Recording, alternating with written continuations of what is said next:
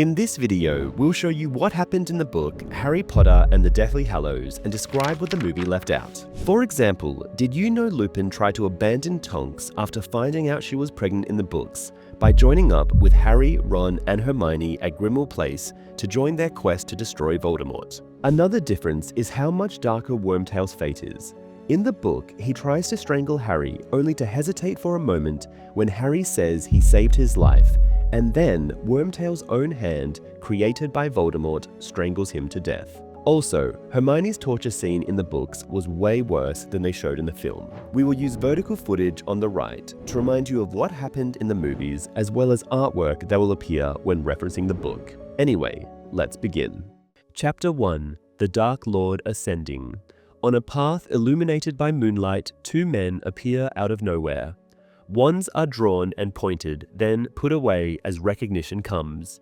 The taller wizard asks what news the other one has, and Severus Snape assures his fellow Death Eater that he is bearing the best of news. As they set off, the other man, Yaxley, remarks he was afraid of being late. He goes on, explaining that the task he has undertaken took longer than expected, then asks if Snape is sure his efforts will be appreciated. Snape only answers with a nod.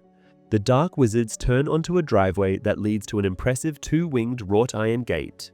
Neither of them slows down. They only raise their left arm as if saluting and walk right through the otherwise solid bars. They walk in a garden now, and upon hearing a noise, Yaxley draws his wand once more. It turns out it is only a peacock, and the taller Death Eater makes a remark about Lucius Malfoy's peculiar taste in garden decoration. The Malfoy Manor is just ahead, one of its ground floor windows alight. Upon entering, the eyes of the portraits follow the two wizards as they stride up a heavily carpeted stone staircase, then stop in front of a door. After just a moment of hesitation, Snape turns the handle. They step into a drawing room whose furniture has been carelessly brushed aside to the walls to give place to a long, highly polished, dark table and chairs, nearly all of which are now occupied. The only source of light is a roaring fire in the mantelpiece, and there is an unconscious person suspended upside down in midair, drawing some looks from the people around, especially from a young, pale man, Draco Malfoy. The high voice of Lord Voldemort reprimands them for being nearly late, then instructs them to sit, Snape on his right and Yaxley at some distance down the long table.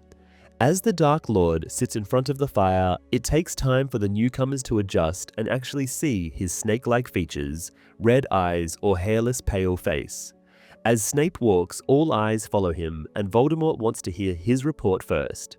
Snape tells him and the crowd that he learned about the plan of the Order of the Phoenix, which is to move Harry Potter out of his currently safe home next Saturday. This seems to be of interest not only to Voldemort, but to everyone sitting around the table.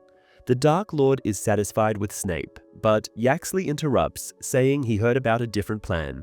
He says an aura called Dawlish told him that Harry Potter will remain at his home until the 30th, which is just a day before his 17th birthday. Snape, however, smiles and says his source of information has also told him that the Order is planning on distributing misinformation regarding Potter's transport, and Yaxley's intel must be one of these. Yaxley insists Dawlish seemed earnest, and Snape points out that he has very likely been confounded again, a charm he is famously susceptible to, adding that people upon whom the Confundus charm is placed usually do sound just as earnest, believing they are telling the truth. Yaxley tries to go on, addressing Voldemort, but the Dark Lord silences him with a lifted hand before turning to Snape and asking where Harry Potter will be hidden after the transport. Snape explains he will be in a safe location, one of the many houses the Order of the Phoenix owns, enchanted with every protective spell known to the Order and the Ministry, and therefore impossible to reach. Unless, he adds, the Ministry of Magic falls by next Saturday, in which case their protection will be significantly weakened. Voldemort turns back to Yaxley and asks him if the Ministry will be taken down by then. Yaxley says that after remarkable difficulties, he has managed to put the Imperious Curse on Pius Thickness, something that earns him the appreciation of his fellow Death Eaters. Even Voldemort says it is a good start, but points out that one wizard is not enough. as Rufus Scrimgeour must be surrounded by his men when the Dark Lord attacks. Yaxley says that Thickness is a high-ranking ministry official, and as such has access to all the people that need to be put under the Imperious Curse in order for Voldemort to succeed. The Dark Lord replies that it is a good plan as long as Thickness won't get discovered too soon, then adds how it is still unlikely they can take over the ministry before next Saturday, and that being the case, he will have to take out Potter on his way from one safe house to another. Yaxley, clearly wanting all the credit he can get, says he has people in the Department of Magical Transport, so he will know immediately if Potter uses any ministry-regulated mode of transportation. Snape, however, says that the Order's deep mistrust in the ministry will cause them to seek alternative ways, and Voldemort thinks this could be to their advantage, as in this case, Potter will need to travel by means much easier to intercept. Looking up at the slowly revolving figure, Voldemort says he wants to end Harry Potter personally, adding he has made too many mistakes in this case already, making it look as if Harry Potter would be a match for his powers. The Death Eaters are quiet, seemingly all of them worrying that Voldemort will find a way to blame the boys being alive on them. As Voldemort speaks, there is a desperate scream from somewhere below, and the Dark Lord addresses yet another Death Eater, called Wormtail, reminding him of his duty to keep the prisoner silent. Wormtail gets up and leaves to take care of the prisoner, his silver artificial hand flashing in the firelight. Voldemort goes on, saying he understands the problem Harry Potter poses now better, adding he knows, for example, that he cannot do the deed with his own wand and therefore needs to borrow another. The Death Eaters are in shock, as this is on the level of asking for their arms. Voldemort looks around, waiting for volunteers, but when none come, he turns to Lucius Malfoy, telling him there is no reason for the failed Death Eater to still own a wand.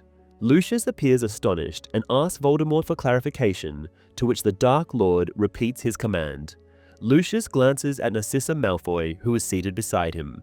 His wife squeezes his hand encouragingly, and he finally draws his wand to hand it over to Voldemort. The Dark Lord questions him about the wand, and Lucius reveals that it is crafted from elm with a dragon heartstring core. As Voldemort draws his own wand to compare, Lucius, misunderstanding the gesture, moves as though to take it in exchange. Voldemort laughs at the notion of surrendering his wand to Lucius, mockingly reminding him that he has already returned his freedom and cannot expect more. He adds that the Malfoy family seems displeased with him as their guest.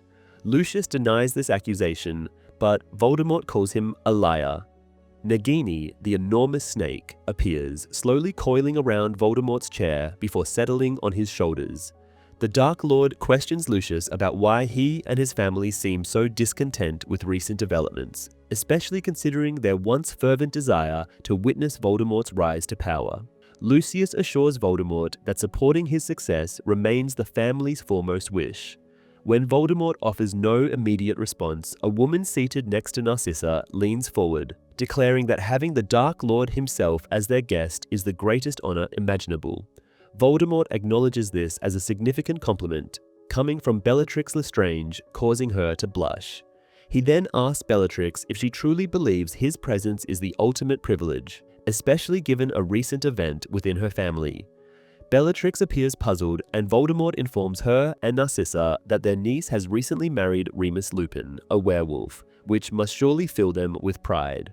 The Death Eaters erupt into mocking laughter, savoring the humiliation of Bellatrix and the Malfoys. Bellatrix, raising her voice above the commotion, insists that she and Narcissa have severed ties with their sister since her marriage to a mudblood and do not consider Andromeda's daughter, Nymphadora Tonks, part of their family, nor do they acknowledge any connection to a werewolf. Voldemort, however, turns to Draco, mockingly asking if he would be willing to babysit little werewolf cubs. Draco looks at his mother, who subtly shakes her head and remains silent. The laughter ceases when Voldemort declares it enough, noting that the noise is disturbing Nagini. The Dark Lord remarks that many of the oldest wizarding families have suffered similar contaminations, stating that it is time to prune the impure branches. Bellatrix eagerly agrees, vowing to do so at the earliest opportunity. Voldemort promises her that the chance will come soon, asserting that he will not rest until he has eradicated all traces of impurity from the noble wizarding bloodlines. Raising Lucius's wand, Voldemort points it at the figure levitating above the table. The woman stirs to life instantly. Voldemort turns to Snape, asking if he recognizes the woman. Snape responds affirmatively. Voldemort then asks Draco, who shakes his head. The Dark Lord observes that Draco would not have taken her classes, Muggle studies, and he informs the Death Eaters that the prisoner is Professor Charity Burbage, a Hogwarts teacher. Voldemort explains that Professor Burbage has been educating wizarding children about Muggles, advocating the idea that they are not fundamentally different from witches and wizards, which elicits anger from those around the table. As the professor involuntarily turns to face Snape, she pleads with him, but Voldemort cuts her off with a silencing spell. The Dark Lord continues, revealing that Professor Burbage was not content with spreading her views at Hogwarts. She also wrote a passionate article for the Daily Prophet, arguing that the old pure-blood wizarding families could only benefit from intermarrying with Muggleborns. Voldemort sarcastically suggests that perhaps they should all mate with Muggles and werewolves, as the professor seems to advocate. This time, nobody laughs. Though his voice remains calm, Voldemort's fury is unmistakable. Charity Burbage begins to cry silently, tears streaming down her face, as Voldemort raises Lucius's wand and casts the killing curse. A brilliant green flash illuminates the room momentarily before striking the professor, who collapses onto the table with a resounding crash. Some of the Death Eaters recoil instinctively, while Draco, startled, tumbles out of his chair. Voldemort coldly remarks that dinner is served, and Nagini slithers from his shoulders toward the body. The opening scene of the first of the two films adapting this book introduces Rufus Scrimgeour, portrayed by Bill Nighy. Although Scrimgeour features prominently in The Half-Blood Prince, he does not appear in its film adaptation. Consequently, his film counterpart debuts nearly a year later than his literary introduction, which occurs shortly after the Battle of the Department of Mysteries. Before the events of the book's first chapter, the movie includes a scene where Hermione erases her parents' memories to protect them from the Death Eaters. This moment is not depicted in the book, but is later referenced by Hermione. In the film, Pius Thickness, who is mentioned in the book, is shown seated among the Death Eaters. Whether he is acting under the Imperious Curse or of his own volition is not clarified. The movie differs from the book in its portrayal of Voldemort's demand for Lucius's wand. While Voldemort provides no explanation in the book, the film includes a scene where he explains that his and Harry's wands share the same core, making them twins and thus incapable of properly dueling each other. Chapter 2. In Memoriam. As Harry hurries into the bathroom to clean his bleeding hand, he steps on a cup of tea someone left on the landing. Suspecting it to be Dudley's clever prank, Harry hastily collects the shards and bins them in his already overflowing basket before entering the bathroom to place his injured hand under running water. Harry is fuming, finding it irritating beyond belief that he still cannot use magic for 4 more days, until he finally turns 17. Examining the nasty cut, however, he admits to himself that it is more than he can handle, as he has never studied healing in earnest. This realization, considering his immediate plans to hunt down the most powerful dark wizard who has ever lived, strikes him now as a significant disadvantage. Harry decides to ask Hermione about it when he gets the chance and tears off a wad of toilet paper, which he then uses to clean up the cold tea from the floor in front of his room. Harry then goes back to the room to see what has caused the cut. He has been busy emptying his school trunk, though every summer he has rummaged through it to check what needs replacing. He has never completely cleared it out since his first year at Hogwarts. The bottom quarter of the trunk is now filled with random objects collected over the years, and it is this mess he has been clearing when pain sliced across his ring finger, prompting him to go to the bathroom. Now he continues his task more carefully. After finding items such as an old and cracked sneaker scope and the fake Horcrux, Harry locates the sharp edge of a piece of glass. Pulling it out, he recognizes it, a small shard of the enchanted mirror Sirius had given him years ago. Harry digs in again, hoping to find more pieces, but the mirror has been ground into fine dust over the years. Seeing Sirius's last gift makes him both sad and angry, and to channel his emotions, he attacks the pile of junk in his trunk with more determination.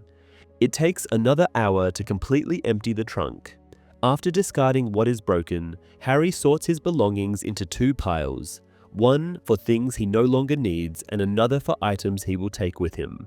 The former includes most of his textbooks, robes, and his cauldron, while the latter, now packed into a rucksack, contains his Muggle clothes, the invisibility cloak, the Marauder's map, potion ingredients, a photo album of his parents that Hagrid gave him years ago, and, of course, his wand. The locket is also there, though it has earned its place not for its value but for what it has cost to obtain it. The last thing to address is a huge stack of newspapers next to Hedwig's cage on the desk. Harry begins rifling through them, checking and throwing them into the rubbish. He is searching for a particular issue, and when he finds it, he sits down to read the article that interests him. It is titled Albus Dumbledore Remembered and is written by someone called Elphias Doge. Doge recounts meeting the young Albus when both were 11 years old. Both being outsiders, they formed a fast friendship. Doge was recovering from dragonpox, which had left him pockmarked and green, while Dumbledore was the son of a well-known Muggle hater who, only a year earlier, had been sentenced to Azkaban for his brutal attack on 3 Muggles. Doge explains that while Dumbledore never denied his father's guilt, this was the extent to which he ever discussed the incident. In mere months, however, Albus's fame outshone his father's notoriety. By the end of their first year, it became clear that Albus Dumbledore was the most brilliant student to ever attend Hogwarts, as well as a generous friend always ready to encourage or assist others. Doge recalls how Dumbledore knew, even then, that he had found his calling in teaching. As years went by, young Albus repeatedly proved himself, winning every prize the school had to offer. Eventually, Albus's younger brother, Aberforth, also started at Hogwarts. While Doge acknowledges that the two could not have been more different, he also refutes claims that their relationship was strained, as some have suggested.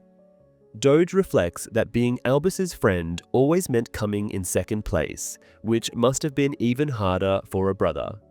After graduation, Albus and Doge plan to follow the then popular tradition of spending a year traveling the world. However, Albus's mother, Kendra, died shortly before their departure. Doge, after paying his respects at the funeral, set off alone while Albus stayed at home, now head of the family and the sole breadwinner. While Albus was caring for his younger siblings, Aberforth and Ariana, Doge could only write to him about the incredible adventures they should have shared. Less than a year after Kendra's death, tragedy struck the family once more, this time in the form of Ariana's death. Although the little girl, Doge recalls, had been unwell for quite some time, her death, for which Albus undeservedly blamed himself, left a permanent mark on the young man's personality. Even his relationship with his last remaining sibling, Aberforth, became somewhat colder, although Doge notes that the brothers reconciled in later years. From then on, however, Albus rarely spoke of his family, and his friends knew better than to ask. Doge briefly lists Dumbledore's most significant accomplishments in the years that followed. His work as an alchemist, discovering the 12 uses of dragon's blood, corresponding with the most famous and talented witches and wizards worldwide, his tenure as chief warlock of the Wizengamot, and the general enrichment of magical knowledge. Notably, Doge highlights Dumbledore's pivotal role in defeating the Dark Wizard Grindelwald in 1945, a feat comparable only to Voldemort's first disappearance. Yet, Doge emphasizes, Albus Dumbledore's greatest quality was not his exceptional skill and knowledge as a wizard, but his kindness and willingness to sacrifice for the greater good, as well as his ability to comfort a boy suffering from dragonpox, traits he displayed both as a child and in his final moments. After finishing the article, Harry stares at the accompanying black and white photograph for some time. It depicts Dumbledore as Harry had seen him many times, smiling kindly while peering over the edge of his half-moon spectacles. Harry feels ashamed, realizing he thought he knew Dumbledore well, but now faces the fact that he knows almost nothing about the headmaster. Harry even finds it difficult to imagine Dumbledore as a young man or a child, as if the idea is paradoxical. Yet, Harry now regards not asking Dumbledore about his past, about his legendary achievements, as a missed opportunity. He never even brought up the duel with Grindelwald, a feat everyone knew about. Although the only personal question Harry ever asked the old wizard, he reflects, was also the only one he believes Dumbledore answered untruthfully. When Harry inquired what Dumbledore saw in the Mirror of Erised, the headmaster replied that he saw himself with new socks, as he never received socks for Christmas, only books. After some time reminiscing, Harry tears the article out from the old paper and stashes it safely in one of the books he's taking with him. With the rest of the old daily prophets now disposed of, the only things remaining unsorted in the room are the mirror fragment and today's prophet. Harry now checks the paper, thinking how the Ministry of Magic must have ordered them to withhold information, as they barely ever mention Voldemort or the Death Eaters anymore. It is the case with this fresh issue too, though Harry still manages to find something of interest, another story about Dumbledore. This one uses a much less flattering photo of the old wizard and is titled, Dumbledore, the Truth at Last. The brief front-page summary promises a full article inside the paper about Rita Skeeter's soon-to-be-published biography of Dumbledore, The Life and Lies of Albus Dumbledore. The book apparently poses and answers questions such as what is the true purpose of the Order of the Phoenix, why Dumbledore never accepted the chair of the Minister for Magic, and how he died. Turning to page 13, Harry faces the picture of Rita Skeeter. The reporter interviewing Rita, named Betty Braithwaite, describes her as a warm person with a cozy home and full of fresh gossip. Rita starts the interview by saying that Dumbledore, with his exceptionally long and eventful life, is the dream of every biography writer, with Braithwaite adding that she has certainly been taking a head start, seeing that her nearly 900-page long book is already in print, only 4 weeks after Dumbledore's death. Braithwaite now brings up Elphias Doge, who has written his own version of Dumbledore's obituary, and the fact that he publicly said Rita's book has very few facts in it. Rita laughs at the accusations and tells Braithwaite that Elphias Doge is not right in the head, and has not been for a long time now. After this, Harry reads, Braithwaite questions whether 4 weeks could be enough to write about such an extraordinary life in detail, and Rita says an enchanted quill, persistence, and a fat bag of gold does the trick, adding that many people had been eager to tell their story of Dumbledore anyway. Rita then relates a message to Doge saying he can think whatever he wants, as Rita has found a source who has never talked to the press before and who had been close to the Dumbledore family back in the day. Braithwaite then asks what the biggest surprise in the book will be, and Rita answers that people will have to buy her book and read it to find out, but teases that those who think of Dumbledore as the champion of goodwill be shocked to learn that in his youth, the great wizard dabbled in the dark arts, not to mention all the family drama, which does not end at Aberforth's misuse of magic conviction some years ago. Rita says she is not even talking about the Muggle torturing father, but Dumbledore's mother and sister, which is the most terrifying of it all. But she will obviously not reveal here why that is.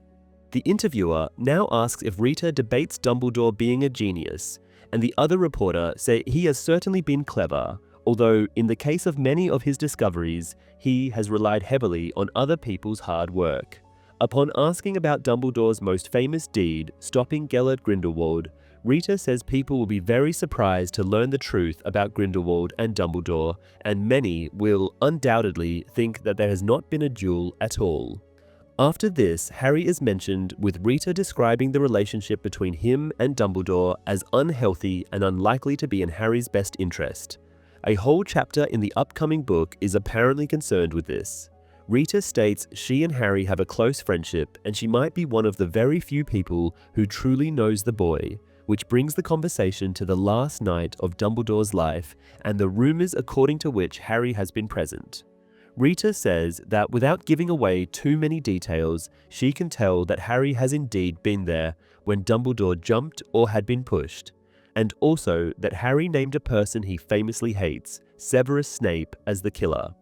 With this, the interview concludes, but Harry continues to stare at the page blindly. Disgust and anger boil in him at the same time, and he throws the balled-up paper across the room in his fury. He starts to pace the room and pick up random objects, but he can't stop his mind from quoting Skeeter's words back at him, until he is so overwhelmed that he actually yells how Rita is a liar, scaring the next-door neighbor in his garden. Eventually, Harry sits and picks up the piece of enchanted mirror. Still thinking about Dumbledore, he fidgets with the shard until he spots something blue in it. Looking behind himself, he only sees the peach-colored wallpaper, a testament to Aunt Marge's bad taste in interior design, but nothing blue that could have been reflected there. When he looks back, the blue is gone, giving place to his own green eye, and Harry thinks it must have been his imagination playing a trick on him. Dumbledore's piercing blue eyes, he knows, will never look at him again. Preserving the spirit of this chapter, we see Harry sitting in his room at Privet Drive, thinking about Dumbledore. The movie shows the old wizard falling, which couldn't be a real memory of Harry's, as he never actually saw Dumbledore fall, neither in the novel nor in the film. Even though the movie adaptation of The Order of the Phoenix has never mentioned the two-way mirror Sirius gives to Harry, now we see Harry with the mirror shard in his hand, whose origins aren't clear in the movie's world.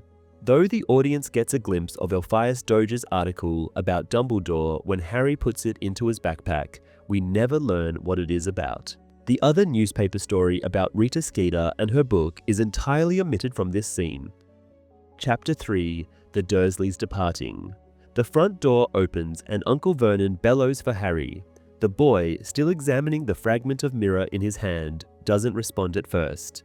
When the man shouts a second time, again refusing to use Harry's name, the boy rises, pausing to place the piece of glass into the rucksack containing the belongings he intends to take.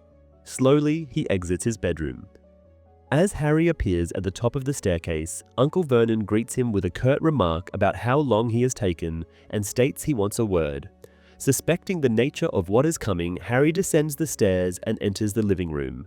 Once there, Uncle Vernon tells him to sit down. When Harry arches an eyebrow at his attitude, the man, after a noticeable struggle, adds a begrudging "please." Vernon then begins pacing up and down the room, his movements closely watched by Harry, Aunt Petunia, and the large, blonde Dudley. Eventually, Uncle Vernon halts and, wearing a pained expression that suggests strenuous mental effort, announces that he has changed his mind. Harry, with a hint of sarcasm, calls this revelation a surprise, prompting Aunt Petunia to reprimand him for what she considers disrespectful. Ignoring this, Vernon continues, declaring that he no longer believes what he has been told and that the family will remain where they are. Harry regards his uncle with a mixture of amusement and irritation. For the past 4 weeks, Vernon has been changing his mind almost daily about leaving Privet Drive. Each time, the family unpacks the car, only to repack it again when the next realization dawns. Uncle Vernon now reiterates that, according to Harry, the Dursleys are supposedly in danger because of him and others like him. However, Vernon declares that he simply doesn't believe it. He claims to have been awake all night working out what he insists must be the truth. A cunning plot for Harry to take possession of the house. At first, Harry is puzzled by this accusation and asks his uncle what he is referring to. Vernon responds heatedly, insisting that Harry is scheming to inherit 4 Privet Drive by some magical means.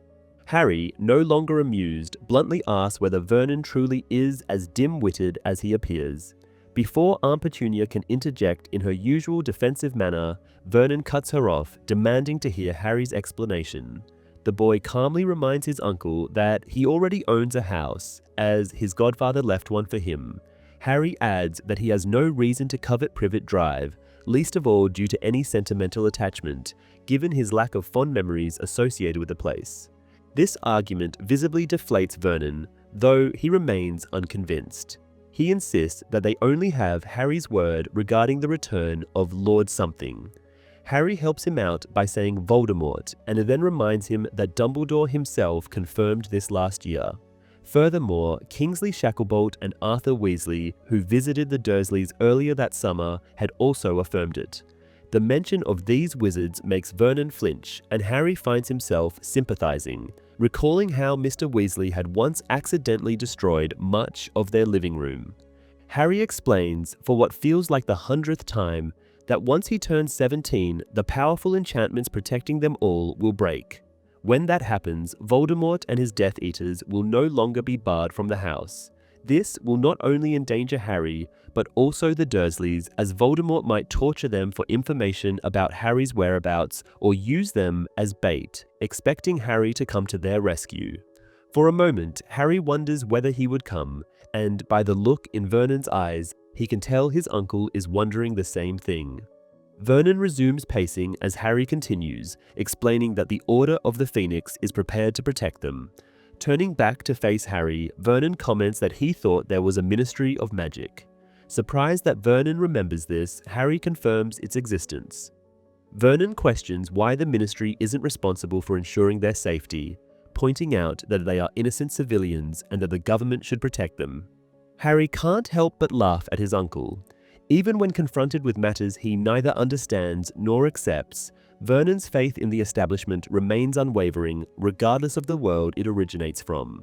Harry repeats what Kingsley and Mr. Weasley had already told him. The Ministry has been infiltrated by Voldemort's followers, making it unreliable.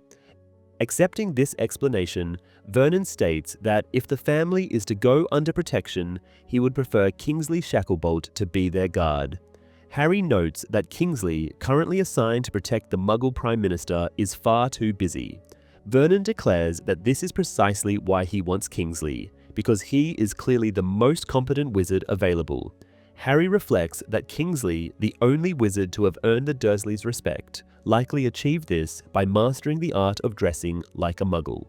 He then informs Vernon that while Kingsley is unavailable, the appointed guards, Hestia Jones and Daedalus Diggle, are more than capable of ensuring their safety.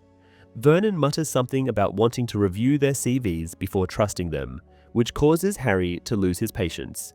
Gesturing towards the television, Harry points out that the horrors Vernon sees on the news are not mere accidents, but the work of Voldemort and his followers, who kill Muggles for sport. Even the persistent fog, Harry explains, is not natural but a byproduct of Dementors. If Vernon needs a reminder of what Dementors are, Harry suggests he ask Dudley, whose soul was nearly consumed by them. Dudley, speaking in a frightened tone, asks if there are more than just the two Dementors that had attacked them. Harry confirms there are thousands, adding that they are breeding. Vernon, now visibly shaken, says that Harry has made his point. Harry replies that he hopes so, because the moment he turns 17, the enchantments will break, leaving the family vulnerable to Death Eaters, Dementors, Inferi, and every other dark force. He reminds Vernon that the last time they were pursued by a single wizard, they couldn't outrun him, and this time an entire army is coming. Silence falls over the room as everyone recalls the dramatic moment when Hagrid had broken down the door of the shack where the Dursleys had tried to hide from him. Aunt Petunia exchanges uneasy glances with her husband, while Dudley shifts his gaze to Harry. Then, with little warning, Vernon erupts once more, angrily demanding to know what will happen to his job or Dudley's school, grumbling that a bunch of idle, good-for-nothing wizards surely wouldn't care about such matters. Harry, already clinging to the last shreds of his patience, finally snaps. He shouts back at his uncle, telling him in no uncertain terms that if they refuse to leave, they will be tortured and killed just as his parents were. At this point, Dudley unexpectedly speaks up, cutting through the tension by loudly declaring that he is going with the Order. Surprised, Harry turns to his cousin, remarking that for once in his life, Dudley is making sense. He knows all too well that Vernon and Petunia will ultimately do whatever Dudley wants, as they always have. Glancing at the clock, Harry informs the Dursleys that their magical bodyguards are set to arrive in a few minutes. Without waiting for a response, Harry leaves the room, reflecting on how awkward it is to say goodbye to relatives he has spent years disliking. He ponders what one is supposed to say after such a history of mutual resentment. Once back in his room, Harry occupies himself by aimlessly fiddling with his belongings. He even offers Hedwig some treats, but the owl pointedly ignores them.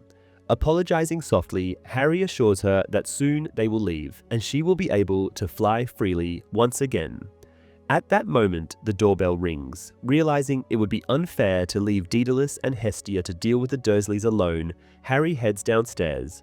When Harry opens the door, he finds Daedalus Diggle, a diminutive man wearing an oversized top hat, who greets him with an enthusiastic bow. Hestia Jones, in contrast, is much more composed as they step into the house.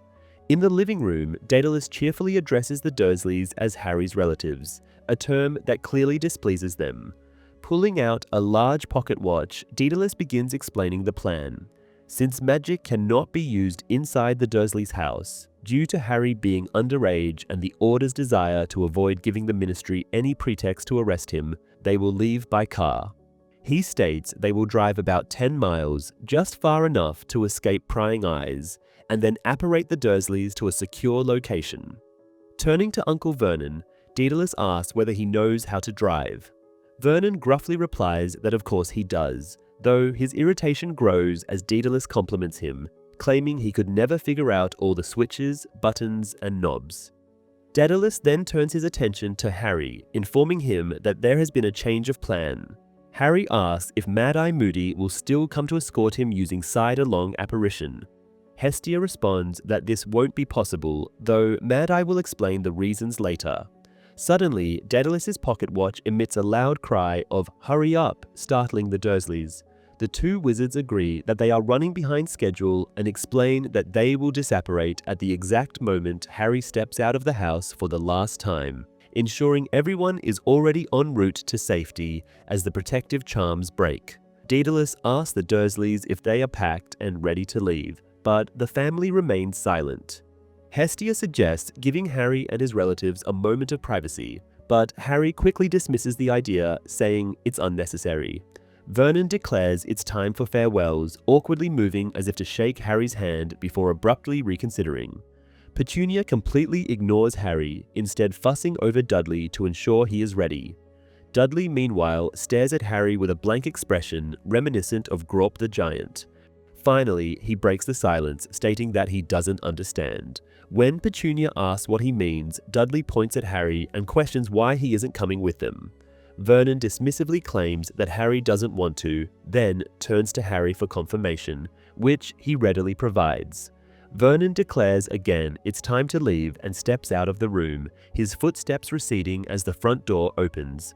However, Dudley remains rooted to the spot, holding back his mother and forcing Vernon to return to see what is causing the delay. Dudley, his face taut with the effort of deep thought, asks where Harry will go if he isn't joining them. Seeing that neither Vernon nor Petunia has an answer, Hestia scolds them for their indifference. Vernon brusquely replies that Harry will be with his people, and that's all they need to know. Turning to Dudley, he insists they are running late and leaves again. Hestia, visibly outraged, questions how they can be so unconcerned about Harry, but the boy dismisses her concern, saying he's used to it, and that to the Dursleys, he's nothing but a waste of space. At that moment, Dudley surprises everyone by saying that he doesn't think that about his cousin. Harry, stunned, only believes his ears because he sees Dudley's lips moving. After a brief silence, he manages a hesitant thank you. Dudley continues, reminding Harry that he saved his life. Harry explains that this isn't entirely true, as the Dementor wouldn't have killed him. Reflecting on this, Harry realizes that the smashed cup of tea he had stepped on earlier might have been meant as a gesture of kindness. He also recalls how little interaction he has had with Dudley over the past 2 summers, which perhaps caused him to miss the gradual shift in his cousin's attitude. Thankfully, Dudley's emotional capacity seems to reach its limit, as he struggles to speak further and gives up. Petunia, however, begins to sob, earning Hestia's approval, though this is short-lived as Petunia embraces Dudley, not Harry, and praises her son for thanking his cousin. Hestia points out that Dudley merely acknowledged Harry's actions, but Harry interrupts, saying that from Dudley, such a gesture is equivalent to a heartfelt declaration of love. Amused yet exasperated, Harry watches as Petunia continues hugging Dudley. Vernon returns once more, asking why they haven't left yet. Daedalus agrees it's time to go, enthusiastically shaking Harry's hand and repeating how important Harry is to the wizarding world. As Hestia bids Harry goodbye, he expresses hope that the journey will go smoothly, casting a doubtful glance at Petunia. Daedalus optimistically predicts that they will all be great friends by the time they reach their destination, a sentiment Harry finds hard to believe. As Daedalus departs, Dudley steps forward and, to Harry's astonishment, extends his hand for a handshake. 16 years of experience make Harry instinctively want to reach for his wand, but he quickly realizes Dudley's intentions are sincere. Dudley awkwardly says his goodbyes, and Harry, recovering from his surprise, responds by calling him Big D, using the old nickname. Finally, Petunia finds herself alone with Harry. Stowing her handkerchief, she says a terse goodbye and strides out of the room without meeting his eyes. Pausing in the doorway, she turns back as though on the verge of speaking. Instead, she gives Harry a strange nod before silently joining her family. Very little of this chapter appears in the movie. By the time Harry descends from his room, the house is completely empty, with all furniture removed. The film shows the Dursleys leaving their house in the opening sequence, but all conversation between them and Harry, as well as the characters of Hestia Jones and Daedalus Diggle, are missing. Scenes of their awkward farewell were filmed, including a conversation where Petunia admits missing her sister, which would have been a new addition made by the film. However, these were omitted from the final cut. Initially, Harry Potter and the Deathly Hallows was planned as a single movie. However, director David Yates and the producers realized that the over 500-page script would result in a film nearly 5 hours long. After having to convince both the studio and Rowling, they decided to split it into 2 movies, filming them back-to-back over nearly a year. Chapter 4: The Seven Potters. Harry rushes back just in time to see the Dursleys leaving. The car pulls out of the driveway, turns right, gains speed, and vanishes from sight. He gathers his belongings, all packed into his rucksack, picks up his firebolt and Hedwig's cage, and descends the stairs one last time. After depositing everything at the base of the staircase, he contemplates the strangeness of knowing he is about to leave Privet Drive for good.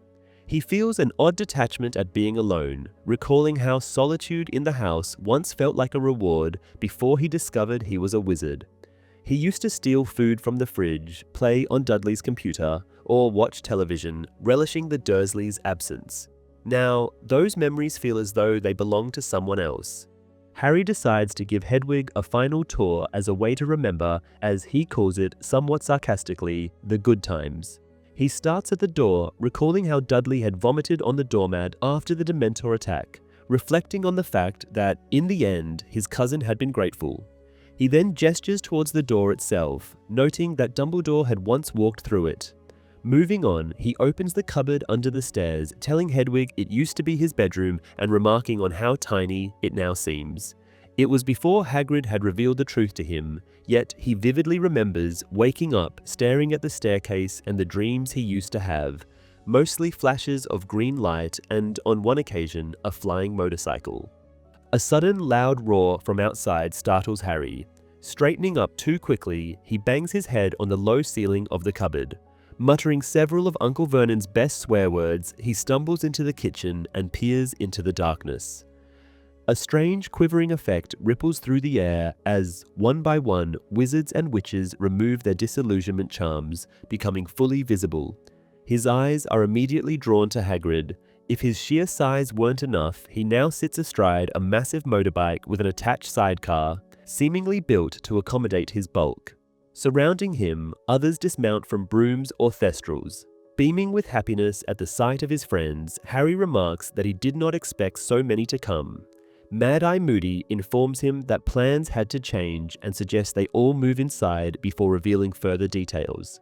Once in the kitchen, Harry surveys the group as they find seats on chairs and various surfaces.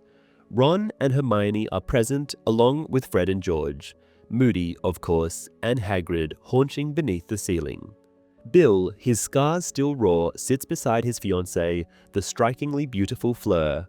Kingsley Shacklebolt, Arthur Weasley, Tonks, and Lupin are also there, as is Mundungus Fletcher, the shifty little wizard Harry had last attempted to strangle. Harry's first remark is directed at Kingsley, noting that he thought the aura was guarding the Muggle Prime Minister. Kingsley responds that the Prime Minister will manage without him for one night, as Harry's safety is more important. Tonks then interjects, flashing a ring, prompting Harry to congratulate Lupin on his marriage. Lupin, in turn, apologizes for not being able to invite him. Moody abruptly silences the chatter, bellowing that this is no time for catching up. He explains that pious Thickness appears to have sided with Voldemort and has blocked all purely magical means of escape from the house. Apparition, Disapparition, Portkeys, and the Flu Network have all been disabled under the guise of protecting Harry. In reality, Moody states, the move is intended to make his departure as difficult as possible. The situation is even more complicated by the Trace, a charm that detects magical activity around underage wizards. When Harry asks for clarification, Moody explains that it does not distinguish between who casts a spell. Any magic performed near Harry will be detected. If they attempt to use magic to extract him, Thickness will be alerted and inform the Death Eaters. The Trace will lift only when Harry turns 17, but by then, the protective enchantments shielding Privet Drive from Voldemort will also break. Thickness believes he has successfully trapped Harry, and the boy cannot help but agree. When Harry asks how they plan to escape, Moody states that they will use non-magical forms of transport, such as brooms or thestrals, which cannot be tracked by the Trace. The X-Aura reminds him that the protection surrounding Privet Drive will only vanish under two conditions: if he comes of age or if he leaves the house acknowledging that it is no longer his home. Moody then asks if Harry has said goodbye to his relatives with the understanding that they will never live together again. When Harry confirms this, Moody explains that they have decided to break the enchantments early, knowing Voldemort will be watching for the moment Harry turns 17. Moody continues, saying they have one advantage: misinformation. The Order has led the Ministry, and by extension the Death Eaters, to believe that Harry will move on the 30th. However, they cannot assume Voldemort has been deceived, so he has likely stationed Death Eaters around Privet Drive just in case. To confuse them further, 12 different safe houses have been prepared, each fortified with powerful protective spells. The Death Eaters will have no way of knowing which one Harry will be taken to. First, they will travel to Tonks's parents' house, where Harry will be able to use a portkey under heavy protection. When Moody asks if Harry has questions, he immediately points out a glaring flaw in the plan. 14 people traveling together to the same destination will make it obvious. Moody replies that he has yet to reveal the most crucial detail. There will not be one Harry Potter in the sky that night, but 7. Each will be paired with a protector, and each pair will fly to a different safe house, making it impossible for the Death Eaters to determine which is the real one. Producing a flask filled with Polyjuice Potion, Moody prepares to move forward with the plan, but Harry immediately objects. Hermione remarks that she had warned the others he would not approve, and he agrees, stating that he cannot allow 6 of them to take such a risk. Ron reminds him that this would not be the first time, but Harry insists that this situation is different. Pretending to be him is extremely dangerous. Fred interjects with a grin, remarking that they are hardly eager either, as any mishap might leave them permanently stuck, looking like a skinny, bespectacled teenager with pimples. However, his attempt at humor fails to lighten Harry's mood. He insists they cannot proceed without his cooperation, as the potion requires his hair. George, adopting a mock-serious tone, agrees, sarcastically lamenting how unfortunate it is that 13 wizards would be unable to obtain a few strands from someone who cannot even use magic. Fred adds in the same manner that the whole plan is clearly doomed. Their teasing does nothing to change Harry's mind, but the decision has already been made. Moody now states that if they must take the final ingredients by force, they will. He then emphasizes that everyone present is of age and participating voluntarily, to which Mundungus pulls a slight grimace, hinting that this might not be entirely true in his case. Moody urges Harry to hurry, as time is short, but the boy persists, insisting the entire plan is reckless and unnecessary. Mad-Eye disagrees, asserting that this is their only opportunity, as not even Voldemort can tear himself into 7 pieces. This remark prompts Harry and Hermione to exchange a glance. Mad-Eye instructs him to provide some hair, and after Ron grimaces, suggesting he does not oppose the idea, Harry finally complies. He yanks out a few strands and drops them into the mud-like potion in Moody's hand. It transforms into a deep shade of gold, and Hermione notes that Harry appears tastier than Crabbe and Goyle. Ron gives her a look, and she clarifies that he knows what she meant, as the Polyjuice Potion infused with Goyle's essence resembled snot. Mad Eye now calls for the would-be Harrys to step forward, and they do. Ron, Hermione, Fred, George, and Fleur. Lupin observes that they are short one fake Harry, prompting Hagrid to lift Mundungus and place him in line. The wizard protests, preferring to act as a defender rather than a decoy, but Moody explains that the defenders will face greater danger as Voldemort intends to kill Harry personally, meaning the Death Eaters will not harm him. The ex-Auror then distributes the Polyjuice potion into 6 small cups. All 6 drink their portions and gasp. Then the transformation begins. Some grow taller, others shorter, their features melting while their hair darkens. Meanwhile, Mad Eye opens the large bags he has brought, and by the time he finishes, 7 identical Harry Potters stand before him. Fred and George exclaim that they are now indistinguishable, with Fred adding that he is still slightly more handsome. Fleur, however, does not share their amusement and tells Bill not to look at her now that she considers herself hideous. Moody announces that anyone requiring more suitable clothing can find them in the sacks, along with packages and accessories mimicking the real Harry's belongings. As they begin changing, Harry notes that they are handling his body with far less restraint than they would their own. Examining his chest, Ron remarks that he has long suspected Ginny was only joking about the Hungarian horntail tattoo, while Hermione complains about Harry's poor eyesight. Once dressed, the 6 impersonators each take a stuffed owl in a cage resembling Hedwig and a rucksack identical to Harry's to complete the illusion. Afterwards, Moody pairs them up, assigning each decoy a protector. Mundungus is paired with Moody himself, though neither looks pleased. George accompanies Mr. Weasley on a broom, while Fred is paired with Lupin. Fleur rides a thestral with Bill, as she dislikes brooms. Hermione is assigned to Kingsley, also riding a thestral, while Ron pairs with Tonks. Harry will travel with Hagrid in the sidecar of the enchanted motorcycle. When Hagrid asks if he is excited, Harry feigns enthusiasm, though he is not eager to sit in the cramped space. Perhaps sensing his unease, Moody explains that Snape had ample time to share all he knows about Harry with the Death Eaters, meaning they are aware he is an excellent flyer. Once they realize there are decoys, they will target those who display the most skill on a broom. Mad Eye then announces it is almost time to leave, adding that there is no need to shut the doors, as they will not keep the Death Eaters out when they inevitably arrive to investigate. Harry gathers his belongings and follows Mad Eye into the back garden. Outside, brooms and thestrals are being mounted while Hagrid stands beside the enormous bike, now wearing goggles. Harry asks if it is the same motorcycle Hagrid used to bring him to Privet Drive all those years ago, Sirius's bike. Hagrid confirms this, though he mentions that Mr. Weasley has added a few new features. Harry climbs into the sidecar, struggling to fit his backpack, Hedwig's cage, and his firebolt in the limited space, leaving him uncomfortable. Hagrid excitedly describes the modifications, pointing out a purple button, but Mr. Weasley interjects, cautioning that it may not have been the best idea and should only be used as a last resort. Mad Eye asks if everyone is ready, explaining that the diversion only works if they all depart simultaneously. The fake Harrys and their protectors nod in response, and Tonks tells Ron to hold on tight. The boy, glancing guiltily at Lupin, places his hands on Tonks's waist. Hagrid revs the engine and Moody begins counting down. At 3, they all take off. Harry's legs quickly go numb in the confined space, and he is so focused on his discomfort that he forgets to look back at 4 Privet Drive.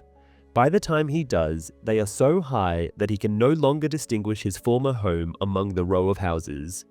Then, the attack begins. Harry glimpses the circle of Death Eaters surrounding them before green jets of light start flying in every direction.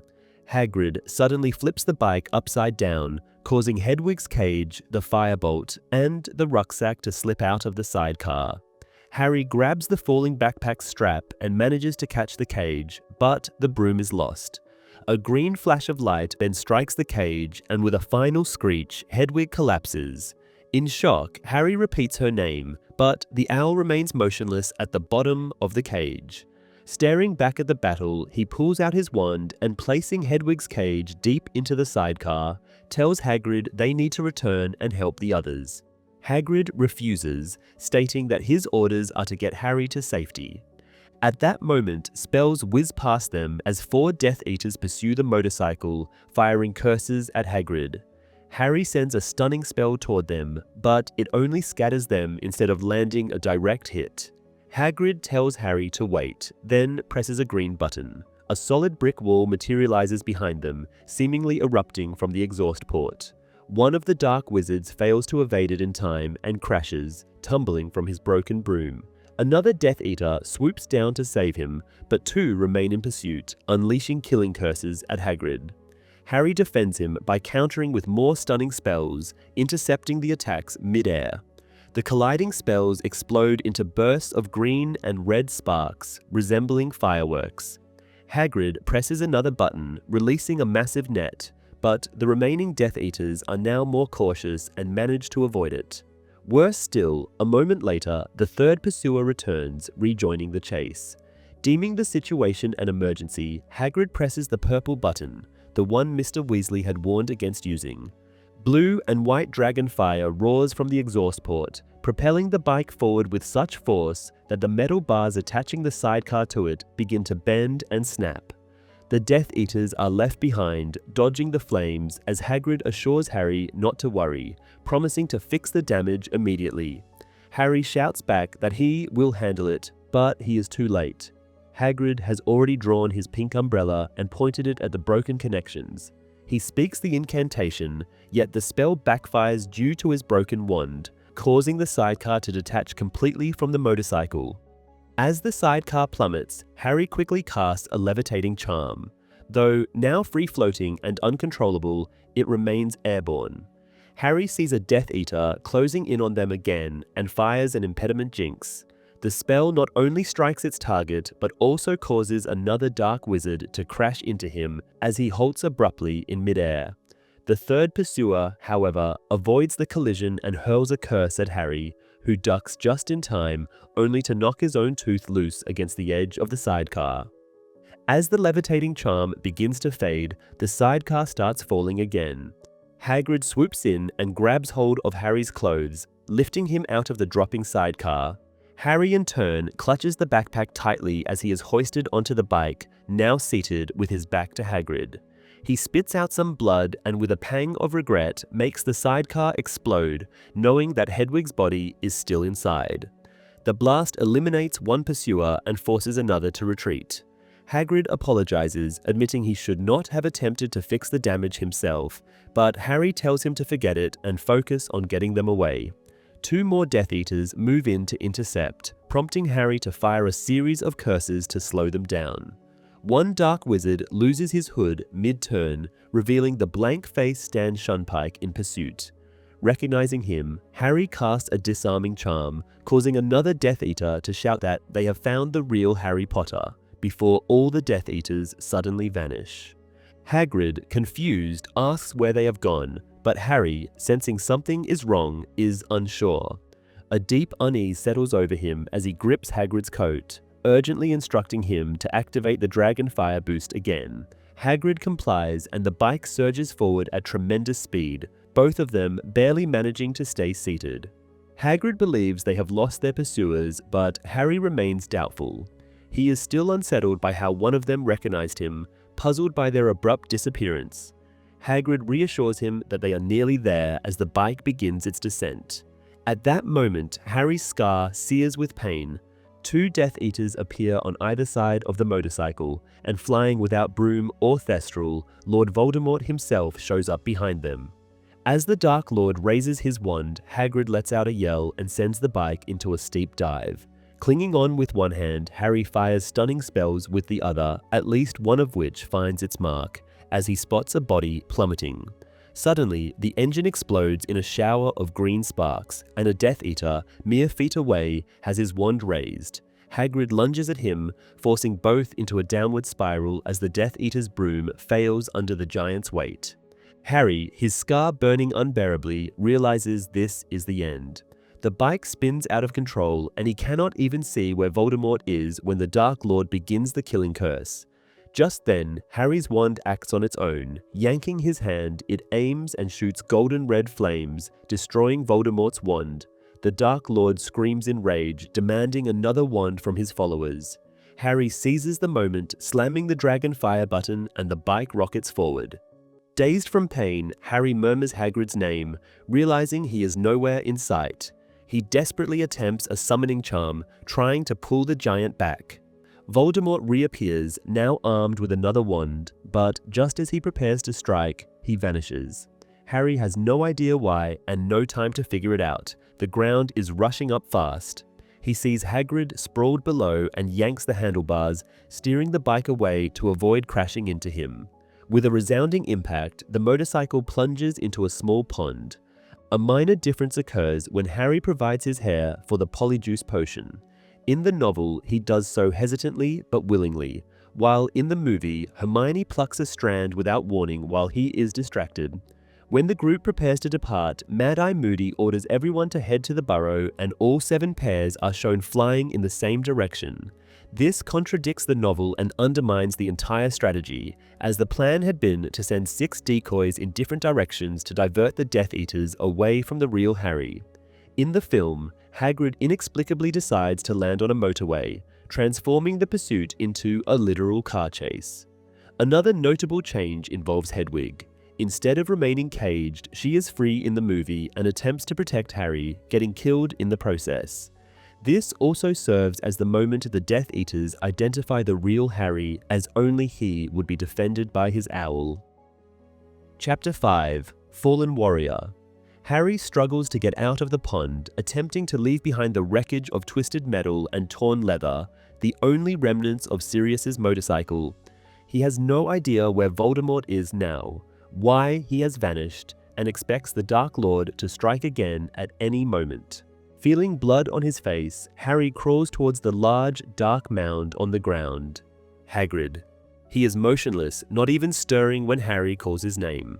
However, someone else in the darkness moves, then shouts to another figure, addressing him as Ted, and informing him that Harry Potter is in their garden. Harry utters Hagrid's name one more time before losing consciousness.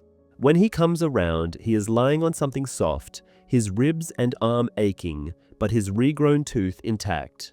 His lightning-shaped scar still hurts, though not as intensely as before. Opening his eyes, he finds himself in an unfamiliar living room, with a man with a large beer belly standing nearby. The man reassures him that Hagrid is fine, then introduces himself as Ted Tonks, father of Nymphadora Tonks.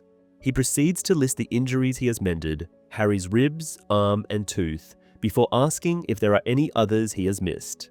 Harry sits up too quickly and immediately sees spots. Ted Tonks urges him to slow down, recalling the serious crash they endured. He wants to know what happened, assuming Mr. Weasley might have made an error when tinkering with the bike. Harry explains how they were ambushed by Death Eaters. Ted frowns, pointing out that the Death Eaters were not supposed to know the date of the move. He then remarks that at least the protective charms are proving effective, and Harry suddenly realizes why Voldemort had disappeared. They must have crossed the boundary of the enchantments just in time. He now imagines the Dark Lord hovering over a vast translucent barrier, searching for a way to break through and hoping that the Order's protections will hold firm. Determined to see Hagrid for himself, Harry gets up, feeling a strong need to confirm that he is indeed all right. However, just as he stands, the door opens and Hagrid limps in, looking battered but very much alive.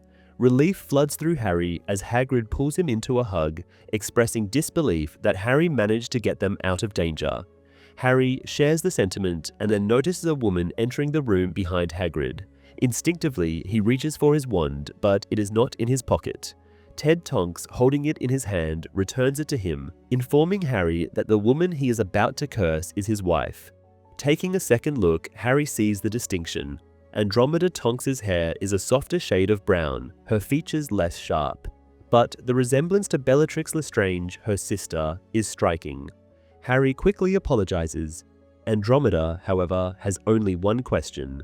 What has happened to Nymphadora? Harry hesitates, unable to answer as he does not know what has become of the others. Andromeda and Ted exchange a worried glance, and Harry feels a pang of guilt. He agreed to the plan and provided his hair willingly. If anyone has died, it will be because of him. Then he remembers the portkey Mad-Eye had mentioned. He insists on using it to reach the burrow and send word about what has happened to Tonks, though he quickly corrects himself, adding that she will likely be able to send news herself. Ted, addressing his wife, reassures her that their daughter is an Auror and can take care of herself. He then directs Harry to the portkey. As Harry follows him, he glances at Andromeda, wanting to say something to comfort her, to apologize, but the only words he manages are a repetition of his earlier reassurance, that Tonks will send word when she reaches the burrow. In another room, Harry finds the portkey, a small hairbrush. He touches it, waiting for it to activate, but before it can, Hagrid suddenly asks where Hedwig is. The realization crashes over Harry with full force. The owl had been his only friend during the long, lonely months at Privet Drive. As he tells Hagrid that she was struck down, he feels his eyes burn with unshed tears.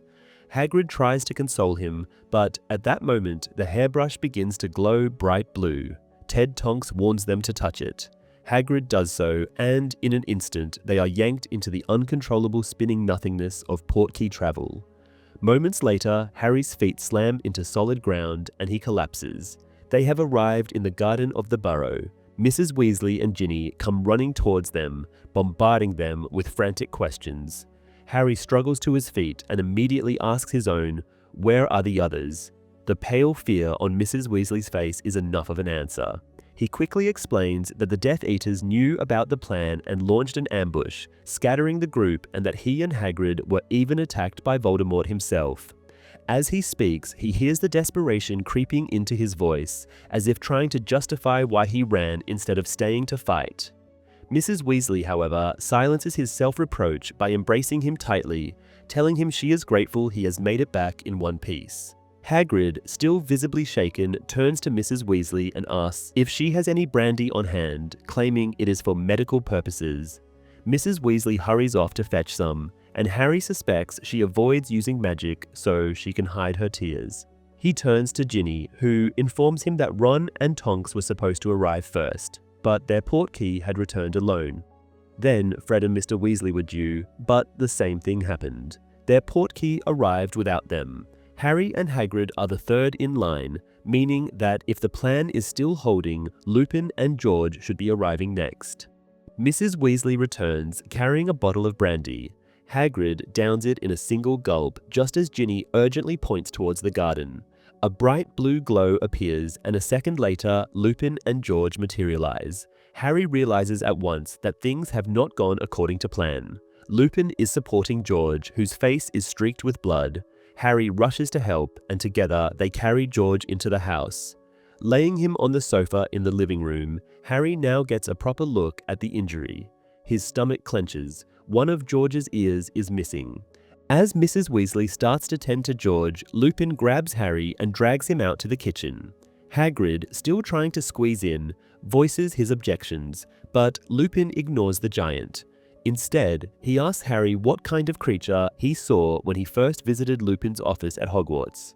Harry replies that it had been a Grindylow, and Lupin, visibly relieved, lets go of him. Hagrid wants to know what that was all about, and Lupin explains that they have been betrayed, as Voldemort could only have learned about the plan from someone involved, which means one of the people who visited Privet Drive that night. Given this, Lupin continues, he had to check if Harry really was Harry, as he could have been an imposter. Hagrid asks why Lupin has not been checking him too, and the wizard explains that Polyjuice Potion can only turn someone into another human. Since Hagrid is half giant, he cannot be replicated by the potion. Harry confidently states that none of the people present tonight would betray him to Voldemort. He also points out that the Dark Lord had not known which Harry was the real one, as he only started to attack them a while after the battle had begun. This is news to Lupin, who makes Harry recount exactly what happened, wondering how Voldemort could have recognized him at all. Harry recalls disarming Stan Shunpike right before it happened, adding that Stan is very clearly under the Imperius curse, and he did not want to hurt him. Lupin, however, tells him off, saying that if he does not want to kill anyone, he at least has to use stunning spells, as the time for spells like the disarming charm is over. Harry counters, saying that stunning anyone while flying that high is a death sentence just the same as the killing curse, and the disarming charm saved his life from Voldemort once anyway. He is now annoyed as Lupin's dismissive attitude towards the disarming spell reminds him of Zacharias Smith. Lupin, now somewhat calmer, points out that while Expelliarmus indeed saved his life, many Death Eaters were there to witness it. Now, using this spell is like a catchphrase or a calling card, making him easily identifiable even when disguised. Harry angrily asks if Lupin thinks he should have killed Stan Shunpike then, and the wizard says that is not what he means, but Harry must understand that every fight is now to the death, and he cannot keep relying on harmless charms. Harry, feeling both foolish and angry, snaps back, saying that he will not be killing people left and right. He will not become someone like Voldemort. Lupin wants to reply, but just then, Hagrid finally makes it through the door. He collapses onto a chair, shattering it immediately, then apologizes for it. Ignoring him, Harry turns back to Lupin and asks if George will recover. The man says he is likely to, although as the injury was caused by dark magic, his ear will never grow back. Just then, there is a noise outside. Lupin and Harry both dive for the door to see who is arriving. It is Hermione, halfway through her transformation back to herself, and Kingsley. While the girl runs to hug Harry, Kingsley remains suspicious, pointing his wand at Lupin. He asks the other man what Dumbledore's last words to the two of them were, and Lupin quotes, "Harry is the best hope we have, trust him." Hearing this, Kingsley turns his wand on Harry, but Lupin tells him that he is indeed Harry, as he has already been checked. Kingsley puts away his wand, but says that one of them is still a traitor. Lupin agrees, pointing out that although they were aware of the date, seeing 7 Harry Potters still confused them. Kingsley does not find much comfort in that, and instead asks who has made it back so far. Lupin tells him that only the 4 of them, Hagrid, Harry, George, and himself, have returned. Hermione moans worriedly upon hearing this, while Lupin inquires about what exactly happened to Kingsley and Hermione. Kingsley quickly recounts the fight, saying that he saw Voldemort, who can now fly. Harry tells him that the Dark Lord has been after him. Kingsley asks how Voldemort could have known which one of them was Harry, and Lupin tells him the story.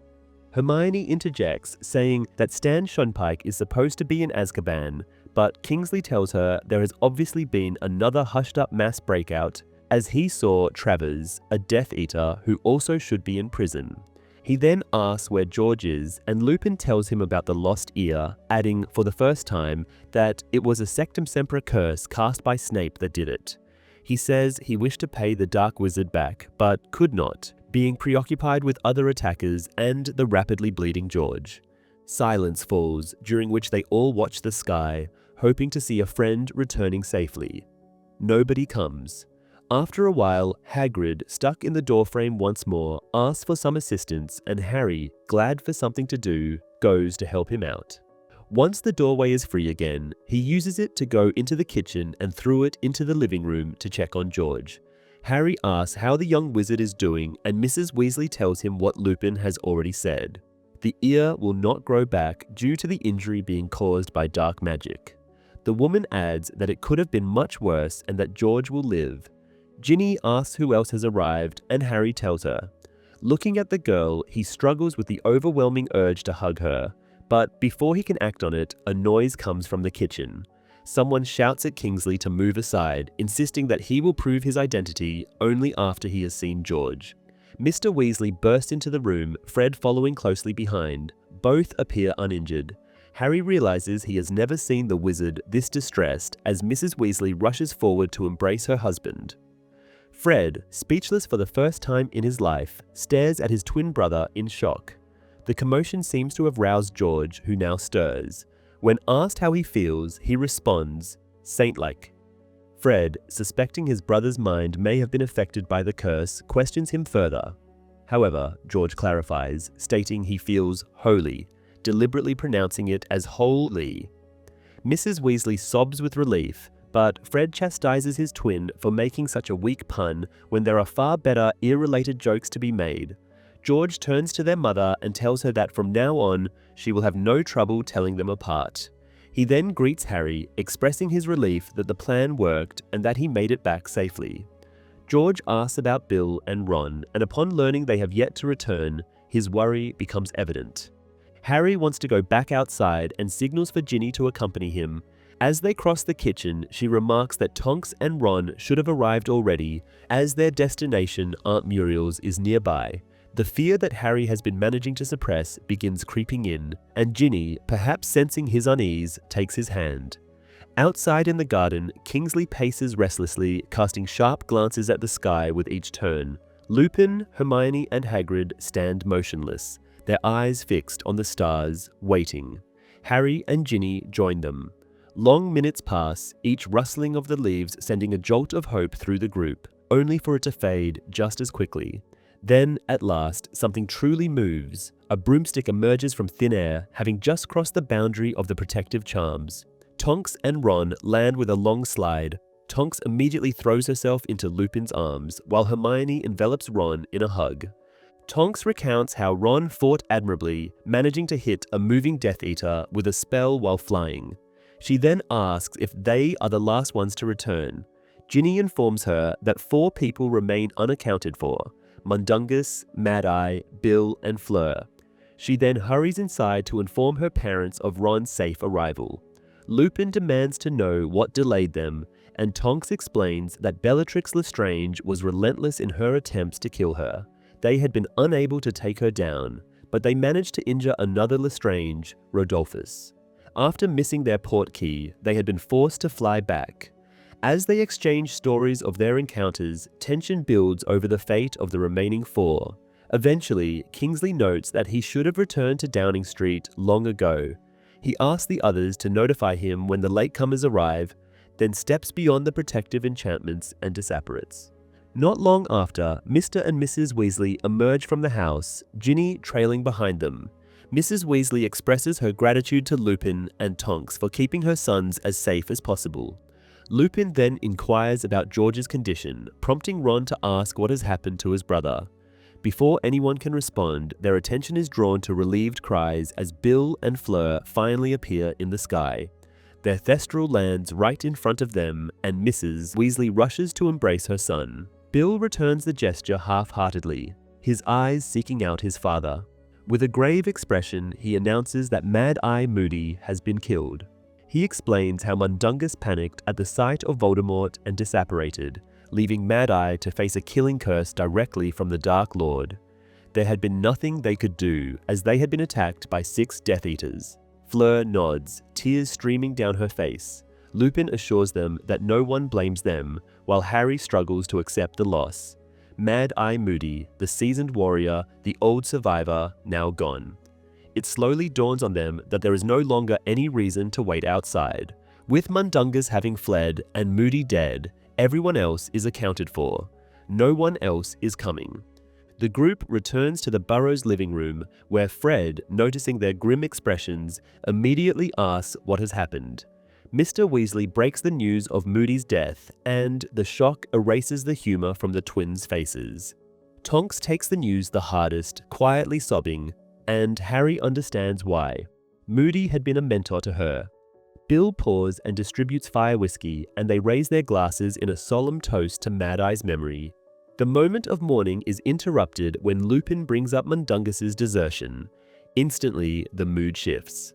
Bill acknowledges his concerns, admitting that Mundungus's disappearance, coupled with the fact that the Death Eaters knew about their plan to move Harry, is highly suspicious. However, he argues that Mundungus cannot be the traitor. He was the one who suggested using decoy potters, and that was the only part of the plan the Death Eaters had not anticipated. No, Bill concludes, Mundungus simply panicked when confronted with Voldemort. Tonks agrees, pointing out that Voldemort behaved exactly as Mad-Eye had predicted, targeting the most skilled auras first, believing one of them to be protecting Harry. First, he had attacked Mad-Eye, then Kingsley. Fleur offers a different perspective, suggesting that their security breach might not have been a deliberate act of betrayal, but rather a careless mistake. Perhaps someone had unintentionally let something slip. No one argues against her theory. Harry surveys the room, his gaze lingering on Hagrid, who has already been tricked into revealing critical information to Voldemort once before. Harry then speaks up, asserting firmly that even if someone had been careless, it was an accident, nothing more. He refuses to believe that anyone would betray him willingly. Fred and George support his stance, but Lupin's expression remains unreadable. Harry demands his thoughts, and the man finally responds, telling him that he is just like his father. However, in this case, that resemblance may not be a compliment. James Potter's unwavering trust in his friends had led to his and Lily's deaths. Harry wants to argue, but Lupin turns away and tells Bill that they should go. Fleur and Tonks ask, as one, where the men are going, and Lupin tells them they have to find Mad Eye's body. Mrs. Weasley wants them to wait until the morning, but Bill points out that they can't let the Death Eaters find it. After they are gone, Harry says he needs to leave too, explaining that as long as he is here, everyone in the house is in grave danger. Mrs. Weasley tells him that he is being silly, as they have made serious sacrifices and arrangements just so he, Harry, can be here in safety. Fleur even agreed to have her wedding here rather than in France. Harry feels that Mrs. Weasley doesn't understand, that none of them does, and says if Voldemort finds out he is here, the protection around the burrow won't last forever. Mr. Weasley points out that Harry could be at any of the dozen safe houses, and Voldemort has no way of finding out which one it is. One by one, everyone pitches in, all opposing Harry's plan to leave, until eventually he gives it up, though grudgingly and against his better judgment. Hagrid asks how Harry has beaten Voldemort again, and the boy explains that it wasn't him but his wand, casting a spell he doesn't even know. Hermione states that this is impossible, while Mr. Weasley points out that in extremely stressful situations, wizards often find themselves performing magic they didn't think they were capable of. Harry objects, finding it annoying that they all think he is as powerful as Voldemort. His scar hurts now as if Voldemort is still there. Wanting fresh air, Harry leaves the house and goes back to the garden. He thinks about Dumbledore and how he would have believed him and even known why it happened, how Harry's wand could have acted independently. But Dumbledore is dead, as are Sirius, his parents, and now even Mad Eye. The vision comes without warning, and Harry hears Lord Voldemort reprimand someone, saying they were told a different wand would be enough. Ollivander, the wand maker, answers that he truly believed it would be enough, as the connection is between Voldemort's original wand and Harry's, but the Dark Lord accuses him of lying and of trying to help Harry. A white hand raises a wand and casts the Cruciatus Curse on the wand maker just as Harry hears his name called. His mind snaps back to the Burrow's garden and he sees Ron and Hermione asking him to get back to the house.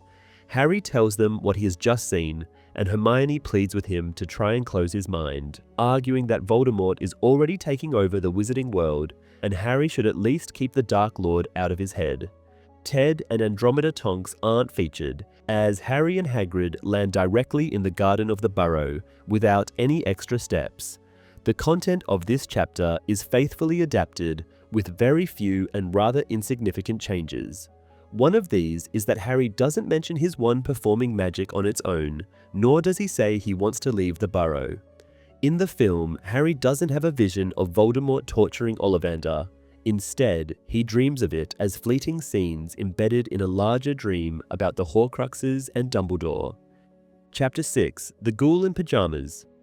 The shock of losing Mad Eye does not ease in the next few days. Harry keeps expecting him to walk into the Burrow's kitchen, much as all the other members of the Order do from time to time. He finds staying put excruciating, but Ron points out that until Harry turns 17 and the trace is finally off him, he can't do anything about the Horcruxes anyway. He then asks Harry if he has any idea where to start yet, and Harry admits he doesn't.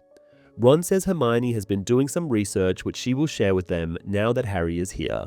Harry says in just 4 days he will come of age, and he can wait that long.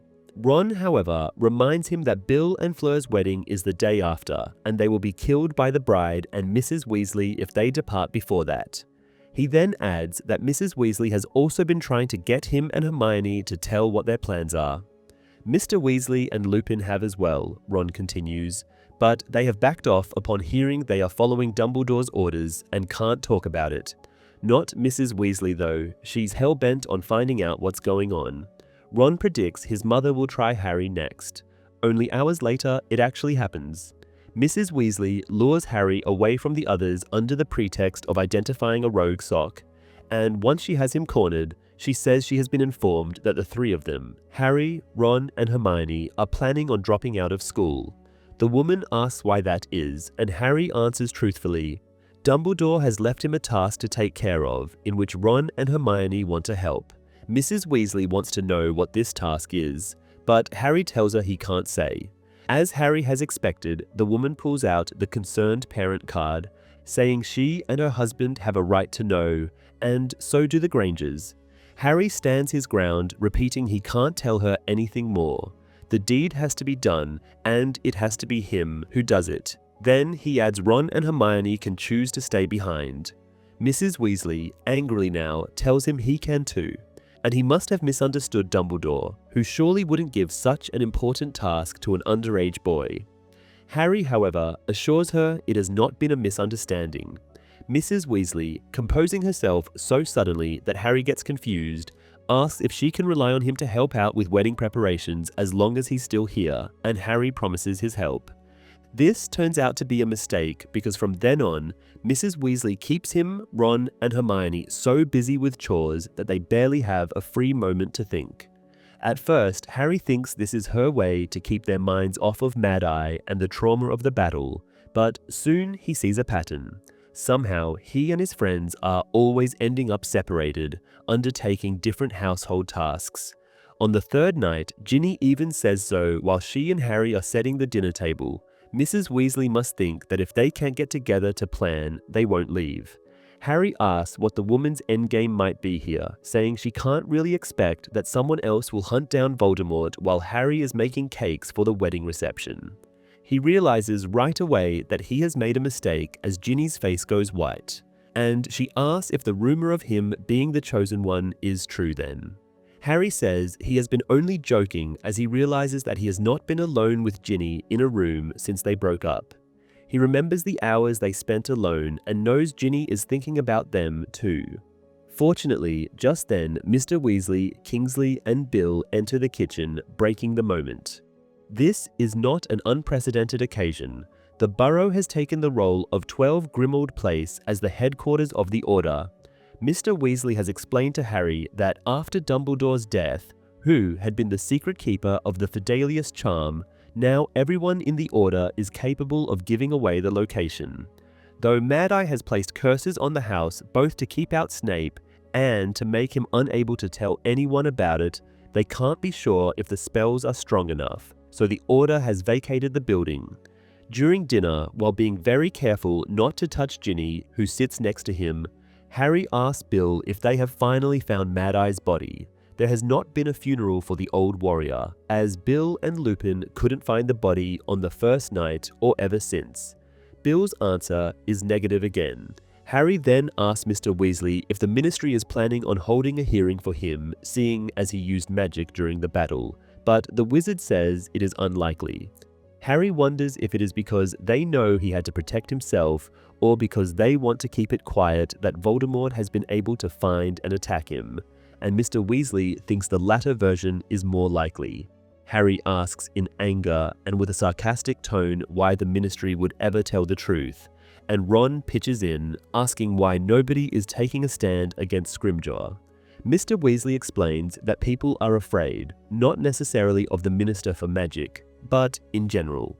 He points out that dark rumors are circulating, one about the Muggle Studies teacher of Hogwarts, who, according to the official version, has resigned, which he, Mr. Weasley, doesn't believe.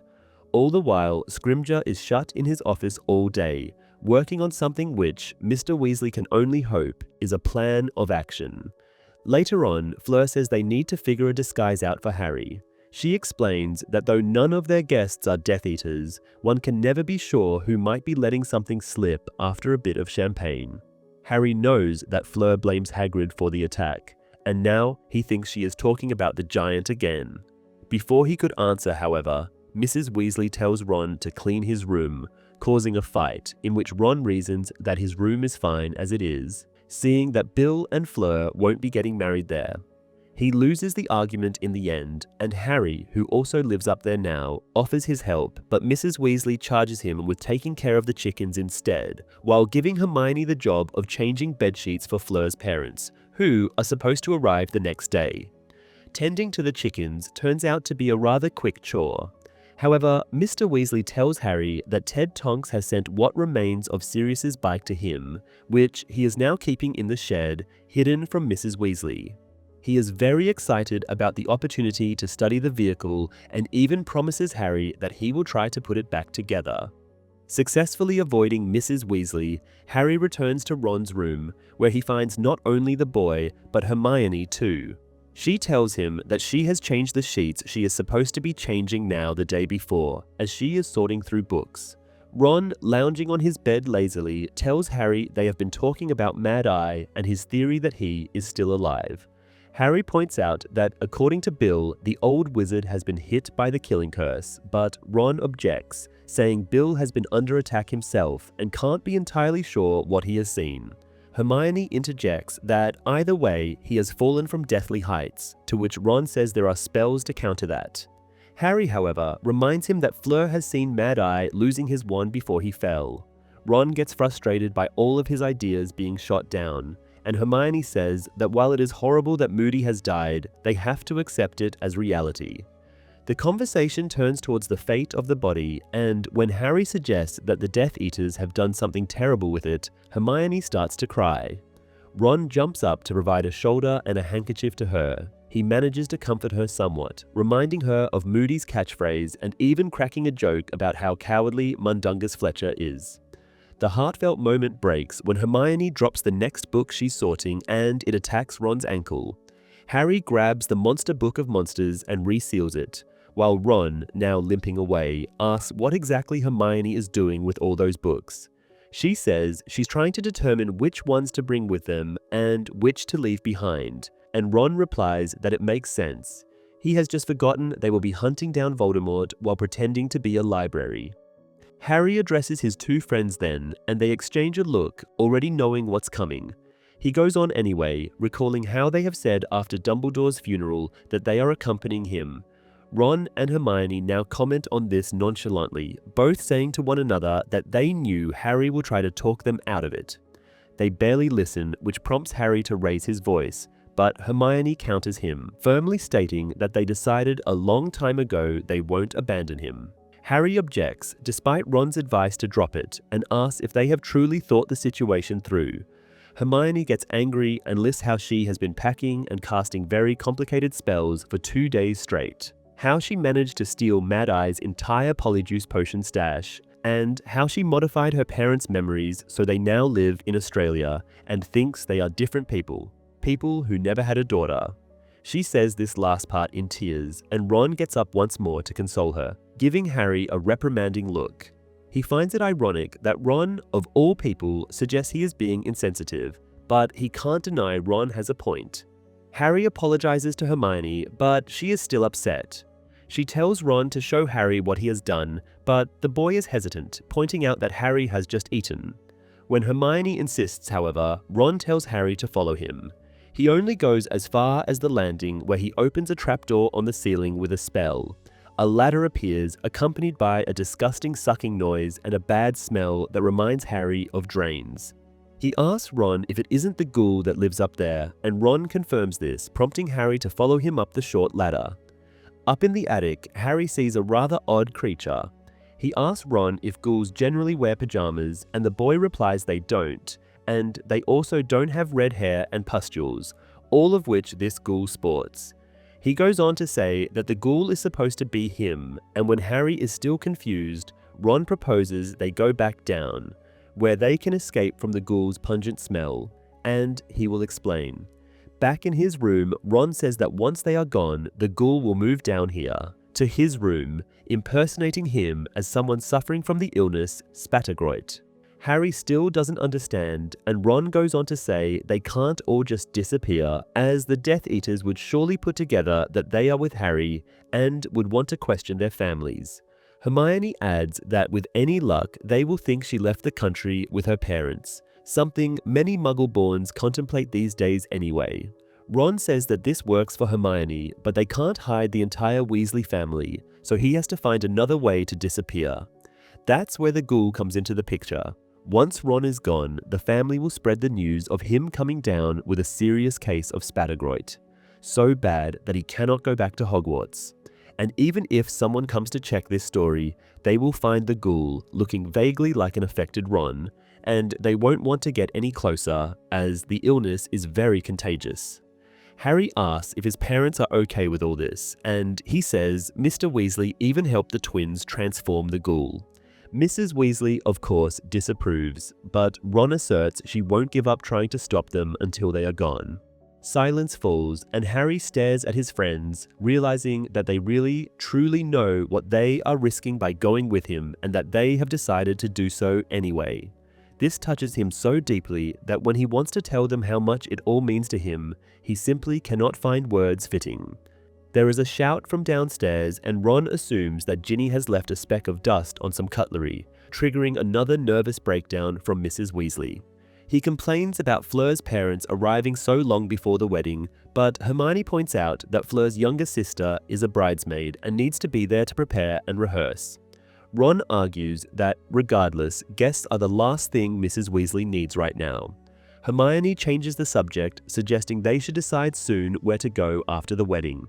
She acknowledges that Harry wants to visit Godric's Hollow, but believes their priority should be the Horcruxes.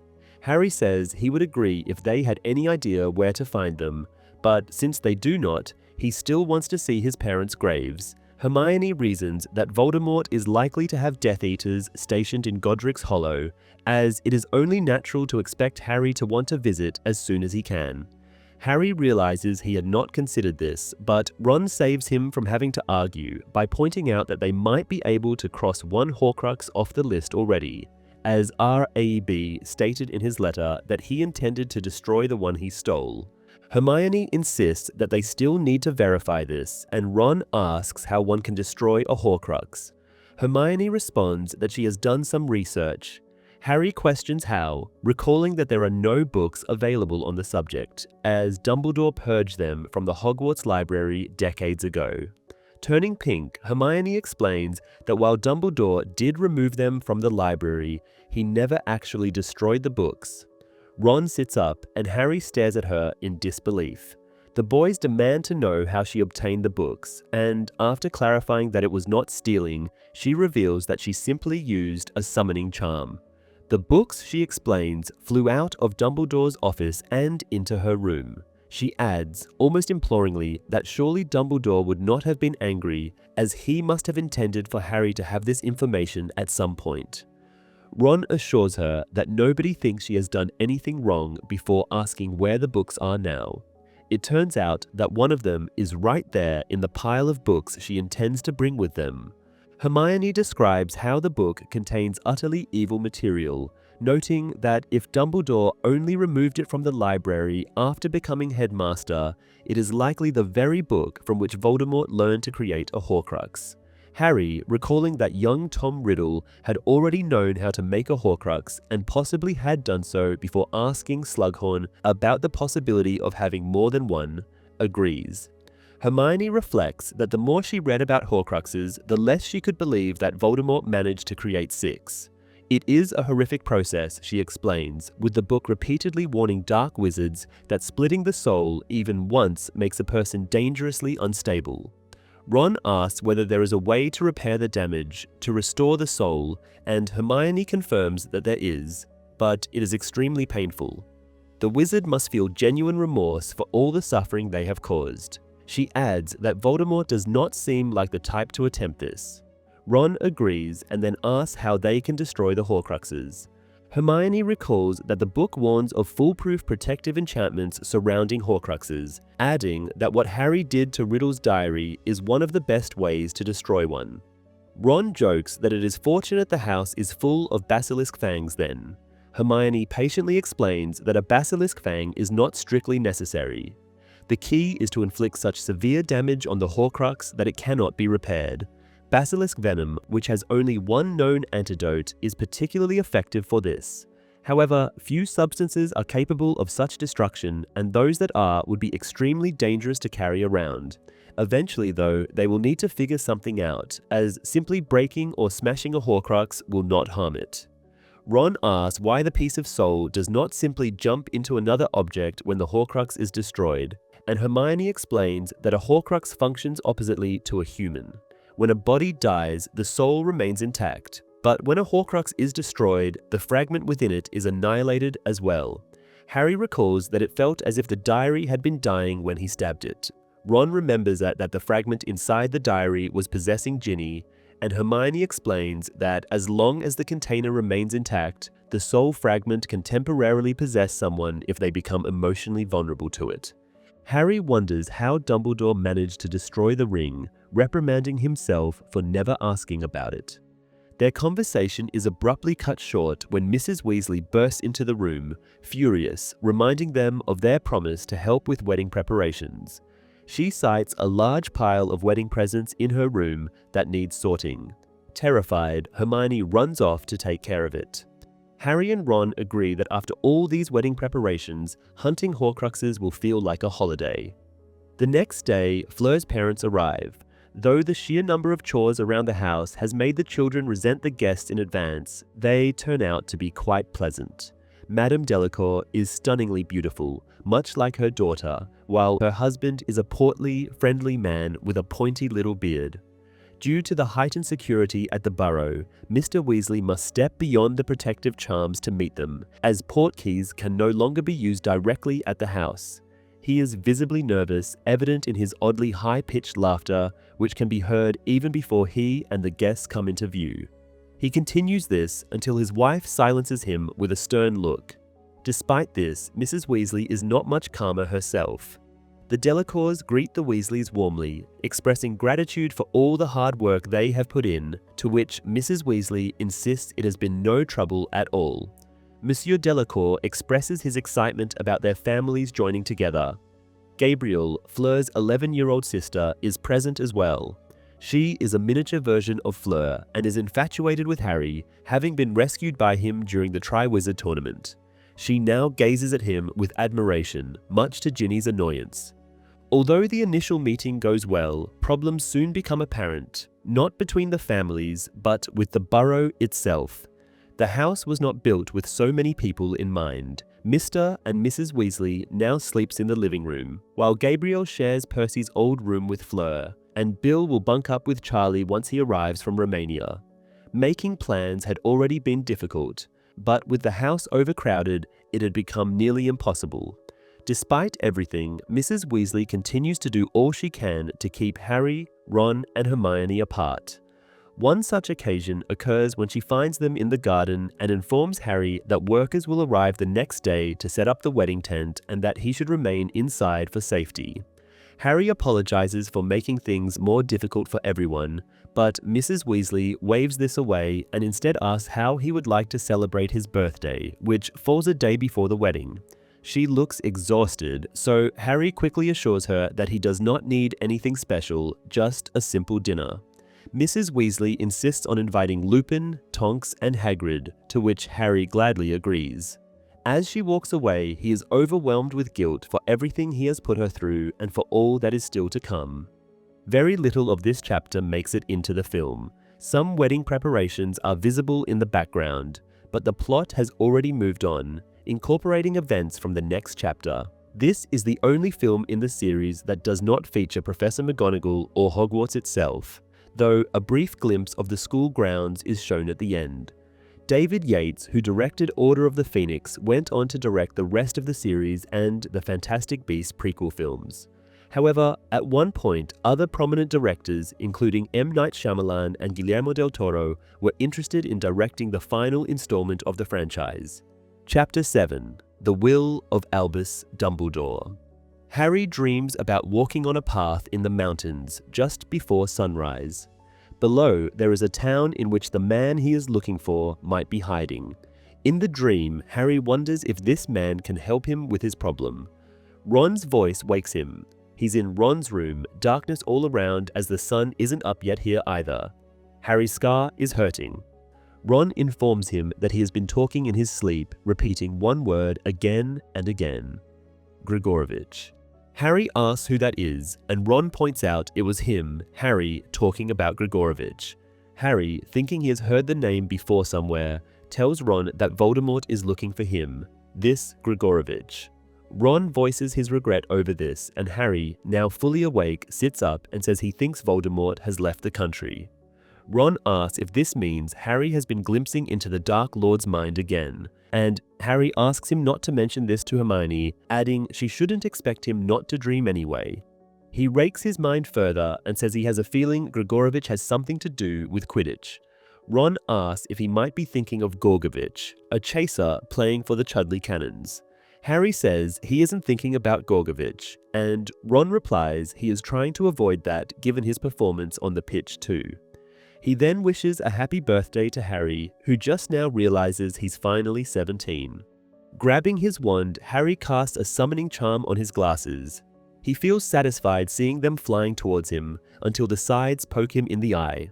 Ron laughs at him, but Harry enjoys being able to use magic immensely. He casts levitating spells on Ron's possessions, then ties his own shoelaces with magic, and turns all the orange robes on Ron's Chudley Cannons posters to blue. Ron warns him against zipping up his flies with magic, then hands him his birthday present. Harry is surprised to see it is a book, which is against Ron's nature, but he explains this is not an ordinary book. Titled 12 Fail-Safe Ways to Charm Witches, it is a guide to women, from which Ron states he has learned a whole lot. He voices his wish of having the book last year so he could have broken up with Lavender and gotten together with Hermione with ease, but sadly he has only received his copy recently from Fred and George. Down in the kitchen they find a pile of presents, as well as Mrs. Weasley, Monsieur Delacour, and Bill. Mrs. Weasley relates her husband's best wishes to Harry as well as her own and points out a small package on the top of the pile saying that's from them. It hides a golden watch, much like the one Ron has gotten on his 17th birthday, with stars running around the face instead of arms. Mrs. Weasley anxiously explains that it is an old tradition to give a watch to a wizard when he turns 17, though this one, unfortunately, is not as new as Ron's had been. She goes on to say that the watch belonged to her brother Fabian, who has not been very careful with his possessions, and she would probably continue further if Harry wouldn't jump to his feet and hug her tightly. He is enormously thankful beyond words, but he does not have to say anything, as it seems Mrs. Weasley still understands his sentiment. Hermione shows up, wishing Harry a happy birthday too, as she adds her present to the pile. She says it's nothing much, but she hopes he will like it, before turning to Ron and asking what he has gotten for Harry. Ron pretends not to hear the question and urges Harry to open Hermione's present instead. It turns out to be a new sneakoscope. Bill and Fleur, on the other hand, have given him an enchanted razor, about which Monsieur Delacour warns Harry. Though it is a remarkable item, he has to give it very precise instructions unless he wants to get bold accidentally. Once every present has been opened, Harry, Ron, and Hermione decide to leave the kitchen as the arrival of others makes the place crowded. Hermione claims all of Harry's presents, saying she will pack them for him, and tells the boys she's nearly finished packing in general, with Ron's underpants being the last item she's waiting for. Ron tries to answer, but the door they are passing opens and Ginny asks Harry if she could have a word. Ron stops, but Hermione grabs him and drags him away as Harry enters Ginny's room. Harry has never been in Ginny's room before. It sports posters of the rock band Weird Sisters and of Gwenog Jones, the Quidditch player. Looking out the window, Harry sees the white marquee set up for the wedding. He finally looks at Ginny, who glares at him and wishes him a happy 17th birthday. Harry thanks her, finding it difficult to look her in the eye. Instead, he looks out the window again and even compliments the view, which Ginny ignores. She says she couldn't find a good present, and Harry replies she doesn't have to give him anything, which she also ignores, going on to say she wanted to give him something small enough so he can take it with him. She decided to give him something that reminds him of her, in case he meets some Veela on his journey. She steps closer to Harry as he says dating would not be exactly a priority, and she says she's glad to hear that. Ginny then kisses Harry, who eagerly returns it. He finds Ginny's embrace a better balm for all that has happened than fire whiskey, but the kiss is short-lived. Soon, Ron bursts into the room. Harry's first thought is to close the door in his friend's face, but he feels like more than just Ron, and behind him, Hermione has entered. The real world is in the room now, reminding Harry of the reasons he has broken up with Ginny. Ron looks furious, and Hermione is anxious. Ginny says happy birthday to Harry once more and turns her back on them. Harry isn't sure what he can say to comfort her now that she is crying, especially with Ron in the room, so he just says he will see her later and follows Ron out. The boy hurries down and across the kitchen out into the backyard, with Harry keeping pace all the way. Ron angrily turns on Harry, telling him how broken Ginny has been since Harry left her. Harry says he wasn't exactly happy himself, as Ron knows very well since he didn't want to leave Ginny, but had to as Voldemort would have surely targeted her otherwise. Hermione tries to intervene, but Ron silences her with a raised hand and tells Harry he shouldn't get up Ginny's hopes by kissing her. Harry points out that Ginny knows they won't get a happily ever after and is wise enough not to hope, all the while picturing her marrying someone else, an idea that deeply disturbs him. Ron persists, but Harry promises not to kiss her again. Ron reluctantly drops the topic. Ginny doesn't seek any further alone time with Harry during the day, but even so, the boy is grateful when Charlie arrives, as watching his endless battle with Mrs. Weasley over his hairstyle provides a welcome distraction. Harry's birthday dinner takes place in the garden, as the kitchen just couldn't handle all the inhabitants of the burrow and the guests at once. Fred, George, and Hermione make efforts to decorate, hanging lanterns with the number 17 on them, and, in Hermione's case, turning some of the nearby trees golden. Ron compliments her on her good eye for decorating, and Harry thinks that once he has time to check out the book Ron has gotten him, he will find a chapter on compliments in it. Mrs. Weasley arrives, levitating a huge snitch-shaped birthday cake in front of her. The guests arrive outside the enchantments, then walk in. First Hagrid, wearing his terrible hairy suit for the occasion, then Lupin and Tonks. While Lupin appears to be in a rather gloomy mood, Tonks is jubilant as she wishes Harry a happy birthday. Hagrid reflects that it has been exactly 6 years since they met, asking if Harry remembers. Harry says he seems to recall Hagrid bursting into the building, giving Dudley a pig's tail, and telling Harry he was a wizard. Hagrid laughs, then greets Ron and Hermione. When asked how he is, Hagrid tells them he's been busy these days taking care of newborn unicorns, which he plans to show them in September. Harry, Ron, and Hermione avoid each other's eyes upon hearing this, while Hagrid searches his pockets. He gives Harry a drawstring pouch made of moleskin, and explains that anything Harry puts in it will remain there until he tries to take it out, as the pouch won't open for anyone else. Hagrid then spots Charlie, who now has short hair, courtesy of Mrs. Weasley. Hagrid asks him how Norbert, the dragon he sent to Charlie's Dragon Reserve a while back, is doing, and the man tells him they had to rechristen Norbert to Norberta, as she is a female. Hermione asks how they can tell, and Charlie says that female dragons are much more vicious. He then remarks that Mrs. Weasley is starting to worry as Mr. Weasley is supposed to be home by now. Just then, a silver streak of light appears in the sky and descends, forming a weasel. The Patronus speaks in the voice of Mr. Weasley, announcing that the Minister for Magic is with him and is about to visit. Lupin reacts first, apologizing to Harry and saying he should not be present when Scrimgeour arrives. He and Tonks leave quickly, while Mrs. Weasley continues saying she doesn't understand why Scrimgeour would visit them. The next moment, Mr. Weasley materializes just outside the boundaries, and with him comes Rufus Scrimgeour. Harry thinks he looks much older and more tired than when they last saw him after Dumbledore's funeral. The minister apologizes for crashing the party and extends his good wishes to Harry. He then says he wants to speak to Harry privately, as well as to Ron and Hermione. Ron asks what he wants from them, and Scrimgeour assures him that he will reveal it once they are alone. Mr. Weasley tells the minister that the living room is currently empty and Scrimgeour instructs Ron to lead the way. He then adds, as Mr. Weasley moves too, that there is no need for him to join. Harry sees how this makes Mr. and Mrs. Weasley look worried. As they enter the dark living room, Harry draws his wand and lights the lanterns. Scrimgeour occupies Mr. Weasley's usual armchair, while Harry, Ron, and Hermione share the small sofa.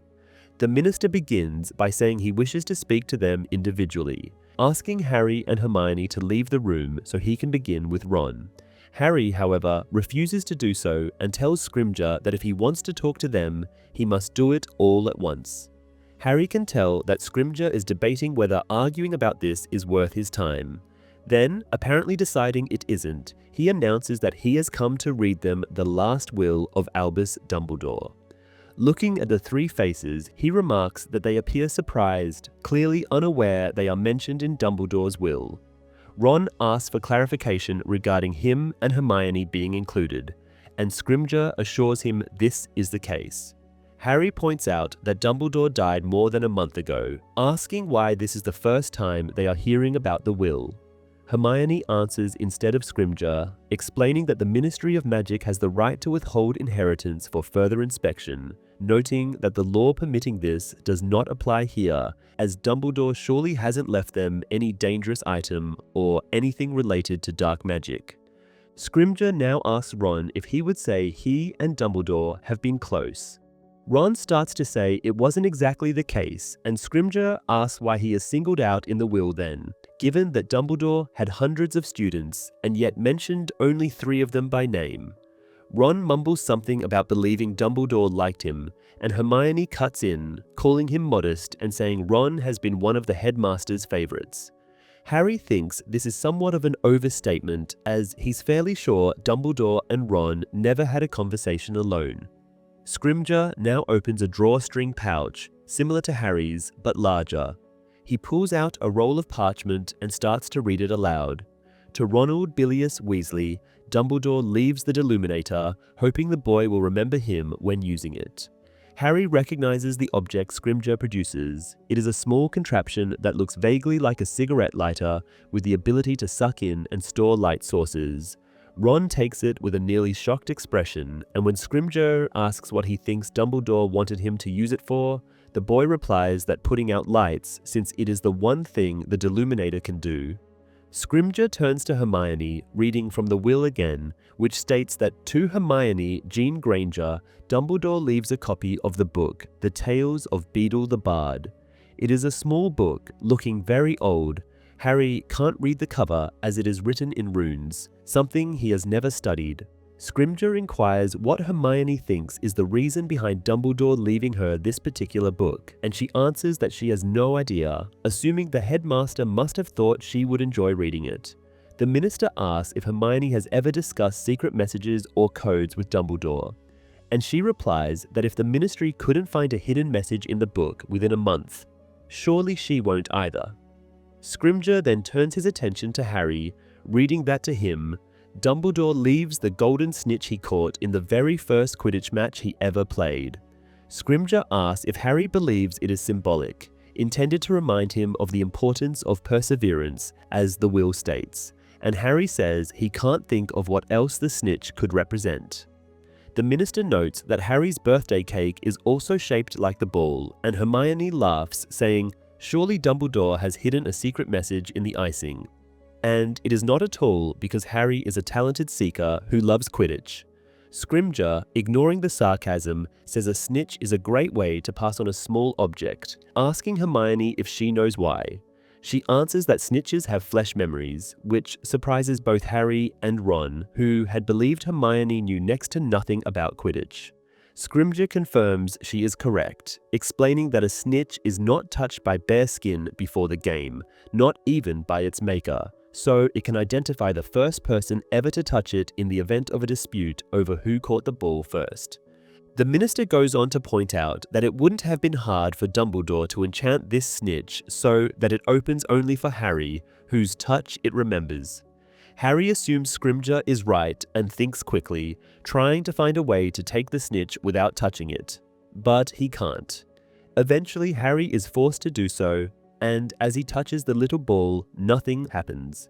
Harry remarks how dramatic it has been, making his friends laugh. They start to get up, but Scrimgeour says they aren't finished yet. Dumbledore has left one more item for Harry. When Harry asks what it is, the minister says Dumbledore has left the Sword of Gryffindor to Harry, although he does not move to produce the weapon. Harry asks where it is, and Scrimgeour replies that since the sword is not Dumbledore's property, he has no right to bequeath it to anyone. Hermione points out that it always belonged to Harry, as he was the one who pulled it from the sorting hat. But Scrimgeour objects, saying historical sources indicate that the sword would appear to any worthy Gryffindor. He then asks why Dumbledore would give it to Harry, and the boy says the headmaster must have thought it would look great on his wall. Scrimgeour scolds him, saying this isn't a joke, then asks if Dumbledore might have believed that only the Sword of Gryffindor can kill the heir of Slytherin. Harry says that perhaps the Ministry of Magic should investigate whether stabbing Voldemort with a sword could work instead of trying to open old snitches. He tells the minister how people are dying, how they have lost Mad-Eye Moody. All the while, Scrimgeour remains in his office playing with a snitch. Scrimgeour stands, telling Harry in a furious tone that he has crossed a line. Harry stands too, and Scrimgeour pulls his wand, poking Harry in the chest and burning a hole in his t-shirt. Ron voices his disapproval and draws his own wand, but Harry stops him, saying Scrimgeour only needs a reason to arrest them.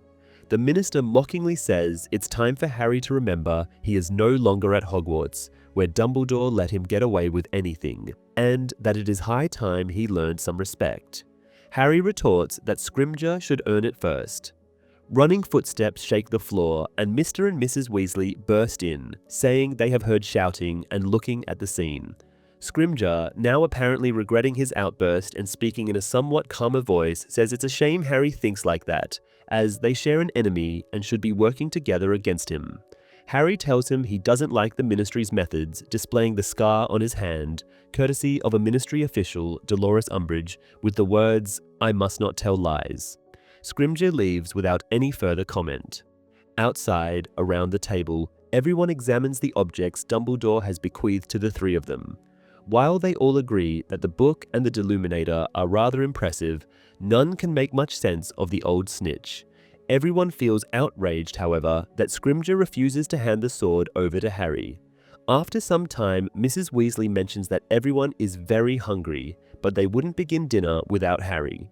A hasty meal and a hurried rendition of Happy Birthday follow, and then they clean up and head off to bed. Up in Ron's room, Harry fills his new drawstring pouch with items of emotional value, the Marauder's map, the piece of the enchanted mirror Sirius had given him, and the fake Horcrux with RAB's letter inside. Soon, as Harry requested earlier, Hermione shows up. She casts a Muffliato spell on the door, and Ron remarks she used to be against the spells invented by the Half-Blood Prince, but she just says things have changed. She then asks Ron to show her the Deluminator, and the boy does so, extinguishing the only lamp in the room. Hermione points out that while it is impressive, the Deluminator can do nothing they couldn't achieve through other means, such as Peruvian instant darkness powder. Ron clicks his inheritance again, and the little ball of light returns to the lamp, as he says the Deluminator is still cool. Hermione wonders about the strangeness of it all. If it was worth the risk to pass these items on to them in front of the Ministry, they must be immensely important, yet Dumbledore has never mentioned them before. Ron says the old man has been a genius, but also not completely right in the head, especially if he thought they should understand the meaning of the mysterious items right away. Hermione goes on to say she had been sure the snitch would open and reveal what's inside when Harry touched it. And Harry says he has not been trying very hard in front of Scrimgeour.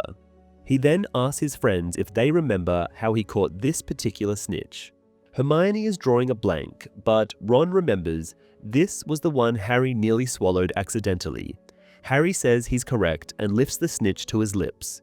Disappointment fills him when nothing happens. But then Hermione cries excitedly, pointing at the snitch, and looking at it, Harry sees quickly fading words, "I open at the close." Sadly, none of them has any idea what that might mean. Ron then mentions the Sword of Gryffindor and Harry wonders about it, asking why Dumbledore wouldn't say something or even give him the weapon. It had been on the wall of the headmaster's office for the entire last year every time they talked. Hermione brings up her book, saying she has never heard of it before. This surprises Ron, who tells the other two that these are children's bedtime stories and that every mother in the wizarding world reads them to her kids.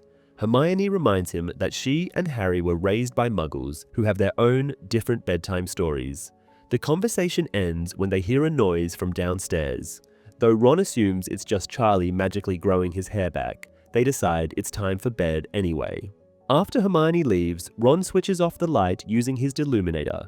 The kiss between Ginny and Harry is in the movie, but it happens in the kitchen rather than in the girls' room, and is interrupted when George walks in on them. The movie version of Rufus Scrimgeour is much less hostile towards Harry and appears merely curious when giving them Dumbledore's possessions. He even implores Harry to let him help, as Harry cannot win a whole war alone. While in the novel, Scrimgeour flat out refuses to give the sword to Harry. In the movie, though he does point out the weapon was never Dumbledore's to give, he says the main reason for not handing it over is that the Sword of Gryffindor has disappeared and nobody knows where it is now.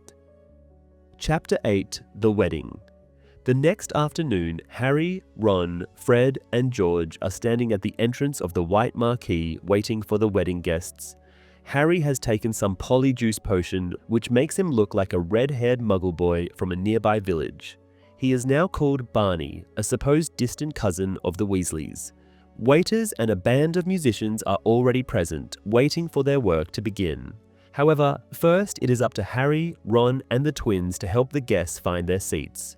It is hot, and Harry, now wearing dress robes made for his real body rather than the slightly fatter Muggle boys, feels rather uncomfortable. Fred appears to share this sentiment, remarking that when he gets married, everyone can wear whatever they want, and Mrs. Weasley will be under a full-body bind curse throughout. George points out that their mother had not been that bad this morning, only shedding a few tears over Percy's absence. He then tells the others to be ready, as the first guests are approaching. Soon, a line of brightly dressed witches and wizards forms, all waiting to be seated. George is pleased to see that some of Fleur's Veela cousins are present, remarking that the girls will need more guidance than anyone in understanding British customs, a task he will gladly undertake. However, Fred is quicker, and leading the group of attractive French girls, leaves middle-aged witches for George to escort. Harry gets Tonks and Lupin. The young woman explains that Mr. Weasley told them how Harry looks now and apologizes for having to leave the previous night. As she says, the Ministry of Magic is rather anti-werewolf these days, and their presence when the minister arrives could have caused problems for the Weasleys. Harry says he understands, addressing Lupin more than Tonks. While the wizard responds with a brief smile, his face once again shows utter misery as soon as he thinks attention has shifted away from him. Harry wonders why, but does not have the chance to ask, as a commotion erupts. Hagrid, misunderstanding Fred, has sat on and consequently destroyed 5 normal chairs instead of the large one made especially for him. Mr. Weasley begins repairing the broken chairs while Hagrid loudly apologizes to anyone who will listen. Seeing that the scene does not require him, Harry returns to the entrance where he finds Ron dealing with the oddest man Harry has ever seen. The man is cross-eyed, has long, fluffy white hair, and wears bright yellow robes along with a pendant resembling a triangular eye. He introduces himself as Zenophilious Lovegood and explains that since he lives just over the hill, the Weasleys were kind enough to invite him. He then adds that Ron knows his daughter, and when Ron asks about Luna, Zenophilius tells him she is present but has stopped in the backyard to admire the garden gnomes. He claims that wizards could learn a lot from the wise gnomes, and Ron reflects that their colony certainly knows a lot of swear words, though he credits this to Fred and George. Luna soon arrives, wearing the same bright yellow robes with a sunflower in her hair, and greets Harry by his real name. Confused, Harry insists he is Barney, prompting Luna to ask whether he has changed his name as well. Giving up, Harry asks how she knew, to which Luna replies that she simply recognized his expression. She then turns to her father and excitedly announces that she has been bitten by the gnomes, showing the marks on her finger. Zenophilius declares that gnome bites are known to bestow special abilities and advises her not to suppress any suddenly emerging new talent.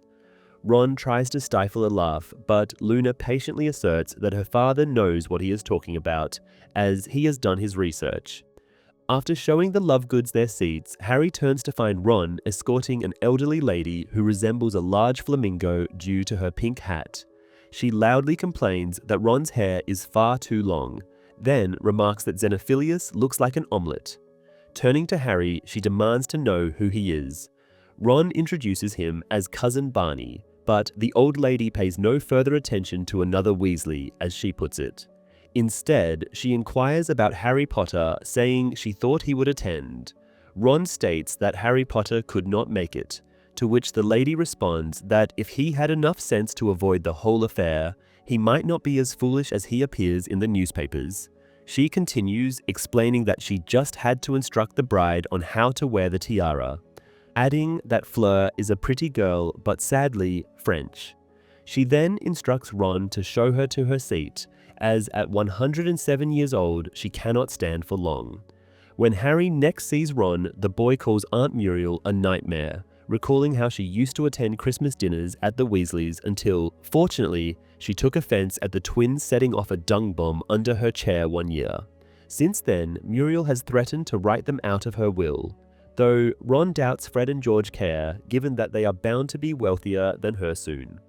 Hermione approaches, wearing a lilac-colored dress, causing Ron to blink rapidly in surprise. He compliments her, and she thanks him with a smile. She then remarks that Aunt Muriel has a different opinion, stating that the old lady criticized her posture and called her ankles too skinny.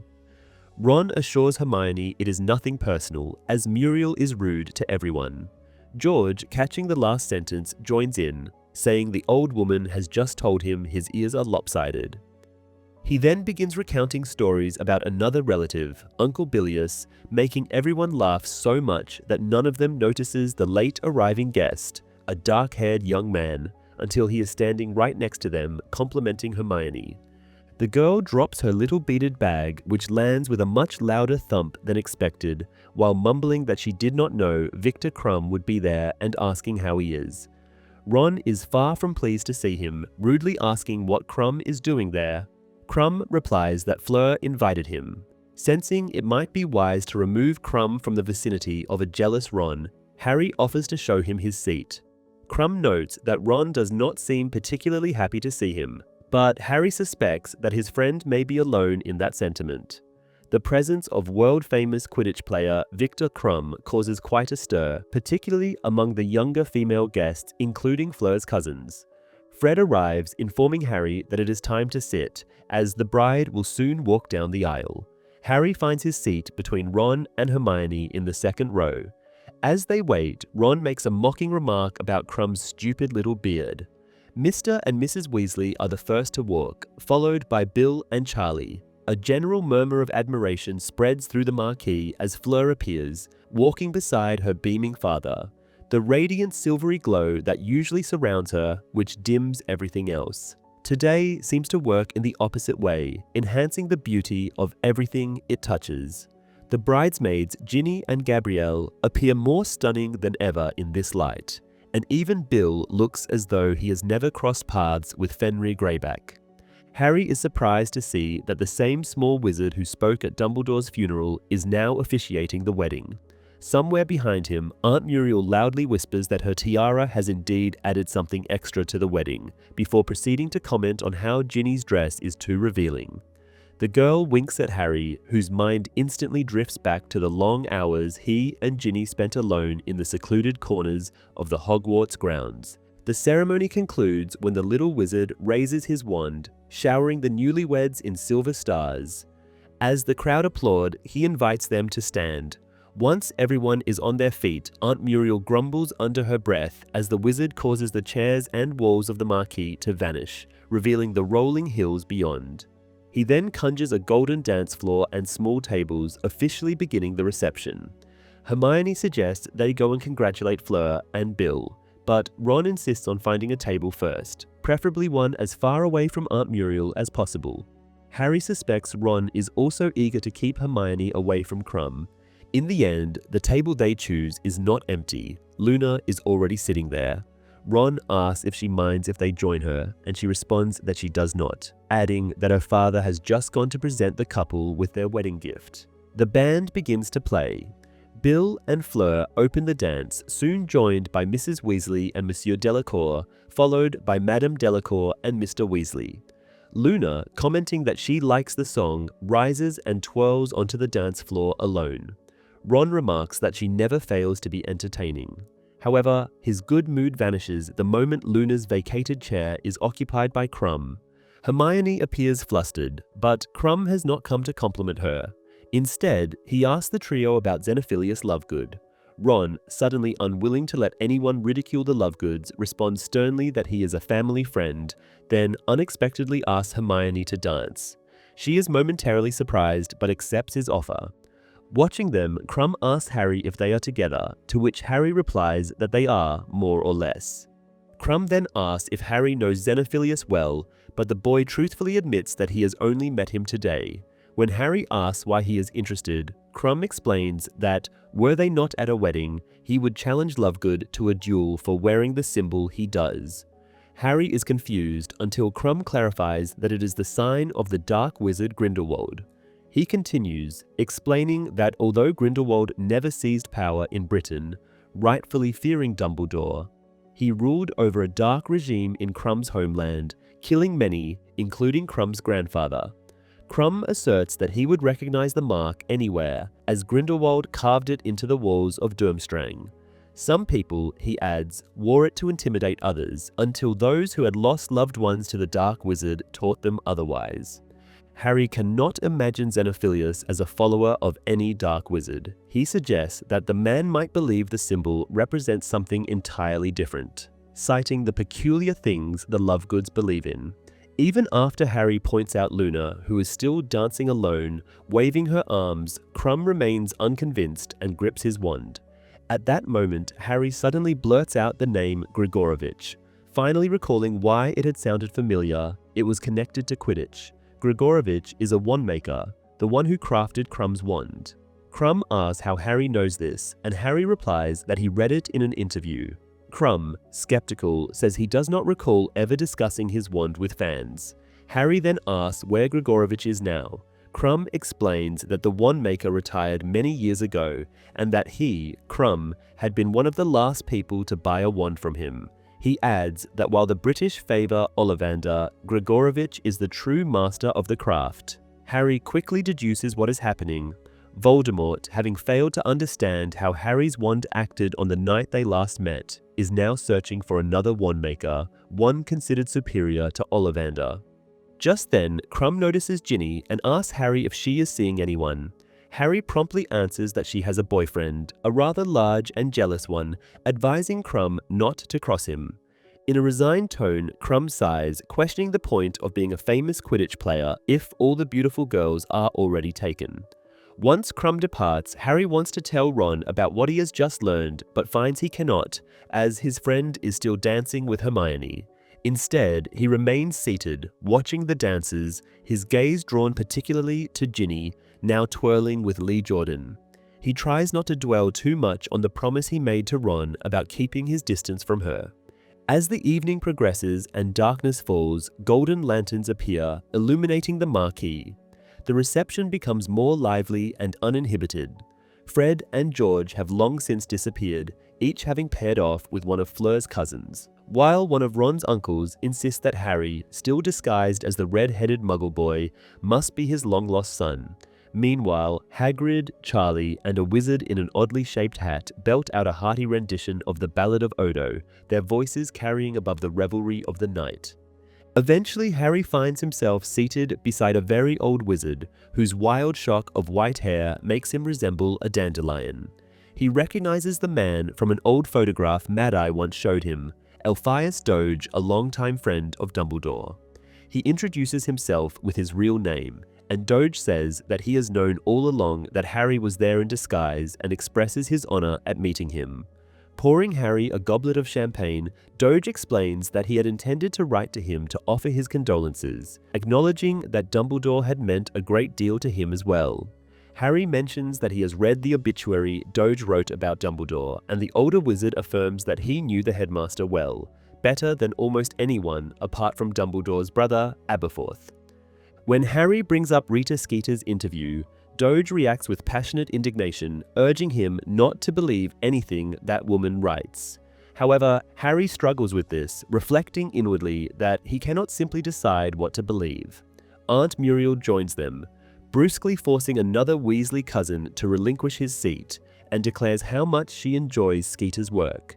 She remarks that she must remember to pre-order the journalist's book about Dumbledore. Seeing the looks of indignation on both Harry's and Doge's faces, Muriel pointedly states that before Dumbledore assumed the image of a respectable wizard, there were rather dark rumors about him. Doge dismisses these as uninformed and fueled by jealousy. Muriel counters by pointing out that Doge conveniently omitted those details from his obituary. The elderly man insists that he wrote from the heart, to which Muriel replies that she does not doubt that, after all, Doge has always been a devoted admirer of Dumbledore. Even if irrefutable evidence emerged proving that Dumbledore had killed his squib sister, Ariana, she doubts it would change his opinion. Harry is stunned, exclaiming that he had been under the impression Ariana was simply ill, not a squib. Muriel insists that no one really knows the truth, not even those who were there at the time, and adds that she is eager to finally learn it from Skeeter's book. Doge, sounding pained, says that Dumbledore never spoke about Ariana because her death haunted him for the rest of his life. Muriel, however, has a different view. She believes Dumbledore was indifferent, off being celebrated as a prodigy at Hogwarts while his mother kept Ariana locked away in their home.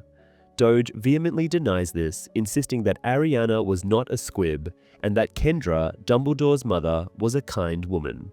Muriel, unimpressed, asks why, if Ariana could do magic, she never attended Hogwarts. She asserts that squibs are typically sent to live in the Muggle world, where they can lead full lives rather than endure second-class status in the wizarding world. However, she claims that Kendra, unable to bear the shame of having a squib for a daughter, pretended Ariana was unwell. Doge maintains that this is the truth, but Muriel scoffs, arguing that if Ariana had truly been sick, she would have been treated at St. Mungo's. Yet, according to a relative of hers who worked at the hospital, that never happened. Harry is deeply disturbed, drawing an uncomfortable parallel between Ariana's situation and his own childhood. He recalls being locked up at the Dursleys, the same situation he muses, but reversed. He was shunned for possessing magic, while Ariana was hidden away for lacking it. He struggles to reconcile these revelations with the Dumbledore he knew, yet Doge's account does not quite add up. Muriel continues, remarking that if Kendra had not died first, she would have suspected her of killing Ariana. This outrages Doge, but Muriel, now on her umpteenth goblet of champagne, speculates that the opposite could be true, that Ariana may have killed Kendra during an attempt to escape. She then asks Doge if he attended Ariana's funeral, and he confirms that he did. Muriel seizes upon this, reminding him that Aberforth punched Albus in the face in the middle of the service, breaking his nose. Doge is astonished that Muriel knows this, but she explains that her mother was friends with Bathilda Bagshot, who, in turn, was the Dumbledore's neighbor. Harry's mind is racing as he struggles to process this flood of information and determine what to believe. He finds it hard to accept that the Dumbledore he knew would have allowed such cruelty in his own home, yet the details, as Doge recounts them, still seem inconsistent. Muriel is far from finished, however. She now claims that the mysterious source Skeeter referenced in her interview must be none other than Bathilda herself. Harry, stunned, asks if she means the Bathilda Bagshot who wrote A History of Magic, the well-known Hogwarts textbook.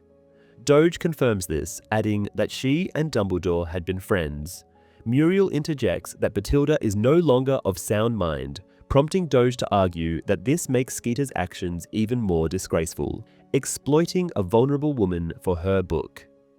Muriel, unfazed, asserts that Bathilda could still be a goldmine of information, even if she has lost her wits.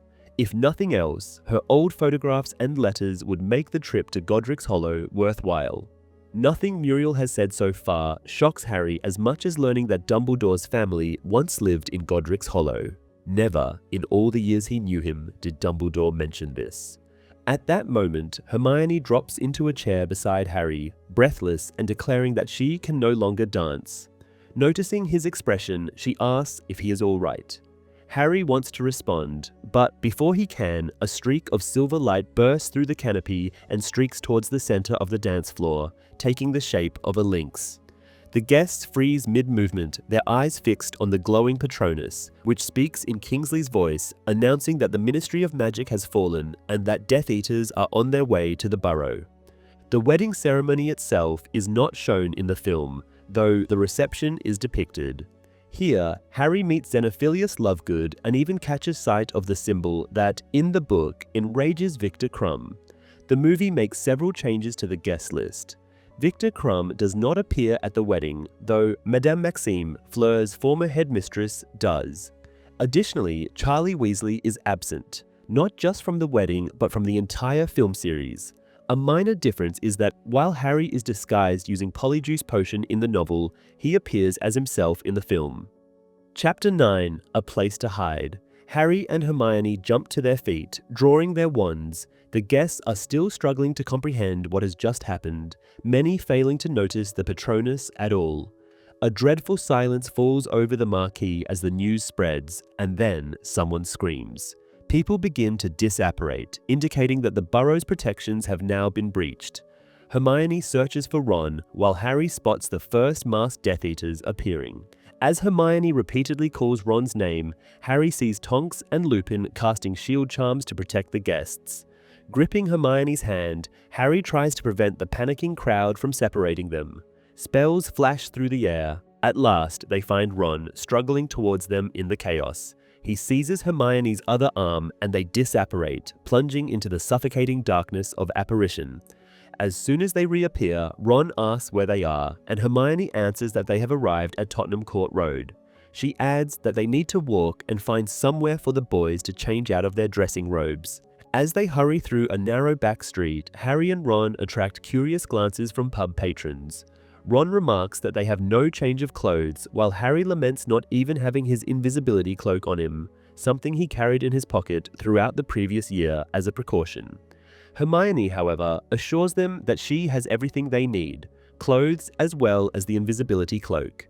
They find a deserted alley, and Harry asks Hermione what she means. She rummages through her small beaded bag, the only accessory she has, and, to the boys' astonishment, produces a complete change of clothes for Ron and the invisibility cloak for Harry. Equally amazed, Ron asks how she managed it. Hermione explains that she cast an undetectable extension charm on the bag, a complex spell, but she believes she has executed it successfully. To demonstrate, she shakes the bag, which rattles like a cargo container.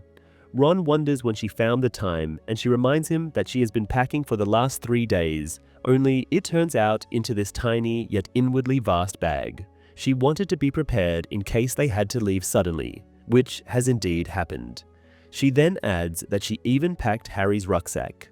Ron praises Hermione's foresight, and she thanks him with a smile before urging Harry to put on the invisibility cloak. Harry obeys, but once invisible, insists that they should return and help fight off the Death Eaters. Hermione argues that since the Dark Wizards are after Harry, going back would only endanger their friends further. Ron agrees, pointing out that nearly all members of the Order of the Phoenix were present, and they can surely protect both the guests and themselves. Though Harry concedes their reasoning, he remains displeased. Hermione insists that they must keep moving. As they walk, Ron asks why she brought them to this particular location. Hermione explains that the place simply popped into her mind. She thought they might be safer in the Muggle world for now. Ron admits he feels exposed, but Hermione reminds him that nowhere is truly safe. The leaky cauldron is not an option, and if Snape can enter 12 Grimmauld Place, as the Order suspects, then that is compromised too. She considers checking her parents' now empty house, but concludes that it might be under surveillance. Just then, she exclaims in irritation as a group of men across the road begin catcalling her, offering her a drink and suggesting she leave Ron behind. Seeing Ron ready to respond, Hermione swiftly suggests they find somewhere to lie low. She immediately spots a dingy little cafe that appears to be open all night and ushers her friends inside. Harry considers it a greasy, dismal place, but at least it is empty. They take a booth and Hermione, with her back to the entrance, keeps glancing behind her. Harry dislikes sitting still. At least while walking, he feels they have a purpose, a direction. He senses the polyjuice potion wearing off and now needing them again, puts on his glasses under the invisibility cloak. Ron mentions that the leaky cauldron is nearby, but Hermione immediately objects, saying they cannot risk going there. Ron clarifies that he is not suggesting they stay, only that they could check what is happening. Hermione counters that Voldemort has taken over the Ministry of Magic and there is nothing more they need to know now. Ron concedes. The waitress approaches and Hermione orders 2 cappuccinos.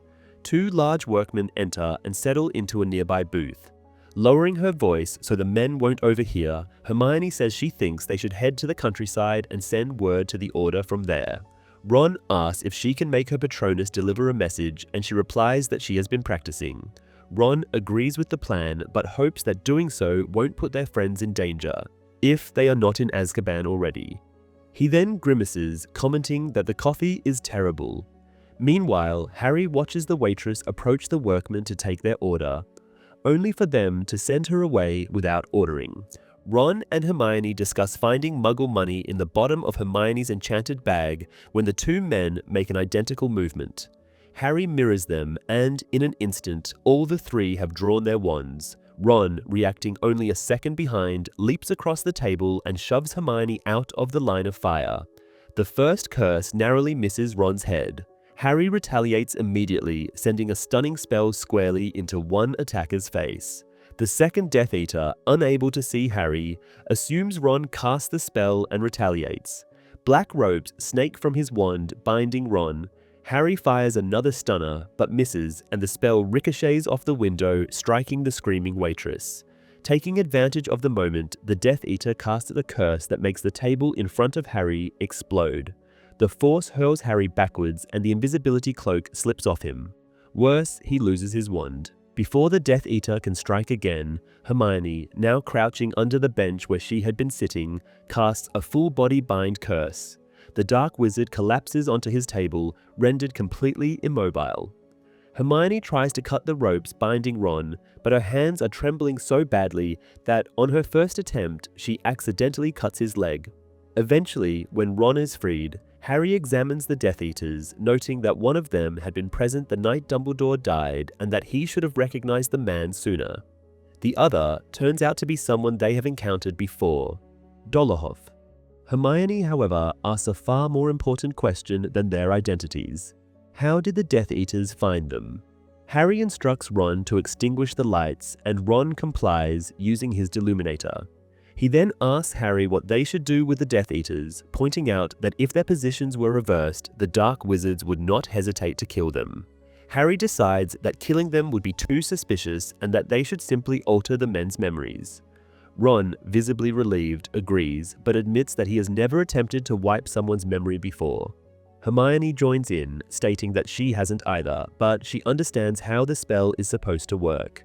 She obliviates Dolohov, and Harry instructs her to do the same to the other Death Eater and the waitress, while he and Ron clean up the aftermath of their brief battle.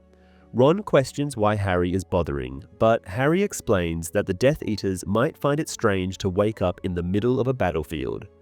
Once the mess is cleared, they reposition the unconscious men in their booth. Hermione repeats her question about how they were found. She speculates that Harry might still have the trace on him, but Ron objects, asserting that it is impossible to place it on an adult wizard. Hermione argues that the Death Eaters may have found a way to do so, but Ron points out that even if that were the case, they would not have had the opportunity to cast it on Harry. Harry then suggests that if it is unsafe to use magic near him, Ron and Hermione should leave him behind, but they refuse.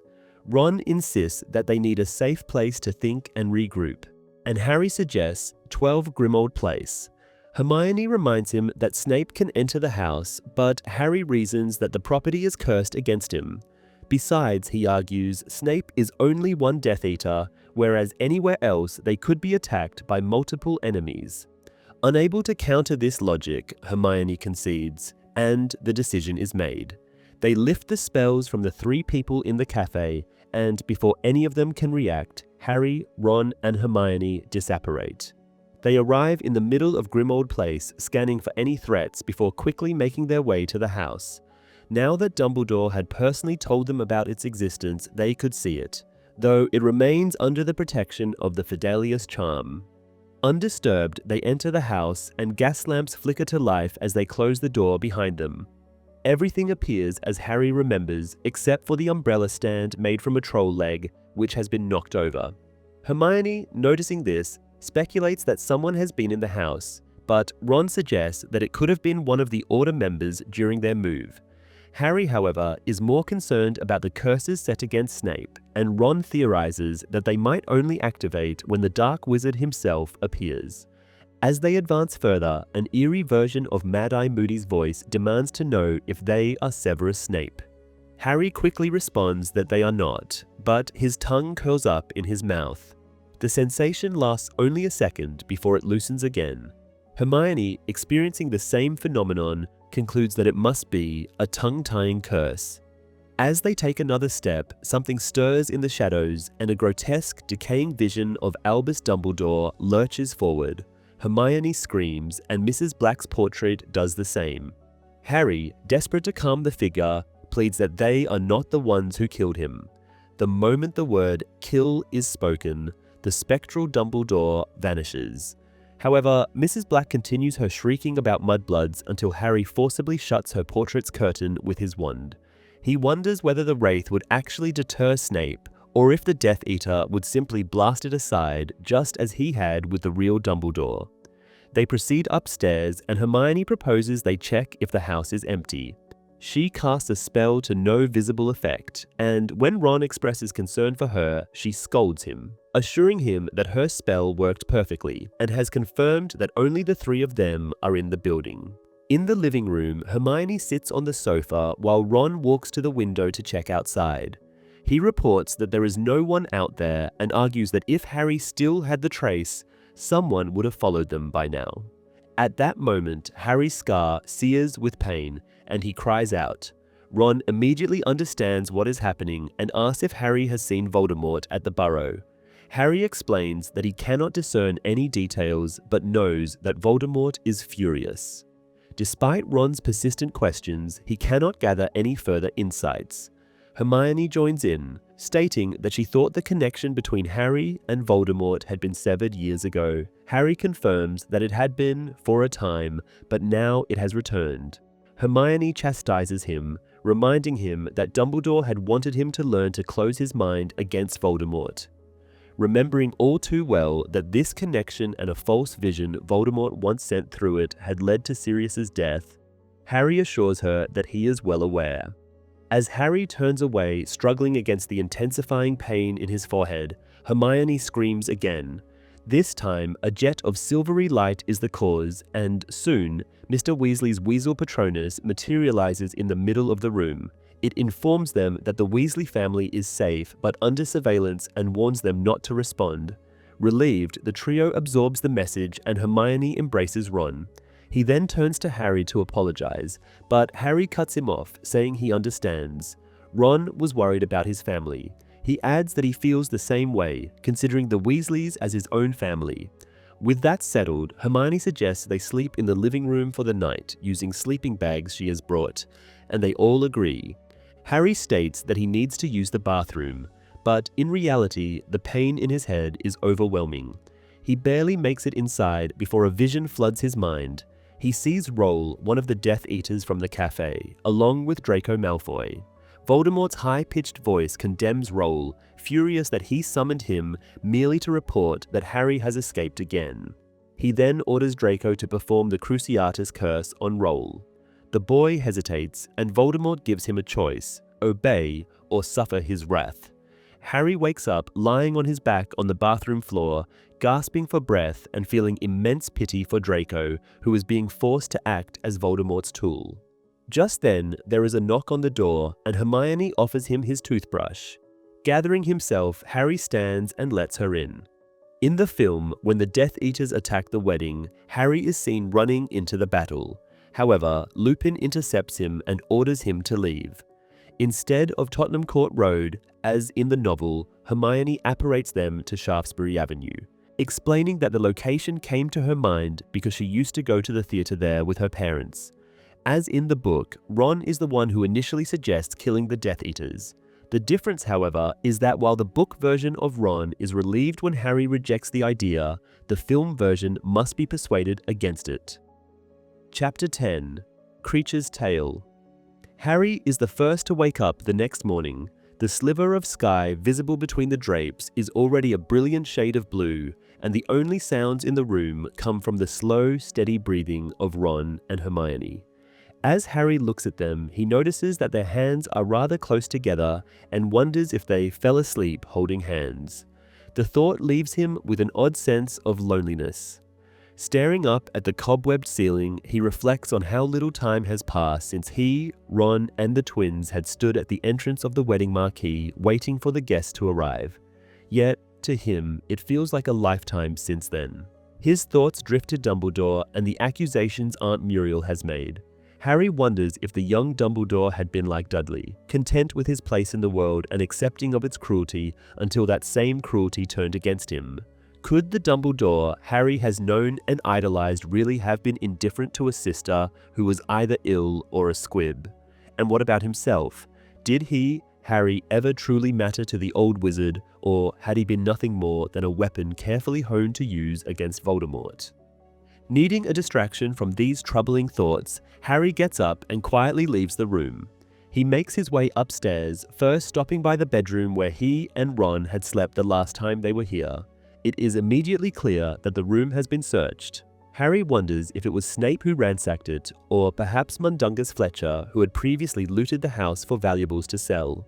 His gaze lands on the portrait of Phineas Nigellus hanging on the wall, or rather, the empty background of it, as the painted wizard has presumably spent the night at Hogwarts. Harry continues through the house and eventually finds Sirius's old bedroom.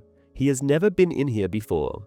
The room is large, containing a grand bed and a tall window, both now thick with dust. The walls bear the marks of the rebellious young wizard who once lived there. The original silk wallpaper is barely visible beneath layers of posters and Gryffindor banners. Most of the posters depict motorcycles and Muggle women in bikinis.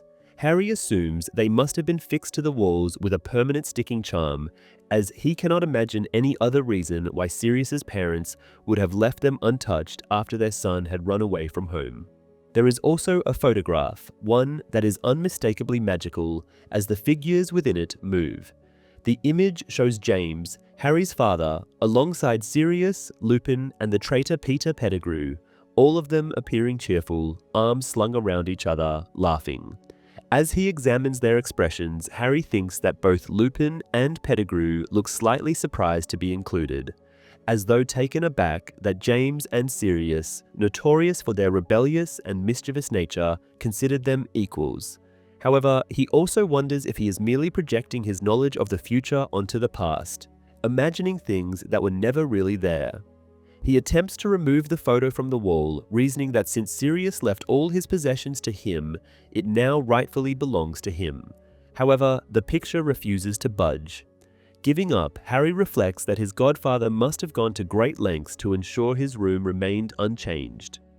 As the light filtering through the window strengthens, revealing more of the room, Harry notices that, like the bedroom he checked earlier, this one has also been searched. Scraps of paper litter the floor and books lie scattered about, their pages clearly rifled through in a search for hidden contents. Harry spots a crumpled piece of parchment on the floor. It is evidently a letter addressed to Padfoot. As he reads it, he goes numb with shock. It is written by his mother, Lily.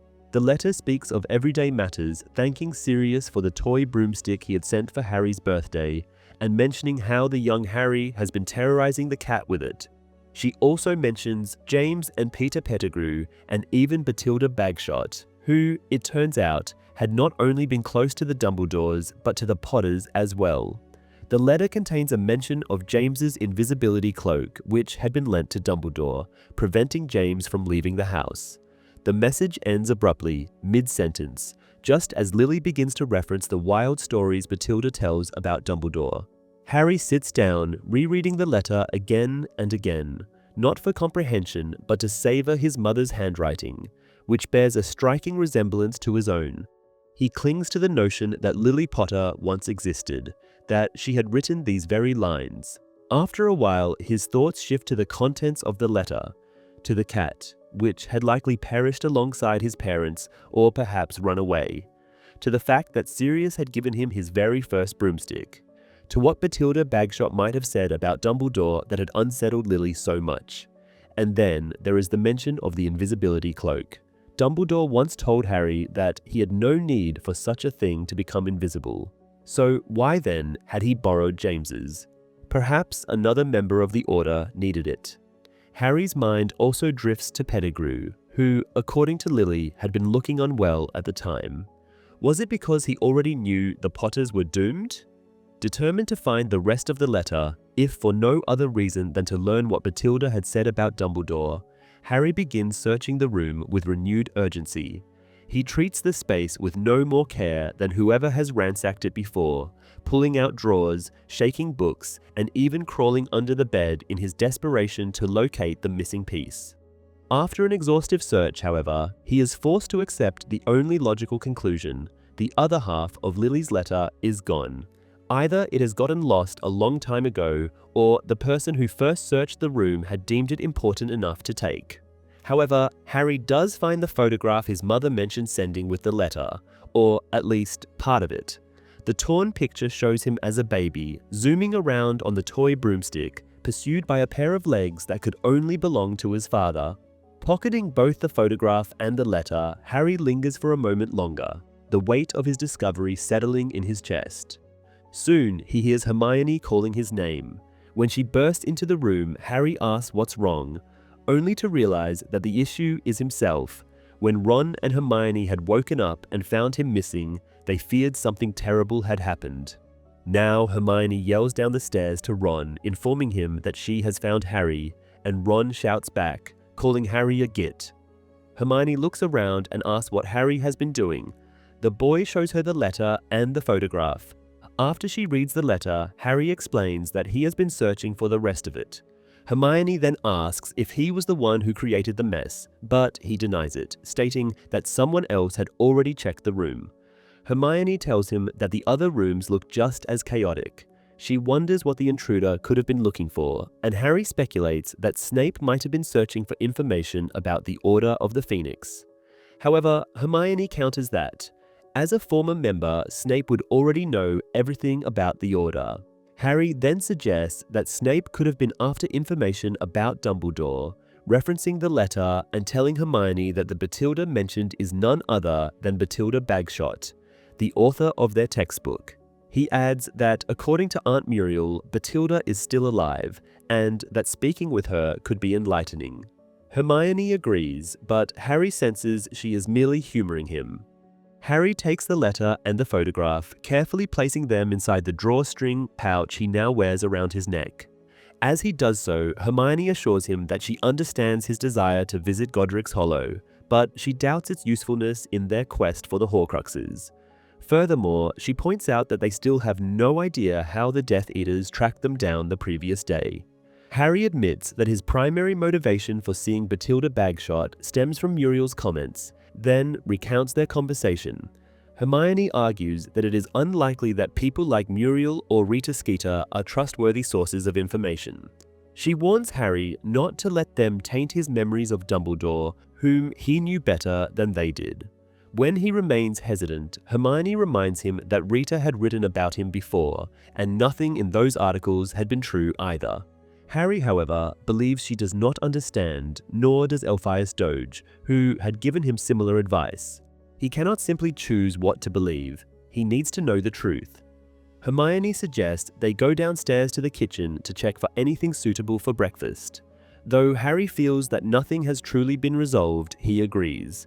As he steps out of Sirius's room, he notices another door on the landing for the first time. A sign on it reads that entry is only permitted with the express permission of Regulus Arcturus Black. Harry stares at the sign, feeling a surge of excitement without fully understanding why. Then realization dawns and he urgently calls Hermione back. She, already halfway down the stairs, turns and asks what's wrong. Harry tells her that he has just found RAB. At first, Hermione appears confused, assuming he is referring to his mother's letter. However, when he points to the door and its sign, she quickly grasps the significance. She expresses astonishment that Sirius's brother is the elusive RAB. Harry explains that, according to Sirius, Regulus had been a Death Eater who was killed after attempting to leave Voldemort's service. Hermione excitedly states that it all makes sense. Regulus must have realized the truth about Voldemort and, upon understanding the kind of person he truly was, decided to defect and even vowed to help bring the Dark Lord down.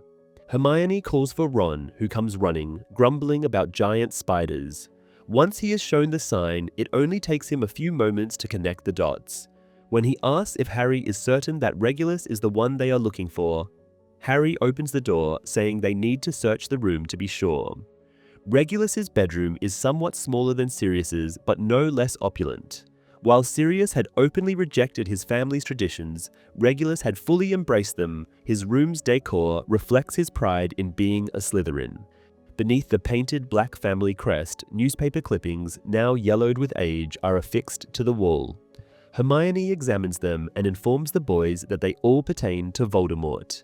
She remarks that Regulus must have initially been a devoted supporter before officially joining the Death Eaters. Meanwhile, Harry becomes engrossed in a faded photograph of a Quidditch team dressed in Slytherin's colors.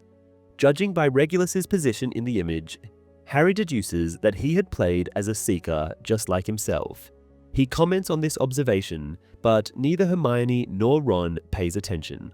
Hermione remains absorbed in the newspaper clippings while Ron is peering underneath the wardrobe. Harry approaches Regulus's desk and immediately notices that this room too has been thoroughly searched.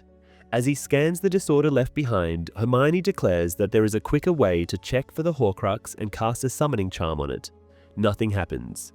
Ron asks if that means the locket is not in the house, but Harry recalls that the fake Horcrux they had retrieved from the potion had been similarly enchanted against summoning charms. Without a better alternative, they resume searching manually. However, an hour of thorough investigation yields no results. Hermione suggests that the locket might be hidden elsewhere in the house, possibly under some form of protection.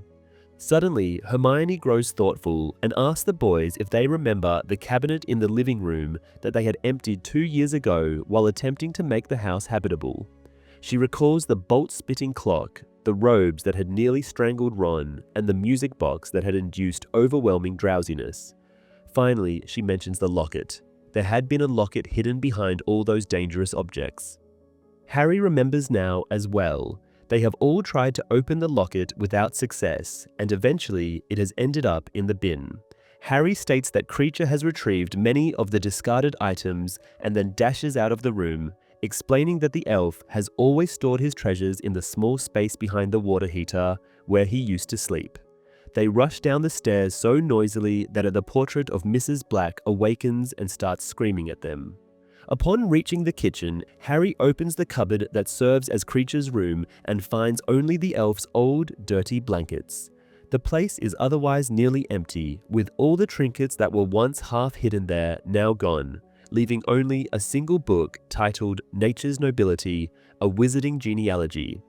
Refusing to accept defeat, Harry grabs the blankets and shakes them, but they produce nothing except a dead mouse. Ron groans in frustration and Hermione sits down, but Harry insists they are not beaten yet. He then summons Kreacher by calling his name loudly. With a loud cracking noise, the house elf appears, looking as filthy and aged as ever. He acknowledges Harry, remarking that he sees him back in Mrs. Black's house, accompanied by a blood traitor and a mudblood. Harry immediately forbids him from using those words. He reflects that he could never like the elf, even if Kreacher were not partially responsible for Sirius's death. He then orders Kreacher to answer his questions truthfully. The elf complies, though he silently mouths additional words, which Harry is certain are the insults he is now unable to say aloud. Harry proceeds to describe the locket and its fate, then asks Kreacher if he has stolen it back. After a brief hesitation, the elf confirms that he has. Now eager, Harry asks where it is, but Kreacher replies that it is gone. Pressing for more details, Harry listens as Kreacher explains that the locket was stolen along with many other valuable objects, such as the Order of Merlin medal and all the silver goblets bearing the Black family crest. The culprit, unsurprisingly, is Mundungus Fletcher. As Kreacher declares that he has failed Master Regulus's orders to protect the locket, Harry reacts instinctively, preventing the elf from striking himself with a poker he has grabbed from beside the fireplace. Harry then forbids Kreacher from harming himself in any way. After ensuring that the elf will not attempt to punish himself, Harry asks if he is certain Mundungus is the thief. Kreacher confirms that he saw the wizard emerging from his small room with his hands full of Black family heirlooms. Harry then inquires why Kreacher referred to the locket as Regulus's, wanting to know its origins. At this, Kreacher's expression grows sorrowful as he sits down and begins his story. He recalls that Sirius was a bad son who ran away and broke Mrs. Black's heart, while Regulus was a true Black who understood his duty to the family name. The elf recounts how Regulus spoke of Voldemort and his movement for years, and at 16 joined him. A year later, Master Regulus came to see Kreacher. Here, the elf falters, rocking himself faster and faster. With great difficulty, he continues, saying that Regulus informed him that the Dark Lord required a house elf. Harry is stunned to hear that Voldemort needed an elf, but Kreacher insists that this is the case. Regulus instructed him to obey whatever task the Dark Lord set for him and then return home.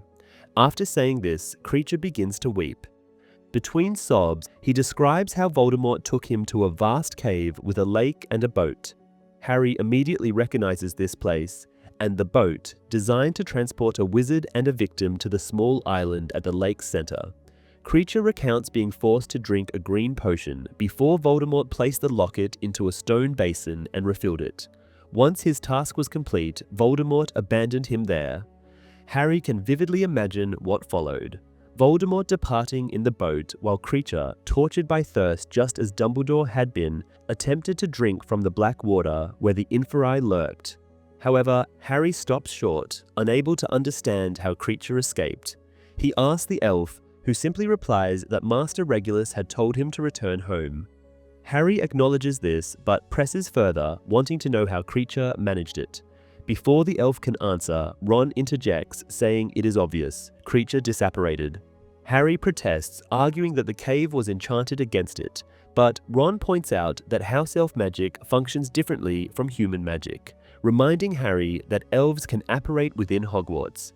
Harry struggles to believe that Voldemort did not realize this, but Hermione explains that it makes sense. The Dark Lord would never consider that a creature as insignificant as a house elf could possess magic. He himself did not. Kreacher solemnly states that for elves, their highest purpose is to serve their masters well, and since Regulus ordered him to return home, he did. Hermione remarks that this means Kreacher was a good elf. Kreacher does not respond, but notably, he does not insult her either. Harry then asks what Regulus thought of all this. Kreacher replies that Regulus appeared deeply troubled and forbade him from leaving the house, insisting he needed to remain hidden. Then, one day, Regulus ordered Kreacher to take him to the cave, and Kreacher obeyed. In horror, Harry asks if Regulus forced Kreacher to drink the potion, but the elf shakes his head. It was Regulus himself who drank it, having first commanded Kreacher to swap the locket for a fake one, and then, upon escaping, to destroy the real one. Hearing this, Hermione looks as though she wants to embrace the elf, but Kreacher recoils in disgust, once again calling her a mudblood. Harry immediately reprimands him. Realizing he has disobeyed an order, Kreacher begins to bang his forehead against the floor. Hermione pleads with Harry to stop him, and Harry does so. As Kreacher lies on the floor, weeping for his lost master, Harry feels an unexpected surge of pity for him. However, he knows he must hear the rest of the story. He asks Kreacher what happened next and whether he succeeded in destroying the locket. The elf, still sobbing, confesses that he tried everything he could think of, but the locket remained unscathed. He realized that it needed to be opened, but no matter how hard he tried, he could never manage it. Kreacher believes he has failed Regulus and weeps even harder. Hermione, her own eyes glistening, now knows better than to try and comfort him with a touch. Harry now says he cannot comprehend Kreacher's actions. Voldemort has tried to kill him, and Regulus has died attempting to stop the Dark Lord, yet Kreacher has willingly assisted Voldemort in luring Harry to the Ministry of Magic on the night Sirius perished. Hermione responds, explaining that elves do not perceive things the same way wizards do. If anything, they are more devoted to those who treat them kindly, which Bellatrix and Narcissa undoubtedly did when Kreacher went to them, unlike Sirius, who never even pretended to like the elf. She adds that what Voldemort has done to Kreacher is not unusual, as wizards have been mistreating their elves for centuries. Harry observes the weeping elf, recalling how Dumbledore once told him the same thing. He then turns to Kreacher. He wants to be compassionate, yet he also needs to give a command that the elf cannot deliberately misinterpret. He instructs Kreacher to find Mundungus Fletcher and bring him back to the house so they can interrogate him. He explains that they intend to complete the mission Regulus started, ensuring Kreacher's old master did not die in vain. The elf repeats the order to confirm he understands, then states he can do it. Harry reaches into his drawstring pouch and removes the fake Horcrux. He tells Kreacher it belonged to Regulus and that he believes it should now be his. The elf breaks down in uncontrollable sobs, and it takes considerable time for Harry, Ron, and Hermione to calm him. Once he finally does settle, he retreats to his cupboard to place the treasured heirloom, his own piece of Black family history, and makes the trio swear they will prioritize protecting the necklace while he is away searching for Mundungus. He then bows not only to Harry, but to Ron as well, and even gives Hermione a curt nod before disapparating. In the film, it is Ron, rather than Harry, who first notices Regulus's full name on the door and makes the connection while Harry remains in Sirius's room. Although Hermione also casts the spell in the movie to ensure they are alone, it is revealed that Kreacher has been in the house all along. In the novel, he is at this point working at Hogwarts, but since this scene was omitted from the previous film, the narrative is now altered to state that Kreacher never left 12 Grimmauld Place. While Harry, Ron, and Hermione encounter the real Horcrux during the events of Order of the Phoenix in the movie, it is Kreacher who informs them that the locket was in the house before Mundungus stole it. Chapter 11. The Bribe. Harry reasons that if Kreacher is able to escape a lake full of Inferi, capturing Mundungus should not take him long either. Unfortunately, this assumption proves overly optimistic, as the elf does not return that morning, nor does he appear in the afternoon. By the time dinner arrives, Harry is feeling quite anxious. The stale bread Hermione serves as supper does little to improve his mood. Kreacher remains absent for the next 2 days, but they do receive other visitors. 2 cloaked men appear on Grimmauld Place, staring intently towards number 12, though they are unable to see or enter it. Ron concludes they must be Death Eaters and questions whether they are aware that Harry and his friends are inside. Harry thinks they are not, as if they knew they would have sent Snape in to capture them. Ron wonders if Moody's curses have prevented Snape from revealing the secrets of the former headquarters. Hermione agrees, reasoning that if they had not, Snape would have already told the Death Eaters where the house was, making them secret keepers and thereby allowing them to enter. She speculates that the 2 men outside are merely keeping watch in case Harry turns up, as it is no secret that he inherited the house. The presence of Death Eaters outside further dampens the already tense atmosphere inside. Isolated from the wizarding world and without any news, they feel completely alone. Ron, in particular, struggles with the confinement, developing a habit of playing with his Deluminator, which irritates Hermione as she tries to read the tales of Beedle the Bard. On the 3rd night after Kreacher's departure, Hermione snaps at Ron when the lights suddenly go out. Prompting an apology from him, she tells him to find something useful to do, to which Ron retorts by asking if he should also be reading children's stories. Hermione insists that Dumbledore must have left the book to her for a reason, and Ron counters that the same applies to the Deluminator. Harry, growing impatient with their bickering, decides to leave the room. He heads for the kitchen, reasoning that it is the most likely place for Kreacher to reappear. As he descends the staircase leading down to the hall, he suddenly hears the metallic clicking of locks on the door. Instantly alert, he pulls out his wand and hides in the shadows, waiting. A cloaked figure steps inside and, upon seeing Dumbledore's spectral guardian, calmly states that he was not the one who killed the headmaster. As the illusion vanishes, Harry aims his wand at the newcomer and orders him not to move. His command awakens Mrs. Black's portrait, which erupts into its usual shrieking tirade about mudbloods. The noise draws Ron and Hermione down to investigate. The man in the hall raises his hands and identifies himself as Lupin. Hermione, visibly relieved, silences the portrait, but Harry keeps his wand trained on him. Lupin steps forward, stating his full name, along with the nickname he used in creating the Marauders map. He then adds that he taught Harry how to summon a Patronus and that Harry's takes the form of a stag. At last, Harry lowers his wand, explaining that he has to be certain. Lupin agrees, advising Ron and Hermione to be more cautious in the future. Though visibly exhausted, Lupin appears glad to see them. The trio quickly ask if everyone is safe, and he reassures them that they are, though all known members of the Order of the Phoenix are under surveillance. He reveals that he too has seen the Death Eaters outside, but explains that apparating directly onto the topmost stair outside the door, as he has just done, allows one to bypass detection and arrive safely inside the Fidelius charm. They move to the kitchen, where Lupin produces several bottles of butterbeer. He admits that he would have come sooner, but it took him 3 days to shake the Death Eaters tailing him. He then asks if Harry and the others came straight here from the wedding. Harry recounts their attack on Tottenham Court Road, which shocks Lupin. He cannot understand how the Dark Wizards found them. Hermione suggests that Harry might still have the trace, but Lupin agrees with Ron that this is highly unlikely. He even uses the same argument Ron did. If the trace was still active, the Death Eaters would already know Harry is in the house and would have attempted to enter. Harry asks what happened after the Death Eaters raided the wedding, and Lupin explains that Kingsley's warning saved many lives. Hermione inquires whether the attackers were Ministry officials or Death Eaters, and Lupin grimly replies that there is little difference now as Voldemort has taken control of the Ministry of Magic. He reveals that the Death Eaters did not know Harry was present at the wedding.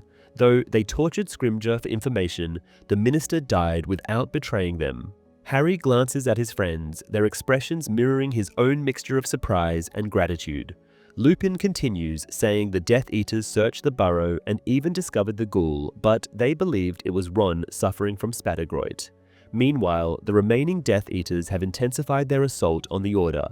No one has been killed, he quickly assures them, but things have become brutal. Daedalus Diggle's house was burned to the ground, though he was fortunately not inside. Ted and Andromeda Tonks were tortured with the Cruciatus Curse. Harry, recalling the extensive protection surrounding the Tonks' home, asks how the Death Eaters even managed to get in. Lupin explains that with the Ministry now at Voldemort's disposal, they have access to all its resources. Worse still, they have abandoned all pretense. There is no longer any secrecy. They are openly attacking and torturing people in their search for Harry. Hermione asks if they even bother providing an excuse for their actions. Lupin hesitates before pulling out a copy of the Daily Prophet. The headline insinuates that Harry was involved in Dumbledore's death, and the Ministry has issued a warrant for his arrest. Without a word, Harry pushes the newspaper away, unwilling to read it. Hermione concludes that the Prophet is under the Death Eaters' control too, and Lupin confirms this. Hermione now states that, despite the Daily Prophet failing to report it, people must have noticed what is happening. However, Lupin replies that it all unfolded very smoothly. According to the official statement, Scrimgeour has retired, while the new Minister for Magic, Pius Thickness, is under the Imperious Curse. Ron asks why Voldemort wouldn't simply take the position himself, but Lupin explains that he does not need to. He already controls the Ministry without having to manage the day-to-day issues of being a politician. Though some people have figured out what is going on, Lupin continues, they only whisper about it, too afraid to act. These individuals, now uncertain about whom to trust or what to believe, are powerless. but they would surely rebel if the Dark Lord were to declare himself Minister for Magic. He adds that suggesting Harry might have killed Dumbledore is a stroke of genius, as this way the anti-Voldemort movement loses not one but both of its heroes. Lupin continues instructing them to turn to page 2 and read. Hermione does so aloud. The article states that the Ministry of Magic is initiating a new survey to determine how Muggle-borns acquired magic. It asserts that recent evidence proves magic can only be inherited, meaning that true witches and wizards can only be born from magical parents. If an individual cannot prove such parentage, they are likely to have stolen their powers and must be removed from wizarding society. As a result, every Muggle-born is now legally required to attend a hearing to establish whether they possess magic lawfully. Ron insists that people won't allow this, but Lupin points out that it is already happening. Ron protests that it makes no sense, as stealing someone's magic is impossible. Lupin agrees, but explains that the Ministry does not care. Any witch or wizard unable to prove a close magical relative will face punishment. Ron asks whether it would suffice to claim Hermione is his cousin, and while she appreciates the thought, she points out that as they are currently on the run with Harry Potter, who is now a wanted man, her Muggle-born status is the least of her concerns. She then asks what will happen to Hogwarts. Lupin explains that attendance is now compulsory, which may seem like a minor change, but this way the Ministry can keep watch over all students from the age of 11. Furthermore, before first years can begin their education, they must provide the same proof as adult wizards to show they are not Muggle-born. Harry is furious at the thought of children excited to learn magic being denied the opportunity to attend Hogwarts. He tries to express his feelings, but fails. However, Lupin appears to understand him completely. The wizard then shifts the topic, saying that the Order of the Phoenix assumes Harry has a mission from Dumbledore. Harry confirms this, but when Lupin asks if he can share any details, he apologizes and refuses. Lupin then asserts that he could still be useful, providing protection and possibly advice. Harry, though unsure how they could keep the mission secret if Lupin were with them constantly, is tempted. Hermione asks what Tonks thinks about this, pointing out that Lupin is now married. Lupin states that Tonks will be safe with her parents. His voice is oddly cold as he says this, and Harry finds it strange that Tonks, who loves action, would willingly go into hiding. Hermione asks if everything is alright between them, and Lupin sharply replies that it is. Then, somewhat reluctantly, he tells them that Tonks is pregnant. The three of them congratulate him enthusiastically, but Lupin only offers a forced smile before once again asking to join them. He adds that Dumbledore, who once entrusted him with teaching them defense against the dark arts, would surely not object to the arrangement now when they are likely to encounter more dark magic than ever before. Harry seeks clarification, asking whether Lupin really intends to leave Tonks behind to accompany them. The wizard states almost indifferently that his wife will be perfectly safe, adding that Harry's father would have wanted him to protect his son. Harry disagrees, arguing that James would likely question why Lupin would abandon his own child. Lupin goes pale and declares that marrying Tonks was a mistake, one he made against his better judgment. Harry notes that apparently Lupin's solution is to leave his pregnant wife behind and run off seeking adventure. The wizard jumps to his feet, explaining agitatedly that he has just made his wife an outcast. Though Harry has only ever seen Lupin among friends, the wider wizarding community still despises werewolves, treating them as second-class citizens. Even Tonks's family fears him. And now there is a child, he adds. He continues, stating that werewolves rarely have children, and for good reason. He suspects the baby will be a werewolf too, and he feels immense guilt for condemning an innocent, unborn child to that fate. If the child does not inherit his condition, he believes they will be ashamed of having a werewolf for a father. Hermione insists that no one would be ashamed to have Lupin as a father, but Harry contradicts her, saying that he would be. Now furious, he tells Lupin that if the Ministry can punish people simply for being Muggle-born, then a child whose father is both a werewolf and a member of the Order is in extreme danger. Harry argues that his father died protecting him, yet Lupin believes James would advise him to abandon his own child. Lupin is now enraged, demanding to know how Harry dares speak to him like that. Hermione tries to intervene, but to no avail. Harry accuses Lupin of following in Sirius's footsteps, seeking adventure rather than facing reality. He adds that he never thought the same Remus Lupin, who taught him how to fight Dementors, would be a coward. Lupin moves so quickly that Harry barely has time to reach for his wand before the spell hits him. He is flung backwards, colliding with a wall.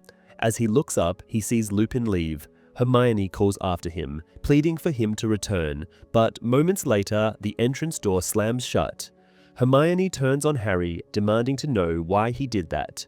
Harry snaps at her, prompting Ron to raise his voice in turn. Hermione steps between them, begging them not to fight. Ron, in a somewhat calmer tone, tells Harry he should not have said those things.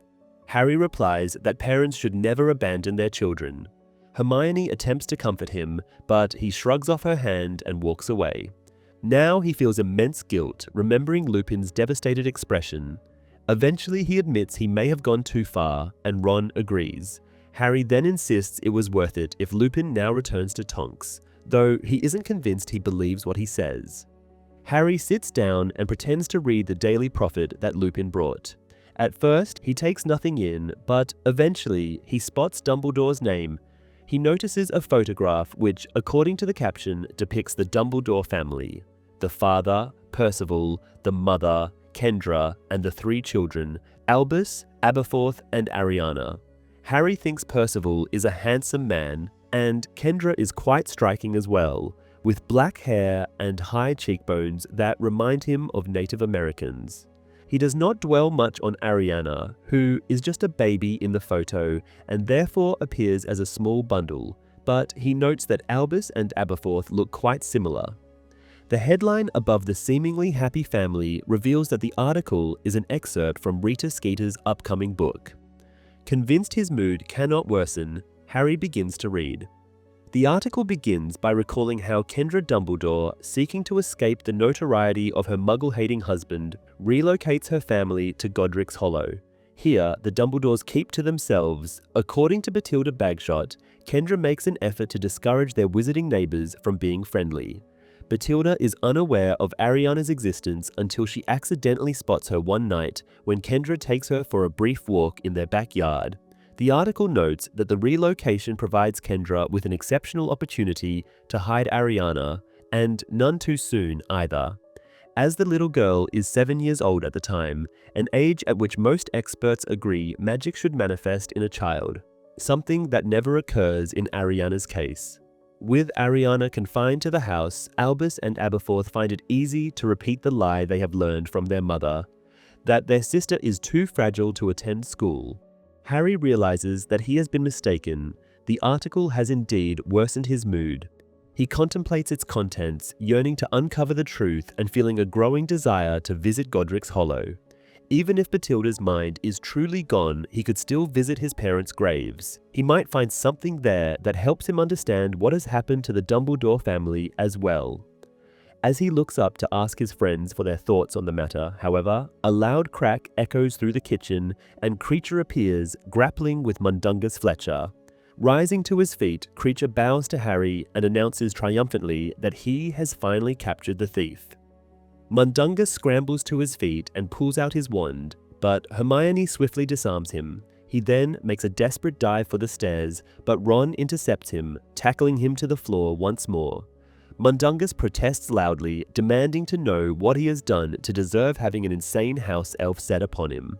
Harry draws his wand and aims it at Mundungus, allowing Ron to release him and stand up. Kreacher apologizes for the delay, explaining that Mundungus had numerous hiding places, but he has ultimately succeeded in capturing him. Harry praises Kreacher for his efforts, and the elf bows in response. Turning his attention back to Mundungus, Harry states that he has a few questions. Mundungus immediately launches into a defense, insisting that he panicked when he saw Voldemort and never wanted to be part of the operation in the first place. Harry, however, clarifies that it is not about the night Mad Eye died, although he pointedly adds that Mundungus was the only one who fled. Assuming the matter concerns the stolen silver goblets, Mundungus tries to explain, but Harry informs him that he is wrong again, although getting close. The thief argues that Sirius did not care about him taking things, prompting Kreacher to strike him over the head with a heavy saucepan. Harry instructs Kreacher to stop, but the elf politely asks if he may hit Mundungus once more for good measure, causing Ron to laugh. Harry explains to Kreacher that they need Mundungus conscious to answer questions, but if persuasion is necessary, he counts on Kreacher's pan to assist. Harry then demands to know what became of the locket Mundungus stole. The thief hesitates, asking if it is valuable. Hermione interprets this to mean that he still has it, but Ron understands him better. Mundungus does not have the locket anymore, he just wants to know if he could have sold it for a higher price.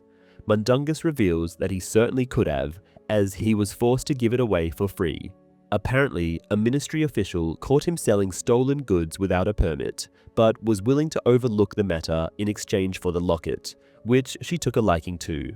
Harry demands to know her identity, and Mundungus admits that he does not know her name, but he can describe her: a short, stout woman, wearing a bow on her head and resembling a toad. Harry immediately recognizes the description. The shock causes him to lower his wand, inadvertently striking Mundungus on the nose and setting his eyebrows alight. Hermione quickly extinguishes the flames using the Aguamenti spell. As Harry looks at his friends' astonished faces, he thinks he feels the scar on his hand hurting. What Lupin only tells Harry and his friends in the book, the film actually depicts. Viewers see Death Eaters raiding the Hogwarts Express, as well as the new Minister for Magic, Pius Thickness, delivering a speech outlining the changes in the wizarding world regarding Muggleborns. Lupin's visit to 12 Grimmauld Place is omitted entirely from the film, along with the subplot concerning his intention to abandon his family. A notable alteration is that not only Kreacher but also Dobby appears, with the two house elves working together to capture Mundungus. This marks Dobby's first live-action appearance since the Chamber of Secrets, yet, curiously, movie Harry does not react to seeing him at all. Chapter 12: Magic is Might. Even though the inhabitants of Grimmauld Place have long since accepted the mistake in numbering, skipping 12, and making numbers 11 and 13 neighbors, the anomaly has lately become a subject of great interest. Every day, people appear on the pavement staring at the point where the two houses are joined together for hours. Occasionally, they start across the road excitedly, then hesitate and return to watching. These visitors, though varying in appearance, seem to share the same fashion sense, all wearing long cloaks. However, this is not something Londoners would find particularly unusual. On the first day of September, instead of the usual 2, there are 6 cloaked figures standing and observing, though whatever they are waiting for does not occur as the day progresses. Early in the evening, there is a moment of excitement, but the Death Eaters quickly regain their composure. Meanwhile, Harry enters the hall, closing the door behind him.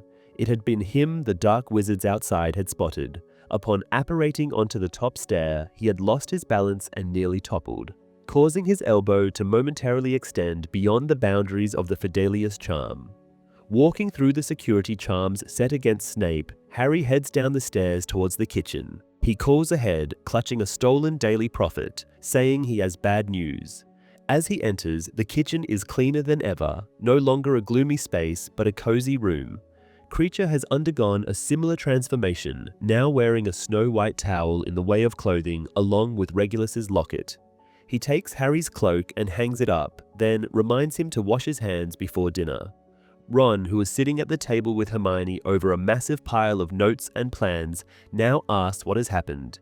Harry throws the copy of the Daily Prophet onto the table, and his friends exclaim aloud, "No!" in unison. The headline informs them that Severus Snape, a long-time teacher at Hogwarts School of Witchcraft and Wizardry, has been appointed headmaster.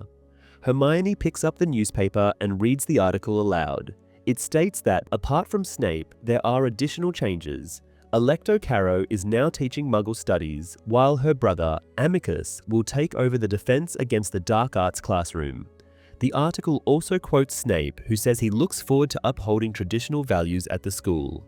At this point, Hermione jumps up and swears most uncharacteristically before running out of the kitchen.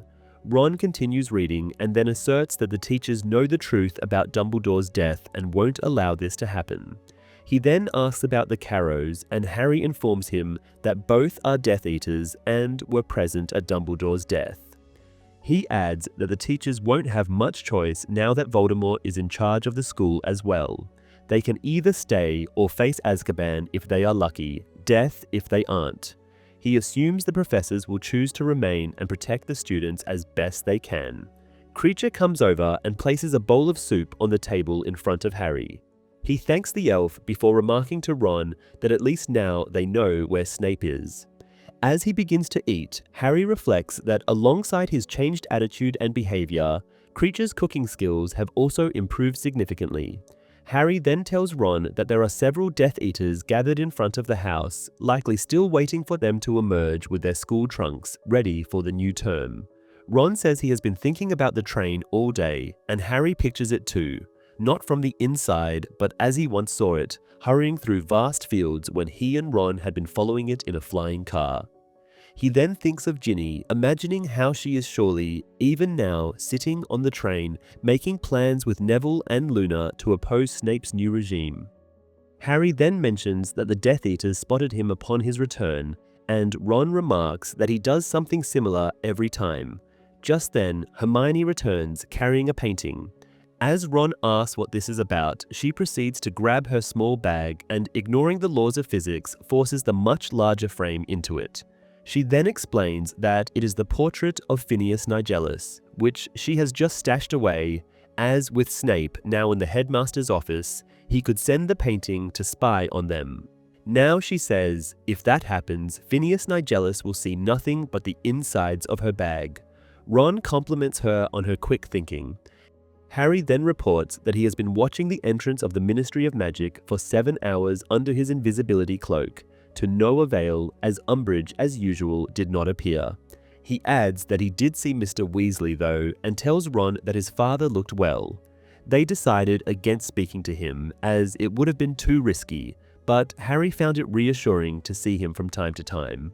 Ron now reminds Harry that, according to his father, most ministry workers commute via the Flu network, and Umbridge, thinking herself far too important to walk, surely does the same, which is why they never see her arriving or leaving. Hermione asks about two people, a witch and a wizard, and Ron adds that the wizard must be working for magical maintenance. This is new information for Hermione, who berates Ron for holding something potentially crucial back. They argue about this for a while, with Hermione pointing out that the Ministry of Magic, where they are planning to sneak in unnoticed, is the most dangerous place imaginable for them. But Harry silences them both, saying they should do it the next day. Hermione assumes he must be joking, but Harry explains that they won't gain any more information by lurking around the ministry than they already have, and the longer they wait, the greater the chance that Umbridge will dispose of the locket. After all, he reminds Hermione that the thing does not open, making it useless as jewelry. Ron suggests that Umbridge might have discovered how to open it, and that the piece of Voldemort's soul could now be possessing her, but Harry says that in her case it would not make much of a difference. Hermione remains unconvinced, but Harry insists they already have all the necessary information. Apparating is now forbidden there. Only the highest-ranking ministry officials can access the Flu network, they know the location of Umbridge's office, and they need tokens to enter the ministry. Hermione objects, pointing out that they have yet to acquire any of those, but Harry argues that if everything goes according to plan, they will obtain them. For the past 4 weeks, they have been staking out the Ministry of Magic's entrance, gathering information bit by bit, eavesdropping, and mapping the movements of ministry employees. Harry now feels the time has come to act, although he is far from confident, a sentiment he sees mirrored on his friends' faces. Ron, now considering the idea of going in the next day, suggests that only he and Harry should do it. Hermione, sounding weary, reminds him that they have discussed this repeatedly. Ron persists, pointing out that she is now a criminal, as her name appears on the list of Muggleborns who failed to attend their mandatory ministry hearing. Hermione counters that Ron should stay back since he is supposed to be confined to his room at the Burrow, dying of spattergroit. She then adds that the one who really ought to remain at home is Harry, who now has a bounty of 10,000 galleons on his head. Harry shrugs, saying he is fine with that, as long as Ron and Hermione send word once they have defeated Voldemort. His friends laugh at this. At that moment, pain sears through his scar, and his hand instinctively flies to his forehead.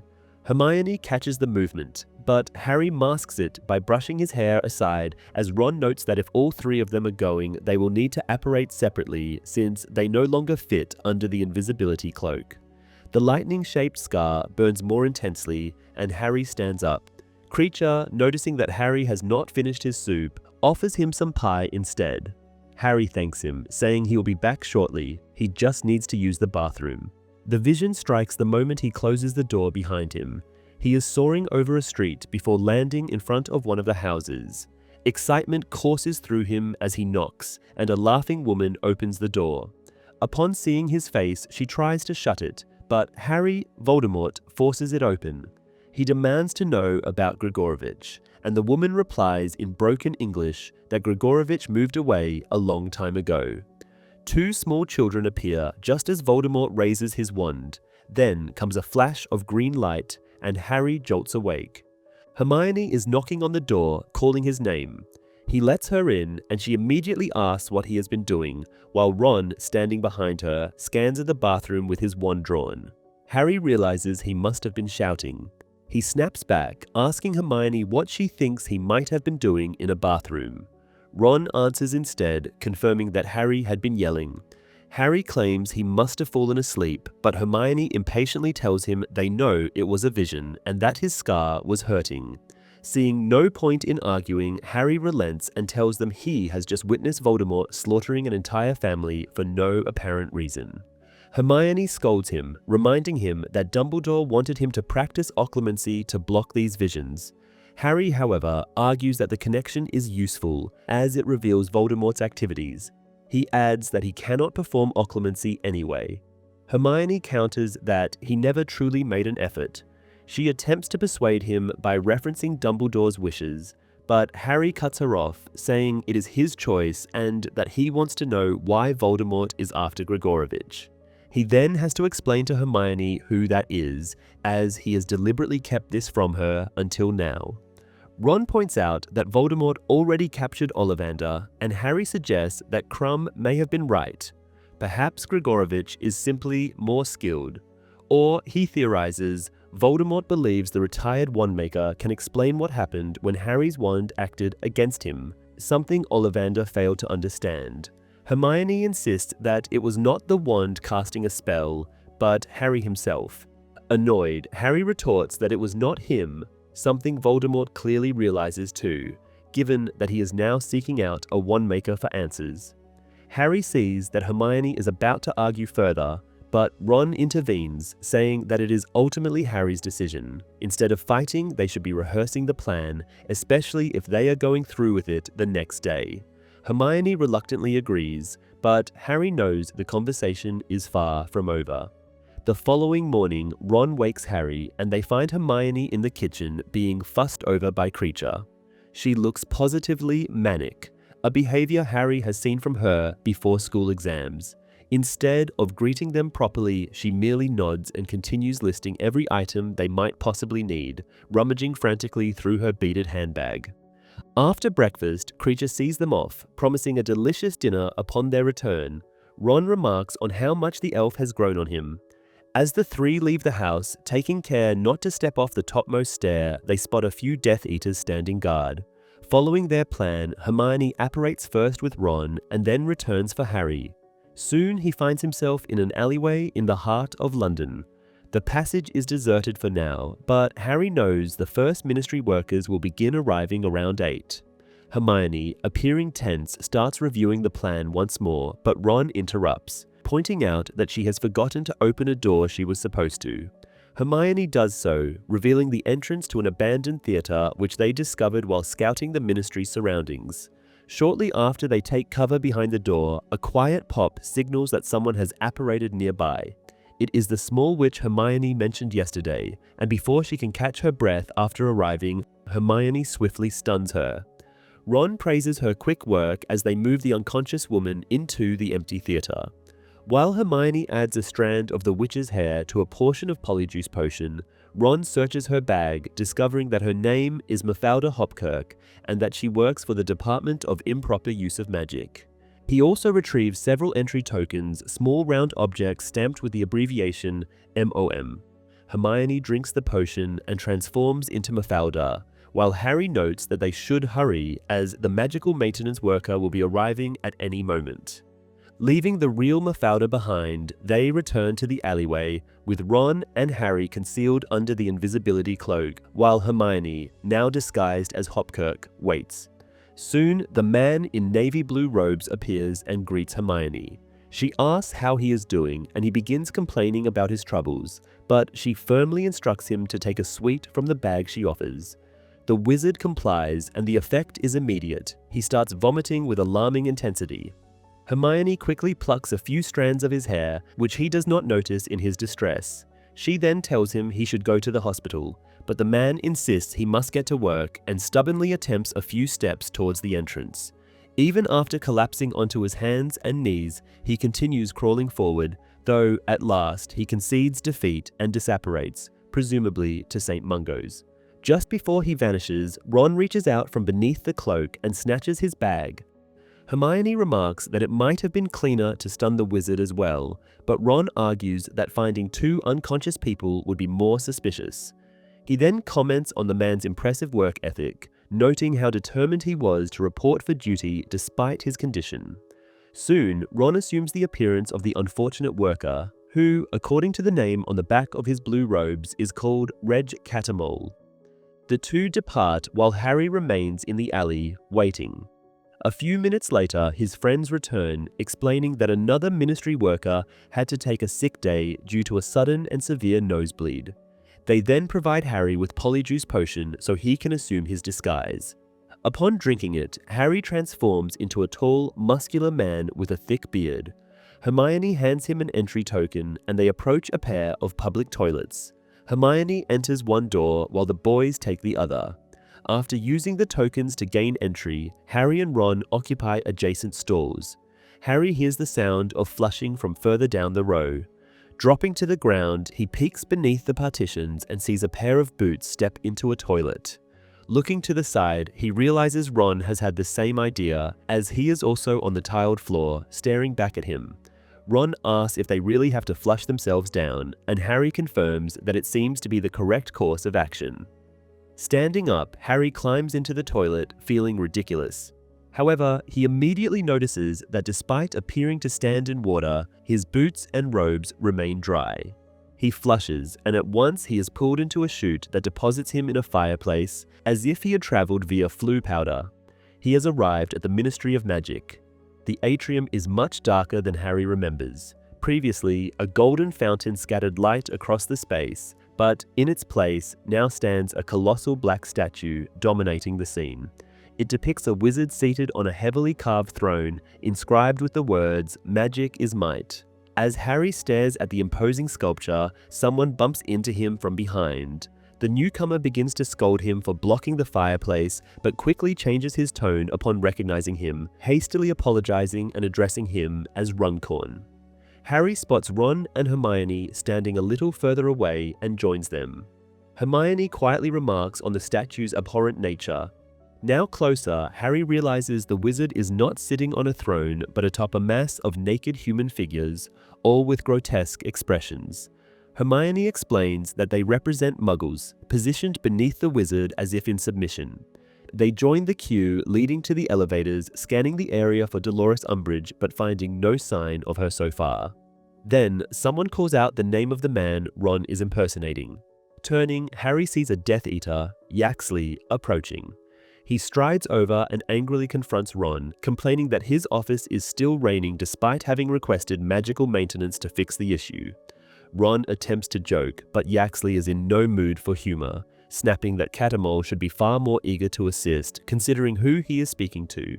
He then adds that he is on his way to interrogate Mrs. Catamole for being Muggle-born. Ron says he understands the implications, but Yaxley makes them explicit. If the issue is not resolved within an hour, Mrs. Cattermole will be sent to Azkaban. He then turns to Harry and smiles, prompting Harry to assume that Runcorn likely would have enjoyed the exchange. Without another word, Yaxley leaves. Ron, Harry, and Hermione step into an elevator, which departs with just the three of them inside. Ron asks what he should do. Harry offers to accompany him, but Ron refuses, arguing that they cannot afford distractions. He insists he will handle Yaxley's office while Harry and Hermione continue searching for Umbridge. Hermione begins explaining various counter-jinxes Ron could use to halt the rain, while Ron rummages through his pockets for a quill, intending to take notes. Just then, the lift stops and the familiar disembodied voice announces their arrival at Level 4, the Department for the Regulation and Control of Magical Creatures. As the metal grills slide open, several people enter, accompanied by a few enchanted purple paper aeroplanes. One of the wizards congratulates Harry on capturing someone named Dirk Cresswell, remarking that this will surely secure him Cresswell's former position in Goblin Liaison. Unsure how to respond, Harry merely offers a brief smile. When the lift stops again, they have reached Level 2, home to the Department of Magical Law Enforcement. Hermione gives Ron a gentle nudge, prompting him to step out, followed by the other occupants, leaving only Harry and Hermione inside.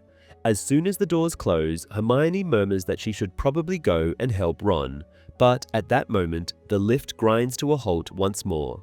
Standing before them, clutching a clipboard and sporting a black bow in her hair, is Dolores Umbridge.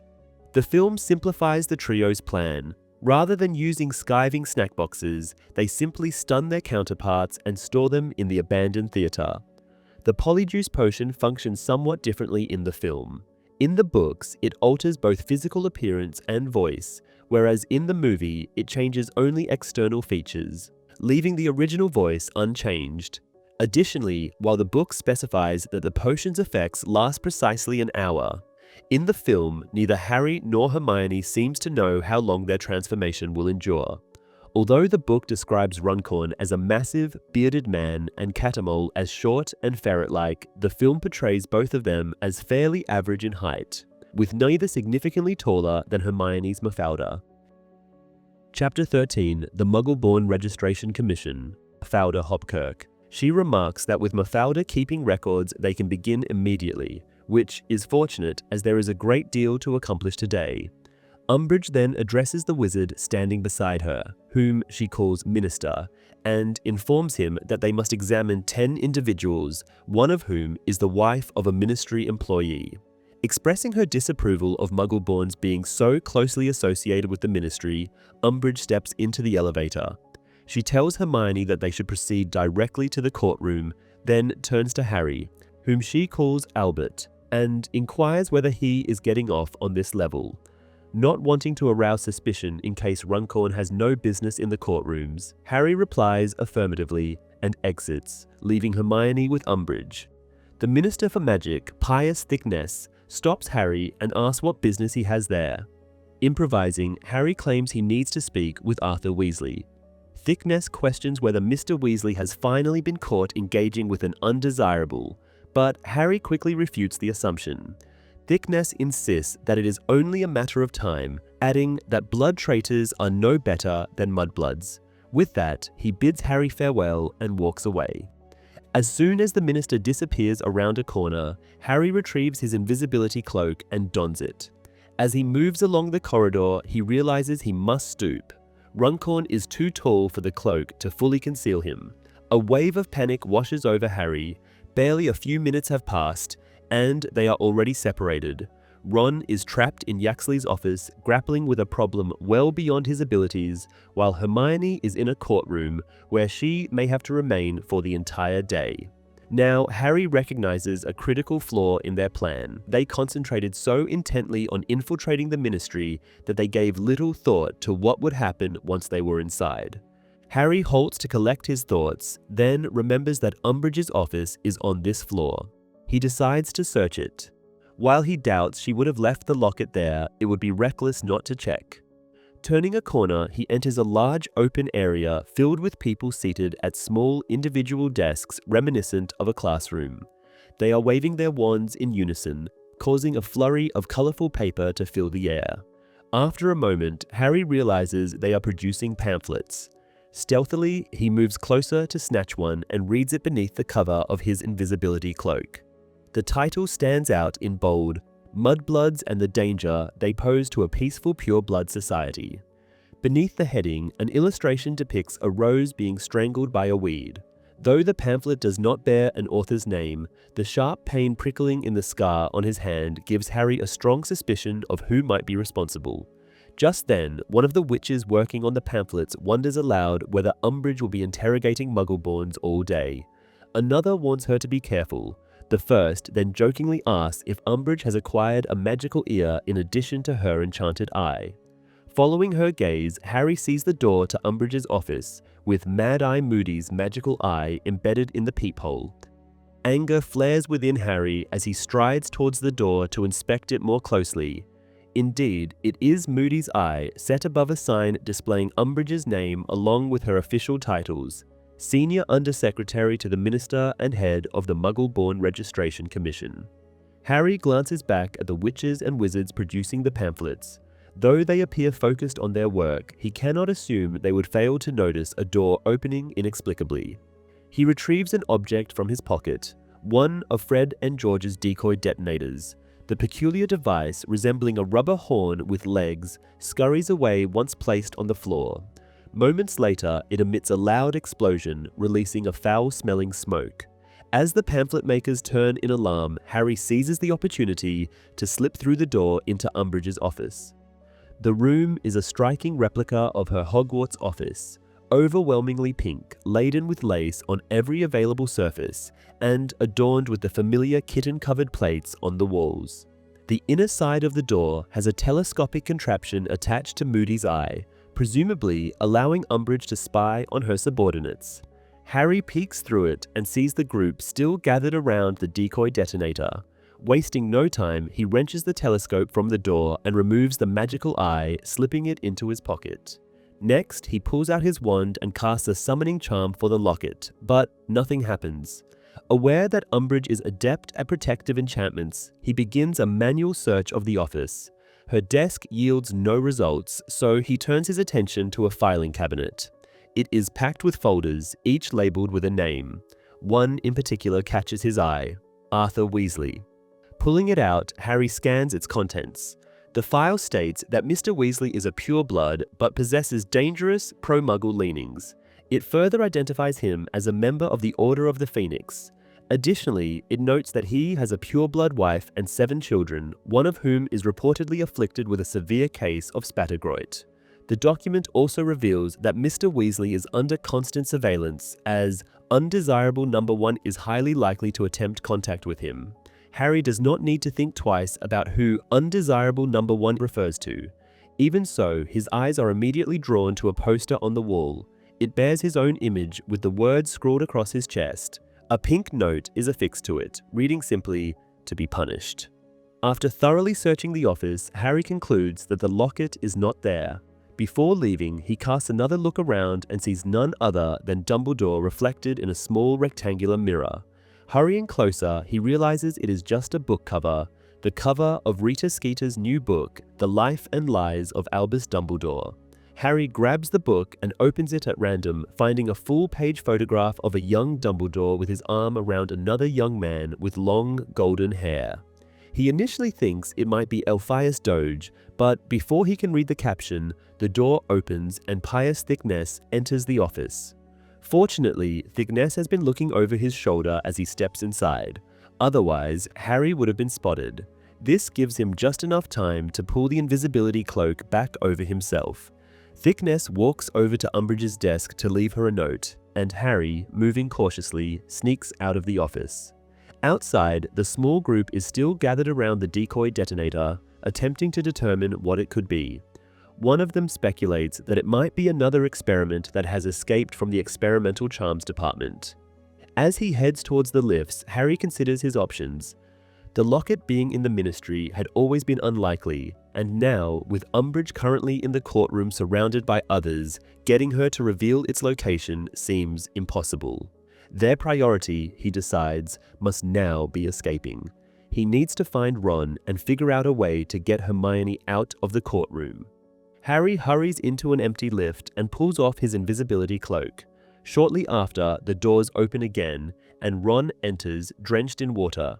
Not recognizing Harry at first, Ron mutters a distracted greeting before Harry reminds him who he is. Ron then asks where Hermione is, and Harry begins to answer, but he is interrupted by the arrival of other people. An elderly witch and Mr. Weasley. The wizard is engaged in conversation with the woman, but abruptly stops when he notices Harry. The look of open contempt Mr. Weasley gives him is unsettling. The lift begins to descend. Mr. Weasley greets Ron, believing him to be Reg Catamol, and, after hearing what he is working on, suggests a counter-jinx that has worked before in similar situations. Ron thanks him and leaves the lift. Harry wants to follow him, but Percy Weasley steps in at that moment, blocking his exit, focused on some papers. Percy does not even realize that his father is in the lift with him until they are moving again, at which point he leaves promptly at the next stop without saying a word.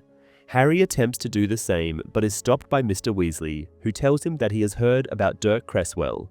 Looking at Harry, Mr. Weasley declares that Cresswell is a much better man than he is, and if he escapes from Azkaban, he will surely have his revenge. Harry, unable to come up with a response, tells Mr. Weasley that he is being followed, which the wizard takes as a threat. He walks away angrily, and Harry wishes he had taken on the appearance of someone other than Runcorn. Deciding to rescue Hermione alone while Ron continues in Yaxley's office, Harry pulls the invisibility cloak back over himself and exits the lift on the floor where Hermione is trapped. This part of the ministry appears older than the other levels, with stone walls instead of wooden panels. As he walks down the corridor, he considers the best way to reach Hermione. He still has a few decoy detonators, but he wonders if he could simply walk in and request a word with Mafalda Hopkirk. That, of course, would only work if Runcorn is high enough in the ministry's hierarchy to make such a demand. Too late, Harry realizes what the chilling cold creeping up on him means. As he turns a corner, he sees them, tall, hooded figures with obscured faces, Dementors. They are guarding the Muggle-borns waiting outside the courtroom for their sentencing. Harry knows he cannot summon his Patronus now, he must remain hidden. However, the invisibility cloak offers no protection against the despair that the Dementors exude. The sensation seeps into him, extinguishing every positive thought. As he moves forward, the Dementors turn their heads towards him. They cannot see him, but they can sense the small spark of hope he still carries. The courtroom door opens and a man is dragged out by Dementors, screaming that he is a half-blood, not a Muggle-born, and that his father was a famous broom designer whom Umbridge only needs to look up. Umbridge, however, coldly declares that if he does not stop yelling, he will be subjected to the Dementor's kiss. That silences him immediately. At her command, he is taken away. Next, Mary Catamol, the wife of the wizard Ron is impersonating, is called into the courtroom. She is small and looks utterly terrified. Perhaps not wanting her to enter alone, Harry slips in behind her. This room is not the same one in which Harry had his disciplinary hearing for underage magic. It is a smaller chamber with a high ceiling. Dementors are swarming inside as well. At the far end, on a raised platform, Umbridge sits with Yaxley beside her and Hermione at her other side. A bright cat glows nearby. It is a Patronus, shielding Umbridge and her associates from the Dementor's despair. Only the Muggle-borns are expected to suffer. Umbridge orders Mary Catamol to sit, and the moment she does, chains emerge, binding her arms to the chair. Umbridge confirms Mary's full name, then asks if her husband is Reginald Catamol of the Magical Maintenance Department. Mary confirms this and adds that he should be there, as he had promised. Umbridge then states that Mary has 3 children, to which Mary responds that they are frightened, fearing she may never return home. Yaxley sneers, stating that they do not care about the children of mudbloods. Meanwhile, Harry carefully moves towards the podium. The moment he crosses into the protective glow of the Patronus, he feels the warmth it provides, shielding him from the Dementor's influence. He is sure the cat Patronus belongs to Umbridge, and that it shines so brightly because she is happy, enjoying her cruelty. Reaching Hermione, Harry considers using the Muffliato charm, but it is unnecessary. When Umbridge raises her voice, he whispers her name. Hermione startles, but both Yaxley and Umbridge are focused on the sobbing Mary Cattermole. Umbridge describes Mary's wand and demands to know from which wizard or witch she stole it. Mary protests, saying she did not steal it. She bought it at age 11 after it had chosen her. Umbridge laughs and leans forward. Something golden slips from beneath her robes, Slytherin's locket. Both Harry and Hermione notice it immediately. Oblivious, Umbridge continues, claiming that wands only choose pureblood witches or wizards, so Mary's wand could not have chosen her. She instructs Hermione to hand her some forms. Hermione obliges, and as she does, she compliments the locket. Umbridge, preening, claims it is an heirloom of the Selwyn family, to whom she is related. She adds that she is connected to many pureblood families, something Mary Cattermole cannot say. Reading from Mary's file, she gleefully declares that her parents were greengrocers. The blatant lie that a stolen trinket proves her blood status fills Harry with fury. Without hesitation, he raises his wand and stuns Umbridge. The cat Patronus vanishes and the courtroom is immediately flooded with the Dementor's chilling presence. Yaxley, caught off guard, reaches for his wand, but Harry stuns him before he has a chance. Hermione gasps Harry's name, but she is not about to scold him. She warns him. Without the Patronus to protect them, the Dementors creep closer. One has already reached Mary Cattermole, forcing her chin up as it prepares to administer the Dementor's kiss. Harry summons his own Patronus, the Silver Stag. It radiates a far warmer and more powerful light than Umbridge's cat as it charges at the Dementors. The hooded figures retreat immediately. Harry instructs Hermione to grab the Horcrux while the stag gallops around Mrs. Cattermole, shielding her. Now, out of the invisibility cloak, he rushes to the woman, who is shocked to see that Albert Runcorn, the very man who submitted her name to the commission, is now saving her. Harry absently states that he has changed his mind, struggling to free her as his first spell fails to break the chains. He asks Hermione how to remove them, but she insists she needs a moment. Harry reminds her they are surrounded by Dementors, but she argues that they cannot simply take the Horcrux. They must duplicate the locket so Umbridge will not get suspicious. Once she completes the task, Hermione joins Harry and Mrs. Cattermole, and upon finding the correct spell, successfully releases the woman, who's still utterly confused. Harry tells her that they will help her escape, but she must pack her belongings and go into hiding, even leave the country if necessary. Hermione then asks how they are supposed to get past the corridor filled with Dementors, and Harry responds that they will use Patronuses. She attempts to conjure one, but fails, prompting Harry to tell Mrs. Cattermole that Hermione is brilliant. This one spell is simply beyond her. Determined to prove him wrong, she immediately produces a silvery otter which joins the stag. Once outside, the Dementors scatter before the Patronuses. Harry tells the group awaiting trial that the plan has changed. They must return home and go into hiding, keeping out of the Ministry's reach as best they can. He instructs them to follow the Patronuses to the atrium. Harry realizes that arriving at the atrium with two Patronuses and a group of supposed criminals might attract unwanted attention, but there is no turning back now. An elevator arrives, and as the grills open, Mrs. Cattermole spots Ron. Mistaking him for her husband, she runs to embrace him, breathlessly recounting everything that has happened before, suddenly asking why he is so wet. Ron bluntly replies that he is wet from water. He then turns to Harry and informs him that they have been exposed. The Ministry's intruder alert has been activated. He estimates they have only 5 minutes before the entire building is locked down. At this, Hermione's Patronus vanishes. Harry quickly instructs the group to pair up. Anyone without a wand must join someone who still has one. The crowd fills 2 elevators and they begin their ascent. Upon reaching the atrium, Harry immediately knows they are too late. The space is swarming with people working to seal the fireplaces. Hermione urgently asks what they should do, and Harry raises Runcorn's voice, thundering a commanding, "Stop!" The wizards obey and one asks him what is happening. Harry asserts that his group must leave before the Ministry is fully locked down. Someone objects, saying they have been ordered not to let anyone out. Harry bellows at the man, demanding to know how he dares contradict him and whether he would like his family tree examined the way Dirk Cresswell's had been. The wizard hastily apologizes, muttering something about the group needing their blood status confirmed. Harry declares that they all have pure blood, purer, in fact, than the wizard who is still questioning him. He then instructs the Muggleborns to leave, and they comply. At that moment, however, the real Reg Catamol appears, followed closely by Yaxley, who immediately shouts for the exits to be sealed.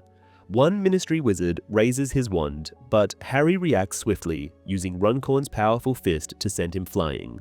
He then turns to Yaxley, claiming the wizard had been aiding Muggleborns in their escape. Seizing the distraction, Ron ushers Mrs. Catamol away, while the real Reg loudly demands to know who has been impersonating him. Yaxley quickly pieces together what has happened. Harry grabs Hermione and pulls her into a fireplace just as Yaxley fires a spell at them. Moments later, they reappear inside the public toilets, where Ron is still attempting to explain to Mrs. Catamol that he is not actually her husband. A noise from behind startles them, and when Harry turns, he sees Yaxley emerging from a cubicle. Without hesitation, he seizes Ron and Hermione and disapparates. They arrive at Grimmauld Place, but before Harry can react, a sudden scream rings out, a flash of light illuminates the space, and Hermione yanks his hand once more, pulling him back into the suffocating grip of apparition. Inside Umbridge's office, Harry discovers numerous files concerning his friends and members of the Order of the Phoenix. Interestingly, Dumbledore's file states that he is a half-blood, an inaccuracy as he originates from an old pure-blood family. Unlike in the novel, Harry and Ron descend to the courtroom together without being separated a second time. Additionally, neither Percy nor Arthur Weasley appears at this point in the movie, despite both being present in the corresponding book chapter. Furthermore, in the film, the effects of the Polyjuice potion wear off while they are still inside the Ministry, resulting in not only Yaxley, but the entire security force pursuing them. Chapter 14, The Thief, feeling crushed after the double apparition. As he opens his eyes, he sees the canopy of a forest pierced by golden sunlight. He is lying on what feels like twigs and leaves. Looking to the side, he sees Ron and Hermione, also on their backs. Ron's legs are twitching weirdly. For a fleeting moment, Harry thinks they are in the Forbidden Forest, and though he knows how dangerous that could be, he cannot help but think about sneaking up to Hagrid's hut. Soon, however, he realizes this is not the Forbidden Forest, as the trees appear much younger. He also notices something is wrong with Ron, who is now groaning in pain. As Harry crawls to him, he sees how pale his friend is, a stark contrast to his hair just turning back to red. Harry asks Hermione what has happened, and she explains that Ron has managed to splinch himself. She opens Ron's shirt as she speaks, revealing the source of the blood. Harry has always imagined splinching as something amusing, but now he realizes it is anything but. A chunk of Ron's upper arm is missing. Hermione asks Harry to grab the essence of Dittany from her bag, and he moves to retrieve it. As he reaches inside, he can feel various objects under his fingers: books, clothes, shoes, and other items. To Hermione's urging, he uses a summoning charm to locate the potion. By the time he hands the tiny bottle to her, Ron is unconscious. Hermione asks Harry to open it, as her hands are shaking too much, and then she carefully measures out 3 drops onto the wound. Instantly, the open injury on Ron's arm begins to heal, appearing as if it had been inflicted days rather than minutes ago. Harry finds the effect impressive, but Hermione explains that there are spells that could be even more effective. Only if cast incorrectly, they could cause serious harm. Harry now asks why they are in a forest, as the plan had been to return to Grimmauld Place. Hermione explains that when they left the Ministry, Yaxley had been holding onto her and disapparated with them. Though she managed to shake him off once they arrived, she fears it was too late. Since Dumbledore is dead, and they are all secret keepers now, by accidentally bringing Yaxley to 12 Grimmauld Place, Hermione has essentially revealed the secret to him, allowing him to enter the house and admit others as well. Harry imagines Kreacher cooking for them and waiting in vain for their return. Grim though the house may be, in the past few weeks, it has felt like home to Harry, and he knows they can never go back. Hermione keeps apologizing, but Harry assures her she is not to blame. In fact, he adds, it was likely his fault, showing her the magical eye. He explains how he found and grabbed it, seemingly triggering the intruder alarm in the process. Just then, Ron groans and asks where they are. Hermione answers that she brought them to the first secluded place she could think of, the forest where the Quidditch World Cup was held. Harry recalls the last time Hermione apparated them to a random location and how quickly they were found afterwards, wondering if the Death Eaters used legilimency on her. Ron must be thinking along the same lines as he now asks Harry if they should move on. Looking at Ron, who appears too weak to sit up, let alone travel, Harry decides they should stay for now. Hermione immediately begins casting protective charms and tells Harry to get the tent out in the meantime. Harry is confused until Hermione clarifies that it is in her bag. Harry summons it with a spell, and within seconds he has it out. It is the same tent they used during the Quidditch World Cup. He asks whether it still belongs to Mr. Weasley's colleague, Perkins, and Hermione confirms, adding that Perkins's lumbago is quite severe these days, so he will not be camping anytime soon. Finishing the protective spells, Hermione uses a charm to pitch the tent. She then begins to say that the protection should be effective against ordinary witches and wizards, even if they will not stop Voldemort. But Ron cuts her off harshly, telling her not to say the Dark Lord's name. Harry reminds him of what Dumbledore always said about fearing a name increasing fear of the person. But Ron snaps back, pointing out that using Voldemort's name did not help Dumbledore in the end, and asks Harry to show some respect. Harry is ready to argue, but Hermione stops him with a look. The two of them carry Ron into the tent. Inside, it is just as it had been before, a small apartment with a bathroom and a kitchen. They place Ron on the lower mattress of a bunk bed. Even this seems to drain the last of his energy, and he remains silent for a while. Hermione offers to make tea, pulling a kettle from her small bag. Harry finds the hot drink almost as effective at calming his nerves as fire whiskey had been. After a spell of silence, Ron, apparently gaining some strength from the tea, asks what they think happened to the Catamoles. Hermione believes they might have escaped and could already be leaving the country with their children, adding that this was what Harry advised Mrs. Catamole to do. Ron expresses doubt, saying that based on how people spoke to him when they thought he was Reg Catamole, the man does not seem particularly intelligent. Harry wants to ask Hermione if Mrs. Catamole could even travel by sidelong apparition without her wand, but the affectionate expression on her face as she looks at Ron, concerned about the Catamoles, stops him. It feels like he has walked in on them kissing. After a moment, he pointedly asks Hermione if she has the Horcrux. She confirms she does. Ron is shocked to hear they found it and says they might have mentioned that tiny detail sooner. Hermione pulls it from her pocket and hands it to him. It is slightly larger than the fake one Harry gave Kreacher, bearing an ornate S. Examining it, Ron asks how they can be sure it is still a Horcrux, voicing hope that someone has already destroyed the piece of soul inside. Hermione, however, explains that if that were the case, there would be significant physical damage to the locket.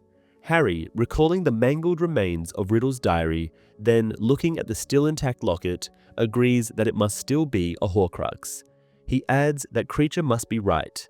They will have to open the locket before destroying it. He casts several spells on it without success, and his friends do the same. After a while, Ron asks if they can feel the locket pulsating slightly.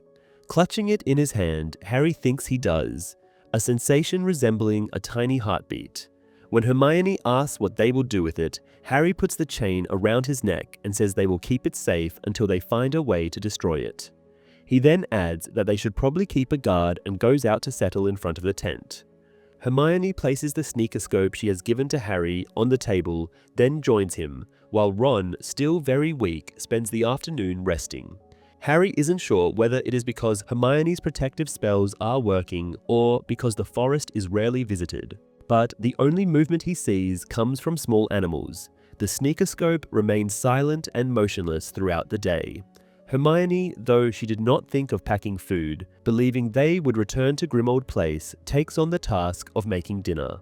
She manages this by stewing mushrooms she has found nearby, but the result is so unappetizing that Ron stops eating after a bite. Harry fares somewhat better, but he only eats his portion to spare Hermione's feelings. After dinner, Harry resumes his watch. Though he is convinced that the noises and rustling from the forest come from animals, he feels uneasy.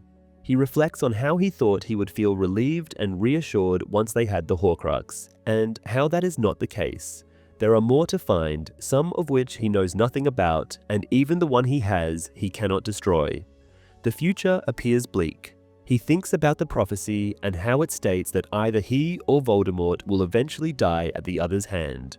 Then his thoughts turn to Ron and Hermione, now talking behind him, inside the tent, and how they could still walk away from all this, a luxury Harry does not have. He imagines he can feel the faint heartbeat of the Horcrux against his skin, and it gives him morbid ideas to the extent that even his scar starts to prickle. Assuming his dark thoughts are responsible for the sensation, he tries to focus on something else. Kreacher comes to mind, which does not help. Harry imagines the elf waiting for them, only to find Yaxley instead. He wants to believe that his relationship with Kreacher has changed and that the elf will be loyal to him, but he cannot be sure. Besides, Kreacher could be tortured for information. Still, Harry and Hermione had decided earlier not to summon him, reasoning that they could not be certain Kreacher would not be followed, just as Yaxley had followed them. Yet another thing they do not know, Harry thinks. Lupin had been right. They are already facing magic they do not understand. Like the Horcrux itself. Why did Dumbledore never tell him more, Harry wonders. Perhaps the old wizard thought he still had time. If so, Snape had ensured he did not. Eventually, Harry falls asleep. He dreams of being Voldemort addressing an old man suspended in midair, upside down, whom he calls Gregorovitch. The Wand-Maker insists that whatever Voldemort seeks was stolen from him years ago. The Dark Lord warns him against lying before delving into his mind, and Harry, dragged along, witnesses Gregorovitch's memory. It is brief, showing a young man in a workshop perched on the windowsill. As Gregorovitch enters the room, the other man attempts to stun him before leaping out, laughing. Voldemort demands to know who the thief is, but Gregorovitch swears he does not know and could never find out. Then he screams as green light erupts from Voldemort's wand, and Harry wakes up to the sound of his own name. He finds himself lying on the forest floor beside the tent, with Hermione leaning over him. Harry tries to insist that he only dozed off, but Hermione replies that she knows it was his scar and another vision of Voldemort. She barely manages to say half of his name before Ron interrupts, demanding again that they not use it. Hermione impatiently corrects herself, saying "you know who" instead, as most people do, and continues questioning Harry. Harry insists it was just a dream and that he cannot control what he dreams about. But Hermione retorts that he could if he practiced occlumency. Uninterested in being lectured, Harry tries to tell her that Voldemort has found Gregorovitch, but Hermione dismisses him, insisting he needs sleep since he apparently cannot stay awake. Harry protests that he can finish his watch, but Hermione sits down and sends him back to the tent. Climbing up to the bunk above Ron's, Harry hears his friend ask quietly what Voldemort is up to. Harry recounts what he remembers of the vision, and Ron questions how Gregorovitch is supposed to make a new wand for the Dark Lord while being tied up. Harry agrees that it seems odd. He speculates that Voldemort wants something Gregorovitch once possessed, based on how he spoke to the Wand-Maker, and even notes that the thief seemed familiar, though he cannot place him. Ron suggests that Voldemort might be after another relic to turn into a Horcrux, and Harry acknowledges this as a possibility.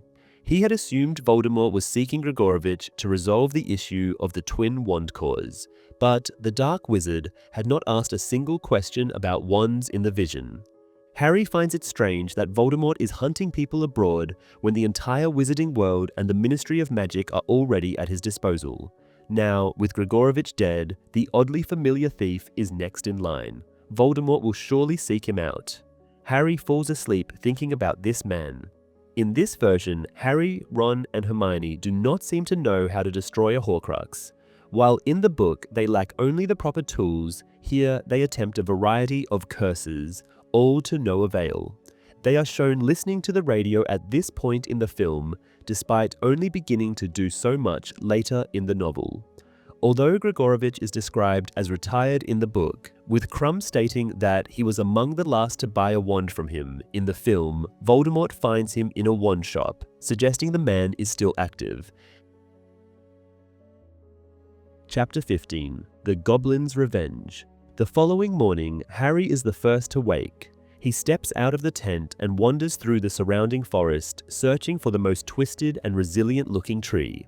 Once he finds one that seems fitting for the purpose, he buries Mad-Eye Moody's magical eye beneath it, and even carves a small cross into the bark.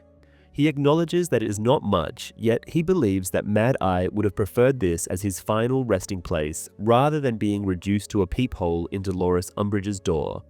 After completing this task, Harry returns to the tent and waits for the others to awaken. Once they do, it is time to determine their next action. Harry and Hermione agree that remaining on the move is their best chance to evade detection, and Ron raises no objections, aside from requesting that their next stop be somewhere near a bacon sandwich. With the decision made, they dismantle the tent, and while Hermione takes down the protective enchantments, the boys ensure that every trace of their presence is concealed. When all preparations are complete, they disapparate and arrive near a small town. Harry takes on the responsibility of acquiring food, using the invisibility cloak for concealment. However, as soon as he steps into the town, an overwhelming, numbing cold envelops him. Unable to resist its effects, he is forced to retreat, returning to his friends empty-handed. Ron cannot comprehend what went wrong, given that Harry is fully capable of conjuring a Patronus. However, Harry explains that no matter how hard he tried, he simply could not produce one. The Dementor's paralyzing presence affected him so profoundly that he barely managed to escape, and without his Patronus, he was powerless to defend himself or the Muggles in the town. Ron's immediate concern is that they still have nothing to eat, while Hermione takes a more analytical approach, asking Harry why he believes he was unable to summon his stag, particularly since he had done so effortlessly just the day before. Harry admits that he has no idea, fearing that something inside him may have gone wrong. Ron, still irritated about their lack of food, makes a sharp remark, prompting Harry to retort that he is welcome to attempt fighting his way through an army of Dementors himself. The boys begin to argue, but Hermione interrupts them, suddenly realizing something they have overlooked. She points out that Harry is still wearing the locket and asks him to remove it. As soon as he takes it off, he experiences an immediate sense of relief, as though an immense weight has been lifted. When Hermione asks how he feels now, Harry confirms that he feels significantly better. She then carefully inquires whether he believes he might have been possessed. Harry dismisses the idea, recalling the symptoms Ginny had described in the past and asserting that he exhibited none of them. Hermione concedes the point, but insists that they should not wear the locket. Harry, however, argues that keeping it on their person is the safest option, as losing it or having it stolen would be disastrous. Seeing the logic in his reasoning, Hermione agrees, but suggests they take turns wearing it. Ron, still in a sour mood, consents, though he once again brings up the issue of food. Hermione is willing to address the matter, but points out that lingering in a location swarming with Dementors is not an option. With that, they disapparate once more. They arrive near a farm, and Hermione manages to take some eggs and bread, ensuring she leaves money behind for what she has taken. Despite this, she remains uneasy about the moral implications of stealing, even in desperate circumstances. Ron, however, dismisses her concerns, urging her to relax. The mood improves as they enjoy a meal of scrambled eggs on toast. Harry soon recognizes that having a full stomach fosters a sense of peace, whereas hunger breeds tension. Having endured starvation at the hands of the Dursleys, he copes relatively well.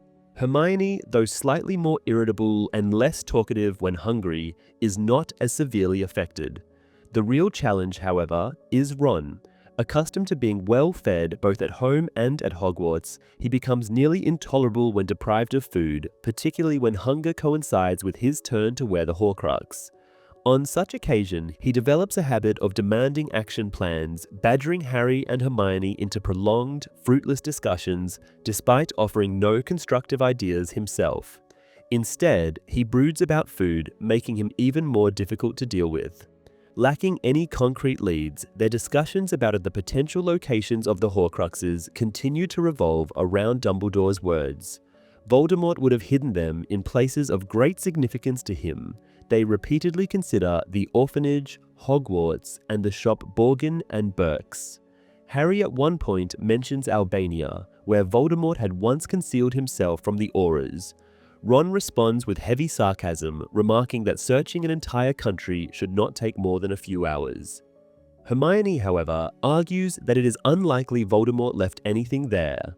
By the time he had gone into exile, he had already created 5 Horcruxes and hidden them, with the 6th, Nagini, always at his side. Harry also reasons that Borgin and Burke's is an unlikely hiding place, given that its owners are highly knowledgeable about dark magic and would likely recognize a Horcrux immediately. He once again suggests that one might be concealed at Hogwarts, but Hermione objects, arguing that Dumbledore would have found it. Harry counters with a point he has reiterated throughout this discussion. Dumbledore never claimed to know every secret the castle held. Ron finds it strange that Voldemort would use his old school as a hiding place, but Harry explains that Hogwarts was of great importance to him. It was the first real home he had ever known and the first place where he felt he belonged. Hearing this, Ron questions whether Harry is still talking about Voldemort or describing himself. Harry glances down at the Horcrux's chain around his neck and struggles to suppress the impulse to strangle Ron with it. Hermione then reminds them that Voldemort had once sought a teaching position at Hogwarts, which Dumbledore believed was a ruse to allow him to search the castle for another powerful relic. However, since he had never been granted the job, he never had the opportunity. Harry acknowledges the validity of her argument. With no better leads, they decide to return to London in the hope of locating the orphanage where Voldemort grew up. However, upon arrival, they discover that it no longer exists, having been replaced by an office building. Harry concludes that it hardly matters, as Voldemort despised the orphanage and had been eager to leave it behind. It seems highly improbable that he would have chosen it as a hiding place for something so valuable. Moreover, as Dumbledore had pointed out, Voldemort preferred locations associated with grandeur or power, such as Hogwarts or Gringotts Bank. A dull, unremarkable corner of London does not fit that pattern. With their visit to London proving unsuccessful, they continue wandering the countryside, spending each night in a different location, and departing in the morning after ensuring they leave no trace behind. They also keep passing the Horcrux among themselves, which reminds Harry of a grim game where the winner is rewarded with 12 hours of dark thoughts and anxiety. On top of this, Harry's scar continues to prickle, sometimes causing him to react, prompting Ron to ask what he has seen. The answer is always the same. Voldemort's thoughts remain fixated on the thief from Grigorovich's memory. Harry knows that Ron hopes for some news about his family and the Order of the Phoenix, and he shares that desire, but unfortunately, his connection to Voldemort does not work that way. He can only glimpse whatever occupies the Dark Lord's mind, which, as of late, has been the thief, of whom Voldemort still knows nothing. In the weeks that follow, Harry notices that his friends are discussing him behind his back. More than once, he enters the tent to find their conversation cut off abruptly, and at times he catches them talking in hushed tones around the camp. He begins to wonder if when they joined him, Ron and Hermione might have assumed he had a secret plan he would reveal in due course. Now, realizing that he is just as lost as they are, their confidence in him appears to be wavering.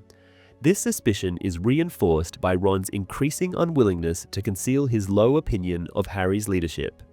Concerned that Hermione might share Ron's views, Harry tries harder than ever to think of possible hiding places for the Horcruxes, yet his mind persistently returns to Hogwarts.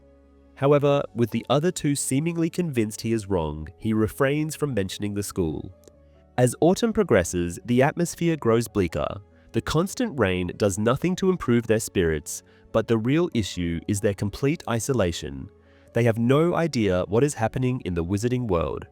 Their lack of direction only exacerbates their frustrations, and the shortage of proper food worsens their predicament. Although Hermione is improving at foraging for edible fungi, it is far from sufficient to sustain them. One evening, as they eat poorly cooked fish, Ron comments bitterly that his mother could conjure feasts out of thin air. Harry glances at him, suspecting the influence of the Horcrux, knowing Ron's mood tends to improve when he is not wearing it. Sure enough, the chain hangs around his neck. Meanwhile, Hermione responds that food cannot simply be created, as Gamp's law of elemental transfiguration states.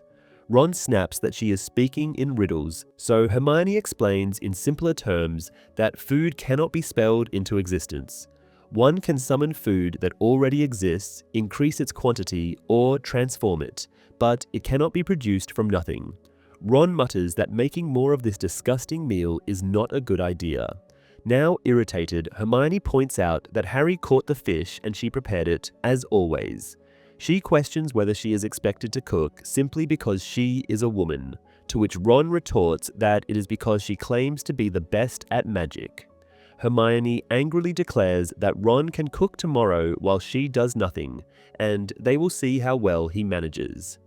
At that moment, Harry suddenly leaps to his feet, telling Hermione to be quiet. She glares at him, assuming he is siding with Ron, but she quickly realizes she is mistaken. Harry whispers that he hears someone nearby. They freeze, listening intently.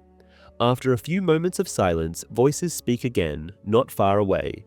Harry glances at the sneakoscope, but it remains still. He quietly asks Hermione if she cast the Muffliato charm around them. She confirms that she did, along with all their usual protective enchantments. If everything is functioning properly, she adds, whoever is outside should be unable to see, hear, or sense them in any way. The voices draw closer, reaching the riverbank near their tent. Harry, Ron, and Hermione grip their wands, knowing that their enchantments should work against muggles or ordinary witches and wizards. But if the intruders are Death Eaters, they will soon find out whether their protections can withstand dark magic. The group moves nearer, but the sound of the river obscures their conversation. Hermione quickly produces extendable ears from her bag, handing one to each of them. Now, Harry can clearly hear the people outside. One of them wonders aloud if the river has salmon yet, or if it is too early in the season before casting a summoning charm. Judging by the noise, the spell is successful. Others in the group are speaking too, but Harry does not recognize the harsh, guttural language two of them are using. He discerns that these two are conversing in a foreign tongue, with one voice slightly deeper than the other. Soon, the scent of roasting salmon fills the air, mingling with the sounds of cutlery against plates as food is distributed. The two who had been speaking the unfamiliar language are addressed as Griphook and Gornook, and Harry realizes they are goblins. Then, a familiar voice asks someone how long they have been on the run. A man answers that it has been 6 or 7 weeks since he went into hiding. He explains that he met Griphook early on, followed later by Gornook. After a pause, he asks in return, calling the first speaker Ted. At once, Harry recognizes the voice. It belongs to Ted Tonks, Nymphodora's father.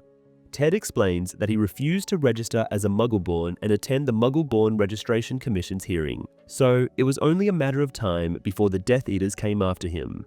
Not wanting to be captured, he went on the run, soon meeting up with someone he refers to as Dean.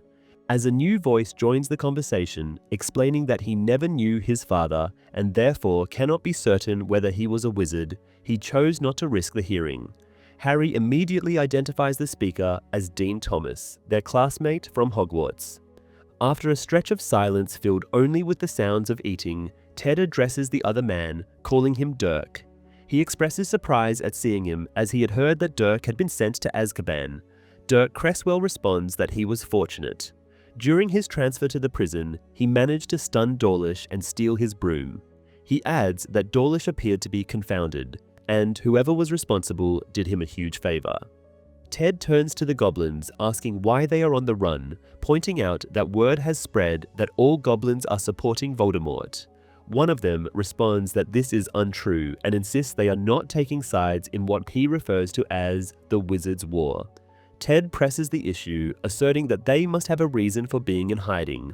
Gornook explains that he has been treated like a house elf and ordered around to perform menial tasks, which led him to leave. Griphook recounts similar grievances, adding that with Gringotts now under wizarding control, a rule he does not recognize as legitimate leadership over the bank, he chose to depart. He then mutters something in their own language, causing the goblins to laugh. Dirk asks what the joke is, and Griphook reveals that he took a small measure of revenge before leaving. Dirk speculates that he might have trapped a Death Eater inside one of the vaults, but this is not the case. As the tale unfolds, the three in the tent gradually learn that Snape ordered Gryffindor's sword to be secured in a vault after a few students, including Ginny, attempted to steal it from his office. Griphook, seeing no reason to trouble the new headmaster, neglected to mention that the sword deposited in the bank was a counterfeit.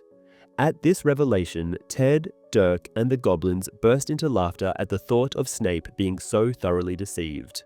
Harry silently wishes someone would ask the question that has been foremost on his mind, and just then, Dean does exactly that. He inquires about Ginny and the other students, hoping their punishment is not too severe. Griphook responds that, unfortunately, it was, describing it as brutal. Ted Tonks expresses his hope that no one has died, noting that the Weasley family has already endured enough misfortune. The goblins confirm that while the students were harshly disciplined, they did not suffer any lasting injuries. Ted remarks that this is a relief, given that they are dealing with Severus Snape. Dirk then asks Ted if he believes the reports that Snape killed Dumbledore.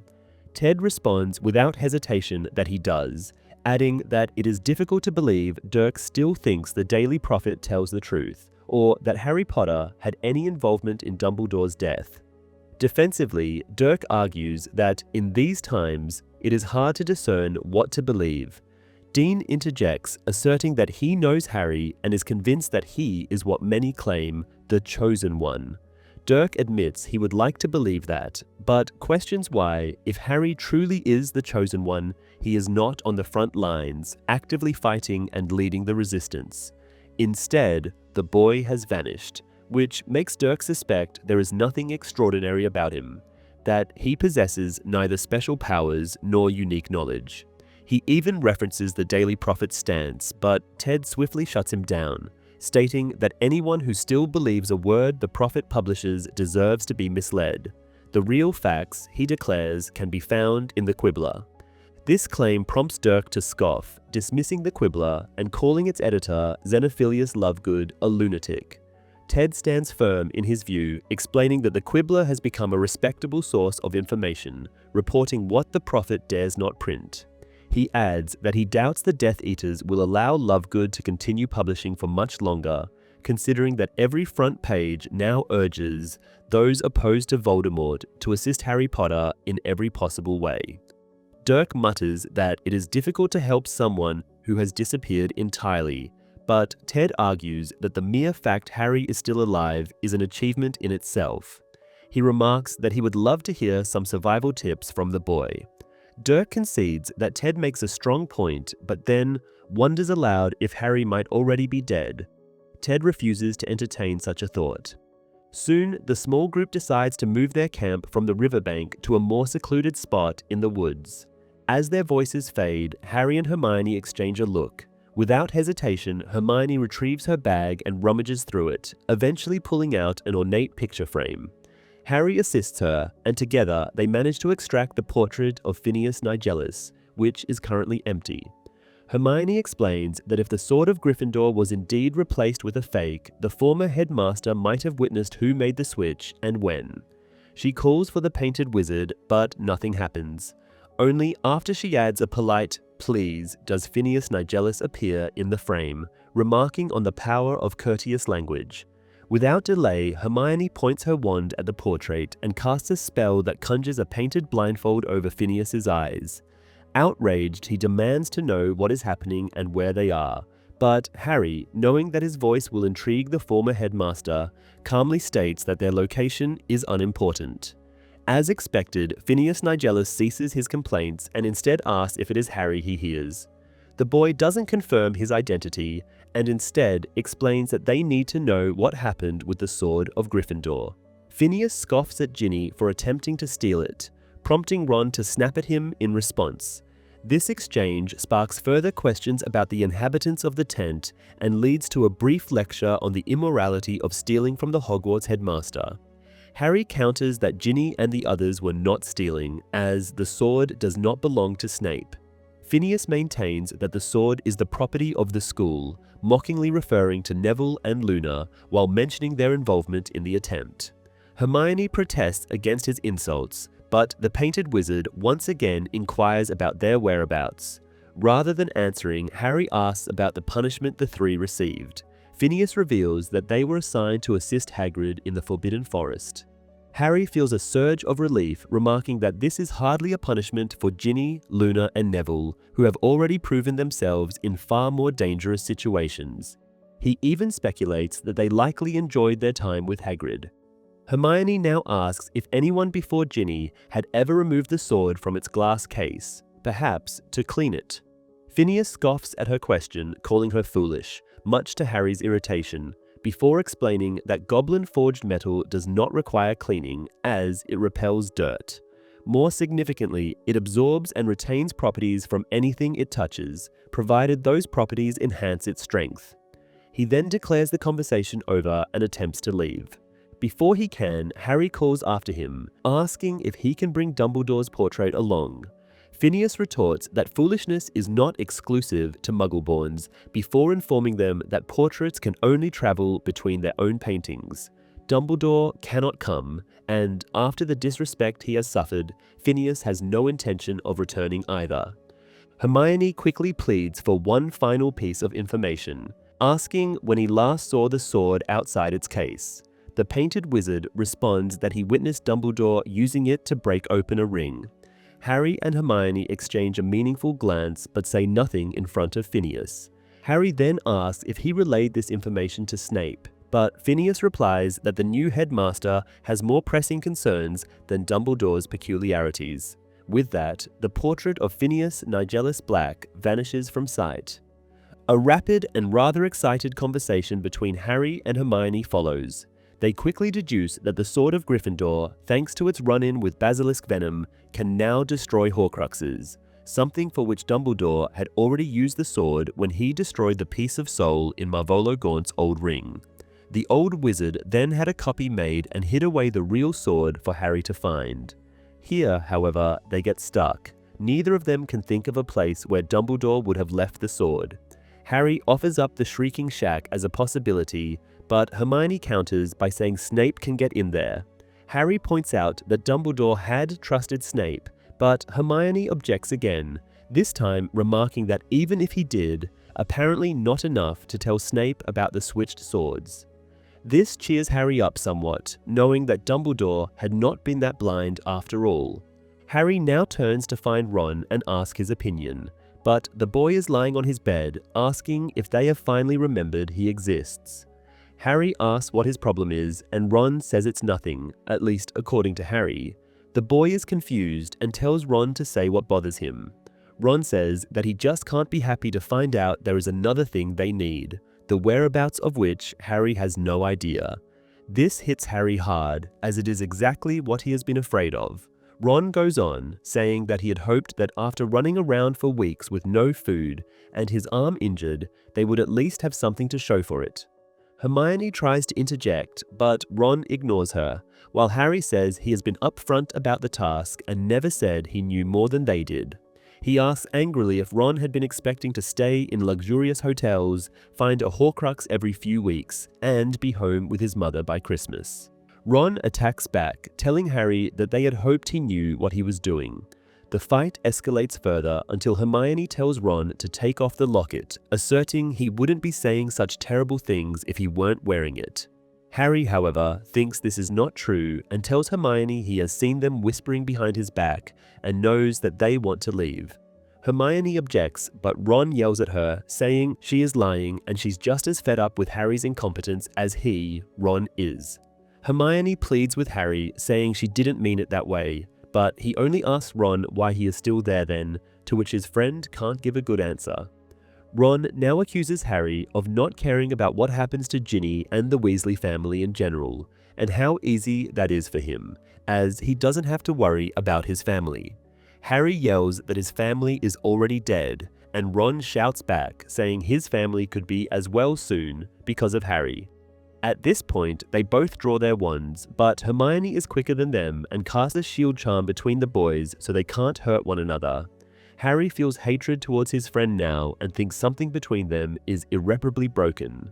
He tells Ron to leave the Horcrux, and the boy throws it on a chair, then asks Hermione to go with him.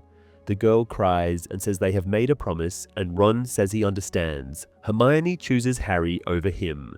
The girl says it's not like that and begs Ron to stay, but the boy leaves the tent. By the time Hermione breaks her own spell and can go after him, Ron is already gone. Soon, Hermione returns to the tent and throws herself into a chair, sobbing. Harry grabs a blanket and puts it on her, then takes the Horcrux and dons it. After this, he just sits and listens to the rain outside and Hermione's quiet crying. While the book only shows Harry being suspicious about his friends talking about him behind his back, the movie actually shows one of these brief conversations between Ron and Hermione. Ted, Tonks and the others are not in the movie. Their overheard conversation is omitted entirely. Instead, Hermione spots snatchers just outside the spells who cannot sense them the same way Ted and his group couldn't in the movie. With the information gotten from the conversation amongst Ted, Dirk Cresswell, Dean, and the goblins missing from the film, as well as Phineas Nigelus's appearance, the revelation of the Sword of Gryffindor being able to destroy Horcruxes comes from Hermione, who one day just puts it together randomly. Chapter 16, Godric's Hollow. After waking the next morning, Harry clings to the hope that everything has been a bad dream, but the sight of Ron's empty bed proves otherwise. Hermione is already up, busying herself in the kitchen, remaining silent. Throughout to the time Harry washes up, he repeats the same thought inwardly. Ron is gone and he is not coming back. This is inevitable, Harry knows. Once they leave their current location, the protective enchantments will ensure Ron can never find them again. He suspects Hermione has realized this as well, given how much time she wastes that day, taking on trivial tasks to delay their departure.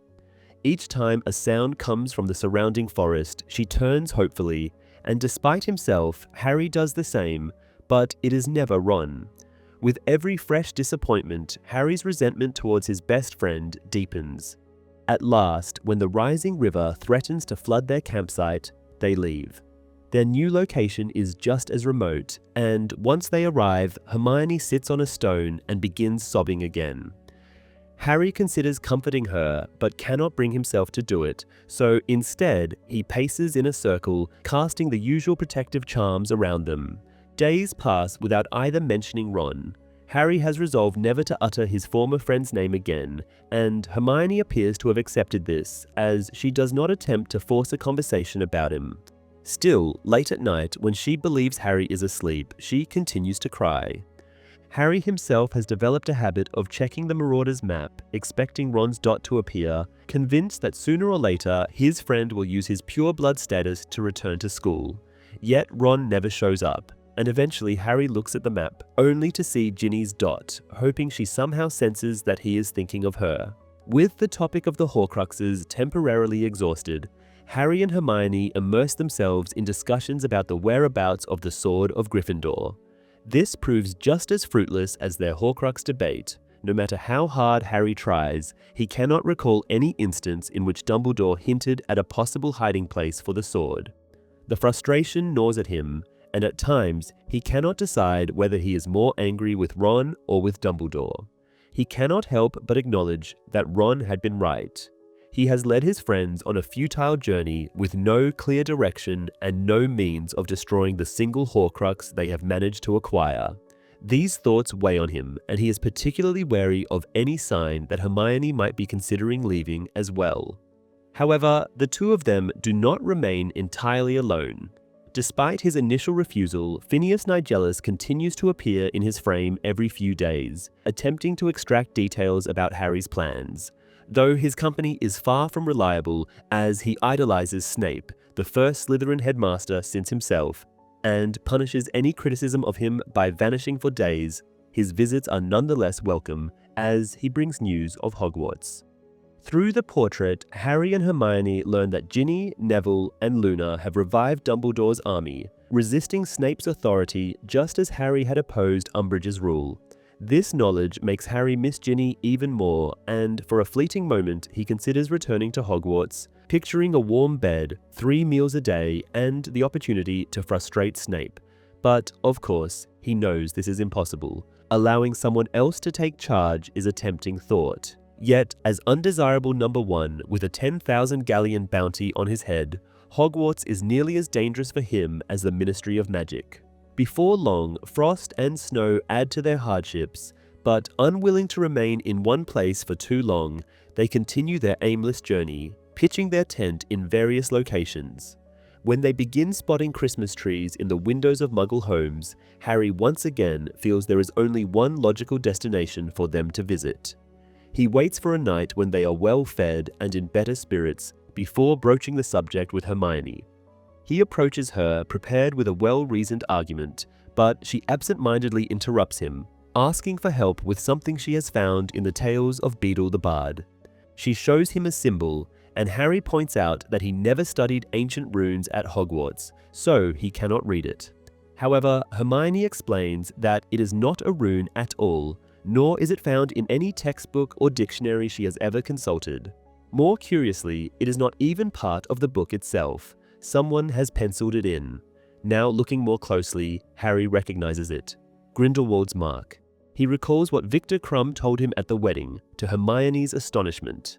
She admits she has never heard of any symbol linked to Grindelwald, and Harry repeats Krum's claim that it is his mark, adding that Krum saw it every day at Durmstrang. Hermione finds it odd that a symbol of dark magic has made its way into a children's book, and Harry points out that Rufus Scrimgeour, as a former Auror and an expert on dark things, should have recognized it. When they lapse into silence, unable to unravel this new mystery, Harry returns to his original topic. He tells Hermione he wants to go to Godric's Hollow, and to his immense surprise, she agrees without hesitation, saying she has already concluded that something must be there. When Harry asks what she means, Hermione responds that she is, of course, referring to the sword of Gryffindor. Dumbledore must have left it for him. She reasons that the old wizard surely anticipated Harry visiting the village, and there could be no better hiding place for the sword than the home of Godric Gryffindor himself. Harry is startled by this revelation, prompting Hermione to exasperatedly ask if he has ever opened his copy of A History of Magic. He smiles, an unfamiliar sensation after so long without practicing the expression. In the meantime, Hermione retrieves the book and reads aloud a passage explaining that after wizards withdrew from public life, they tended to settle in close-knit communities within Muggle villages. One such place had always been Godric's Hollow, the birthplace of Gryffindor, whose cemetery remains the resting place of many prominent wizarding families. She concludes by noting that Harry and his parents are absent from the history book, as Professor Bagshot's work only covers events up to the 19th century. Still, it all adds up. The sword of Gryffindor must be there. Harry, though he would never admit it to Hermione, has not been thinking about the sword at all when he suggested they visit Godric's Hollow. All he has wanted is to see his parents' grave and talk to Bathilda Bagshot about Dumbledore. He reminds Hermione of her, saying Muriel had mentioned she still lived in the village, calling the lady Ginny's aunt to avoid saying Ron's name. Hermione gasps so dramatically that, for a moment, Harry thinks Death Eaters are climbing into the tent behind him. But in reality, it is just a revelation. The girl is now convinced that Bathilda Bagshot, an old friend of Dumbledore's, is guarding the sword. Harry considers this. He finds it rather unlikely that Dumbledore would have left the sword with Bathilda, given that she is supposed to be severely senile, not to mention the fact that the old wizard has never given Harry a single clue about his connection to the woman or Godric's Hollow. Even so, Harry agrees with Hermione, unwilling to talk her out of the trip. Hermione launches into the details of the disguises they should wear, but Harry is barely listening. All he can think of is Godric's Hollow and how he could have grown up there if not for Voldemort. He muses about spending school holidays at home, inviting over friends, and even having siblings. The life taken from him feels suddenly very real. So much so that later that night, after Hermione has gone to sleep, Harry takes out the old photo album Hagrid had made him years ago and looks at the old photographs for a long time. Though he is ready to go the next day, Hermione is more cautious. It is not for another week, filled with practicing concealment charms, apparition under the invisibility cloak, and even getting hair from random muggles to use in the polyjuice potion, that she deems them ready for the journey. Thinking that darkness will provide an extra layer of protection, they depart in the late afternoon. Even though the polyjuice potion has transformed them into a middle-aged, balding man and his mousy wife, they still wear the invisibility cloak as they arrive at Godric's Hollow. They now stand on a snowy lane lined with cottages on both sides, with light ahead, showing the direction to the village centre. Hermione is annoyed by the snow, which gives away their presence despite the cloak. She proposes that she walk behind Harry and magically erase their footprints, but Harry thinks it would be much easier to take the invisibility cloak off. After all, he reasons they do not look like themselves. Hermione is anxious about this, but ultimately agrees, and Harry stashes the cloak out of sight. As they walk towards the centre, Harry examines the cottages, wondering if he could possibly remember any of them, and if one of them could be the house where Lily and James lived and died. He isn't even sure if he can see the house, not knowing what happens when the subject of a Fidelius charm dies. Eventually, they reach the main square. In the middle stands a war memorial and a Christmas tree, with shops around, as well as a post office, a pub, and a church. Christmas decorations are everywhere, and a mass is taking place in the church.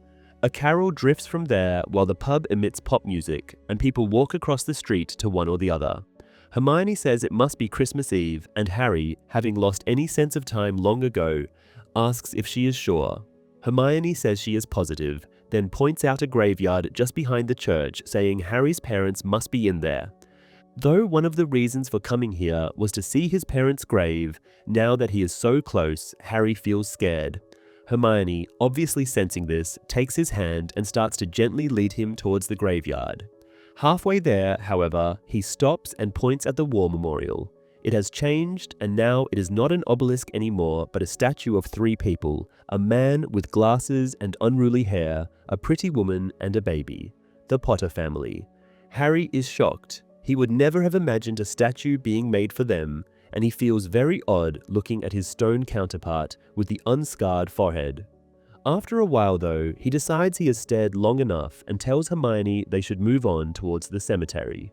As they walk away, the statue reverts to an obelisk. The singing from the church makes Harry's throat feel odd. It reminds him of Hogwarts, of Peeves, singing rude versions of these very carols, of the 12 huge Christmas trees in the Great Hall, of Dumbledore and Ron. Upon reaching the graveyard, the first headstone Harry sees belongs to an abbot, and he assumes it must be a relative of Hannah Abbott. A search begins, trudging through the deep snow, reading old headstones while also glancing into the darkness to ensure they are alone. Eventually, Hermione calls Harry, who thinks she has found his parents, but that is not the case. The headstone reads Kendra Dumbledore and, beneath it, and her daughter Ariana. There is a quote as well.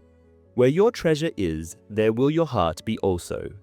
Harry cannot make sense of it. Seeing the grave makes him sad. He imagines coming here with Dumbledore, sharing the experience, bonding over having lost relatives in the same graveyard. It appears, however, that Dumbledore never considered sharing this with Harry, as it must not have been relevant to the task he has left for him. Hermione asks if Dumbledore truly never mentioned this, and Harry, a little shortly, says he didn't. Then he adds that they should continue their search. Not long after, Hermione calls out to Harry again, but amends herself right away, saying she has misread the stone. Then she tells Harry to look at it anyway. The same mark from the tales of Beedle the Bard, Grindelwald's mark, is engraved upon it. The headstone itself is ancient, and they can barely see the name even when Hermione lights up her wand, but Harry agrees that it looks like the same triangular sign again. He is not very interested in it right now though, and tells Hermione he is going back to look for his parents. At some point, the darkness deepens and all the noises fade away. Fearing Dementors are approaching, Harry looks around. It is just the church. The mass is over, the singing has stopped, and the lights have been switched off. Then Hermione says his name again, and this time, only by her tone, he knows she has found them. The same heavy grief he felt after Dumbledore's death now weighs him down once more, and he finds it hard to take the few steps towards the girl. The headstone is very similar to the one of Kendra and Ariana, white marble with black writing, making it easy to read even in the darkness. It bears two names, Lily and James Potter, along with their birth and death dates. There is another quote here too, and this Harry reads aloud. "The last enemy that shall be destroyed is death." With rising panic, he asks if this isn't what Death Eaters want, their ideology. But Hermione explains that it's not really about destroying death, but living after and beyond it. Harry doesn't answer. He thinks the words are empty because Lily and James are dead, truly dead. All that remains of them hidden in the ground, unaware and uncaring that their son, for whom they died, has come to visit. Tears start falling down Harry's face, but he doesn't care. For a moment, he wants to be under the frozen ground as well, with his parents, safe from this living world. Hermione takes his hand again as Harry tries to regain control of his sobbing, unable to look at the girl but squeezing her hand for whatever support he can get from it. He wishes he had brought something, a flower, or anything to place on his parents' grave. Hermione once again understands him perfectly, and, raising her wand, conjures a wreath of Christmas roses. Harry places it on the grave. Suddenly, he feels like he cannot stay any longer, and hugging Hermione's shoulder, who in turn puts her arm around his waist, they slowly make their way out of the graveyard. The film version reveals the secret of the golden snitch much later than in the novel. Only now, after Ron has left them, does Harry try to put it to his lips, revealing the inscription, "I open at the close." In the film, Harry and Hermione arrive at Godric's Hollow looking like themselves. Hermione even remarks that they should have used Polyjuice Potion, but Harry replies that he is not willing to hide himself in his own birthplace. Although Hermione finds the grave of Ignotus Peverell in the movie as well, they never come across the headstone of Kendra and Ariana Dumbledore. There is a scene entirely missing from the book in which Harry, seeing Hermione's low mood, asks her to dance. According to Emma Watson, who plays Hermione, this moment is very significant as it is a turning point where the two decide once and for all that they are only friends. This is a reaction to the author, J.K. Rowling, stating more than once that she made a mistake and that Hermione should have ended up with Harry, not Ron. Although the world of Harry Potter does not feature religion whatsoever, apart from wizards celebrating Christmas and Easter, the quotes on both the Dumbledore and Potter headstones come from the Bible. Chapter 17, Bathilda's Secret. When they are at the grave of Hannah Abbott's late relative, Hermione stops Harry. She says she has seen movement in the darkness and thinks someone is watching them. She even lets Harry go so she can use her wand arm freely. Harry points out that even if someone has seen them, they still look like a Muggle couple. But Hermione counters that while this is true, the Muggle couple has just put flowers on Lily and James Potter's grave. Harry recalls the text of A History of Magic, which states that with many wizarding families buried here, the graveyard is heavily haunted. But just then, a small pile of snow falls from a branch of the bush Hermione has been suspecting as someone's hiding place. Ghosts, Harry thinks, can't do that. He says it must be a cat or a bird, reasoning that if it were a Death Eater, they would have been dead by now. Still, he adds, they should get out of the graveyard and don the invisibility cloak again. They do exactly that. Harry is glad to be on the street again. He is not nearly as calm as he has been pretending. Though the church is now dark and empty, the Christmas carol is still going on, only now coming from across the square from the now full pub. Harry contemplates using the church to hide and regroup, but before he can say so, Hermione picks a direction and they start to walk. Soon, Harry sees the end of the row of cottages and, beyond that, open countryside. Hermione ponders finding Bathilda Bagshot's house, but Harry pays no attention. He has spotted a cottage, the very last one in the line, and is now hurrying towards it, dragging Hermione along. It turns out the Fidelius charm broke when Lily and James died. The house is now visible, a handsome cottage, no different from its neighbor, apart from being overgrown with ivy and missing a wall on the top floor, where Harry knows Voldemort's rebounding killing curse exited the building. Hermione asks how it still looks like this, and Harry speculates that it could be the same as with injuries caused by the dark arts. They cannot be magically repaired. Harry now reaches out to touch the gate, even though Hermione warns him against going inside as the house looks dangerous. Upon Harry's touch, however, a sign grows rapidly out of the ground. It states that the house, now invisible to Muggles, remains ruined as a memorial to the Potter family, reminding everyone of the senseless violence that claimed the lives of Lily and James Potter. Over these letters there are others, some old, some more recent. They all carry the same message, that people support Harry. Hermione voices her negative opinion about the sign being vandalized, but Harry disagrees. He thinks it's great that others have come here to show their support. Just then, Harry spots a figure walking towards them. It is small, and everything about it, the posture, the stout form, the careful slowness on the slippery lane, suggests that it is an elderly woman. Harry knows right away that she will not be heading towards any of the cottages she is passing, and he is right. She eventually stops in the middle of the road, staring at them, even though they are still invisible. Harry thinks he knows who the witch is. The woman raises a hand and gestures for them to follow. Hermione asks how she can possibly know they are standing there, but Harry, not having the faintest idea, just shakes his head. He could find many reasons not to follow a figure so highly suspicious and unsettling, but he grows more certain about her identity. It must be her, he thinks. She must have been waiting for them on Dumbledore's orders all these months. How else could she be seeing them at all? It is all very Dumbledore-like. Harry, startling Hermione, speaks up, asking the stranger if she is Bathilda Bagshot. The witch nods and urges them to follow her again. As Harry and Hermione, still under the cloak, step forward, Bathilda turns and strides away. The two follow until not much later, they arrive at a cottage nearly as neglected as the Potters. Bathilda opens the door and lets them pass inside. Harry notices that either she or her house smells really bad. Once inside, they take off the invisibility cloak, and Harry turns to Bathilda. She is extremely old and very small, barely reaching Harry's chest. The bad smell intensifies as she unwraps her gigantic scarf. Unwashed clothes, stale food, and dust. Harry asks again if she is Bathilda and receives another nod in response. He wonders if she knows who he is, given that he still looks like the random muggle whose hair they have stolen. As they look at each other, the locket under Harry's clothes becomes more active, as if it has its own beating heart. Harry assumes it must be scared, perhaps sensing the proximity of the Sword of Gryffindor, the weapon that will be its end. The elderly woman now pushes past them, shoving Hermione aside, and goes into another room.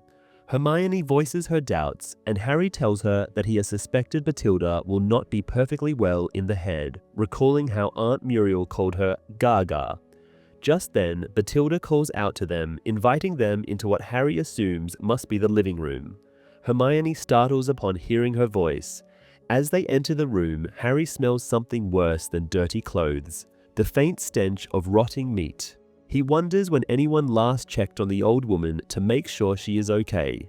She appears to have even forgotten that she can perform magic, judging by her going around and lighting candles with matches.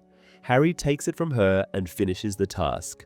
While doing this, Harry spots a bunch of old photographs in ornate frames. Many of them are missing, but he sees one he is interested in, the thief from Grigorovich's memory. Harry picks up the photo and looking at it closely, he finally remembers where he has seen the young man before. In Rita Skeeter's book, he had been the golden-haired youth standing arm in arm with the young Albus Dumbledore. Harry now understands where the missing pictures are. Rita Skeeter had taken them. Harry turns to Bathilda, asking who the man in the photograph is. The elderly woman does not respond. Instead, she simply stares at Hermione as the girl builds up a fire in the mantelpiece.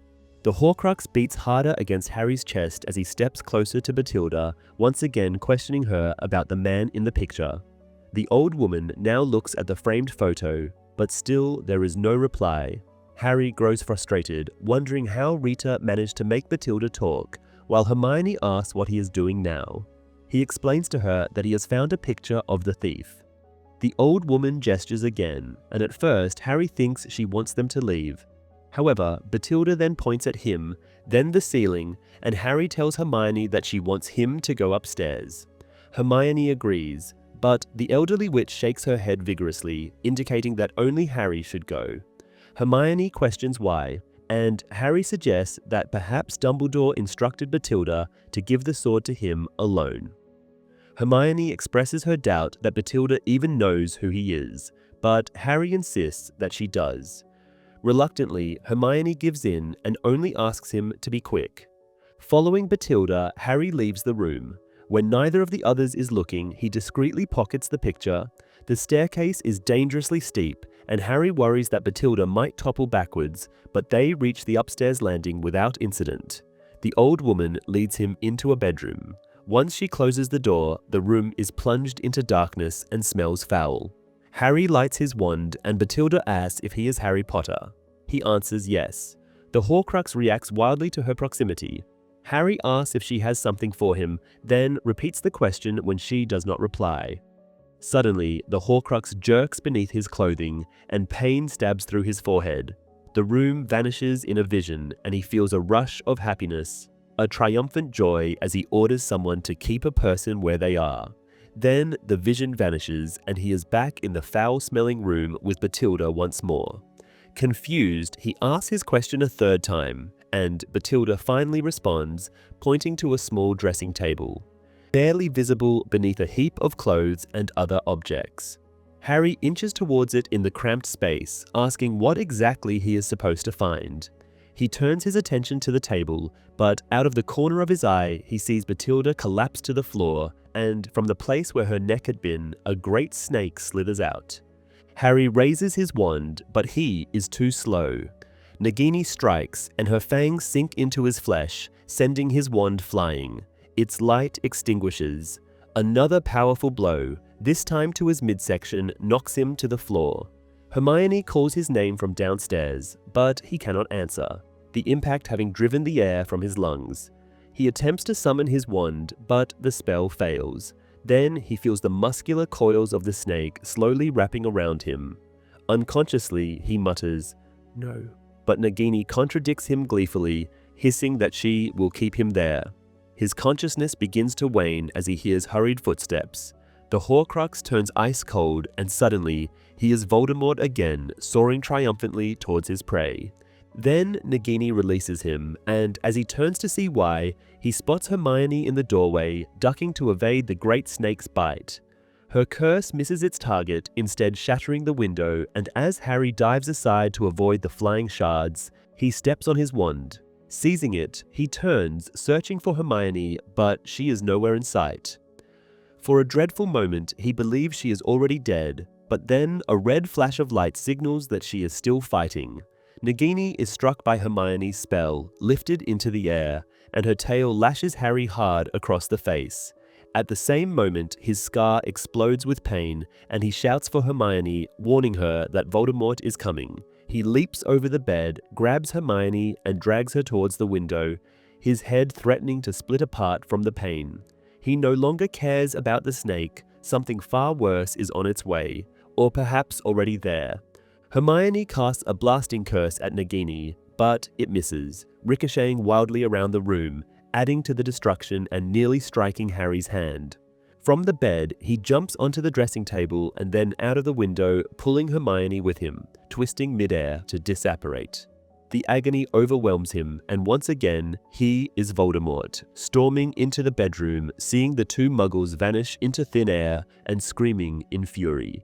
The pain binds them together, Harry and Voldemort, and it reminds the Dark Lord of another, even more excruciating moment, long ago in a house just down the road, when he had come so close to death. Halloween Eve. Voldemort surveys the square, festooned with pumpkins, paper bats, and witches, trinkets of a world Muggles do not believe in. He walks with purpose, not feeling anger, only certainty. A child compliments his costume, but the boy's smile vanishes as he glimpses beneath the hood and sees the Dark Lord's face. The child runs, and Voldemort briefly considers how effortless it would be to end him, barely a flick of his wand. But to what purpose? There would be no gain. He moves on, leaving the square behind, passing into darker streets until he spots the house he seeks. With the Fidelius charm no longer an obstacle, he sees it clearly. Inside, father and son play in the living room, the man conjuring colorful bubbles with his wand. He watches as the mother enters, the man passing the boy to her before tossing his wand carelessly onto the couch. The garden gate creaks softly as Voldemort opens it. He draws his wand and blasts the door open. James Potter comes running, but he is defenseless, his wand still lying on the couch as he yells for his wife to take their child and flee. He claims he will hold the Dark Lord off, but how could he, especially without a weapon? Voldemort finds it laughably simple. A mere flick of his wand, 2 words, and James Potter crumples lifeless to the floor. A scream sounds from upstairs. Voldemort ascends the staircase, musing that Lily Potter need not fear, so long as she does not stand in his way. From the sounds within, she is trying to barricade the door. The Dark Lord realizes that she too is unarmed. How foolish, he thinks, to ever lay down one's wand, to trust in the protection of others. With a lazy flick of his wand, Voldemort forces the door open, effortlessly pushing aside the clutter she had used to block it. The little boy is in her arms now, but upon seeing the Dark Wizard, Lily places Harry Potter into the crib and stretches her arms out, hoping to shield him. She pleads with him, begging for her son's life. He warns her, ordering her to step aside, but the girl is obstinate, refusing to move. Voldemort considers using magic to push her away, but ultimately decides it will be cleaner to eliminate them all, the entire family. The green light flashes once more and Lily is dead. Voldemort turns to the child, who is only just beginning to realize that the hooded figure casting the strange green lights is not his father. He starts crying. Voldemort detests crying. It reminds him of the orphanage, and he raises his wand at the boy. He utters the incantation, but this time something goes terribly wrong. Agonizing pain engulfs him, unimaginable torment as he is torn from his body.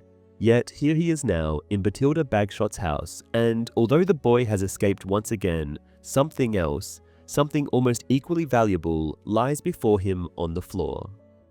At the same moment, Harry wakes up, realizing he has dropped the photograph of the thief, which Voldemort has now found. It takes him a while to reorient himself, to separate his own thoughts from Voldemort's. Finally, he understands that he is back in the tent, lying in bed. Hermione sits beside him and asks if he feels all right.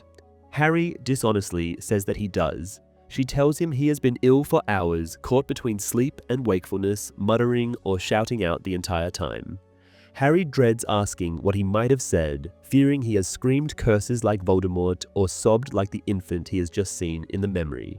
Hermione continues, explaining that she had been unable to pull the Horcrux away from his skin and, in the end, had to cut it free. Harry lifts his shirt, seeing the oval scar left behind. Hermione says she has also treated the snake bites on his arm. Harry apologizes, admitting it was a mistake to go to Godric's Hollow, but Hermione disagrees, reminding him that she had wanted to go as well, convinced that Dumbledore had left the sword there for them. She then asks how it happened, assuming Nagini had been lurking upstairs all along. However, Harry reveals that Bathilda has been Nagini. Hermione looks horrified at the revelation. Harry recalls that Lupin had warned them about magic beyond their imagination. He recounts the snake's attack, sparing Hermione the more gruesome details. Once he finishes, he reflects inwardly, thinking that if only he had managed to kill Nagini, the entire ordeal would have been worthwhile. He then sits up, prompting Hermione to protest, insisting that he needs rest. Harry tells her that she does too and asks about his wand, ready to take the next watch. When she does not answer, he has to repeat the question twice before she finally produces it.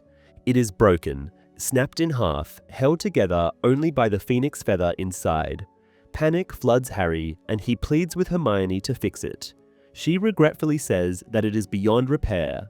Harry insists, and she casts a mending charm, causing the wood to fuse back together.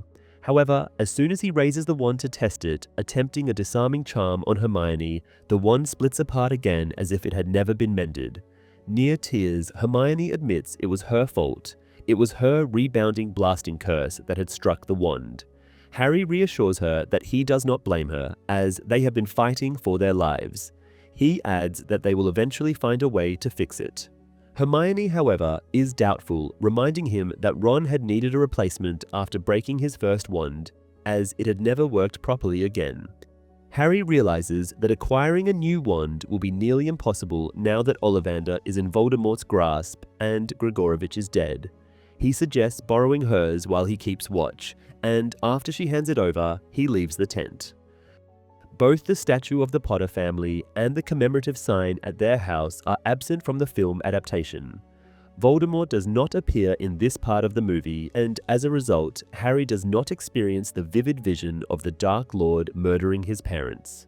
However, he does receive a brief flashback when looking at their half-ruined house. During the confrontation with Nagini, they crash through a wall and land in a well-lit, tidy nursery belonging to a neighboring house.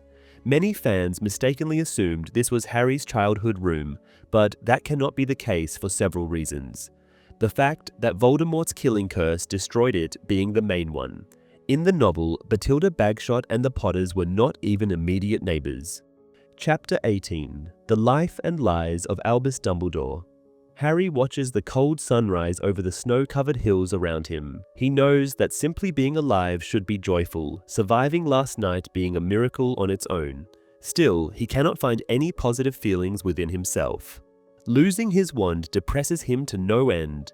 He feels diminished as if he is not whole anymore. He reflects on all his injuries over the years, broken bones, cuts, and scars. In addition to the ones on his forehead and hand, now fresh ones on his arm and chest, none of them, not even when he lost all the bones in his arm, has left him feeling so weakened and vulnerable. With his wand gone, Harry feels as though his magical powers are fatally lessened. Harry knows that Hermione would say a wand is only as powerful as the wizard carrying it, but she is wrong. Harry has been there, and he felt his wand moving of its own accord, casting the golden flames at Voldemort. And now, with the wand broken, Harry realizes how much he had relied on it to protect him from the Dark Lord. Now Harry opens the drawstring pouch Hagrid has given him and deposits the halves of the broken wand. With this, the pouch is full. No more old, broken things can fit inside. Harry sees the snitch and feels the urge to grab it and throw it away, thinking it is as useless and unhelpful as everything else Dumbledore has left for him. He even blames Dumbledore for Godric's Hollow now. If the headmaster had given them more to go on, they would not have talked themselves into visiting the village out of desperation.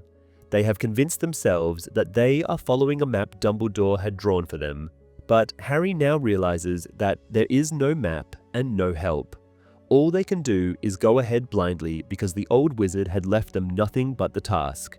No direction, no sword, and now not even a wand, Harry thinks. Even the photograph of the thief is gone, dropped for Voldemort to find, who will now surely have no problem discovering who he has been. Hermione comes out of the tent, carrying 2 cups of tea and a book under her arm. She asks if Harry minds talking, and though he would rather not, he lies that it is okay. Hermione says that she has figured out who the thief is and gives the thick book to Harry. It is Rita Skeeter's latest, The Life and Lies of Albus Dumbledore. Harry is confused as to where she found it, and Hermione explains that it had been in Bathilda Bagshot's house. She shows Harry a note she found in the book. It is from Rita, assuring Bathilda that she has said all those things in the book, even if she does not remember.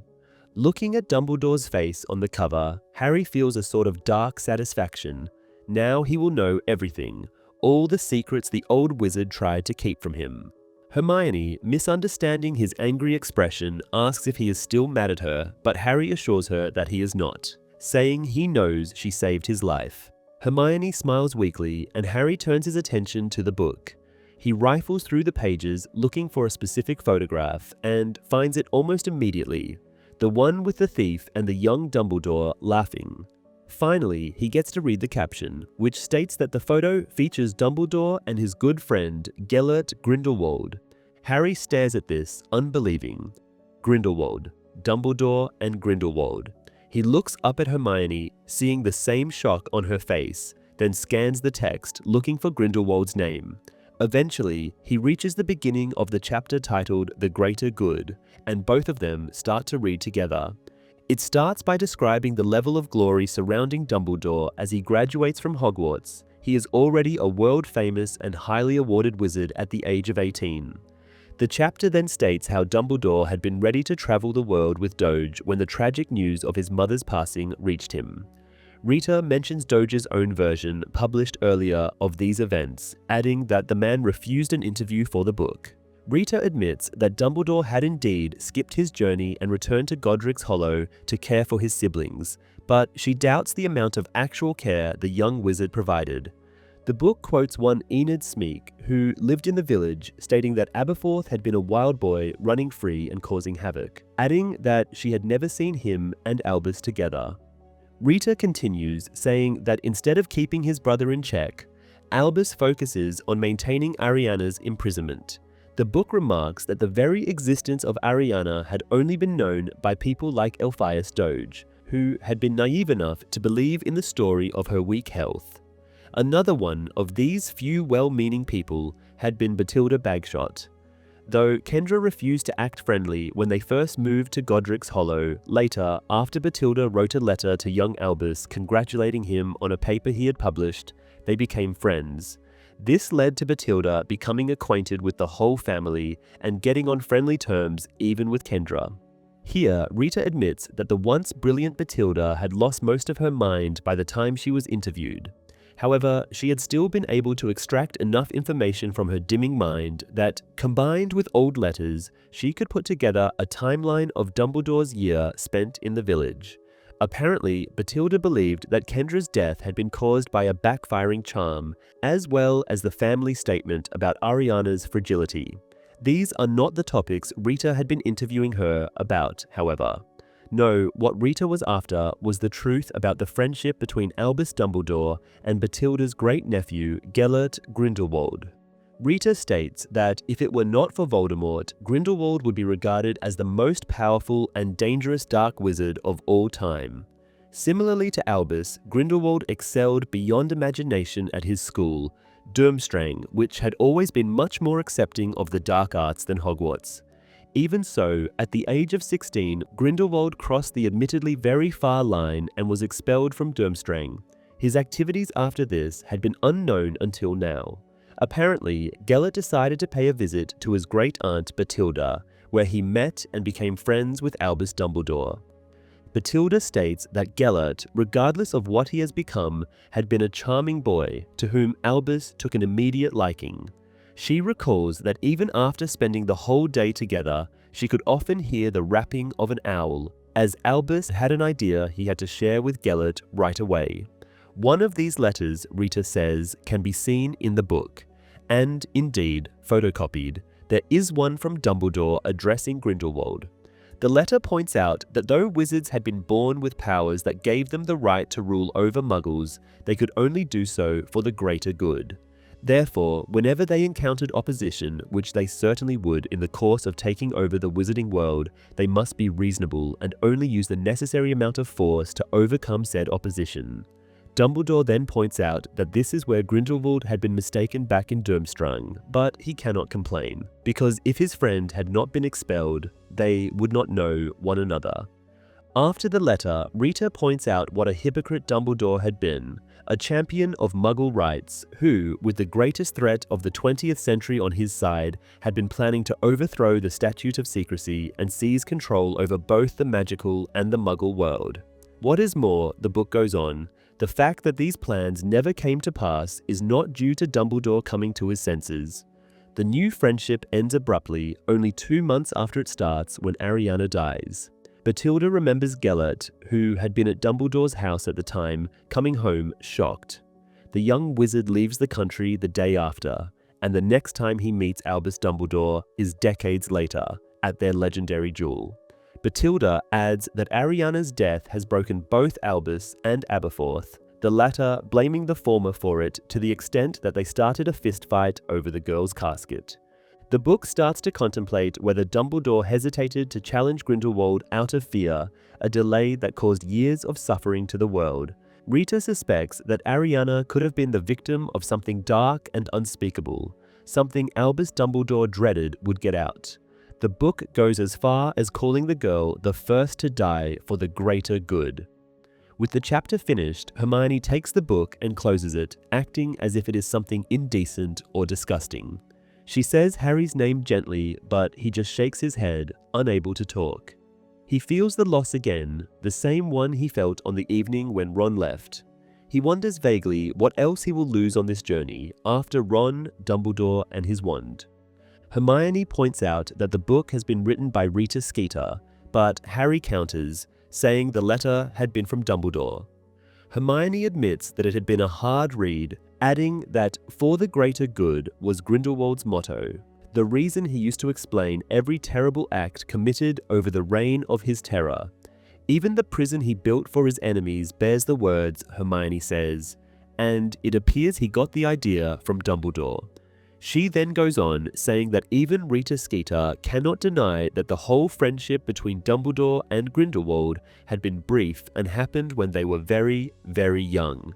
Harry, trying to hold his anger back, says that they are the same age now, and while they are trying to rid the world of Voldemort, Dumbledore had been planning his rule over Muggles.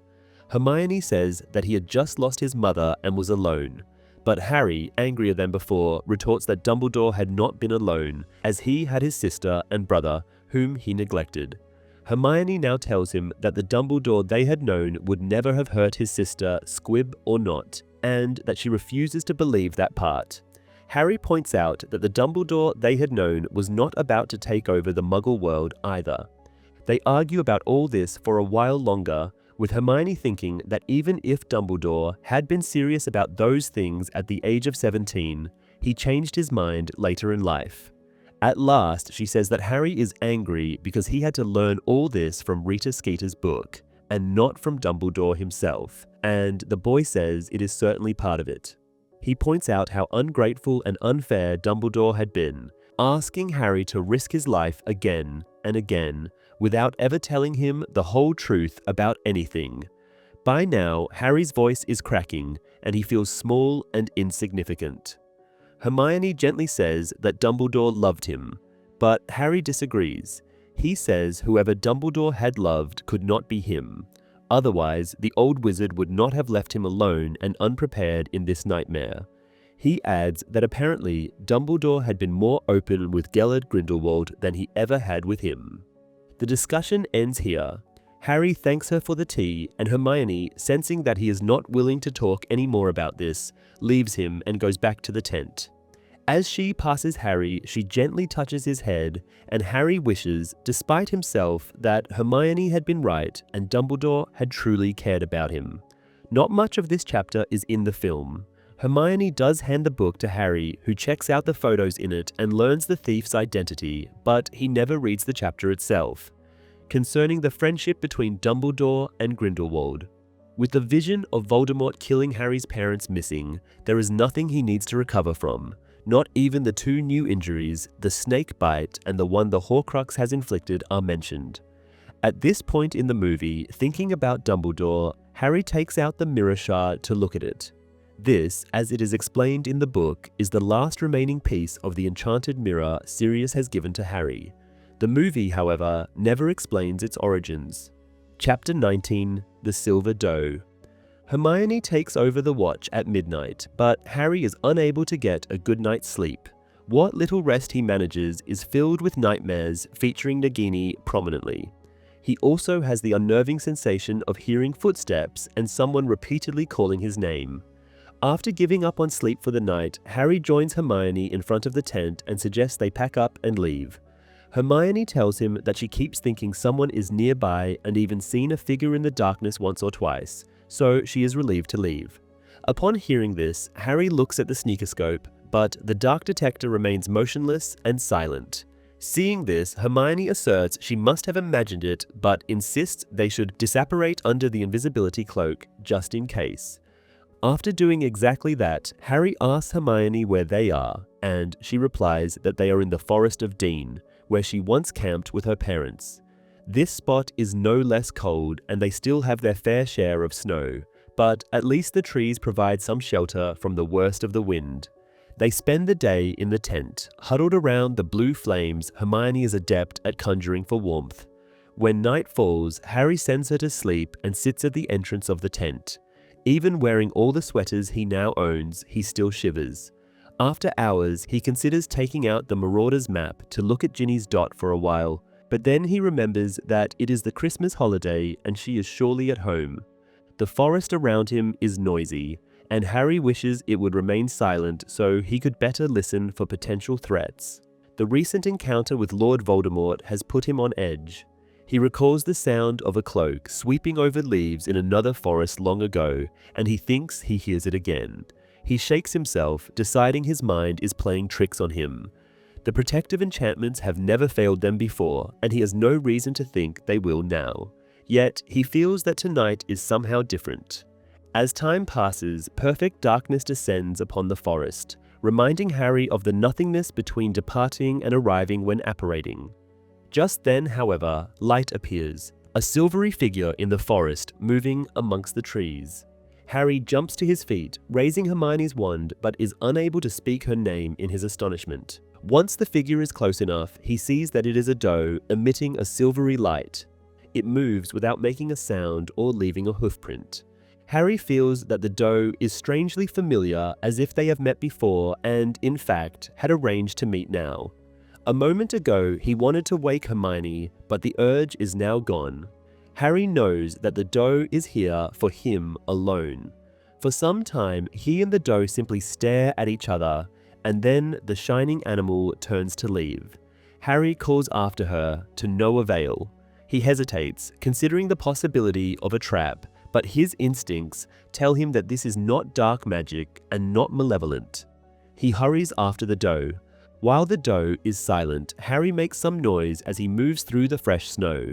He is convinced that once he catches up to the animal, she will speak to him, and what she will say will be incredibly important. But when the doe finally stops and looks at him, he does not have time to ask anything before the silvery vision vanishes. With that, fear returns, and Harry lights up the tip of Hermione's wand. Now, Harry wonders if the doe might have been a trap after all. The forest is filled with noises, and as he looks around, he wonders whether he sees a silhouette just beyond the wand light. But nothing and no one attacks him. There is no jet of green light thundering toward him. The only unusual thing he notices is a faint glimmer. Turning towards it, he finds a small pond, frozen over. Stepping closer, he sees something more, a shape beneath the ice. Dropping to his knees, Harry examines it more thoroughly, and his heart skips a beat as he realizes what he is looking at. The sword of Gryffindor. Harry can barely believe his eyes. He speculates about the possibilities. The doe might not have been a Patronus, as he initially thought, but a sort of guide, a spirit of the forest. Alternatively, some unknown magic might have drawn Hermione here, or perhaps the sword was placed in the pond after their arrival. But if so, who could have put it there? Raising the wand, he tries to scan the dark forest, but no one is around. Turning back to the pond, Harry points Hermione's wand at the sword and casts a summoning charm. Nothing happens, though he had not expected it to. He reasons that if retrieving the sword was that simple, it would have been left on the ground rather than submerged in icy water. Walking around the pond, he searches for a way to reach it, even calling for help, recalling the last time he obtained the weapon. In the end, however, he accepts what he has known all along. He will have to go into the water. He looks around again, though he is now certain no one will attack him. If they intended to, they would have done so already. He knows that all precautions now are just a means to delay the inevitable, and begins removing the many layers of sweaters he is wearing. At last, he stands there in his underwear, his clothes and the drawstring pouch in a heap on the snowy ground. He casts a spell to break the ice and sees that the pond is not especially deep, though he suspects he will have to submerge completely to grab the sword. Knowing there is nothing to gain from waiting, he places the wand on the ground so it will provide some light beneath the water, and he jumps in. The water is unimaginably cold, and every cell in his body screams against the shock. He feels as if even the air in his lungs has frozen, making it difficult to breathe. With his feet, he carefully locates the sword so he will only have to dive once. After some hesitation, he does exactly that. The cold is so intense that it feels indistinguishable from burning as he plunges downward. He finds the sword with ease and grabs it. However, as he tries to surface, something tightens around his neck, holding him down. Raising a hand to his throat, he realizes that it is the chain of the Horcrux, attempting to strangle him. Panic sets in as he thrashes about, desperately trying to find a foothold to push himself upward, but to no avail. As his strength fades, he thinks he can feel the arms of death closing around him. He wakes up face down in the snow, listening to the stumbling steps and the heavy coughs of Hermione. She has come again, Harry thinks, saving his life as she had from Nagini. But no, this does not sound like Hermione. The coughs are too deep, the steps too heavy. Nevertheless, Harry has no strength left to lift his head and look at his savior. Instead, he feebly reaches for his neck, searching for the chain that has almost killed him, but it is gone. Then a voice speaks, asking if he has gone crazy, and he is shocked into getting up. Ron stands in front of him, his clothes soaked, holding Gryffindor's sword in one hand and the Horcrux in the other. He asks how Harry could have been stupid enough to wear the locket while going under the water. But Harry is rendered speechless. Nothing that happened tonight, not the Silver Doe or the sword, surprises him as much as Ron showing up. Instead of answering, he starts to put on his clothes, glancing at his friend every time his head emerges from another jumper, expecting the boy to vanish at any moment. At last, he asks if it had been Ron who did it, and the other boy responds awkwardly in the affirmative. Harry clarifies, asking if Ron had conjured the Silver Doe, and it turns out Ron misunderstood the question, now replying that he thought it had been Harry. He reminds his friend that his Patronus is a stag, not a doe, and Ron says he knew something had been different about it. When Harry is finally fully dressed, he grabs Hermione's wand and asks Ron what he is doing there. Judging by his expression, Ron had been hoping this topic would not come up so soon. Stumbling over his words, he says that he has come back to rejoin them if they would let him. Harry does not know what to say.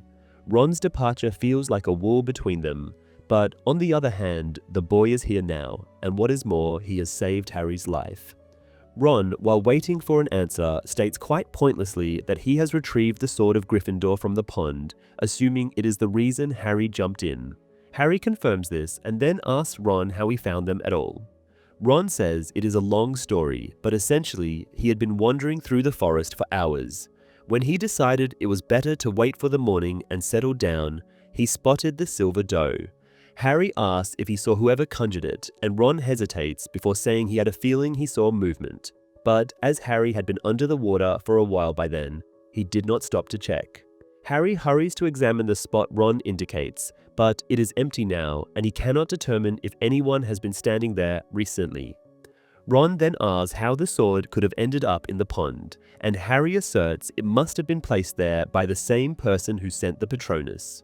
Ron then wants to know if this sword is the real one, and Harry points out that there is an easy way to find out.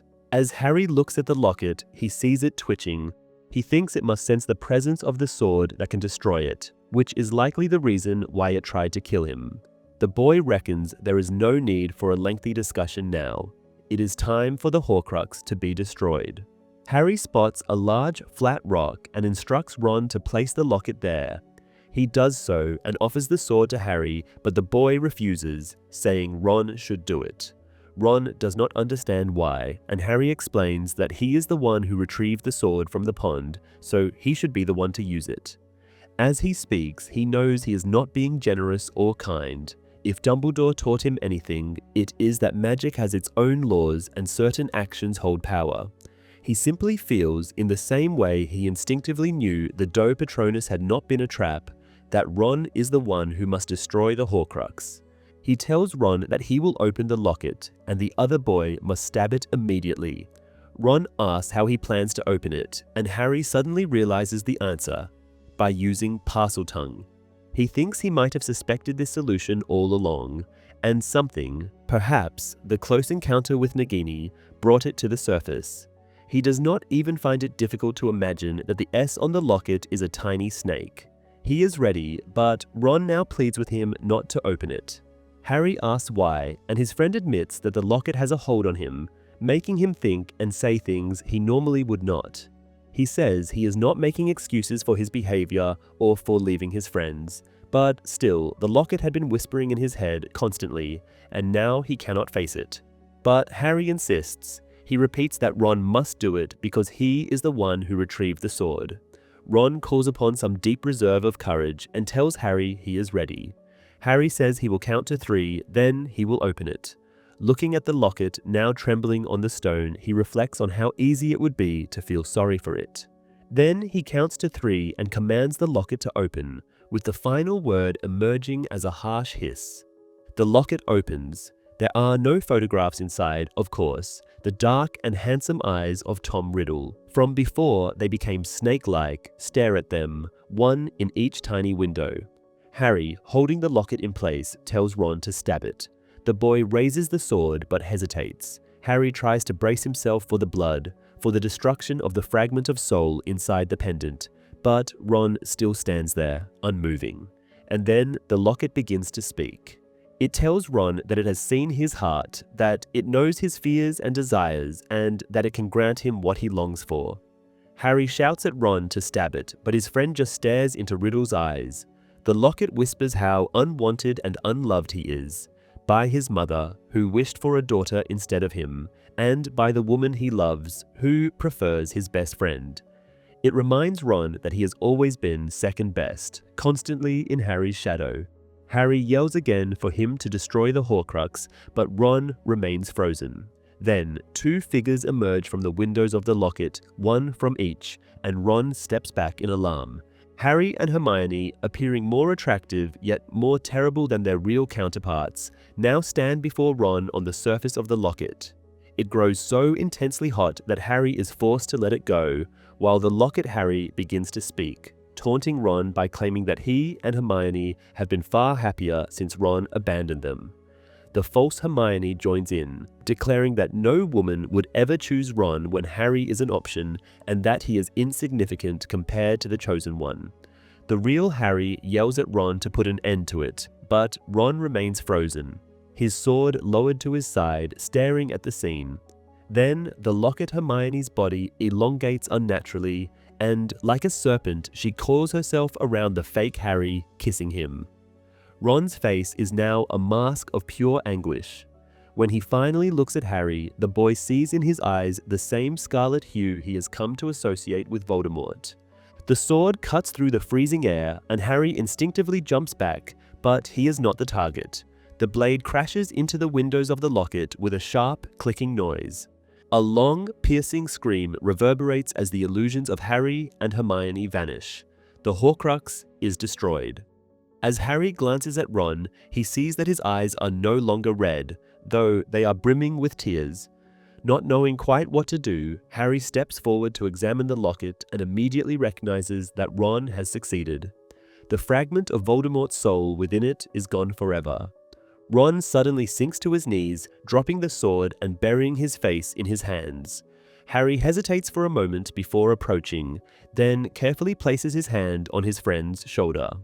Ron does not resist. Harry then tells Ron that after he left, Hermione cried every single day for at least a week, and he himself struggled with the loss as well.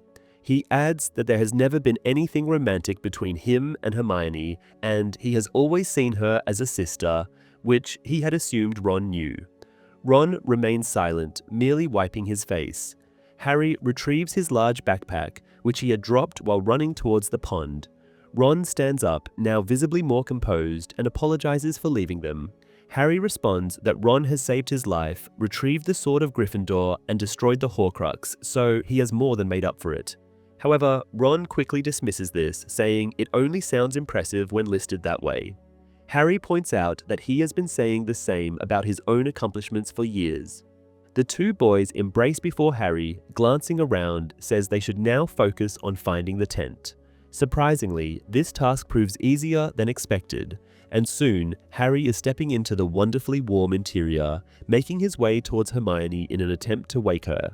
She finally stirs, groggily asking what is happening, and Harry informs her that they have a visitor. Her gaze shifts to Ron, who is still dripping wet from the pond and clutching the sword. Anticipating an emotional reaction, Harry discreetly withdraws to grant them a semblance of privacy. Hermione moves slowly, stopping just in front of Ron. He lifts his arms in expectation of a hug. Instead, she starts pummeling him, shouting obscenities and calling him names, punctuating each word with a punch. Ron protests loudly. When physical assault no longer feels sufficient, she demands her wand. Harry raises it, but only to cast a shield charm, placing a barrier between her and Ron. Harry then tries to calm Hermione, but she is beyond reasoning.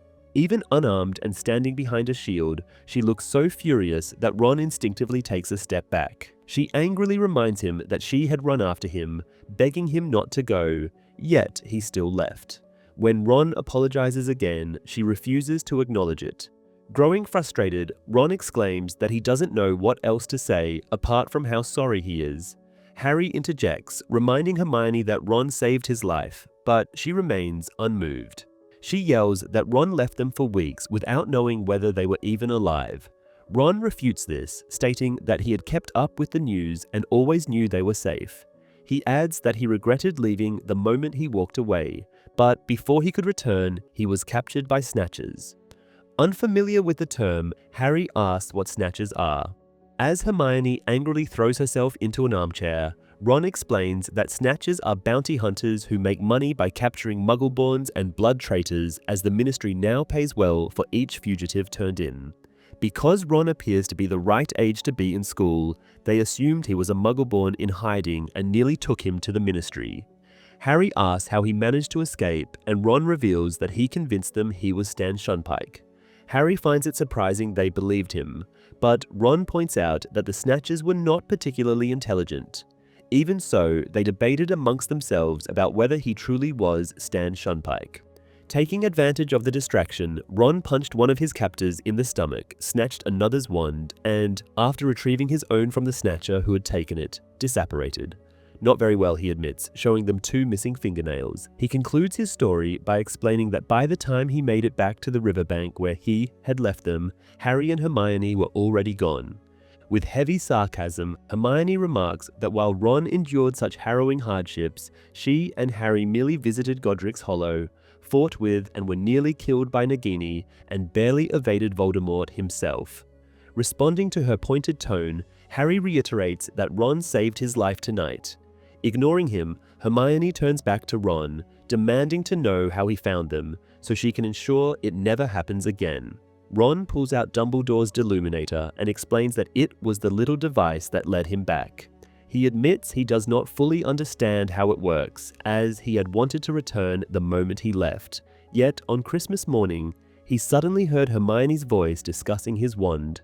The sound had come from the Deluminator. Harry immediately recalls the moment. It was the first time either of them had mentioned Ron's name since he had left. Now Ron says that when he took out the Deluminator and clicked it, all lights went out as they should, but a new one appeared, a bluish one, reminiscent of those around Portkeys. Ron says he has known right away that it's time to go, so he packed up his stuff and went out to the garden, where the blue light sort of flew into him, filling him with the certainty of his destination. He knew what he had to do, and as he disapparated, he arrived at a snowy hillside. Harry confirms that they had been camping there, adding he kept thinking he heard someone nearby. Ron says that must have been him. However, even though he knew for sure he was at the right place, he couldn't find them due to the protective spells, so eventually he decided to wait and catch them when they packed the camp up. Hermione explains that since they have taken on the habit of disapparating under the invisibility cloak as extra precaution, Ron couldn't have spotted them. Ron says he has been waiting all day for them, but when he became sure he missed them and used the Deluminator again, the blue light showed up once more and led him to this forest. Here, he could have just hoped again that his friends would show up, and after a while, Harry did, following the doe. At this point, the boys have to explain to Hermione what happened tonight. She excitedly points out what Harry concluded already, that the Silver Doe must have been a Patronus, and someone had cast it. Ron finishes the story, only hesitating when it's time to recall the destruction of the Horcrux, but Harry jumps in, saying he opened it, Ron stabbed it, and that was it. Nothing else happened. When Hermione pushes for further details, Harry adds it also screamed, and to distract her, he shows her the remains of the locket. Thinking it is finally safe, Harry breaks the shield charm, then turns to Ron, asking about the extra wand he has taken from the Snatchers. Ron says he has it with him, hastily drawing it from his backpack, adding that he thought it might come in handy at some point. Harry says Ron is right about that and tells his friend that his old Phoenix wand is broken. Ron is shocked to hear that. Meanwhile, Hermione stashes the broken Horcrux in her bag and, without any further word, goes back to sleep. As Ron passes the spare wand to Harry, he tells his friend that he has gotten away relatively easily, and Ron agrees, recalling how once Hermione had made a bunch of birds attack him. From under her blankets, the girl says that is still a possibility, making Ron smile. When Harry opens the locket, it knocks both him and Ron onto the ground, then conjures spiders, Ron's worst fear, showing that it has some power in the physical world, something the Horcrux in the novel did not showcase. A bit of conversation, in which Harry assures Ron that he and Hermione are just friends and nothing more, is missing from the film and replaced by Ron saying that with the locket destroyed, only 3 more Horcruxes remain. Ron mentions sleeping in a pub while away, hiding from a group of Snatchers. In the book, however, he tells Harry and Hermione that he had been too embarrassed to go home and, instead, spent his time at Bill and Fleur's house, saying he knew Bill wouldn't be too hard on him, something he couldn't expect from Fred, George, and Ginny. Chapter 20. Zenophilious Lovegood. As Harry expects, Hermione's anger does not subside by the morning. The next day, she limits her communication to scathing looks and prolonged silences. In response, Ron adopts a sorrowful demeanor, signaling his remorse. However, this is merely a facade, as in reality, he remains in high spirits whenever he is alone with Harry. He repeatedly insists that someone is aiding them, that the person who sent the Doe Patronus is on their side, and that with the locket destroyed, they have struck a significant blow against Voldemort's defenses. Harry cannot help but agree, and despite Hermione's persistent anger, his mood matches Ron's. Everything that has transpired, especially Ron's return, brings him genuine satisfaction. That afternoon, under the guise of searching for berries, Harry and Ron take the opportunity to continue catching up. Once Harry finishes recounting the events at Godric's Hollow in detail, Ron asks how they discovered the existence of the taboo. Unfamiliar with the term, Harry asks for clarification, and Ron points out that both he and Hermione have stopped using Voldemort's name. Harry dismisses it as an unconscious habit they have picked up, asserting that he has no issue saying Voldemort.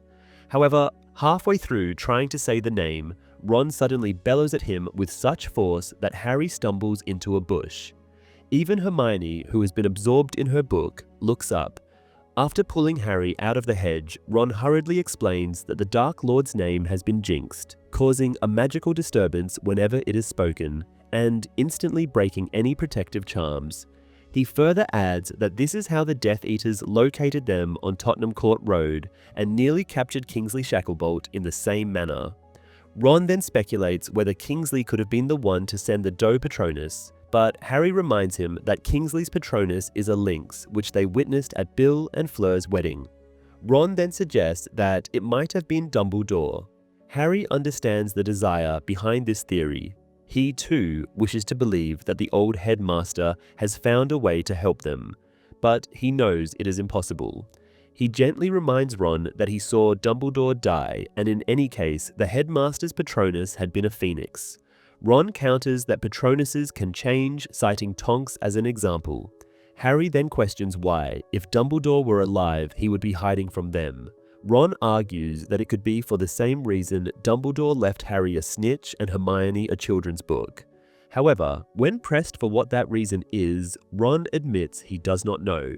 He confesses that he once thought it was all pointless, that Dumbledore had merely made their task more difficult, but he no longer believes that. After the Deluminator had guided him back to his friends, he is convinced that Dumbledore knew exactly what he was doing. He believes the headmaster foresaw that he would abandon them and ensured a way for him to return. Harry, however, corrects him, stating that Dumbledore knew Ron would want to come back, earning a grateful look from his friend. To shift the subject, Harry inquires about the reception of Rita Skeeter's book. Ron responds that given everything currently happening in the wizarding world, the book has not caused as much of a stir as it might have under different circumstances. Nevertheless, people continue to discuss it. Some are outraged, while others, particularly those who never liked Dumbledore, take satisfaction in its revelations. However, Ron personally does not find the fact of Dumbledore's friendship with Grindelwald particularly scandalous. He notes that Dumbledore had been very young at the time, prompting Harry to counter with the same argument he had given Hermione. They are now the same age Dumbledore had been when he was making plans to seize power alongside a dark wizard. At that moment, Harry notices a spider perched on its web in the bushes and points his new wand at it, which Hermione has examined previously and identified as being made of blackthorn. Harry attempts a spell, and while it works to some extent, the spider enlarges, but Harry finds it underwhelming. Ron hastily apologizes for his remark about Dumbledore's youth, and recalling his friend's deep-seated fear of spiders, Harry attempts to shrink it back, but the counterspell fails. He reflects that this has been the outcome every time he has tried using the blackthorn wand that morning. All his spells feel weaker. He likens the sensation to what he imagines someone would feel if another person's hand were sewn onto their arm. Hermione, who has walked over to observe his attempt, maintains that it is merely a matter of self-confidence, insisting that a wand's power depends entirely on the wizard wielding it. Harry resists the urge to challenge her by suggesting she swap wands with him if she truly believes that, choosing instead to keep the peace.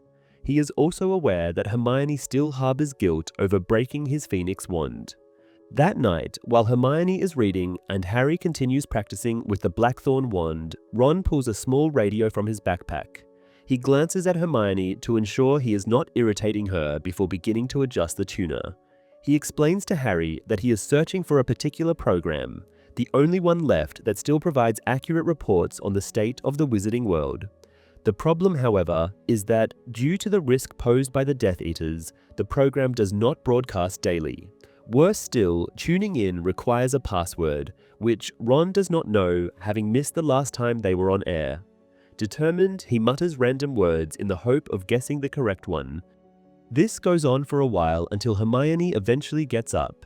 Ron stops immediately and asks if he is bothering her, but Hermione does not answer. Instead, she turns to Harry. Seeing that she has been reading The Life and Lies of Albus Dumbledore, he is not keen on what comes next. But when Hermione speaks, she says something completely unexpected. She wants to visit Zenophilious Lovegood. Harry does not understand why. Hermione says she wants to ask him about the sign she found in the Tales of Beedle the Bard, showing Dumbledore's letter to Harry. She points out that Dumbledore used the same symbol instead of an A in his first name. Ron tries to ask what they are talking about, but neither of them answers. Instead, Hermione says the mark keeps appearing wherever they go, which might not be a coincidence. She adds that even though Victor Crumb believes it is Grindelwald's sign, the triangular mark was on that old grave in Godric's Hollow too, which predates the Dark Wizard by centuries. Harry gives this some thought, then carefully tells her that they do not need another Godric's Hollow. Hermione objects, saying the book Dumbledore left her has this sign in it, and he might have given it to her so she could find out what it is. Harry, somewhat impatient, says that they need to stop believing in the secret path Dumbledore is supposed to be leading them down and accept that they are on their own. However, Ron interjects, saying that Dumbledore had been right about him and had given him the Deluminator. He thinks visiting Lovegood is worth the risk, and Harry, knowing he would agree with anything Hermione proposes right now, gives his friend a dark look. Ron goes on, pointing out that it cannot be another trap, as Lovegood is on their side, still using the Quibbler to encourage people to stand with Harry. Hermione insists that this is important, and Harry asks if it is, why Dumbledore never mentioned it. Feebly, she says it could be one of those things they have to figure out for themselves, and Ron agrees, but Hermione snaps at him, saying she knows she is not making sense, but she feels very strongly that they have to investigate a sign that, in some mysterious way, connects Grindelwald, Godric's Hollow, and Dumbledore. Ron proposes a vote. He and Hermione, of course, vote to visit Zenophilious Lovegood, and his enthusiasm almost makes Hermione smile. Harry, feeling both amused and annoyed, concedes, but says that once the detour is over, they should really go and look for the Horcruxes. He then asks if any of them knows where the Lovegood family lives, and Ron answers that they are not that far from the burrow, as his parents always point in a certain direction when the Lovegoods are mentioned. He thinks it will not be hard to find them. Once the debate is over and Hermione returns to her book, Harry quietly accuses Ron of only siding with Hermione to get back into her good graces. Ron shamelessly admits this is true. He adds that the Christmas holiday is still going on, so at the very least they can see Luna. The next morning, they apparate to a hill from which they have a great view of the surrounding mounds and the village nearby. They can see the burrow too, if not the building itself, at least the hedges surrounding it. Ron remarks how odd it is to be so close yet not going home, and Hermione acidly points out that he has just departed a few days ago. Ron, however, tells them that he has been far too ashamed to go home, fearing the twins' reaction, not to mention Ginny's. In a surprised voice, Hermione asks where he has been, and Ron tells them he spent the last few weeks in Shell Cottage, Bill and Fleur's house. He adds that Bill had not been proud of him for walking out on his friends, but he understood that it had been a mistake he regretted. So the larger family never learned about Ron's whereabouts. Ron now turns away from his childhood home and points in the direction he believes Zenophilious Lovegood's house must be. After a few hours of walking, which Harry spends under the invisibility cloak for safety reasons, they can only find an empty cottage. Hermione speculates that they might be in the right place and that the Lovegoods are spending the holidays elsewhere, but Ron disagrees, saying that knowing the Lovegoods, they will probably recognize their home right away, and it will not be as normal as a regular cottage. He suggests apparating a few miles further and looking around there, and indeed, as soon as they arrive on another peak, they spot a tall, black, cylindrical house, which Ron compares to a chess piece. They all agree that this place looks much more like something the eccentric Luna Lovegood would call home. They set out to reach it excitedly. Soon, it turns out they are right. Ron points out a hand-painted sign that reads, "The Quibbler Editor X Lovegood," among two others regarding the contents of the garden. It is an overgrown one surrounding a zigzagging footpath. Harry spots a radish-like fruit he recognizes as the one Luna often wears as earrings. There is a little, flat-faced owl perched on a branch. Before knocking on the door, Hermione reminds Harry to remove the cloak, stating that it is him whom the man wishes to assist. When the door opens, Zenophilius appears in poor condition. His long white hair is unkempt, and his nightshirt is stained. His reception is far from warm, as he seems deeply agitated until he recognizes Harry, at which point his expression shifts to an exaggerated look of theatrical astonishment. Harry, noting that the man does not take his proffered hand, asks if they may enter for a while. Zenophilius hesitates, stating he is unsure whether that would be wise. Harry, beginning to feel let down by the cold demeanor of his supposed supporter, insists that they will not take up much of his time. Eventually, Mr. Lovegood relents and allows them inside. The kitchen is as eccentric as one might expect, its walls circular and the furniture arranged to complement the unusual shape. Everything is painted in vivid colors with floral patterns, which Harry immediately recognizes as Luna's handiwork. At the center of the room stands a spiral staircase leading to the upper floor, from where loud banging noises echo, making Harry wonder about the source of the commotion. Zenophilius suggests they move upstairs, where they can be more comfortable. The upper room is a cluttered space, resembling both a living area and a study. The sheer amount of objects crammed into it reminds Harry of the Room of Requirement, when it had been used as a hiding place for unwanted things. The source of the noise is soon revealed to be a large, antiquated printing press, actively producing fresh copies of the Quibbler. Zenophilius drapes an old tablecloth over it, muffling the sound somewhat, before turning to Harry and asking the reason for their visit. At that moment, Hermione lets out an exclamation of surprise upon noticing a long, spiraled horn mounted on the wall. She immediately questions Zenophilius about it. He proudly states that it is the horn of a crumple-horned Snorkack, but Hermione instinctively contradicts him. Harry attempts to intervene, but Hermione persists, asserting that it is actually an erumpent horn, which is highly volatile. Ron asks how she knows this, and Hermione explains that it was described in one of their textbooks, Fantastic Beasts and Where to Find Them.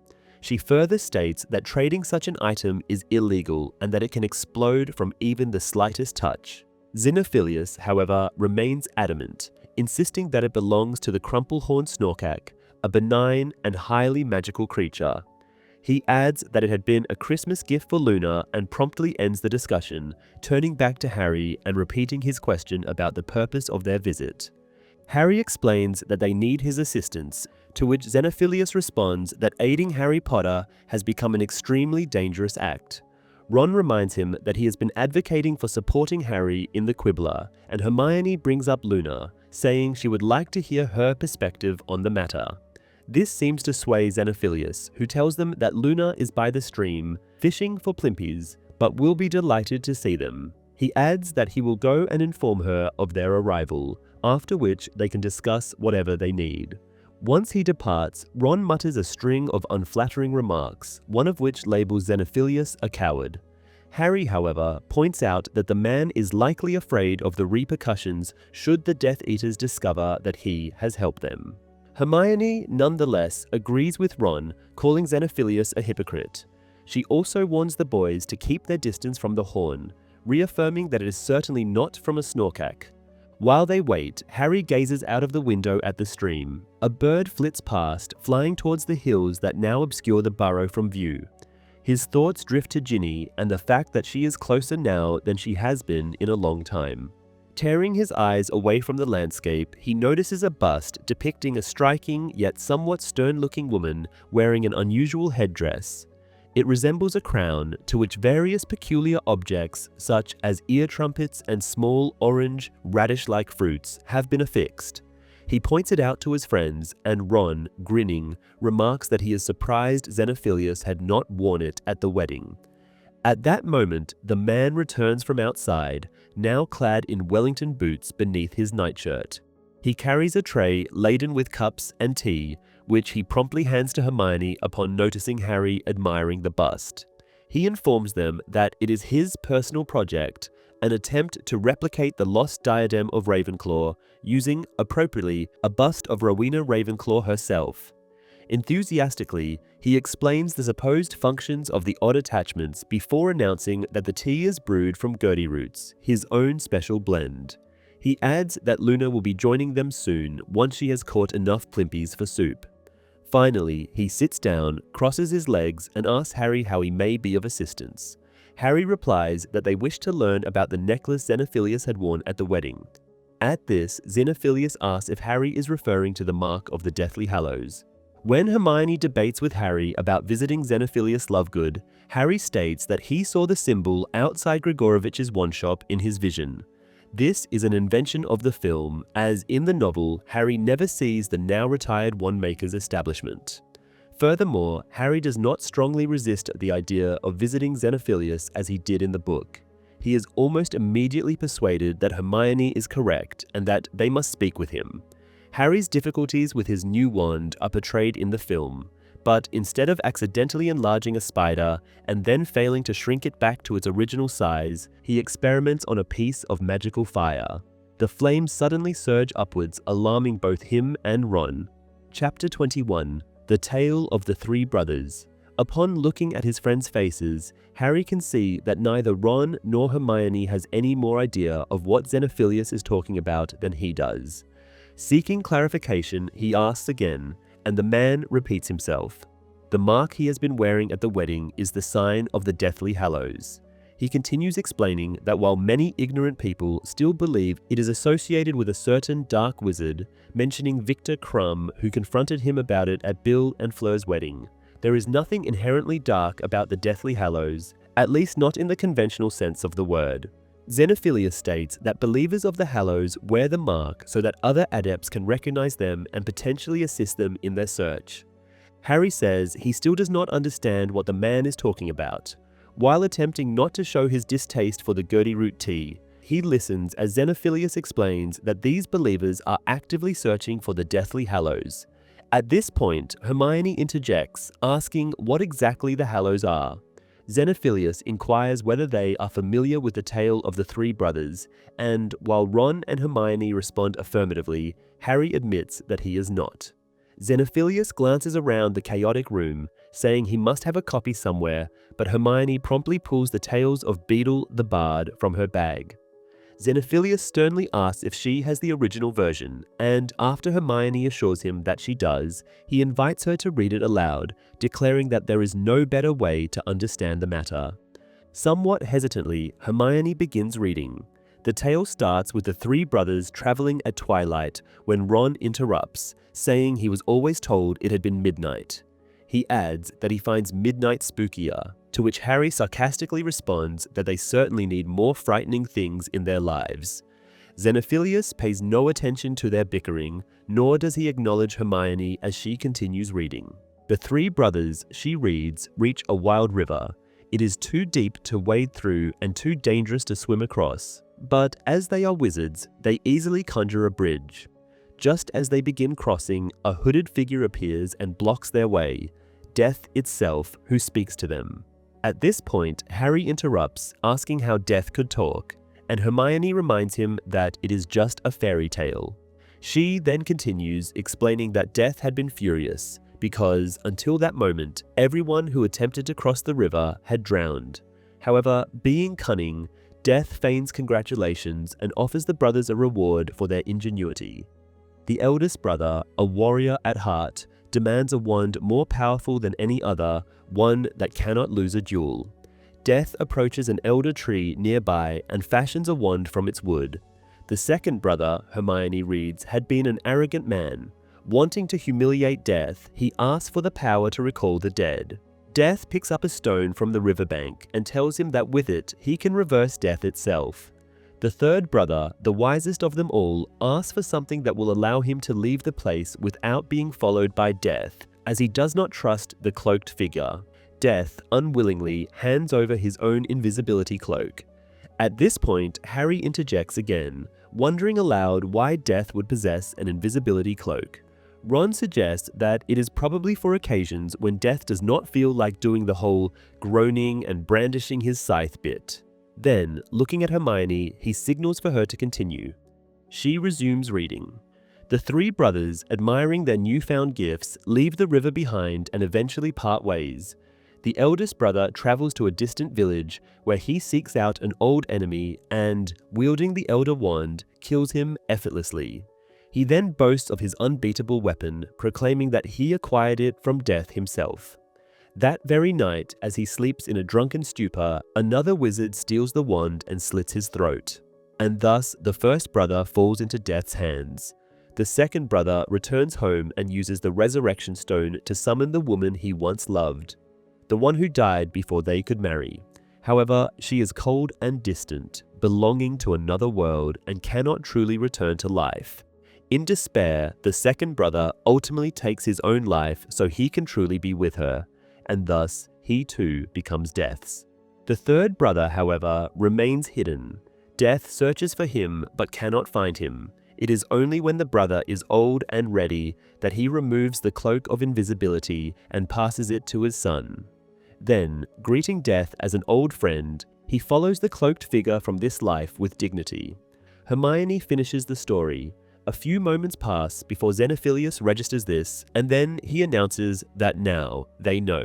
When Hermione asks for clarification, he explains that these are the three Hallows of Death: the Elder Wand, the Resurrection Stone, and the Cloak of Invisibility. He illustrates them by drawing on a piece of paper, a straight line for the wand, a circle for the stone, and a triangle enclosing both to represent the cloak. These three symbols, he explains, form the mark they had been so curious about in the first place. Hermione objects, pointing out that the tale never explicitly refers to them as the Deathly Hallows. Zenophilius, with a smug expression, explains that it is, after all, a children's story rather than a historical document. However, those who know the truth understand that whoever possesses all three of these objects, the Hallows, will become the master of death. He glances out of the window and Harry notices that the sun is already low in the sky. Zenophilius remarks that Luna must have gathered enough plimpies by now. Meanwhile, Ron asks what exactly it means to be the master of death. Zenophilius claims that it means the wizard who unites the Hallows will gain power over death itself, capable of conquering it entirely. In a restrained voice, Hermione now asks if Zenophilius genuinely believes these objects exist. He replies without hesitation that he does. She attempts to reason with him, arguing that he cannot seriously believe in the other two Hallows, even though invisibility cloaks undeniably exist, albeit rare. Zenophilius, however, counters that ordinary invisibility cloaks are nothing more than robes bewitched with a disillusionment charm or garments woven from demi-guise hair, materials that, while impressive, will eventually lose their effectiveness. The true cloak of invisibility, he asserts, is the only one that will never fade or fail its wearer, no matter how long it is used. Triumphantly, he declares that the three of them have surely never encountered anything like that. However, Harry knows that Ron and Hermione are thinking precisely the same thing he is. There is, in fact, a magical cloak just like that in the room at this very moment, safely tucked away in Harry's pocket.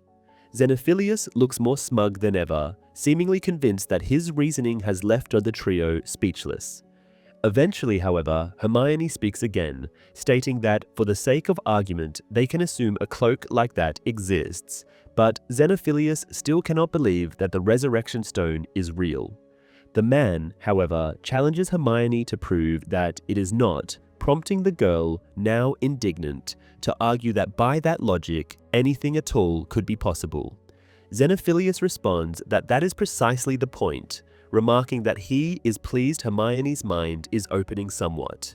Before she can retort, Harry takes over, asking if Zenophilius believes the Elder Wand is real as well. The man says that in the case of the wand, there is abundant evidence because its ownership changes based on the defeat of its master. When Harry requests details, Mr. Lovegood explains that, just as described in the tale, the wand is frequently stolen, with its previous owner meeting their demise in the process. He lists a succession of historical figures, each having defeated the last in some way, stating that every one of them had taken possession of the Elder Wand from its prior master. Harry glances at Hermione, who is unconvinced yet unable to contradict Zenophilius, as at least the historical accounts he references are accurate. Ron then asks where the wand is now, but Zenophilius, looking out of the window again, admits he does not know. Historical sources are uncertain regarding who exactly defeated the last confirmed owner, meaning the trail of the Elder Wand cannot be traced further. After a brief silence, Hermione asks Mr. Lovegood whether the Peverell family has any connection to the Deathly Hallows. Zenophilius appears surprised that Hermione, after all, has some knowledge of the Hallows, stating that the Peverells are, in fact, one of the most significant clues in the search for them. Ron asks who they are, and Harry feels as though he has encountered the name before. Hermione explains that she saw the sign of the Deathly Hallows on a grave in Godric's Hollow belonging to Ignotus Peverell. Zenophilius interjects that the mark on Ignotus's grave serves as evidence that the three brothers in the tale are indeed the three Peverell brothers, Antioch, Cadmus, and Ignotus. Among scholars of the subject, he adds, it is widely accepted that they were the original owners of the three Hallows. At this, the man rises, once again looking out of the window before picking up the tray of tea. As he descends the spiral staircase, he asks whether they will stay for dinner, mentioning that everyone who has ever tried their freshwater plimpy soup has asked for the recipe. As he disappears into the kitchen, Ron remarks that people probably request the recipe so they can show it to St. Mungo's Hospital's poisoning ward. Harry turns to Hermione, asking for her thoughts, and the girl declares that everything they have just heard is utter nonsense, insisting that the symbol simply cannot mean what Zenophilius believes it does. She deems the entire visit a waste of time. Ron voices his agreement, and when Harry presses for a more detailed opinion, he states that the tale is just another story parents tell children to teach them a lesson. He adds that the old superstitions likely originated from this as well, mentioning one that considers elder an unlucky wood for a wand. He says his mother knows many of these, and Hermione reminds him that she and Harry were raised by Muggles and were therefore exposed to different fallacies. As the pungent scent of Plimpy soup fills the air, Harry reflects inwardly that Hermione's frustration with Zenophilius has at least had one positive effect. She has finally forgotten to be angry at Ron. Just then, she addresses the boy directly, saying she agrees with him that the tale of the three brothers is merely a morality story, and not even a particularly subtle one, as it is obvious which of the three gifts is the best. Each of them chooses a different answer, but all with equal certainty. Hermione asserts that the best gift is the Cloak of Invisibility. Ron argues for the Elder Wand, while Harry selects the Resurrection Stone. Ron contends that, of course, the cloak seems like the sensible choice, but one would not need it if they possess the unbeatable wand. Harry counters that they already have a cloak like that, and Hermione points out how invaluable it has been, whereas the Elder Wand would only attract unwanted attention. Ron argues that this would only be an issue if they were foolish enough to boast about it, but if they could keep it a secret, then the wand is the superior choice. Hermione maintains that it would be extremely difficult for anyone never to mention owning an invincible wand, and notes that this much, at least, can be verified. Zenophilius is correct that extraordinarily powerful wands appear in historical records. This is new to Harry, and with a familiar sense of exasperation, Hermione recalls how Professor Binns spoke of such wands, known as the Death Stick, the Wand of Destiny, and others, each allegedly wielded by dark wizards who sought to instill fear. She remains skeptical, however, arguing that no wand can be more powerful than the wizard who uses it. Harry speculates that all those legendary wands could be the same one under different names, the original Elder Wand. He even briefly considers the possibility that his own wand might have been it, given how it reacted against Voldemort with a spell he did not even know. However, the idea does not quite fit. For one, his wand was made of holly, not elder, and for another, it was created by Mr. Ollivander. As he ponders this, Ron asks why he would choose the Resurrection Stone, and Harry replies that with it, he could bring back everyone they have lost: Dumbledore, Mad-Eye, Sirius, his parents, and others. He adds that, according to the story, however, they would not return happily. He then asks Hermione whether there are legends about stones that bring back the dead, similar to those about invincible wands, but she states that there are none. She theorizes that the idea was likely inspired by the Philosopher's Stone, only in the tale the stone does not grant immortality, but instead reverses death. The scent of the soup becomes more intense, and Harry worries that he will not be able to eat enough to remain polite. Meanwhile, Ron brings up the invisibility cloak, noting how it perfectly matches Zenophilius' description of the Hallow. He admits that he had never given it much thought before, but now realizes that similar garments are typically prone to wear and tear over time, whereas Harry's cloak, which had belonged to his father before him, has never once failed them. As Ron and Hermione continue their discussion, Harry rises to look around. When he glances upwards at the upper levels, he sees his own face. It takes him only a moment to realize that he is not looking into a mirror, but at a painting. Intrigued, he begins to ascend the spiral staircase. Hermione calls after him, warning that it is rude to snoop around when their host is absent, but Harry has already reached the next floor. He finds himself in Luna's bedroom, where the ceiling is adorned with an expansive fresco-style painting depicting 5 figures: himself, Ron, Hermione, Neville, and Ginny. Surrounding them is a golden chain which, upon closer inspection, is made up of the word friends repeated over and over again. Unlike the moving portrait at Hogwarts, these paintings remain still, yet Harry senses that they are imbued with magic nonetheless. A sudden wave of affection for Luna washes over him. However, as he surveys the room, he quickly realizes that something is amiss. A photograph on the nightstand showing a much younger Luna with a woman who strongly resembles her is covered in dust. The carpet is also dusty, the half-open wardrobe is completely empty, and a large cobweb obscures the window. Harry rushes back downstairs. Hermione immediately asks what is wrong, but before he can respond, Zenophilius returns, carrying the soup. Harry asks where Luna is. Zenophilius replies that he has already told them. She is down by the stream, catching plimpies. However, Harry points out that he only brought 4 plates, the exact number of people already in the room. He then says that Luna clearly has not been there for weeks and demands to know where she is, also questioning why Zenophilius keeps glancing out of the window. Zenophilius is momentarily stunned into silence. Then, after a brief pause, he drops the tray and reaches for his wand. He is too slow. Before he can even get close to drawing it, 3 wands are already aimed at him. At that moment, the printing press lets out a final noise and ceases its work, sending fresh copies of the magazine spilling from beneath the tablecloth. Hermione picks one up and hands it to Harry. The cover displays his face with the words "Undesirable Number 1" emblazoned across it. He asks Zenophilius whether the Quibbler has changed its stance. Breaking down, Zenophilius confesses that the Death Eaters abducted Luna in retaliation for the articles he has been publishing. He does not know whether she is still alive, or if she is, where they are keeping her.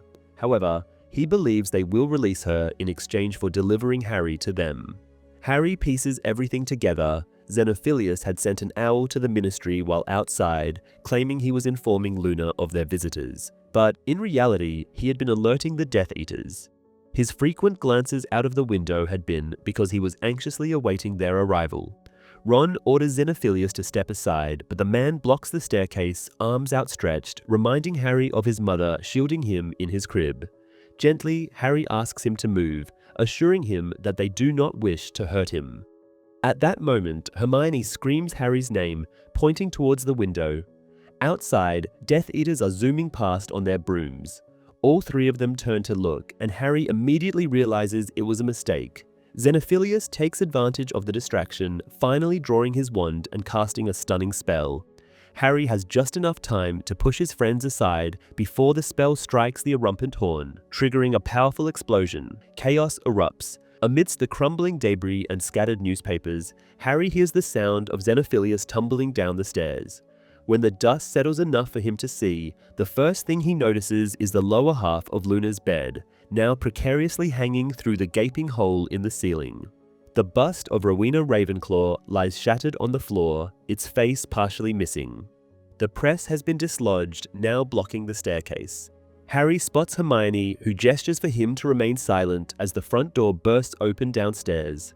A man remarks to another that he knew there was no need to hurry, as he had assumed Zenophilius was spouting nonsense again. He lashes out at the man, warning that if Zenophilius ever wants to see his daughter alive, he had better provide reliable information, not absurd offerings like the diadem or proof of the Snorkack's existence. Zenophilius pleads, insisting that he is telling the truth. Harry Potter is upstairs.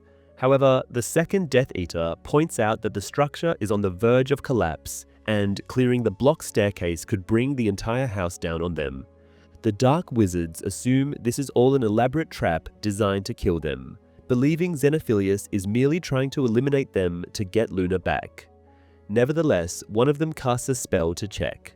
He confirms that there is someone upstairs, prompting his companion to order Zenophilius to go up and bring Harry Potter to them immediately.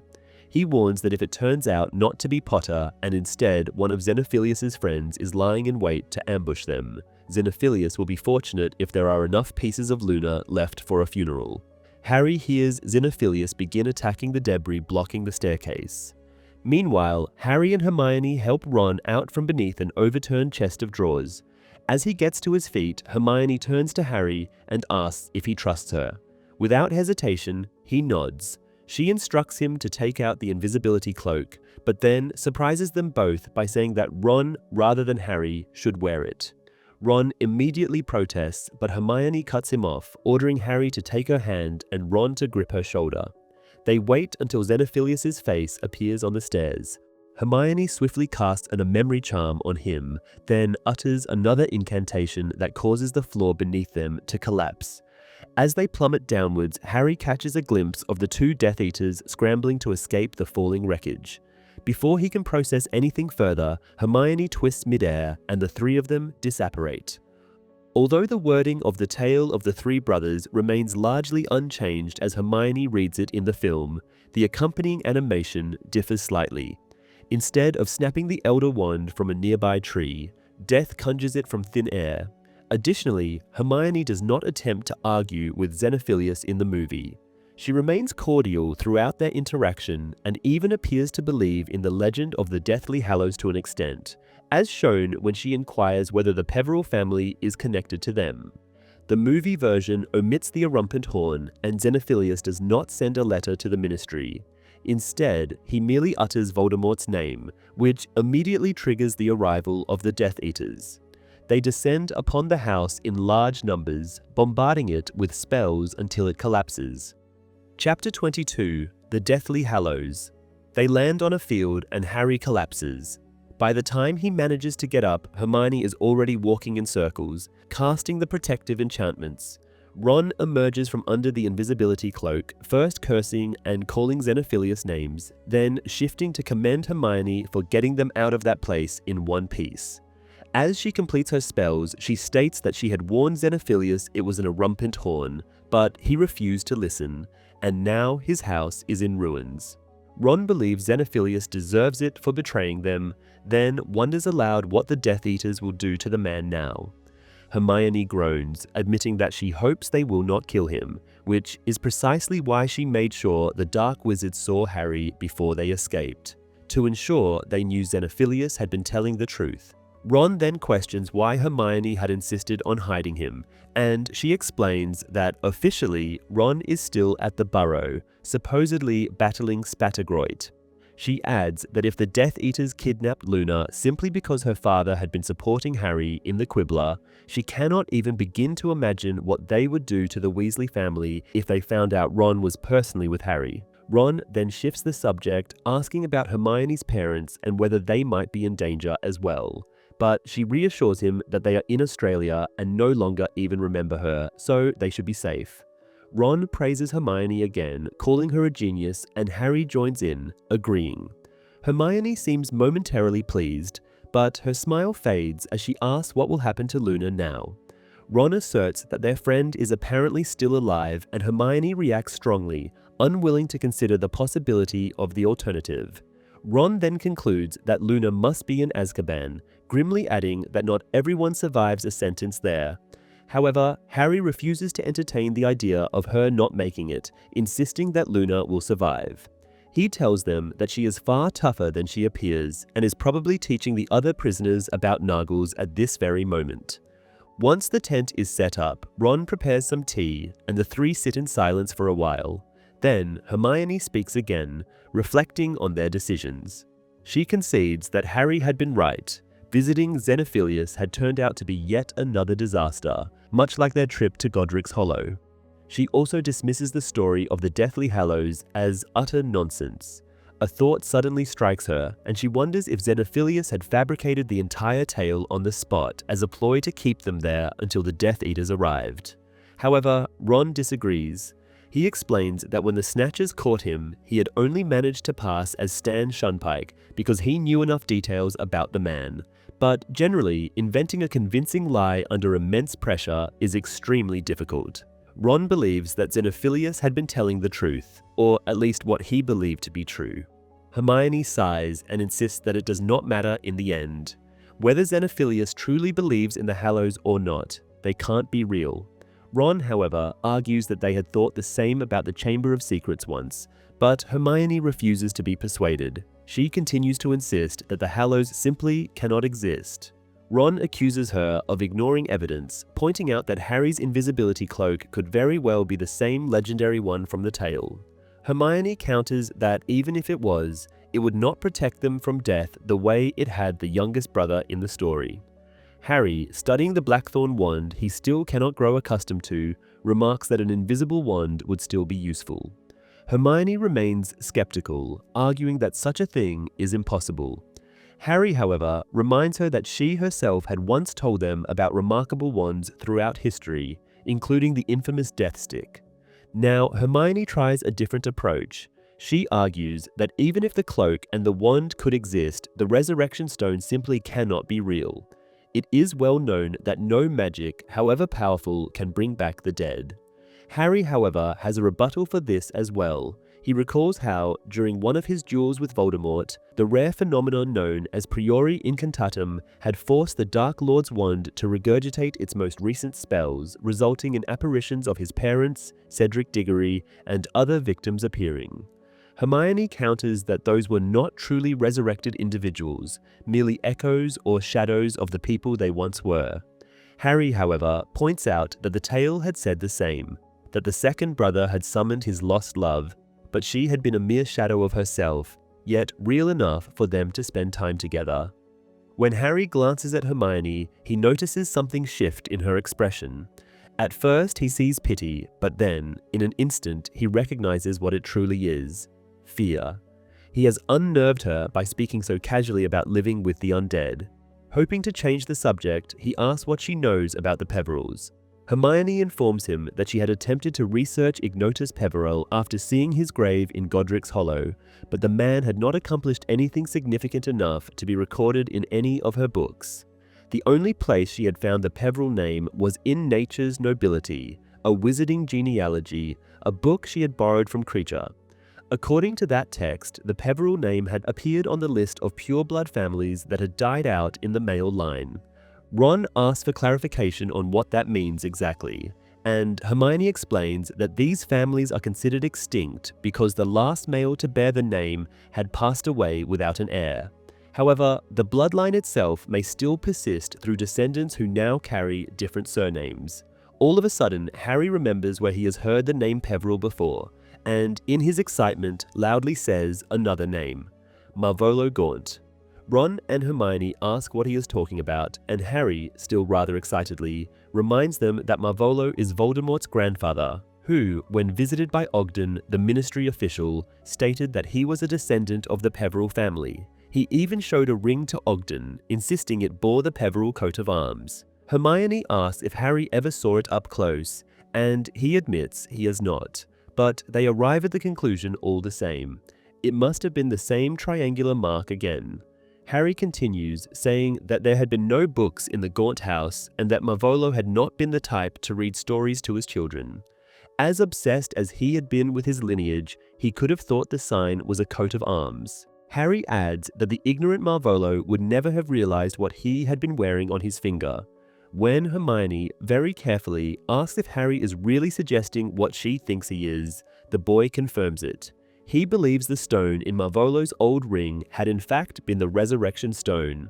Ron looks at him in shock and asks if the stone could still work after Dumbledore has cracked it open with Gryffindor's sword. Hermione cuts in, now exasperated and angry, saying it has never worked, because there is no such thing as the resurrection stone. She insists Harry has become obsessed with Zenophilius' nonsense and is now trying to fit everything into that tale, but Harry claps back, saying there is no fitting them in, as they fall into place perfectly on their own. Hermione points out that only a minute ago, Harry had been unsure of what he saw on the ring, but he ignores her, as well as Ron, who asks where the ring could be now. Harry's imagination launches him forward and he sees himself, the conqueror of death, wielding the Deathly Hallows when facing Voldemort, whose Horcruxes can be no match for the legendary items. He even recalls the engraving on his parents' grave, fitting all this neatly together. The last enemy that shall be destroyed is death. Hermione calls his name, but Harry is not listening. He has taken out the invisibility cloak and, running the soft fabric through his fingers, now reflects that it is exactly as Xenophilius described, never fading, old and unique. In his nearly 7 years in the wizarding world, Harry has never seen another cloak like it. Then he gasps as something else comes to mind. He tells Ron and Hermione that the invisibility cloak had been in Dumbledore's possession when Lily and James died. The headmaster had borrowed it, according to Lily's letter to Sirius. Now making another logical leap, Harry states that he must be the last living descendant of Ignotus Peverell, whose cloak he inherited. Hermione calls his name again, but he still does not listen. Instead, he opens the pouch around his neck and pulls out the letter, handing it to Hermione. He instructs her to read it, but recalls its contents without needing to. the invisibility cloak had been with Dumbledore. Harry knows the old wizard did not need one. He told Harry himself that he could cast a disillusionment charm so strong it rendered him perfectly invisible. Why would he have taken James's invisibility cloak unless he suspected it was one of the Hallows? As Harry draws out the letter, the snitch falls from the pouch and he picks it up. Another revelation strikes him. He is now certain that the resurrection stone is hidden inside the tiny ball. Ron asks if he is sure, and Harry finds it odd that Ron does not see how obvious it is. Inwardly, Harry notes that he already possesses the invisibility cloak and will soon have the resurrection stone once he figures out how to open the snitch. After that, he only needs to acquire the Elder Wand to become the master of all three Hallows. Then something else dawns on him, and his excitement fades. Quietly, he says that Voldemort is after it. The Dark Lord is searching for the Elder Wand. It is not just any new wand Voldemort seeks, but an old one. Ignoring Ron and Hermione, Harry looks out of the tent into the darkness. He considers how Voldemort, who was raised in a Muggle orphanage, surely never heard the tales of Beedle the Bard, and since the Deathly Hallows are not widely believed in, it is unlikely he has ever learned of them. Harry reasons that if Voldemort had known about the Hallows, he would have sought them out. Instead, he unknowingly turned one into a Horcrux, proving beyond doubt that he has no idea about this last greatest wizarding secret. This also means that Voldemort is searching for the Elder Wand without understanding its true power. As Harry turns back to his friends, he is surprised to see them still standing in the same spot. He feels as though they have made a long journey in the past few minutes. He states that the Deathly Hallows are the answer. Their existence explains everything, and while he possesses two of them, Voldemort is looking for the third. Hermione, however, insists that Harry is badly mistaken. She asks why Dumbledore never mentioned the Deathly Hallows if he knew they were real. Harry responds that it is for the exact reason Hermione stated just yesterday. One needs to discover them for themselves, as if on a quest. Hermione retorts that she only said that to persuade him and never really believed it. But Harry ignores her. He goes on to explain that Dumbledore often lets him figure things out for himself, take risks, and test his skills. This search feels like one of those moments something the old wizard would have set up. However, Hermione, now thoroughly exasperated, says this is not a game and that they are no longer in school. Dumbledore left them with clear instructions: to destroy the Horcruxes, not to search for mythical objects.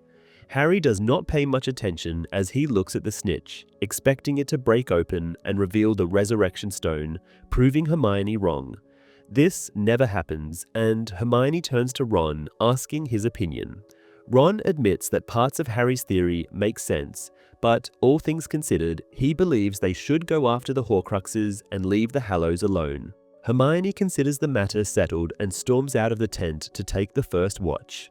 Harry barely sleeps that night. His mind is full of the Deathly Hallows and all their possibilities. He spends hours murmuring to the snitch, trying to open it, to no result. He thinks about the Elder Wand, even hoping his scar will flare so he can see what Voldemort is up to, because for the first time ever, they want the same thing. When this does not happen either, Harry reflects on how Zenophilius had been right about Hermione. She is brilliant in a traditional sense, but also stubbornly narrow-minded. It is nearly morning when he first thinks of Luna, alone in Azkaban, surrounded by Dementors, and he feels ashamed for being so distracted by the Hallows. He contemplates rescuing her, but realizes right away that the three of them cannot fight such a large number of Dementors. Not to mention he does not even know if he can cast a Patronus with his new Blackthorn wand. If only he could get a better one, he thinks. And as his mind is once again consumed by the Deathly Hallows, Luna and her suffering are forgotten. The next few days pass in a similar manner. They move from one rain-swept site to another, pitching the tent in a new location every day. But Harry barely notices the world around him. In his mind, there is only space for one thing: the Deathly Hallows, and neither Hermione's denial nor Ron's disbelief can make him think of anything else. Their indifference angers him, but it cannot dampen his certainty.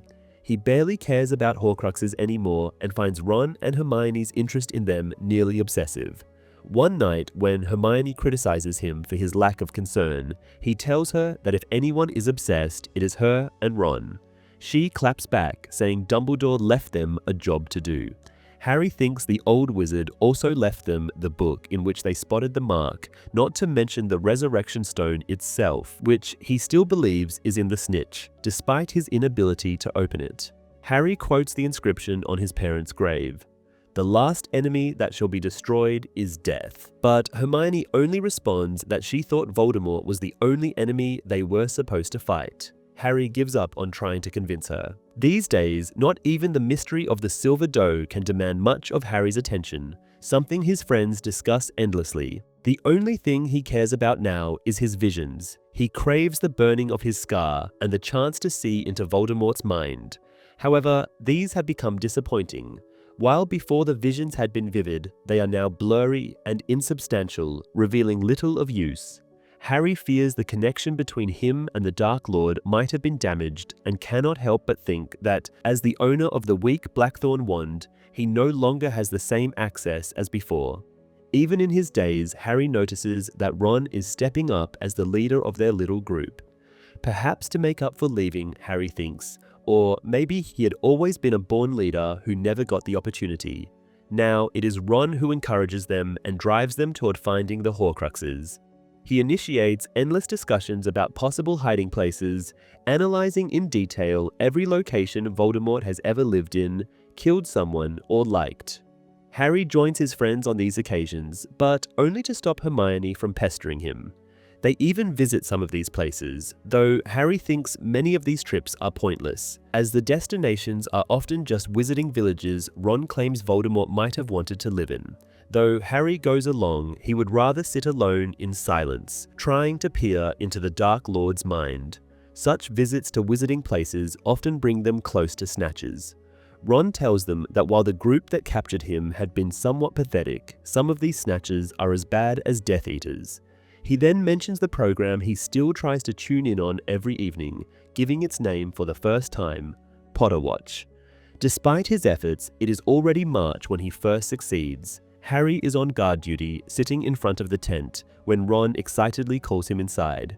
He and Hermione are kneeling on the ground, looking at the small radio, from which a very familiar voice pours out. Hermione, surprised, recognizes it as Lee Jordan.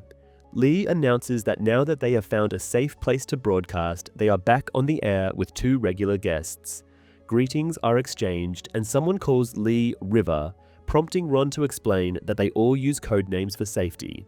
The guests are introduced as Royal and Romulus, and Lee states that their first order of business is reporting the sad deaths of people whose passing never made the official news.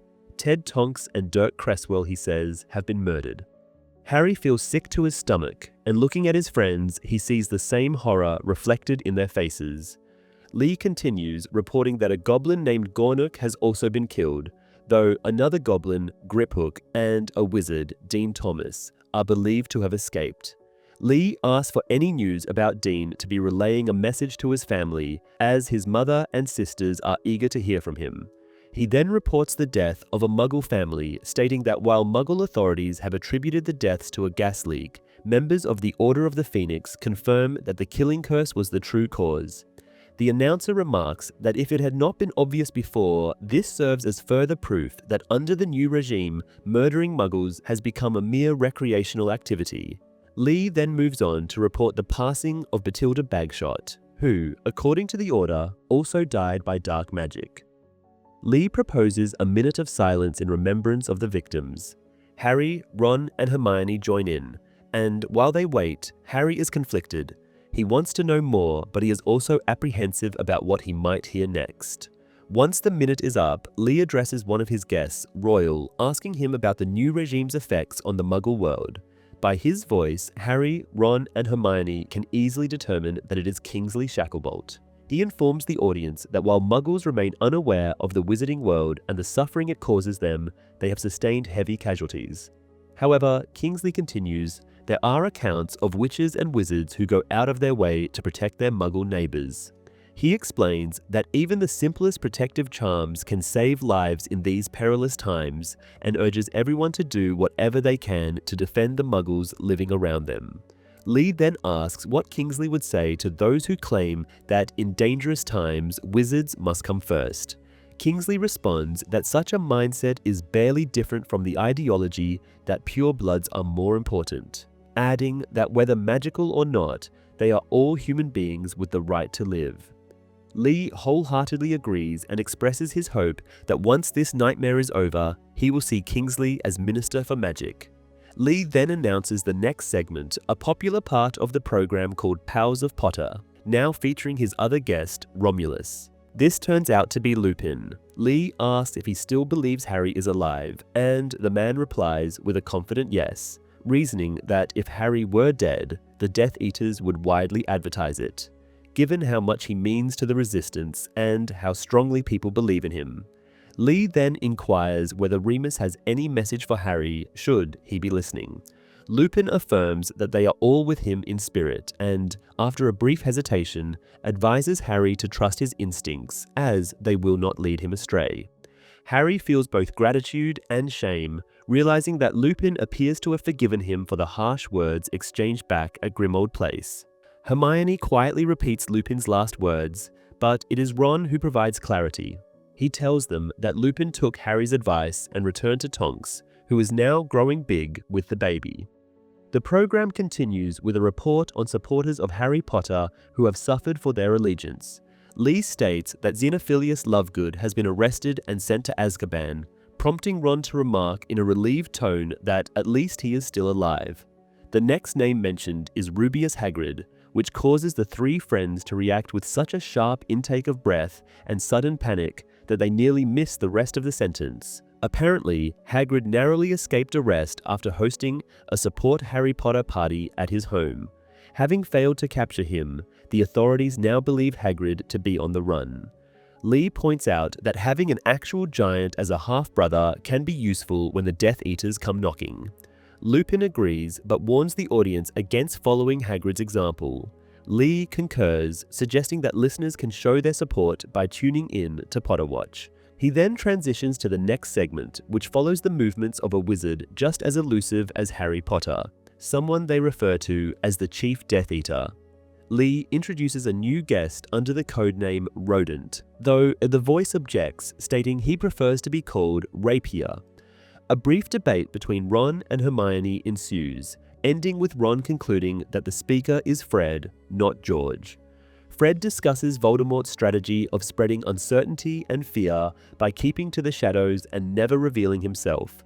Meanwhile, reports of sightings are so numerous that if they were all true, there would be detailing with approximately 19 Voldemorts. Kingsley interjects, cautioning against misinformation, and Fred then brings up a new rumor that Voldemort can kill with a mere glance. Fred clarifies that people are confusing this with a basilisk, and the distinction is simple. If it has legs, it is Voldemort. Harry laughs, realizing that he has not done so in a long time. Lee then asks Fred about another rumor circulating, that Voldemort is abroad. Fred jokes that the Dark Lord deserves a vacation after all his hard work taking over the wizarding world, but adds that Voldemort moves faster than Severus Snape when chased with shampoo, and can return in an instant. Because of this, Fred advises against taking unnecessary risks just because Voldemort might be out of the country. Lee then concludes the broadcast, stating that while he is uncertain when they can next get on the air, the password for the program will be Mad Eye. With that, the radio falls silent. Harry, Ron, and Hermione smile at one another. Harry feels a rare sense of joy, having been reminded that they are not alone in the fight. The familiar voices and messages of support have a comforting, almost healing effect on him. However, as soon as the broadcast ends, his mind returns to its most pressing concern. He points out what Fred said. Voldemort is abroad. Harry asserts that Voldemort must still be searching for the Elder Wand. Hermione, weary, says his name in a tired manner, but Harry, growing impatient, insists it is obvious that Voldemort is after it. In his frustration, he inadvertently utters Voldemort's actual name, despite Ron's attempt to stop him. There is a loud crack outside. Ron urgently reminds Harry about the taboo and suggests they reinforce their protective enchantments immediately, but it is already too late. The sneakoscope begins spinning and beeping, signaling the presence of enemies nearby. A voice outside orders them to exit the tent with their hands raised, warning that half a dozen wands are aimed at them, ready to cast curses if necessary. There is almost no time between the trio escaping Zenophilious Lovegood's house and their capture by the Snatchers. They barely reach safety before running directly into the Dark Wizards. As a result, the entire chapter is omitted from the film. With the chapter focusing significantly on the debate regarding the Deathly Hallows, its absence from the film means that the question of whether the artifacts are real is never raised. Instead, the film presents them as established facts from the outset. A minor difference is that while in the book, the trio is inside their tent when they are surrounded by the Snatchers, in the movie, they do not have time to set up camp and are discovered out in the open. Chapter 23, Malfoy Manor. Harry sees Hermione raise her wand, but instead of pointing it at the entrance, it is aimed at him. She curses him, and pain explodes in his face as he feels it swell. He collapses, but rough hands soon drag him up, pulling the Blackthorn wand from his pocket before he can even consider using it. He is forced out of the tent and shoved to the ground, barely able to see what is happening, as his glasses are lost and his eyes are swollen nearly shut. He hears Ron objecting to Hermione being manhandled, only for someone to strike him, prompting Hermione to plead with them not to hurt Ron. One of the Snatchers remarks that Ron will have to endure far worse if he is on the list. The rasping voice sounds familiar to Harry as it makes a disturbing comment about Hermione's soft skin. Harry quickly realizes that the voice belongs to the werewolf Fenrir Greyback, which fills him with even more dread. As Ron is thrown down next to him, someone gives the order to search the tent, and sounds of rummaging follow as the intruders sift through their possessions. Meanwhile, a Snatcher rolls Harry onto his back, and wand light illuminates his face. Greyback asks what happened to him, and when Harry does not immediately respond, he receives a vicious kick. Groaning, he claims he was stung by something and suffered an allergic reaction. Another voice agrees that it looks that way. Greyback then demands his name, and Harry replies that he is Vernon Dudley. The werewolf orders his fellow Snatcher, Scabior, to check the list, then turns to Ron and asks his name. Ron introduces himself as Stan Shunpike, but Greyback, recognizing the name, kicks him and sneers that Stan sometimes helps them catch people. Ron quickly changes tactics and says he is Barney Weasley, invoking the fictional Weasley cousin Harry had impersonated at the wedding. Greyback comments that the Weasleys are blood traitors, which is hardly better than mudbloods, before turning to Hermione with a clear interest in his voice, demanding her name. She claims to be Penelope Clearwater, a half-blood. Scabior remarks that even if none of them are mudbloods, they still appear to be of school age. Ron responds that they dropped out. Scabior questions why they were saying the Dark Lord's name while camping, and Ron hurriedly insists it was an accident. Greyback growls that those who say the name often have ties to the Order of the Phoenix and demand to know if they are affiliated with its members. Ron denies it, but the werewolf continues, stating that the taboo exists precisely to hunt down those who lack the proper respect for the Dark Lord. He adds that several Order members have already been captured. Harry is then hauled upright, but only to be bound with his back to the others. His already limited vision remains blurred without his glasses. Once the wizard securing them walks away, Harry asks if anyone still has a wand, but the answer is negative. He apologizes, knowing their capture is his fault, and a voice from behind him asks if he is Harry. Recognizing it as Dean's, Harry listens as Dean warns that they will be in serious trouble if the Snatchers realize who they have caught. Just then, Greyback returns, gloating that they have made a good catch tonight: a mudblood, a wanted goblin, and 3 truants. He then asks Scabior if he has checked the list. Scabior reports that there is no Vernon Dudley on it, and, leaning close, Greyback asks if Harry might have given a false name. Harry notes that he smells the same as he did the night Dumbledore died, of dirt, sweat, and blood. A question follows regarding Hogwarts houses, and, instinctively, Harry claims to be a Slytherin. Scabior remarks that everyone says that these days, yet few can describe the common room. However, Harry accurately states that it is in the dungeons, accessed through a plain wall, filled with skulls and bathed in green light from the lake overhead. This makes the Snatchers believe they may have genuinely caught a Slytherin. Greyback notes that it is unlikely Harry is on the list as there are no mudblood Slytherins. The werewolf then inquires about Harry's father, and Harry fabricates a story about him working at the ministry, knowing the lie will not hold up under scrutiny. He adds that his father is employed at the Department of Magical Accidents and Catastrophes. To his astonishment, Scabia recalls a wizard named Dudley working there. Greyback now appears slightly uneasy, perhaps considering the potential consequences of attacking the son of a ministry official. However, he still asserts that if Harry is telling the truth, he has nothing to fear from a trip to the ministry. He even suggests that Harry's father might be grateful for the safe return of his son. Harry tries to negotiate, but he is abruptly cut off when another Snatcher emerges from the tent holding the sword of Gryffindor. Greyback immediately identifies it as Goblin-made and demands to know where Harry got it. The boy claims it belongs to his father and that they only used it to cut wood, hoping the darkness will obscure the name Gryffindor engraved on the hilt. Just as Scabia calls Greyback's attention to something in the Daily Prophet, pain erupts in Harry's scar, and his consciousness is wrenched away from the tent. He sees what Voldemort sees, a grim, dark building looming on the horizon. A surge of satisfaction courses through him, the certainty of a goal achieved as he flies. The vision is sharp, unlike the hazy, indistinct glimpses he has suffered in recent weeks. Then, just as suddenly as it began, the vision ends, and he finds himself back on the ground, tied to Ron, Hermione, Dean, and Griphook. He hears Scabia reading aloud from the newspaper, mentioning Hermione Granger, who is known to be traveling with Harry Potter. Greyback crouches in front of Hermione and observes that she strongly resembles the girl in the photograph. Harry struggles against the overwhelming pull of Voldemort's mind, fighting desperately to stay present, knowing it has never been more crucial. Hermione, meanwhile, denies being the person in question, but Harry suspects the fear in her voice gives her away. Greyback repeats the newspaper's words, "known to be traveling with Harry Potter." A heavy silence follows before the werewolf declares that this changes everything. Leaning in, he scrutinizes Harry and presses a finger against the distorted scar on his forehead. Despite himself, Harry shouts at him not to touch it, the pain unbearable. Greyback then muses that he was under the impression Harry wears glasses. One of the Snatchers pipes up, stating that he found a pair in the tent. Moments later, Harry's glasses are shoved back onto his face. Greyback inspects him closely before declaring the truth. They have captured Harry Potter.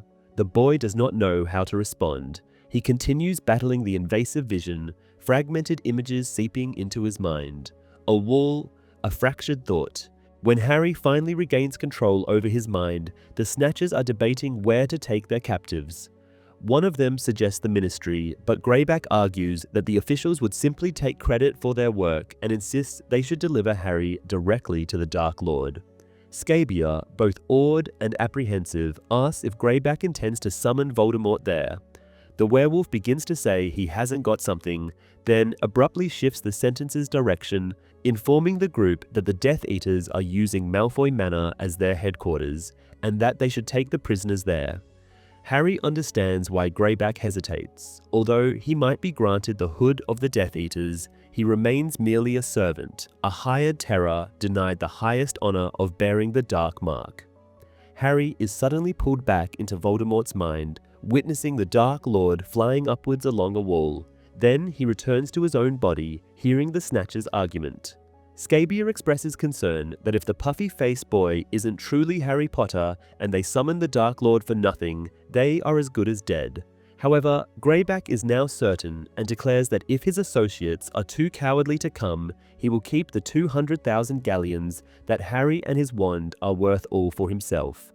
The werewolf adds that with a bit of luck, he might also claim Hermione as a reward. Convinced, Scabia asks what will happen to the others. Greyback states that they are worth some money as well and that the sword could fetch another fortune, so they will take that too. Harry is pulled back into Voldemort's mind, now seeing the Dark Lord fixating on a window too small for a grown man to enter, beyond which a figure lies under a blanket. Meanwhile, the prisoners are forced to their feet. Greyback instructs his fellows to grab a captive, asserting that he will handle Harry himself. The boy feels Greyback's nails digging into his scalp as the group enters the limbo between two destinations. He struggles against the werewolf's grip as well as the incoming vision, but he fails at both and sees Voldemort slithering into the room containing the skeletal man. The next moment they arrive, and, with some relief, Harry notes that the building beyond the wrought iron gates is not the one he saw in his vision. Voldemort is not here yet. Where exactly he is and how long it will take for him to arrive, Harry does not know. One of the Snatchers attempts to open the gates and states that they are locked, but jumps back as the iron bars begin to contort. Soon, they form a face that demands to know who they are and what they want. Greyback triumphantly announces that they have captured Harry Potter, and the gates swing open at once. The group is led down a path lined with tall hedges towards the looming dark manor. Harry allows Voldemort's thoughts to seep in and sees the old man under the blanket looking at the Dark Lord. The man claims he knew Voldemort would visit him one day, but insists it was futile, as he never possessed what Voldemort seeks. The Dark Lord accuses him of lying, and Harry feels a surge of fury. With immense effort, he wrenches himself away and returns to his own body, being dragged along on the gravel. At that moment, the mansion door opens and a female voice demands to know what the Snatchers want. Greyback states that they are here to see Voldemort.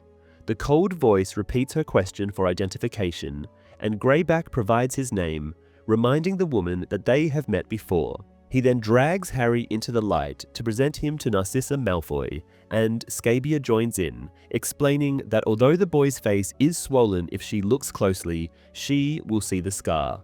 He also displays the Blackthorn wand and, gesturing towards Hermione, adds that as further proof, they have captured the Mudblood girl known to travel with Harry Potter. Narcissa responds that her son, Draco, is home for Easter, and if this truly is Harry Potter, he will recognize him. She orders the Snatchers to bring the prisoners inside. Harry, along with the others, is dragged into the house. The room they enter is vast and luxurious, with a crystal chandelier hanging overhead.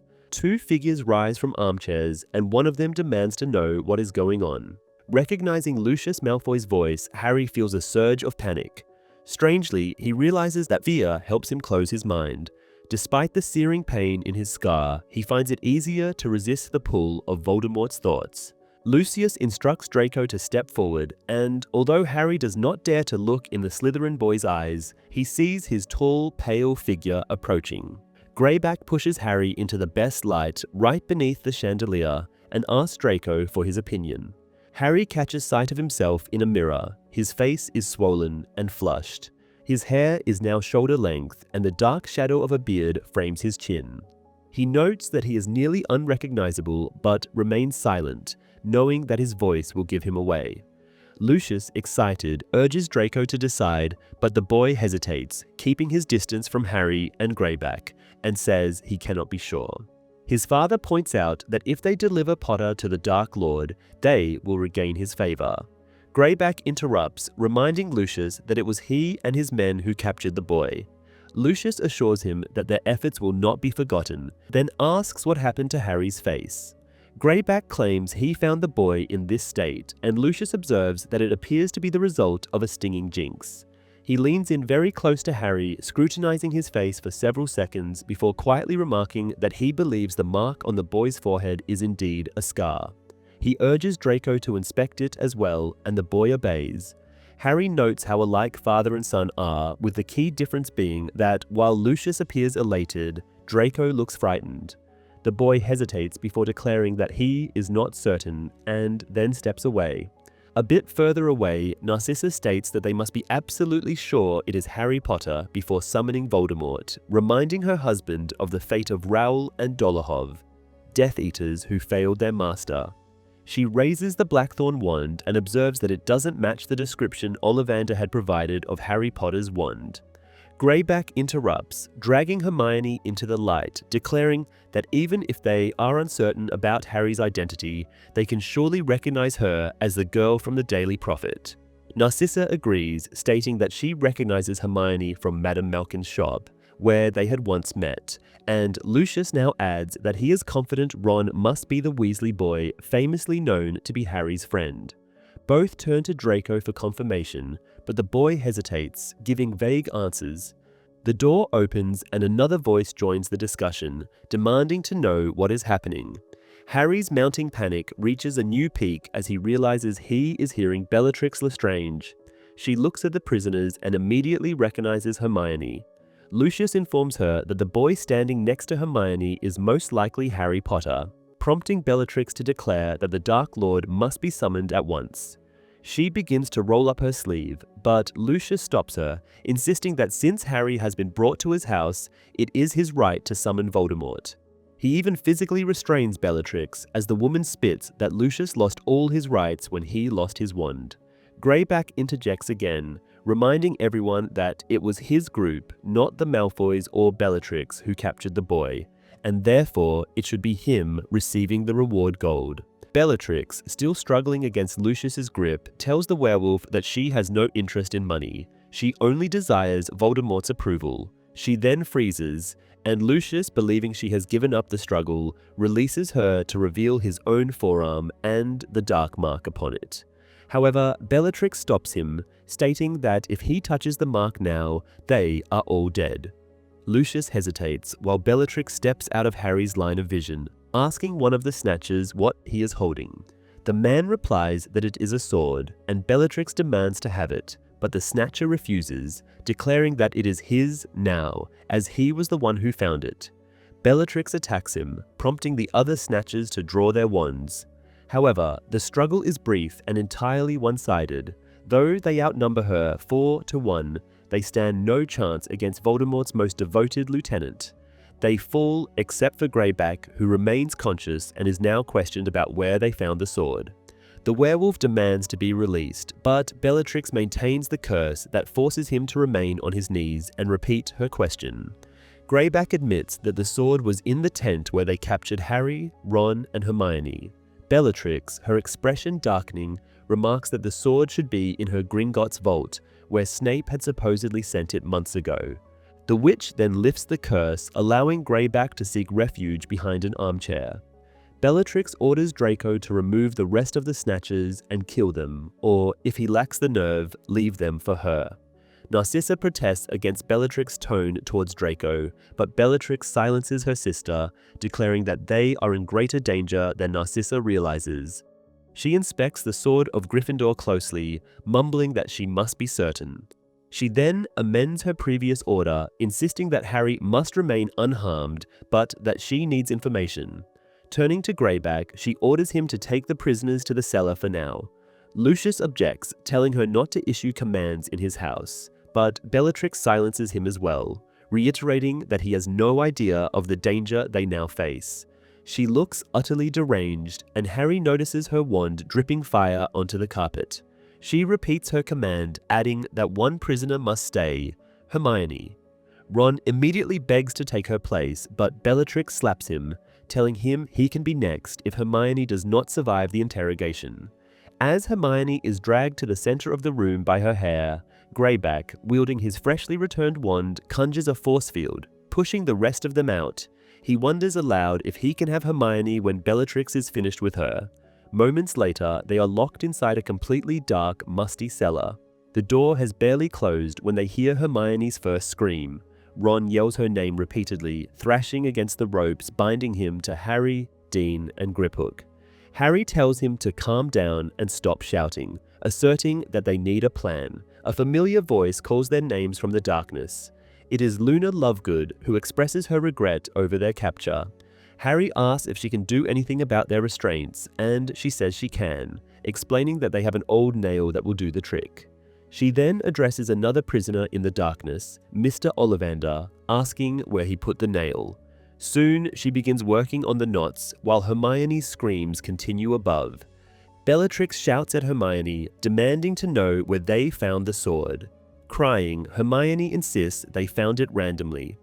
Ron thrashes against his bindings again at Hermione's next scream, prompting Luna to urge him to stop, explaining that it is difficult enough to free them in the dark without him moving. Ron then remembers his Deluminator, still in his pocket. A moment later, there is a click, followed by the last light it had captured illuminating the cellar.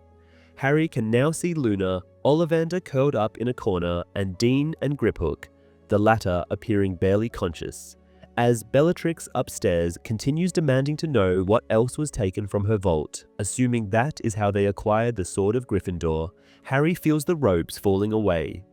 He turns to thank Luna and sees Ron dashing around, frantically searching for a way out.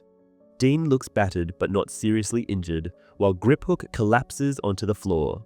Bellatrix threatens Hermione with a knife, demanding answers, and Ron, in a desperate attempt to escape, tries to disapparate, though Harry knows it is impossible without a wand. Luna calmly informs Ron that there is no use trying, as she has already attempted every possibility, as has Ollivander. However, Ron refuses to be calmed, and Harry shares his agitation, rushing around and touching the walls without even knowing what he hopes to find. Upstairs, Bellatrix repeats her demand for an answer before she casts the Cruciatus Curse on Hermione. Out of sheer desperation, Harry pulls open his drawstring pouch. First, he retrieves his broken Phoenix wand, but the halves are useless. Then he shakes the snitch, despite having no idea how the Resurrection Stone could help him now. Lastly, he takes out the mirror fragment and sees a bright blue eye, Dumbledore's. Harry begs the shard and the eye within it for help, explaining in a frantic whisper that they are trapped in the cellar of Malfoy Manor.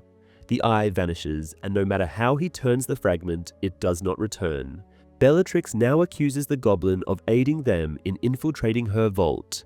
Hermione insists they only met him that night and have never been inside the Lestrange vault. She adds that the sword is a fake, merely a replica. Bellatrix does not believe her, but Lucius Malfoy interjects, stating that they can easily verify the truth. All they need to do is question the Goblin. He then instructs his son to bring up Griphook. Harry hurries to the Goblin, still lying on the floor, and earnestly asks him to lie and confirm that the sword is a copy.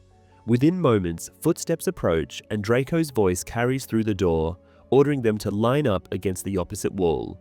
Ron quickly uses his Deluminator to extinguish the lights just as the door swings open. Draco, pale-faced but resolved, steps into the cellar with his wand raised.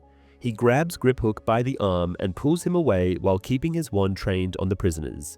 As he shuts the door behind him, a loud cracking noise echoes through the room. When Ron clicks the Deluminator again, relighting the space, his startled yell nearly gives away Dobby, who now stands trembling in the cellar. Harry instantly understands the elf's fear. He once served in this house. Harry asks how Dobby arrived, but another scream from Hermione forces him to abandon the question. Instead, he asks if Dobby can disapparate from the cellar and take others with him. The elf confirms that he can. Harry instructs him to take Dean, Luna, and Ollivander to safety and return as soon as possible. Ron provides an address, Bill and Fleur's house. Dobby hurries to Ollivander, who appears half-conscious, and takes his hand. However, Luna and Dean protest, both insisting that they want to stay and fight. Harry's scar burns fiercely, and for a moment he sees an old man laughing at Voldemort, telling him that even if the Dark Lord kills him, he will never obtain what he seeks, as there are many things he does not understand. Another of Hermione's screams pulls Harry back to reality, and he urges his friends to go, assuring them they will reunite soon. Finally, they relent, and with a loud crack, Dobby and the prisoners vanish. This time, however, the noise is not masked by the door slamming or Hermione's cries. The people upstairs hear it. Lucius demands to know what the sound is and initially instructs Draco to investigate, but then changes his mind, summoning someone else, Wormtail. Harry quietly tells Ron they have no choice but to ambush the man, positioning themselves on either side of the door. Soon, they hear Peter Pettigrew's wheezing voice warning them to stand back as he enters. As soon as he steps inside, Harry and Ron pounce. Harry clamping a hand over his mouth to silence him, while Ron seizes his wand arm. Lucius calls down, demanding an update. Wormtail's silver fingers tighten around Harry's throat, but Ron, mimicking the Death Eater's voice, calls back that everything is fine. Choking, Harry reminds Pettigrew that he once spared his life. The silver hand hesitates for a moment, long enough for Harry to wrench himself free. Simultaneously, Ron wrests Pettigrew's wand from his grip. But before they can react further, Wormtail's enchanted hand, a gift from Voldemort, turns on its owner. Harry realizes it is punishing him for hesitating to kill, and he and Ron struggle to stop it. Ron even casts a spell on the hand, but nothing works. Before their eyes, Pettigrew strangles himself to death. With Wormtail dead, Harry and Ron leave the cellar and creep up the stairs. They approach the slightly open drawing room door and peer inside. Bellatrix stands over Hermione, who barely moves. In front of her, Griphook holds the sword of Gryffindor. Bellatrix demands to know whether it is genuine, and the Goblin calmly states that it is just an imitation. She presses him again, and when he confirms it is fake, relief washes over her. She flicks her wand, slashing Griphook's face with a deep cut, then kicks him aside before announcing that they can finally summon the Dark Lord. As she presses her finger to her dark mark, pain explodes in Harry's forehead. He is Voldemort again, staring down at the defiant old man who mocks his ignorance.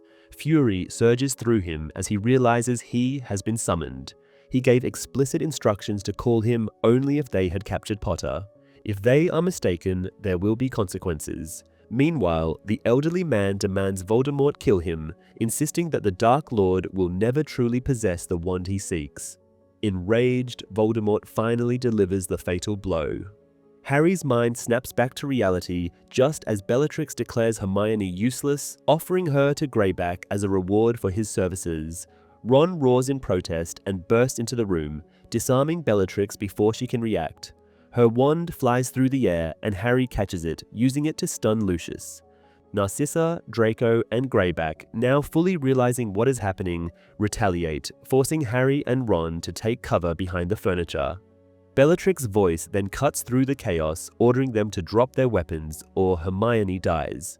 Harry stands to see Bellatrix holding the unconscious Hermione upright, her dagger pressed against the girl's throat. She repeats her command. Harry and Ron have no choice. They release their stolen wands and raise their hands in surrender. Bellatrix instructs Draco to collect the wands and triumphantly announces that the Dark Lord is on his way. Harry knows this to be true. For a moment, he glimpses Voldemort soaring over the vast sea, drawing ever closer.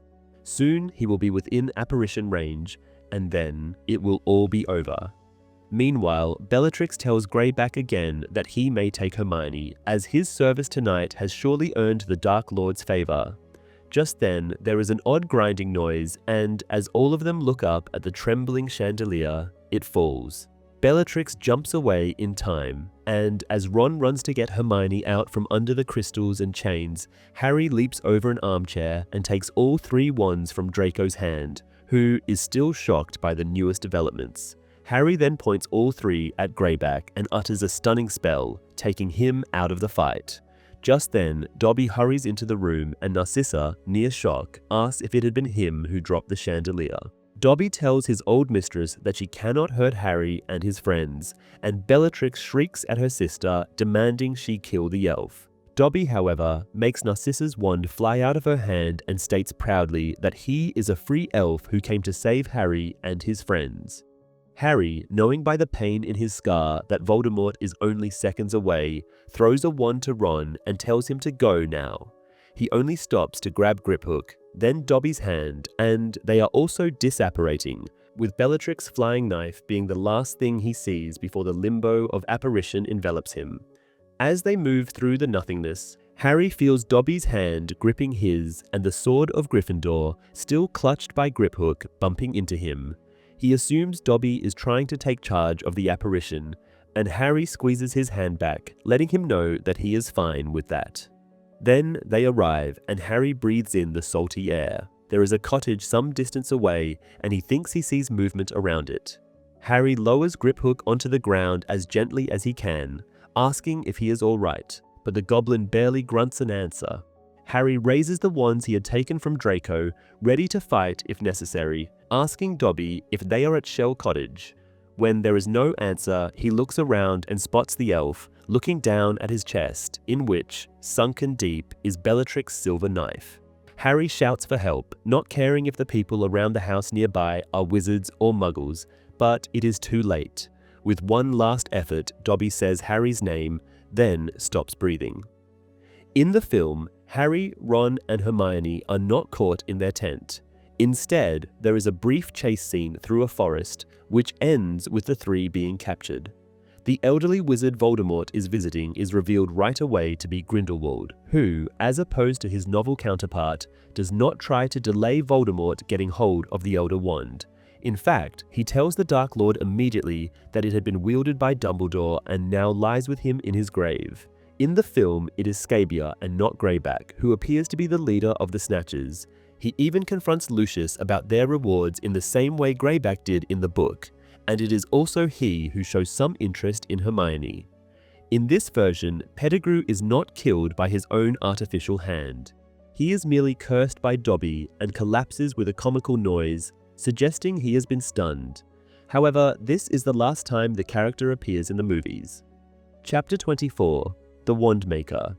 Harry feels as if he is reliving the night Dumbledore died, kneeling beside the headmaster's lifeless body, yet in reality, he is kneeling next to Dobby, calling the elf's name in vain. After a moment, he becomes aware that they have arrived at the right place, as he recognizes Bill, Fleur, Dean, and Luna nearby. He asks about Hermione and is informed that Ron has taken her into the house, but she will recover. Conversations continue around him, with decisions being made that he pays no attention to until Dean lifts Griphook and carries him inside, Fleur following closely behind. His scar still burns, and he senses Voldemort's rage, even glimpsing him as he punishes those at Malfoy Manor for allowing their escape. Yet, overwhelmed by grief for Dobby, he finds it easy to shut the Dark Lord out. Eventually, he states that he wants to dig a grave for the elf by hand, and Bill provides a spade, directing him to a spot at the end of the garden. Harry finds the physical labor soothing, as though each blister and bead of sweat is a tribute to Dobby's sacrifice. The pain in his forehead persists, tempting him to slip into Voldemort's mind, but he resists, using the deeper ache within him to block it out.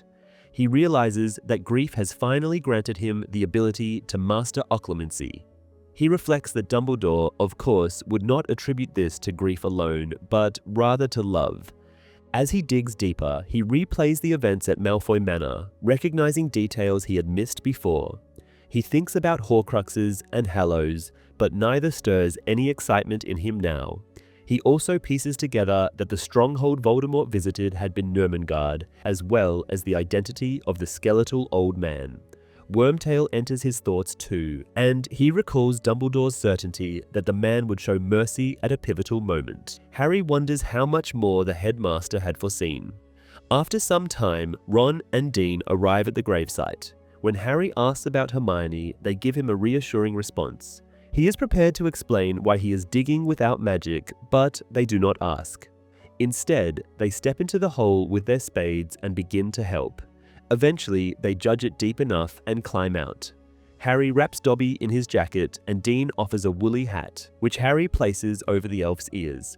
Someone remarks that they should close Dobby's eyes, and Harry realizes that the others have gathered. Bill and Fleur stand nearby, as do Luna and Hermione, the latter still too weak to stand unaided, supported by Ron. Luna kneels beside Dobby and gently closes his eyes, commenting softly that he looks as though he is merely sleeping. Harry then lifts the small body and lowers it carefully into the grave. He recalls the grand funeral Dumbledore received, with the Minister for Magic in attendance and an impressive white tomb marking the spot. Dobby, however, is laid to rest between bushes in a hastily dug grave. Luna then suggests that they say a few words, offering to begin. She delivers a short but heartfelt tribute, praising Dobby's bravery and lamenting the unfairness of his death. No one else can add anything more. Instead, each person in turn murmurs their thanks to the elf who saved their lives. Harry does the same, feeling that Luna has already said all that needs to be spoken. Bill raises his wand, causing the mound of earth to settle into place, forming the grave. Harry asks for a moment alone, and the others, murmuring words he does not quite register, retreat. He surveys the area and notices the abundance of white stones along the shoreline. Selecting one, he reaches into his pocket and finds 2 wands. He has lost track of whom they belong to, only remembering that he wrestled for them. He chooses the shorter wand as it feels more natural in his grip, and begins carving an inscription into the stone. He knows Hermione could do this more quickly and neatly, but he feels compelled to complete it himself. When he finishes, the words read, "Here lies Dobby, a free elf." He places the stone atop the grave and lingers a moment before turning away and walking towards the house. Inside, he finds his friends gathered in the living room. Bill is speaking, concluding a sentence about Ginny, who, fortunately, had been home for Easter and was therefore not captured by the Death Eaters at Hogwarts. Bill continues, explaining that now that the Death Eaters are aware Ron is traveling with Harry, the Weasley family had to relocate for safety. They moved from the Burrow to Aunt Muriel's house, which, like Shell Cottage, is protected by the Fidelius charm. He adds that none of them can go to work now, but it does not matter. At least they are safe. Seeing Harry's expression, Bill assures him that he does not need to apologize. As the most infamous blood traitor family in Britain, they had always expected to be targeted eventually. Everyone agrees on this. Bill then mentions that as soon as Ollivander and Griphook recover, they will be moved to Aunt Muriel's, as she has ample space, whereas Shell Cottage is quite small. However, Harry interrupts, stating firmly that they cannot be moved until he has spoken to both of them. There is a newfound authority in his voice and a clear sense of purpose. The others look at him, waiting for an explanation, but he simply says that he needs to wash up and exits towards the kitchen. There, as he washes mud and Dobby's blood off his hands, he reflects that the elf will never be able to tell who sent him, but he still knows what he has seen, a bright blue eye in the mirror. Not noticing the beauty of dawn outside the window, he continues to think. Voldemort will figure it out soon, or maybe he has already. But what is he, Harry, meant to do? He's conflicted, wanting to choose one course of action while his brain, the part of it where Dumbledore lives still, tells him something else. He wonders what the old wizard wanted him to do. Is he not to seek the Hallows? Should he stick to the original plan? Dumbledore understood Ron. He knew that the boy would leave them and then would want to come back. He understood Pettigrew, too, and knew the man had regrets. What had he known about Harry then?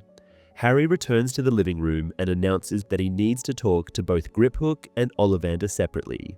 Fleur objects, saying they are not in the shape for that just yet, but Harry calmly tells her it can't wait.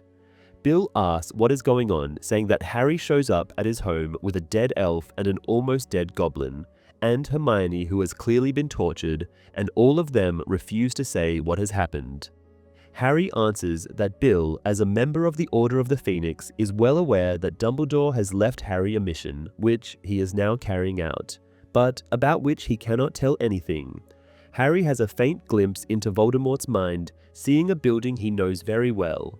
Bill stares at Harry for a few moments, then concedes, asking which one of them Harry needs to talk to first. Harry gives this some thought.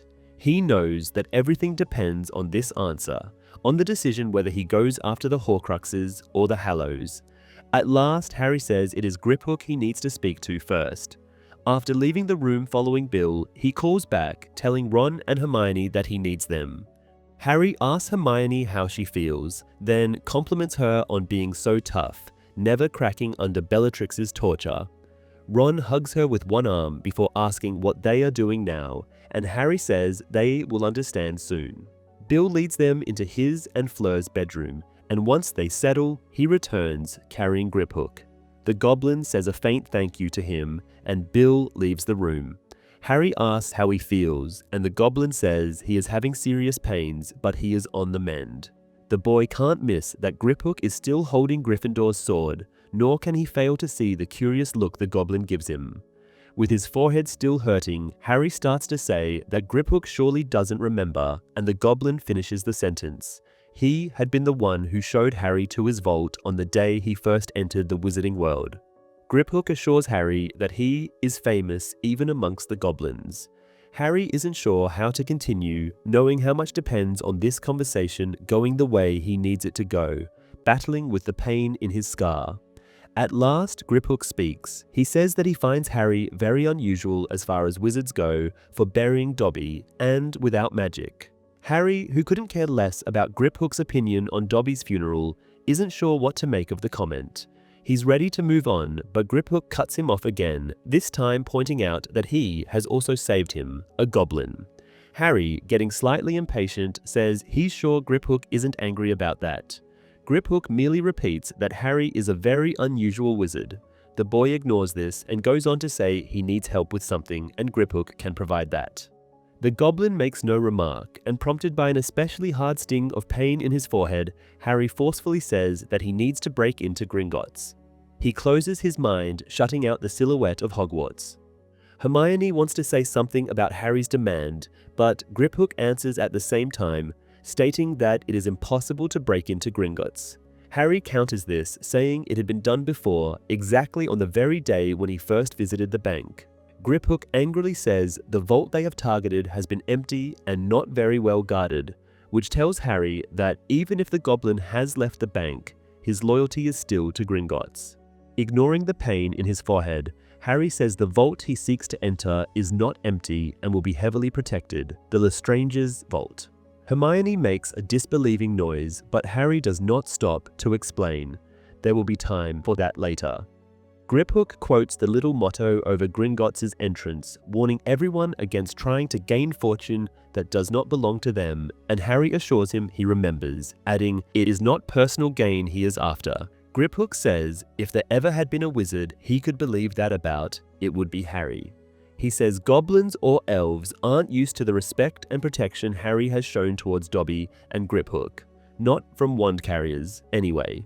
Harry repeats the odd phrase, and Griphook explains that wizards have refused for centuries to share the secrets of wand-making with other species, claiming wands for themselves. Ron points out that goblins can do magic without a wand, and Griphook says there is no reason for wizards never to share wands with them. Ron argues that goblins won't share how to work iron the way only they can too, and Harry interjects, saying, "All this does not matter now, because the fight isn't between wizards and goblins." Griphook disagrees, pointing out that with every day Voldemort builds his new regime, goblins and other magical creatures are pushed further down.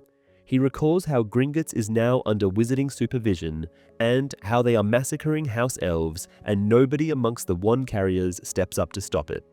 Hermione sits up straight and says that's not true, as they do protest. They want all this to stop. And anyway, as a mudblood, she does not matter any more in the eyes of their enemies than a goblin does.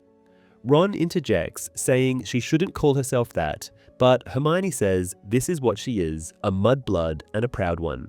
She goes on, telling Griphook that it had been Harry who freed Dobby and that the three of them had been fighting for elf rights for years, which makes Ron, who has never put any particular effort into Hermione's movement, visibly uncomfortable. The girl concludes that they want Voldemort's fall just as much as Griphook and all the suffering magical creatures do.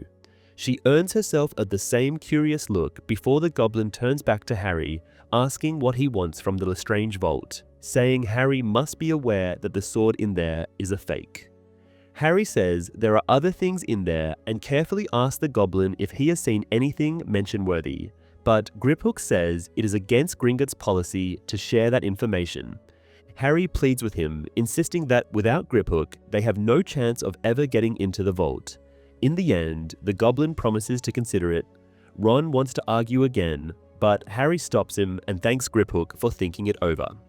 As they leave to let the goblin rest, Harry takes the sword of Gryffindor. Griphook says nothing, but the boy sees in his eyes that he is not pleased. Once they are out of the room, Ron calls Griphook a git, but Hermione turns on Harry instead, questioning his interest in the Lestrange vault. She suspects that he believes a Horcrux is hidden there, and Harry confirms it. He explains that the only reason Bellatrix would have been so terrified at the thought of them having entered the vault is if she feared they might have taken something else, something more important than the sword, something that belongs to Voldemort. Ron argues that so far they have only looked in places with a personal connection to Voldemort, and Harry responds that while the Dark Lord might never have been inside the bank, he must have seen it on his first visit to Diagon Alley and recognized it as a status symbol for the most powerful wizards. With his scar prickling, he continues, explaining that Voldemort has always trusted the Lestrangers, who were among the few loyal followers who sought him after his disappearance. However, Harry adds it is unlikely that the Dark Lord told Bellatrix what object he entrusted her with, recalling that he never told Lucius Malfoy what the diary was either. He concludes by pointing out that Gringotts is widely regarded as the safest place in the wizarding world, second only to Hogwarts.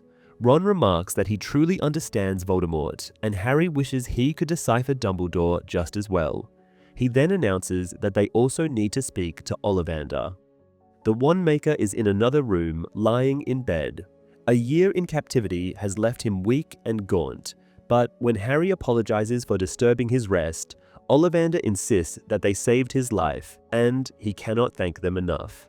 Panic begins to rise in Harry as he thinks of Voldemort. They are surely late, there is no time left to get there first, but he had accepted the risk when he chose to speak to Griphook first. Now he can only hope he made the right decision. Harry opens his pouch and pulls out his broken wand, showing it to Ollivander.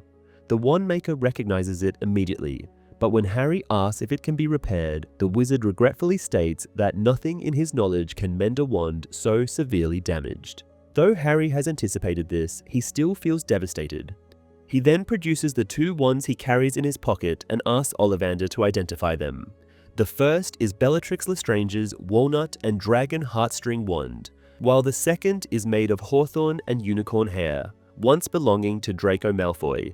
Harry questions the past tense, and Ollivander explains that if a wand is won in a duel, it may no longer favor its original master. Harry notes that Ollivander speaks as if wands have minds of their own, and the Wandmaker recites the old doctrine, the wand chooses the wizard. He adds that this is one of the few principles all Wandmakers agree upon.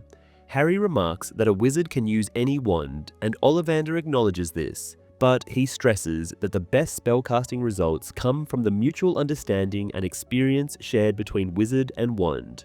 Harry asks if Draco's wand now rightfully belongs to him, and Ollivander explains that while wand ownership follows many rules, it is widely accepted that a wizard who defeats another can claim his opponent's wand as his own. Hearing this, Ron pulls out Wormtail's wand and asks if he should use it. Ollivander confirms that he was forced to craft it for Peter Pettigrew, but if Ron defeated him, the wand should now serve him. Harry then asks if, based on Ollivander's explanation, it is unnecessary to kill a wand's previous owner to claim it. Ollivander asserts that killing is never required. However, Harry presses on, arguing that despite this, there are wands passed down from the victim to the murderer, wands of immense power. Ollivander insists there is only one. All legends refer to the same wand. Harry states that Voldemort has been obsessed with that wand, seeking a way to overcome Harry's. Ollivander, visibly shaken, asks how Harry knows this. Just then, Harry's scar burns again. He suspects Voldemort may have just decided to seize the Elder Wand. The Wandmaker now pleads with them, insisting they cannot imagine what he has endured, that they must understand he was tortured for answers. Harry reassures him that he does understand and doesn't blame the man. He says that Ollivander advised Voldemort to try a different wand, and the old man nods. Harry then describes what happened when Voldemort attempted to use it, asking if Ollivander has any explanation. The craftsman admits he does not, as such a connection should only exist between twin wands. Harry continues, saying that after this failure, Voldemort became increasingly fixated on the Elder Wand. When Ollivander asks how he knows this, Harry does not answer. The Wandmaker then admits that Harry is right. Voldemort is now pursuing the legendary wand. The boy glances at Hermione, who looks horrified. Harry then says that Voldemort will soon realize, if he does not already know, that he no longer needs the Elder Wand because Harry's original wand is broken. Hermione argues that he cannot possibly know that, but Harry counters that both her wand and the Blackthorn one were left at Malfoy Manor, where any wizard need only cast a simple spell to reveal that Hermione's wand first broke, and then was used in a failed attempt to repair Harry's Phoenix wand. Hermione looks ashamed, and Ron states that they cannot do anything about this now. Ollivander, however, informs Harry that Voldemort is no longer seeking the Elder Wand merely to use it against him. the Dark Lord now believes that possessing the most powerful wand in existence is the final step to achieving invulnerability. Harry asks if Ollivander thinks this is true, and the Wand Maker replies that, regardless of what he thinks, the Elder Wand in Voldemort's hands is a terrifying notion. Harry observes that, although disturbed, Ollivander is also somewhat fascinated by the idea. He recalls that it was the same morbid curiosity about raw power and special wands that had made him uncertain whether he liked Ollivander when they first met. Hermione, almost pleading, asks if Ollivander is certain the Elder Wand is real. The Wand Maker assures her that it is, citing various historical sources and stating that those who study wand lore do not doubt its existence. He adds that he is uncertain whether it truly must be won through murder, or if its immense allure simply drives people to kill for it. But the result remains the same. Harry then asks if it was Ollivander who informed Voldemort that Gregorovitch had possessed the Elder Wand. The old man, astonished, asks how Harry knows this once again. The boy tells him it does not matter how, and Ollivander admits to having told Voldemort, basing his claim on an ancient rumor, one that Gregorovitch himself may have spread. It benefits a Wand Maker's business if people believe he has possessed and replicated the abilities of the Elder Wand, Ollivander points out. Harry states that he has one final question before they leave Ollivander to rest, asking if he knows anything about the Deathly Hallows. The answer is negative. As they prepare to leave, Ollivander pleads with Harry, saying he cannot comprehend the power of the Cruciatus Curse and that he has no choice. Harry assures him again that he is not passing judgment before they exit the room.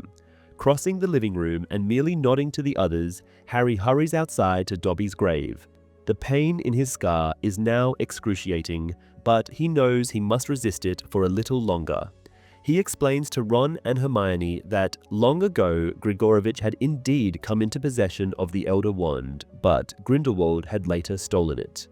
As he speaks, Harry sees Voldemort, no longer merely contemplating but actually arriving at Hogwarts. He continues, explaining that when Dumbledore could no longer delay the inevitable, he defeated Grindelwald and took the Elder Wand for himself. Ron, shocked, asks where the wand is now. Harry replies that it is at Hogwarts, prompting Ron to exclaim that they must go immediately and retrieve it before Voldemort does. However, Harry tells him it is too late. The Dark Lord is already there. Ron, appearing frustrated, says Harry should not have wasted time with Griphook. But Harry, now collapsing to his knees from the pain, insists that Hermione was right. Dumbledore wanted him to destroy the Horcruxes, not to seek the wand. Voldemort walks alongside Snape, instructing him to remain within the castle before casting a disillusionment charm upon himself to evade detection. With a familiar sense of purpose and self-importance, he takes in the well-known scenery, the cherished silhouettes of what was once his first home. The only unsightly addition is the marble tomb, an unnecessary blemish on what had once been perfect.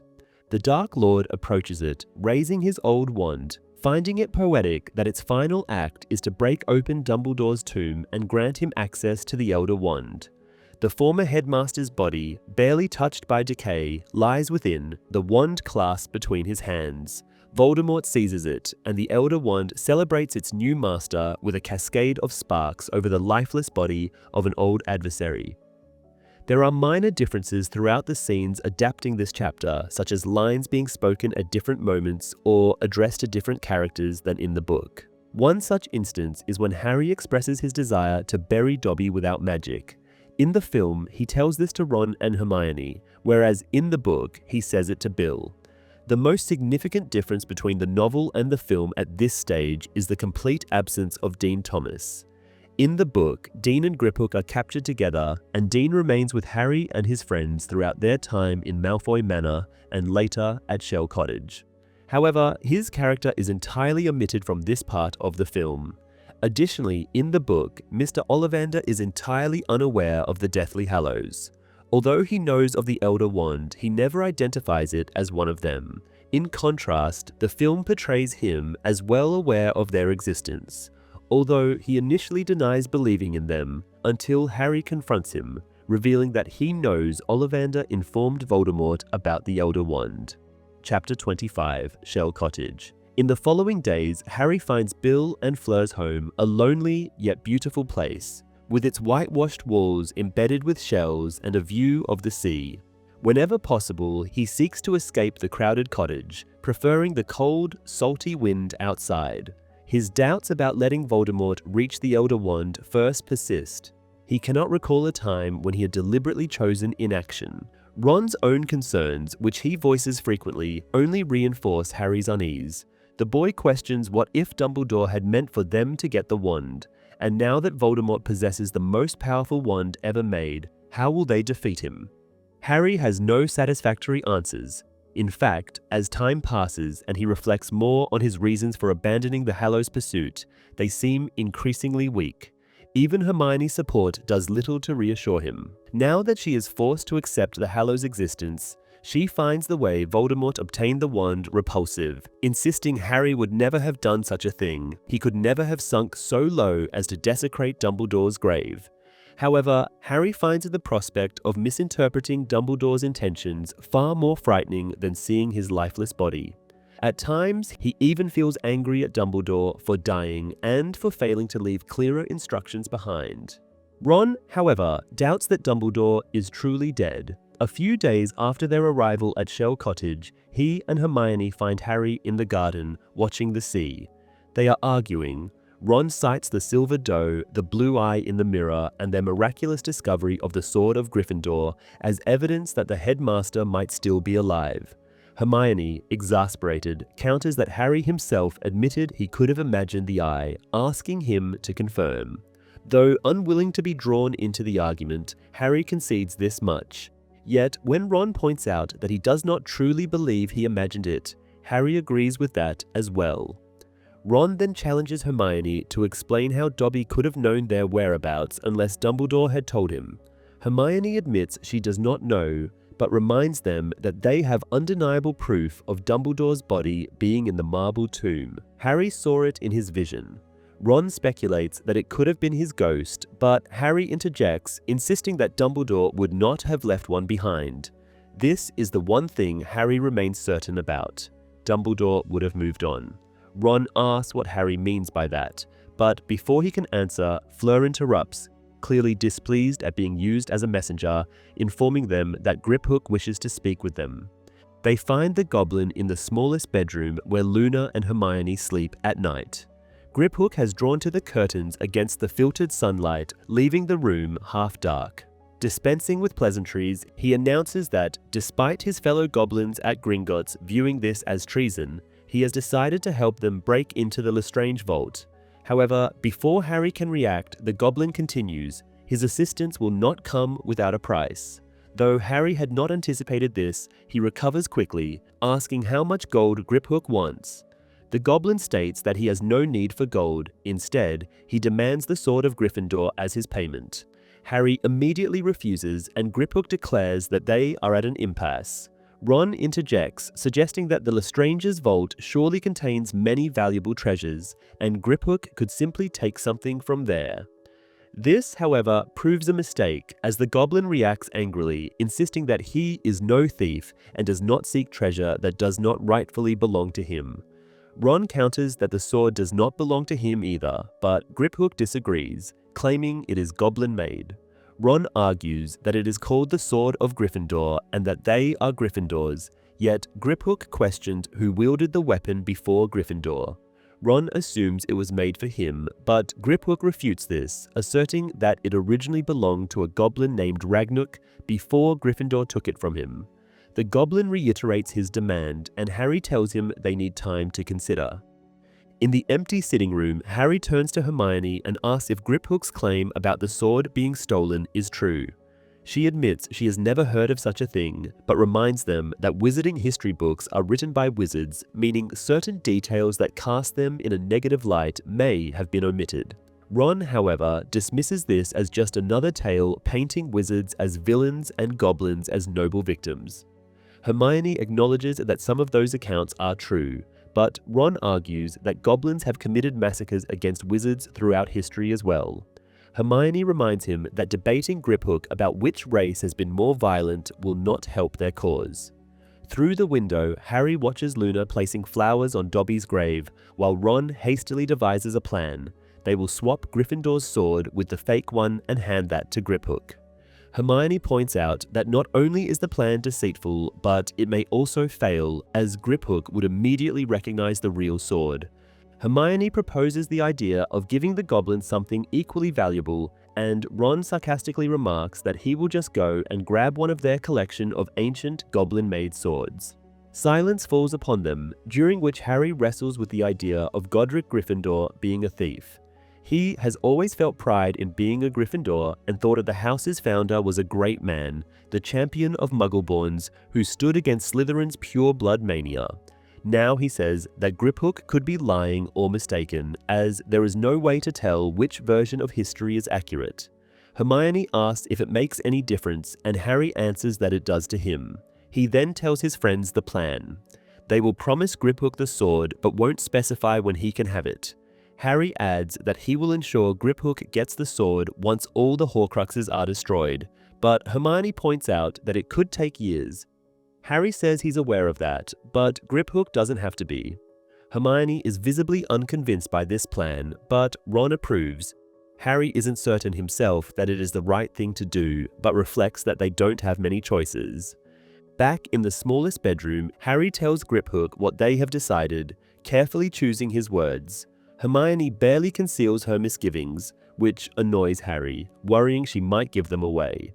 However, Griphook appears to accept Harry's offer, and they even shake hands.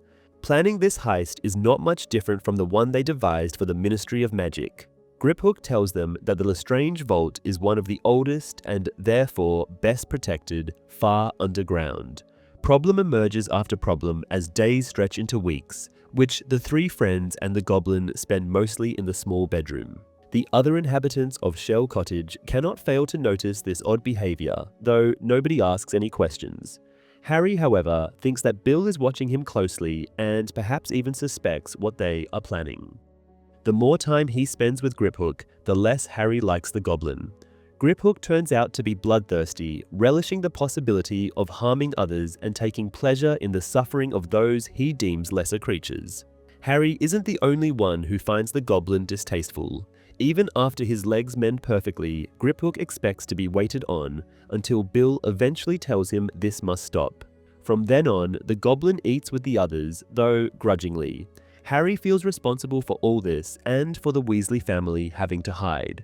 He even apologizes to Fleur once, but she says Harry saved her sister's life, and she hasn't forgotten that. Harry does not find it necessary to remind her that Gabriel had not been in any real danger.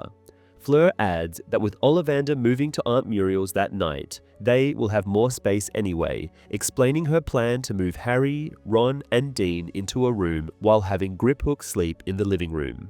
However, Harry tells her this is unnecessary, knowing that the goblin, whose cooperation is so crucial, would take issue with it. He also assures Fleur that he, Ron, and Hermione won't be staying much longer, but the young witch isn't pleased to hear that. She insists Harry and his friends must stay, as Shell Cottage is safe for them. For a moment, she reminds Harry so much of Mrs. Weasley that he doesn't know what to say, but fortunately, Dean and Luna enter from outside carrying driftwood.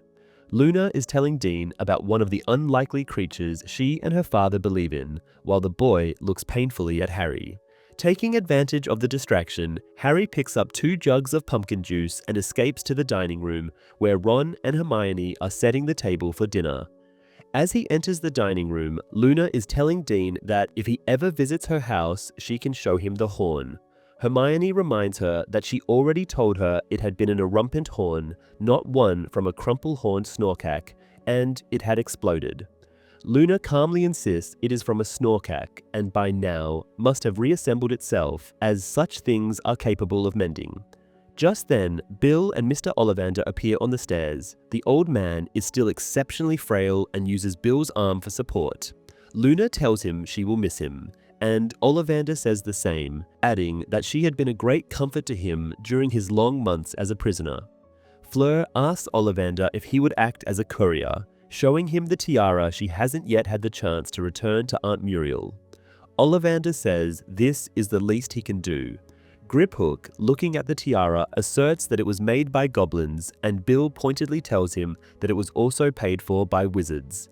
Griphook gives him a challenging look, but does not respond. Bill returns before their meal is over and says that Ollivander has settled in well. He goes on to tell the group that Ginny sends her love and that Fred and George are annoying Muriel to no end. He adds that Muriel remarked she didn't think she would see the tiara again, believing they had stolen it, and Fleur says the old lady is as charming as ever. Luna joins in, talking about the tiara her father made, and Harry grins, looking at Ron, knowing he is thinking of the ludicrous headdress as well. There is a loud bang on the door just then. Harry, Ron, Hermione, and Bill immediately raise their wands, while Griphook promptly hides under the table. A voice comes from outside, identifying itself as Remus John Lupin, werewolf and husband of Nymphadora Tonks. He declares that Bill, as secret keeper of the Fidelius charm, has given him the address of Shell Cottage, allowing him to come in an emergency. Harry now feels a pang of fear, thinking something terrible must have happened. However, when Lupin finally enters the house, he announces that his son has been born and is named Ted, after Tonks' father. A universal noise of delight erupts around the table, with Hermione shrieking in happiness. Lupin steps up to Harry and embraces him, as if their fight at Grimmauld Place never happened, before asking if he would be the baby's godfather. Harry is shocked, but Lupin insists, saying Tonks wants him to be too, and Harry happily agrees. Meanwhile, Bill fetches a few bottles of wine, and Fleur convinces Lupin to stay for a drink. As he accepts a glass, Lupin looks younger and happier than Harry has ever seen him. They drink a toast to the newborn Teddy Lupin, and Fleur asks who the baby resembles most. Lupin replies that, according to Tonks, he looks like him, but since birth, little Teddy has completely changed his hair color. Lupin suspects there is a lot of Tonks in the baby too. He adds that, according to Andromeda, Tonks' mother, she had shown signs of being a metamorphmagus from birth as well. Everyone is affected by the festive atmosphere except for Griphook, who soon slips out of the room and heads upstairs. For a moment, Harry believes he is the only one to notice, but then he catches Bill's eyes following the goblin as well. Eventually, Lupin declines yet another goblet of wine, saying he really must return to Tonks and the baby now. After bidding farewell, Lupin departs, but the lively mood persists even after he has gone. Bill congratulates Harry on being asked to be a godfather. Then, realizing they are alone in the kitchen, he says he has been meaning to have a word with Harry for some time, only it has been difficult with so many people always around. He then states that Harry is planning something with Griphook, and since this is not phrased as a question, Harry does not respond. Bill continues, explaining that he knows goblins well, and if friendship between wizards and goblins is possible at all, he could say he has goblin friends. He then asks what they are planning and what Harry has promised Griphook in return for his assistance, but Harry replies that he cannot reveal that. Bill accepts this, but still feels the need to warn Harry. If he has made an agreement with Griphook, and that agreement involves any kind of treasure, he must be extremely cautious, as goblins have a fundamentally different understanding of ownership than wizards. Harry feels somewhat uneasy as he asks Bill to elaborate. Bill explains that goblins and wizards have been at odds for centuries, with both sides equally at fault, something Harry surely learned at school. However, to this day, some goblins, particularly those at Gringotts, believe that wizards cannot be trusted with gold, and worse still, have no regard for goblin ownership. Harry objects, insisting he respects that, but Bill tells him he does not understand. He explains that to goblins, the true owner of any object is its maker, and even if a wizard pays for it, from the goblin perspective, he is merely renting it temporarily. Goblins strongly oppose the concept of inheritance, believing that once the buyer dies, goblin-crafted treasures should be returned to their creator. Bill concludes his warning by stating that one must be exceedingly careful to keep a promise made to a goblin, as even breaking into Gringotts would be less perilous than breaking such an agreement. As they return to the dining room, Harry reflects inwardly that he might turn out to be just as reckless a godfather to Teddy Lupin as Sirius had been to him. Very little of this chapter appears in the film. One exception is the scene in which Griphook agrees to assist Harry, But even that unfolds differently, with his requested price, the Sword of Gryffindor, scarcely being argued about. Lupin's visit to Shell Cottage is omitted from the movie, and, more significantly, the entire subplot of him and Tonks having a baby is never addressed in the last two films. The closest reference occurs at the beginning of Part 1, when Tonks attempts to share some good news but is interrupted by Mad Eye, who insists there is no time for small talk. Similarly to Lupin, Bill's already minor role is further diminished in the movie, reducing him to little more than a background extra alongside his wife Fleur. In fact, Fleur does not have a single line in this film. Chapter 26, Gringotts. At last, the plan is complete. It hinges on a single hair that Hermione has discovered on the sweater she had been wearing in Malfoy Manor, a strand from Bellatrix Lestrange.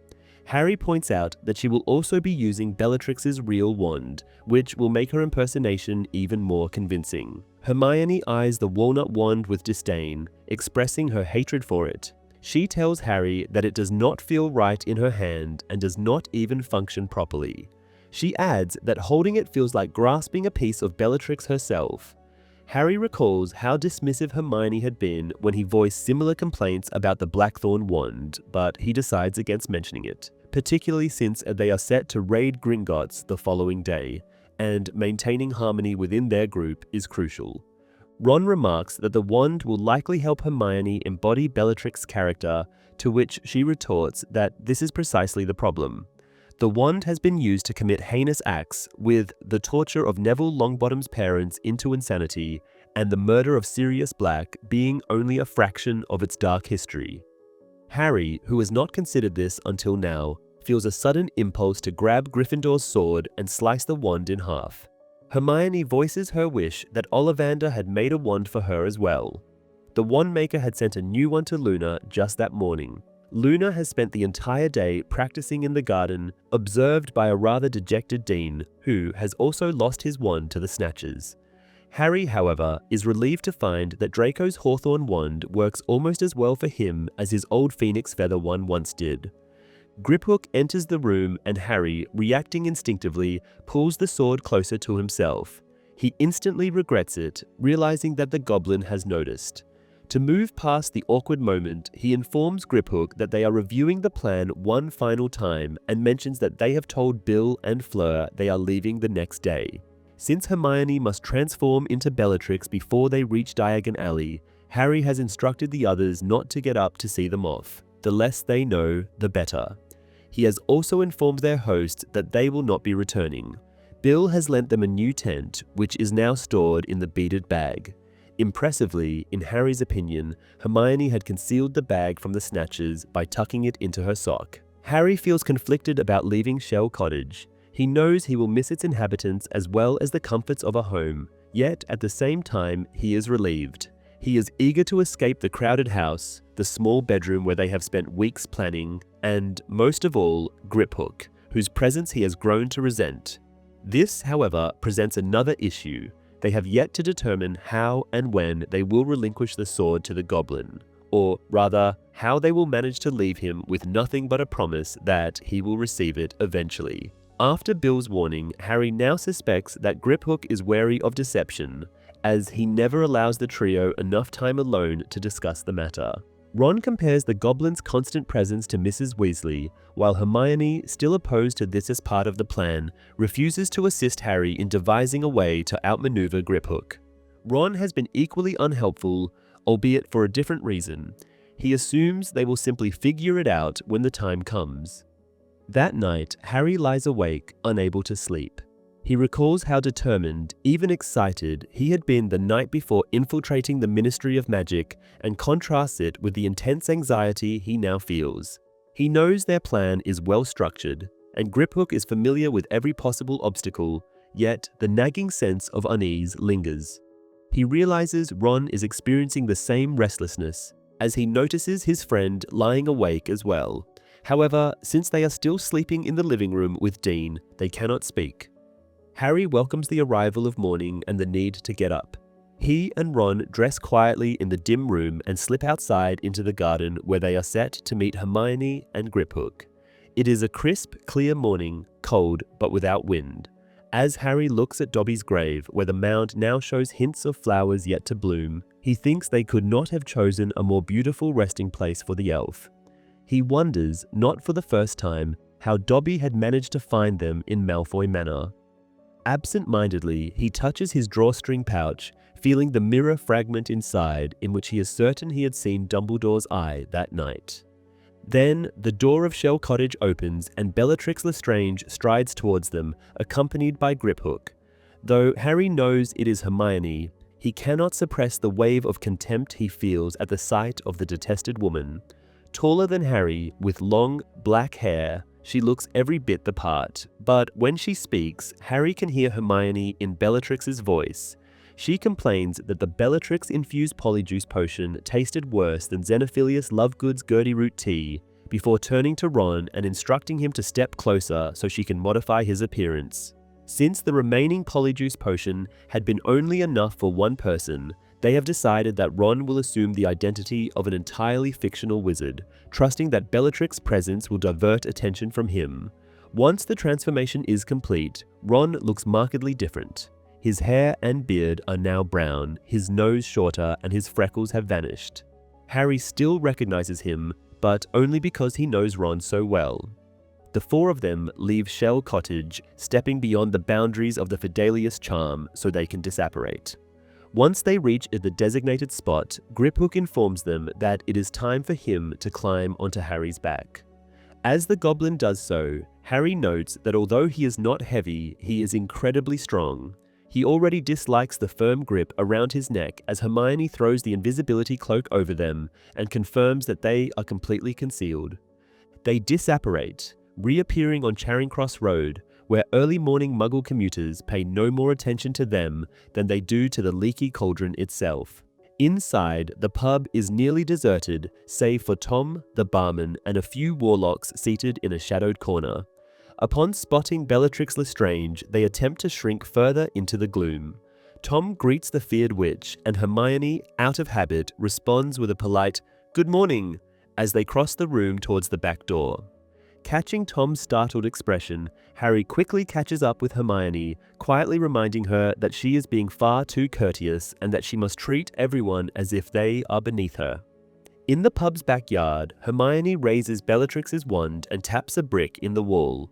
The surface shifts and reshapes itself until the solid wall has transformed into an archway leading into Diagon Alley. Harry reflects on how drastically the shopping street has changed. It is no longer the bustling, vibrant place he once visited before ever setting foot in Hogwarts. Many stores are boarded up, while new establishments have emerged offering wares related to the dark arts. Large posters plaster many surfaces, each displaying his face alongside the words "Undesirable Number 1." Along the pavement, beggars sit, pleading for money and claiming to be wizards and witches. Like the warlocks in the pub, most shrink away at the sight of Hermione, except for a man with a bloodied bandage covering one eye. He lunges at her, demanding to know where his children are, and attempts to strangle Bellatrix. Hermione, too shocked to react, freezes, but Ron instantly draws his wand and stuns the assailant.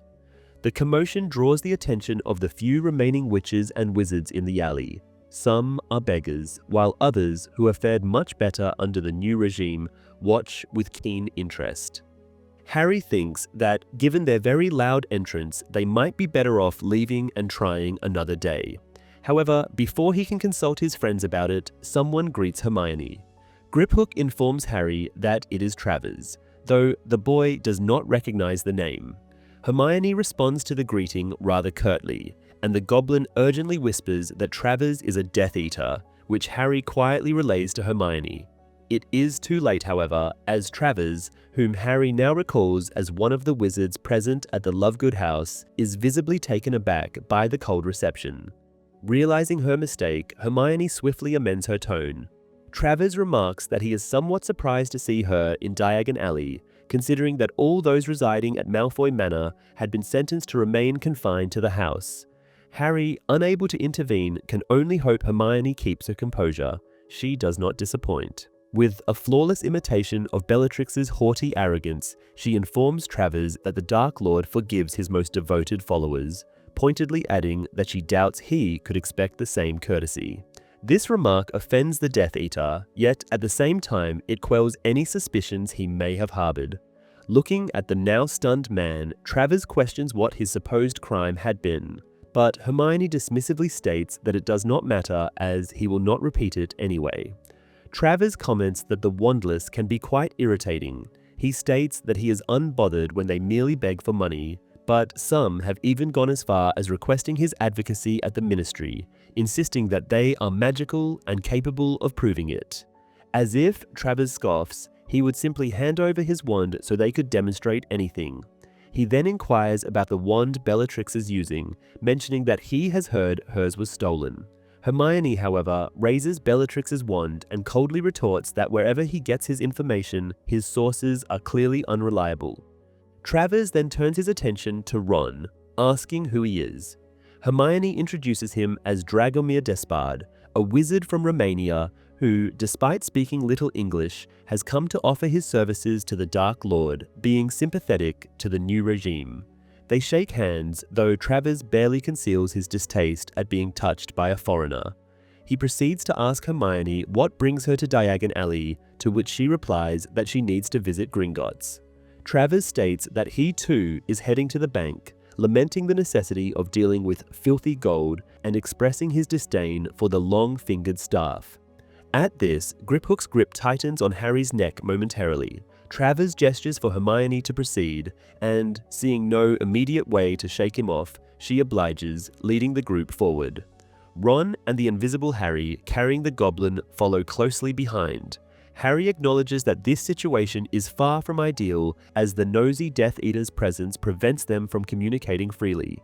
Soon they arrive at the towering marble building of Gringotts, and, as Griphook had warned them, they now see that the usual goblin guards stationed at the bronze doors have been replaced by two wizards, each wielding a long golden rod.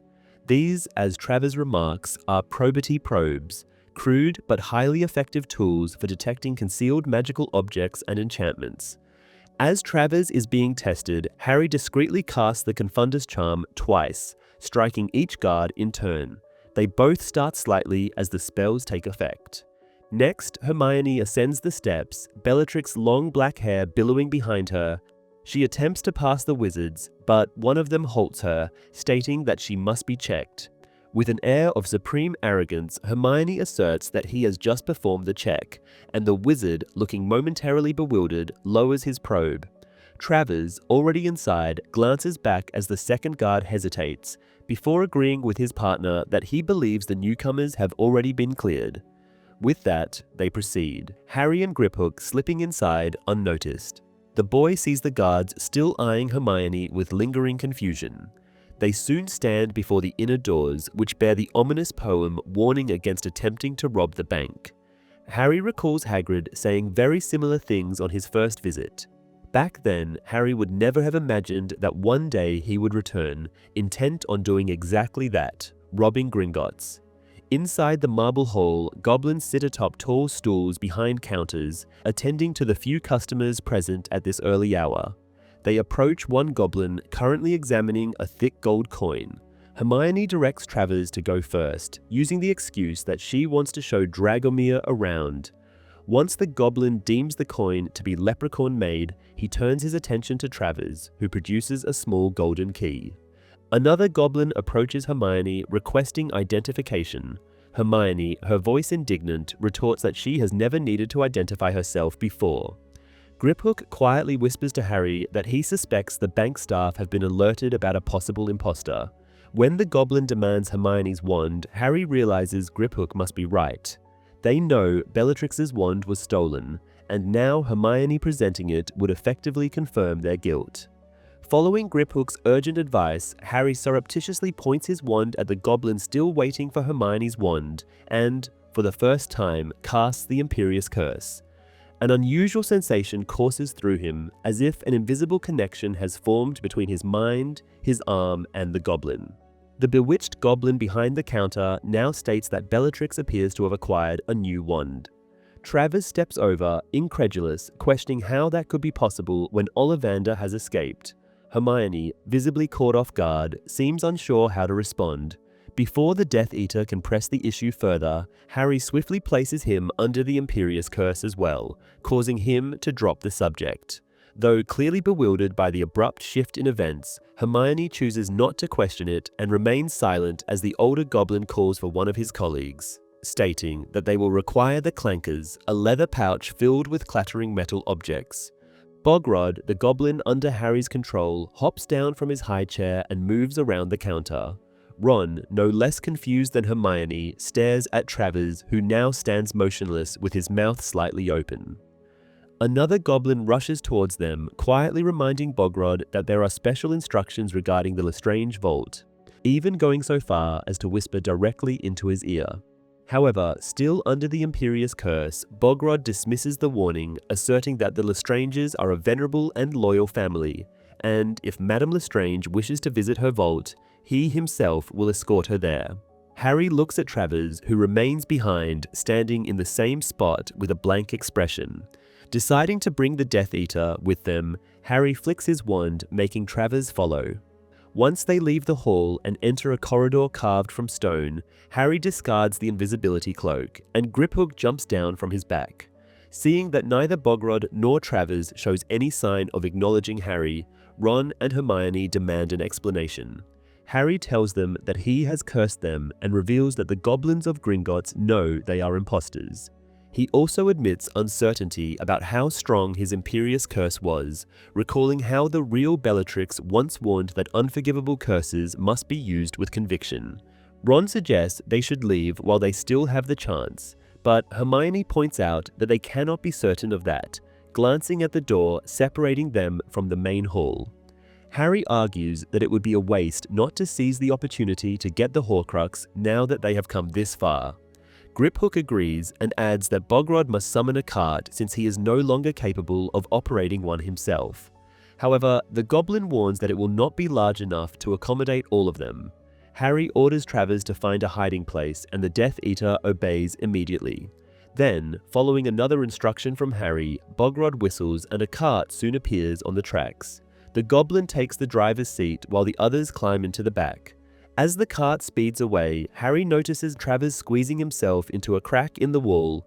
He reflects on how flawed their plan had been, using Bellatrix's face and wand had given them away instantly, which was unsurprising since the Death Eaters knew her wand had been stolen. Though he hears nothing but the rushing wind, he glances behind them periodically, expecting pursuers, but sees no one. They descend deeper into the underground labyrinth than Harry has ever been. After a sharp turn, he spots a waterfall. Griphook shouts a warning, but they have no time to react before the speeding cart plunges through it. As they emerge, the cart flips upside down, hurling them into the air. It crashes against the cave walls and shatters into pieces. Hermione screams an incantation, and what could have been a fatal fall turns into a gentle descent. She explains that she has used the cushioning charm to soften their landing. Harry, however, is alarmed to see that Hermione has returned to her true form, no longer resembling Bellatrix. Ron, too, has reverted to his usual appearance. Griphook explains that they have passed through the Thief's Downfall, an enchantment that washes away all magical concealments. This, he says, is proof that security is on high alert and their disguise is useless now. Harry spots Bogrod shaking his head in confusion, and realizes that the Imperious Curse on him has also been lifted. Griphook reminds Harry that they still need the Goblin to open the vault. Without hesitation, Harry recasts the curse, rendering Bogrod compliant once more.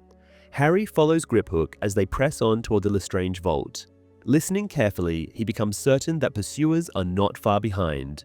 He asks Griphook how much farther they must go, and the Goblin assures him that they are close. Turning a corner, they suddenly come face to face with a dragon. Though Harry had anticipated this, he finds that nothing could have fully prepared him for the sight. The creature has seen better days. Its scales have faded from prolonged confinement underground, but it remains formidable. Despite its hind legs being shackled to the ground, it is still a dragon. It demonstrates its ferocity at once, breathing fire in their direction. The group quickly retreats to the passage they just left. Griphook informs them that the dragon is blind but can still sense movement.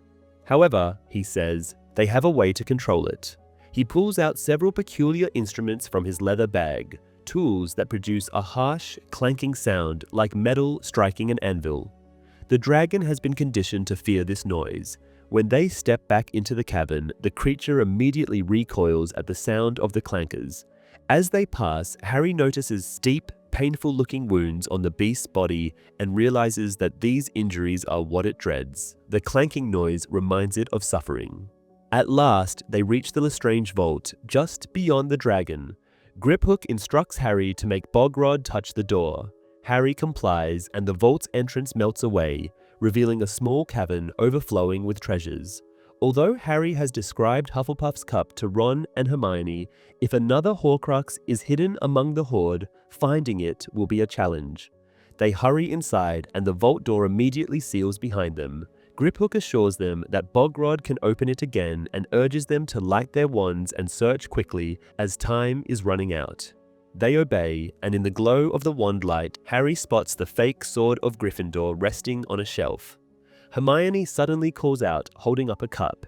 However, before Harry can respond, she cries out in pain. The cup has multiplied into several identical ones. She exclaims that it burned her. Griphook explains that the vault is protected by a Gemino and Flagrante curse. Everything they touch will replicate and become scorching hot. If they disturb too many objects, the multiplying treasures will bury them alive. Avoiding contact with the cursed artifacts proves difficult. Ron accidentally nudges a goblet, causing 20 more to appear while his shoe instantly begins to smolder. Harry warns them to limit their search to where they stand. He repeats his description of the cup and reminds them to watch for Ravenclaw's emblem as well. Despite their efforts, the vault is rapidly filling with burning duplicates. The heat is unbearable, and the slightest movement threatens to trigger an avalanche of scorching objects. Then, at last, Harry spots Hufflepuff's cup, perched high on a shelf. Reaching it presents another challenge. Hermione attempts a summoning charm, but the cup does not move. Griphook scolds her for trying, and Harry, desperate for a solution, reminds the goblin that if he wants the sword, he has better think of something fast. However, before Griphook can respond, Harry formulates an idea of his own. He asks Hermione for the sword of Gryffindor, speculating that he might be able to use it to safely handle the cursed treasures. Testing his theory, he presses the blade against one of the multiplying objects. It does not react. Encouraged, he declares that if he can reach the shelf, he might be able to hook the cup with the sword's tip. Outside, the sound of clankers grows louder. Harry realizes they are well and truly trapped. The only way out is through an army of goblins and a dragon. He urges Hermione to think fast. She casts Levicorpus, lifting Harry into the air by his ankle. As he levitates, he accidentally brushes against a suit of armor, which promptly explodes into dozens of identical replicas. The impact sends additional armor tumbling down, triggering further multiplication. Hermione casts a protective spell, shielding them as best she can. Dangling above the chaos, Harry manages to hook the cup with the sword's blade. A terrible scream echoes from below. Griphook has been swallowed by the rising tide of burning treasures, with only his long fingers protruding above the surface. Harry seizes them and yanks the goblin free, though he is badly burned. In the process, Harry loses his grip on the sword. It vanishes beneath the relentless avalanche of molten gold. Griphook spots it resurfacing a moment later, and as the goblin, who until now has been clutching Harry, suddenly launches himself at the blade, the boy realizes that Griphook has known all along they never intended to hand over the weapon. In that moment, Harry understands the betrayal and takes action. Griphook seizes the sword of Gryffindor, holding it out of Harry's reach, and in the process, Hufflepuff's cup is flung into the air. Harry reacts instantly, catching the cup by its handle. Although it burns his skin, and as countless cursed duplicates erupt around them, he keeps hold of the genuine article. He then turns to reclaim the sword, but Griphook has already vanished into the chaos. Everything is now in motion. The vault door has been forced open, and they are being carried out atop the enormous piles of burning gold, which continue to multiply beneath them. Harry spots Griphook again, now shouting accusations of thievery as he sprints towards the other goblins, who accept him without hesitation. even though he still clutches the stolen sword. The goblins advance, wielding daggers, and although Harry, Ron, and Hermione cast stunning spells in an attempt to hold them back, the crowd thickens rapidly. Harry then notices that security wizards are closing in on them as well. In desperation, he turns his wand on the chains restraining the dragon and sets the beast free. Wasting no time, he scrambles onto its back and shouts for Ron and Hermione to follow. The dragon, realizing its newfound freedom, erupts into a furious frenzy, its massive body thrashing violently as it charges towards the entrance hall and the promise of escape. Hermione protests that it is far too large to fit through the passageways, but even as she speaks, she begins carving vast chunks out of the walls with powerful spells. With their combined efforts, they press forward, leaving the attacking goblins behind. They burst into the grand marble hall, sending wizards and goblins alike scattering in terror. With one final, unstoppable surge, the dragon forces its way through the towering bronze gates and out onto Diagon Alley. Then, it spreads its enormous wings and soars into the sky, carrying Harry, Ron, and Hermione away. Travers is entirely omitted from these scenes, along with all his lines, expositions, and interference. In the film, Harry, Ron, Hermione, and Griphook encounter no obstacles before entering Gringotts. When the enchanted cart throws them off, Hermione uses Arresto Momentum, the same spell Dumbledore once used to save Harry in The Prisoner of Azkaban. This differs from the spells Hermione employs in the book, and notably, Arresto Momentum is never used at any point in the novels by any character. When Ron asks whether Harry can sense the Horcrux nearby, he responds affirmatively, an addition made by the film. In the novels, Harry is unable to sense Horcruxes despite having unknowingly possessed 3 of them at different points. In the film, the treasures inside the Lestrange vault are cursed as well. However, instead of burning whoever touches them, they merely multiply. This makes handling them somewhat less dangerous, allowing Harry to ride the swelling wave of gold objects until he is high enough to grab Hufflepuff's cup. Additionally, the film alters the escape sequence. Instead of Harry, it is Hermione who comes up with the idea of freeing the dragon and using it as their means of escape. This change follows Griphook's betrayal and Bogrod's death, neither of which occurs in quite the same manner in the novel. Chapter 27, The Final Hiding Place. Harry feels both dread and gratitude as the dragon flies over London.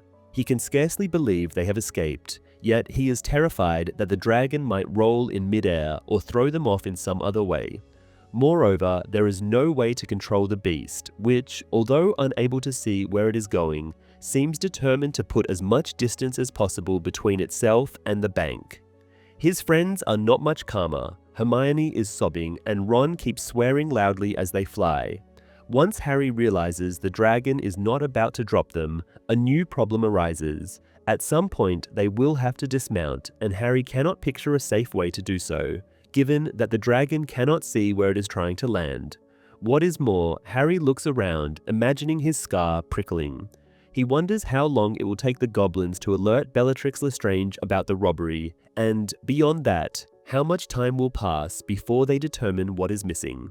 Once that happens, Harry knows the jig is up. Voldemort will finally realize they are after the Horcruxes. While Harry considers this, the dragon climbs higher, and gradually they leave London behind. Ron, yelling, asks what the beast might be searching for, but Harry has no idea. Nor does he know how long a dragon can even fly in one stretch. He also fears the sea, wondering what they would do if the dragon decided to fly over open water.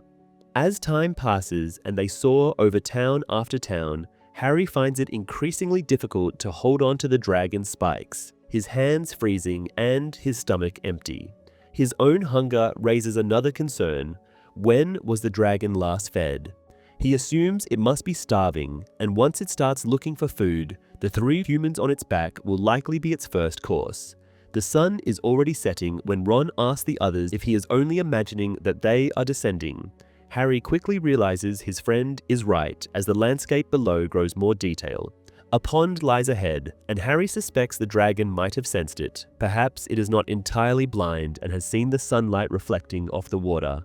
Either way, they are now circling the pond, getting lower and lower, and Harry suggests they jump in before the dragon even realizes they are there.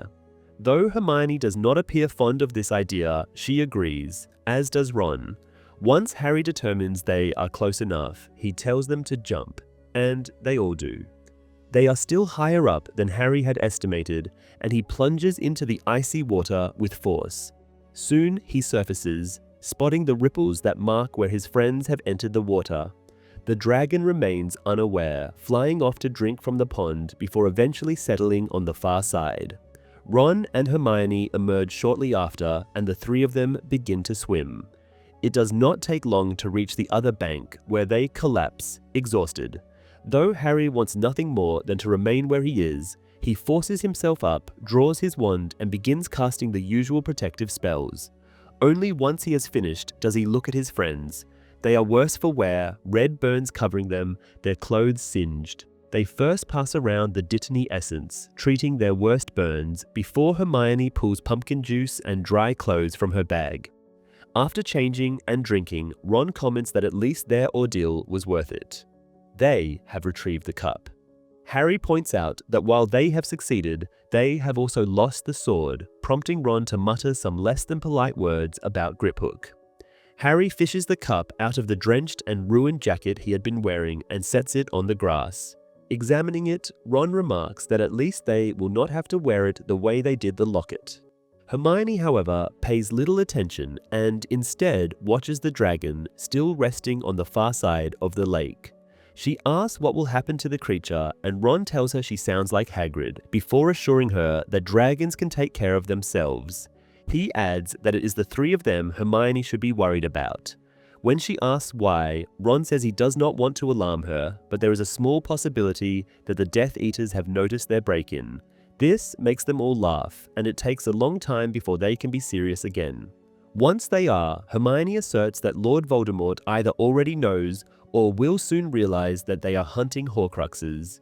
In a hopeful voice, Ron suggests the goblins might be too frightened to tell him, but at that moment, pain explodes in Harry's forehead and he is pulled into Voldemort's mind. He finds himself in a shadowy room where a group of wizards stands in a half circle and a goblin cowers on the floor. Voldemort now addresses the goblin, demanding that he repeat what he has said, feeling a terrible dread. The one thing he has feared.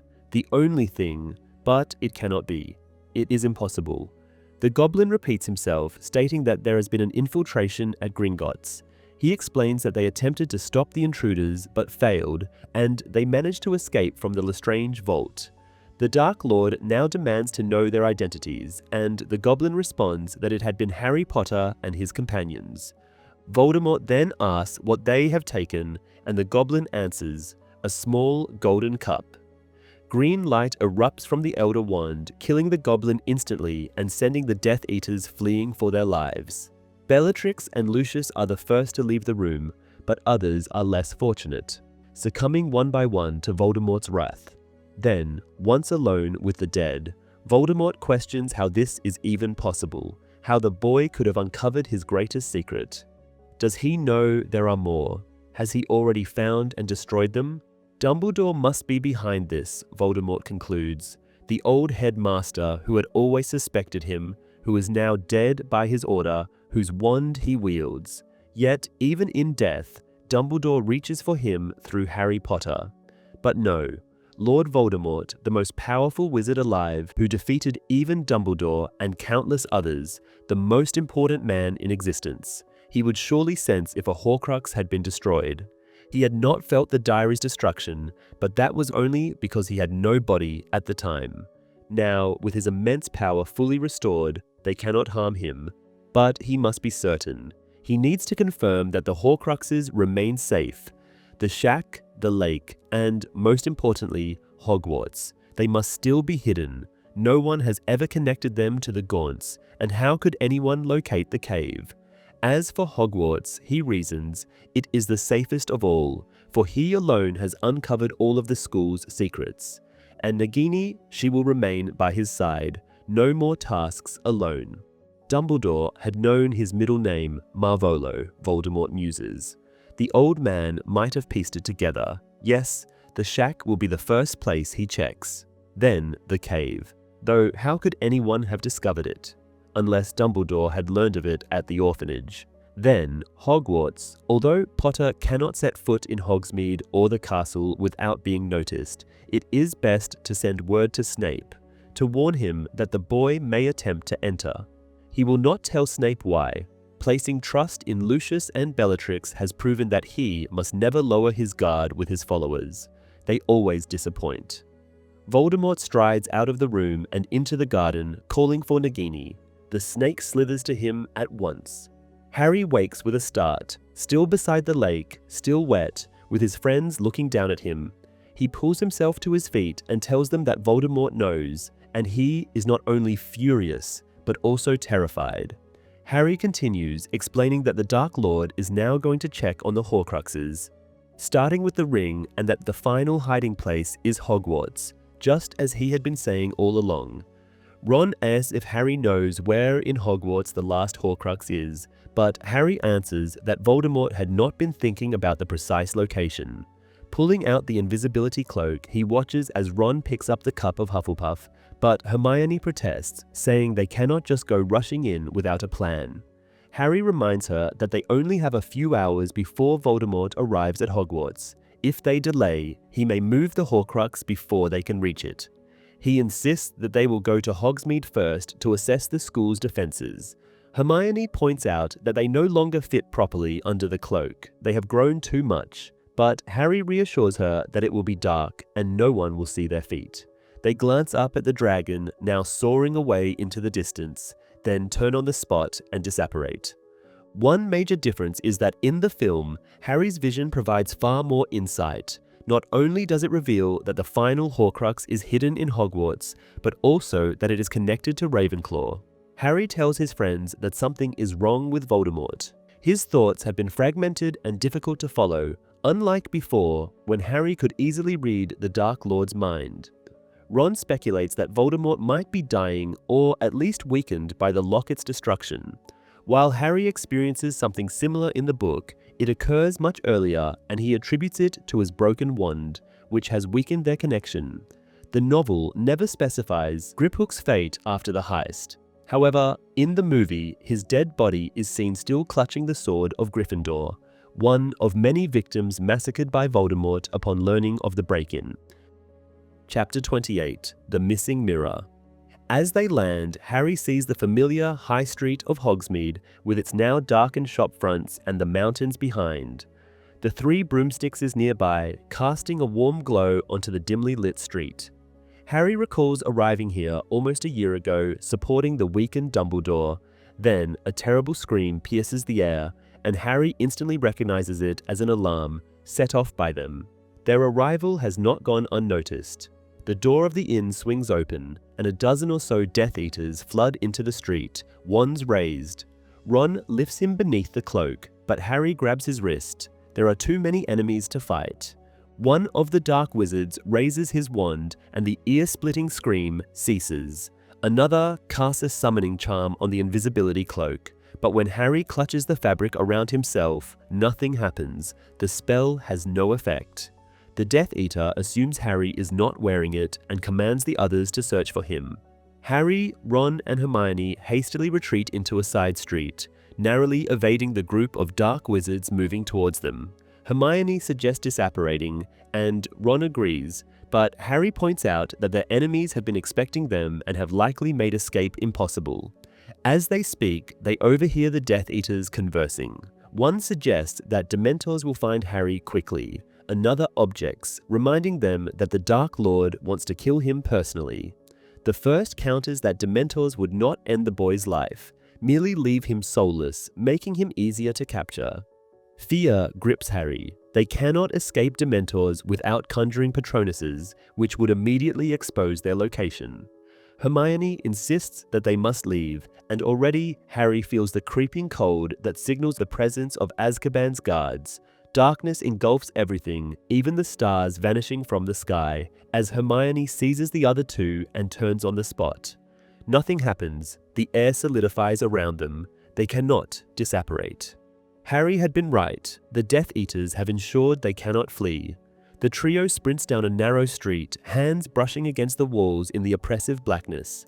Then Harry sees them, Dementors gliding closer, distinguishable only by their even deeper darkness against the shadows.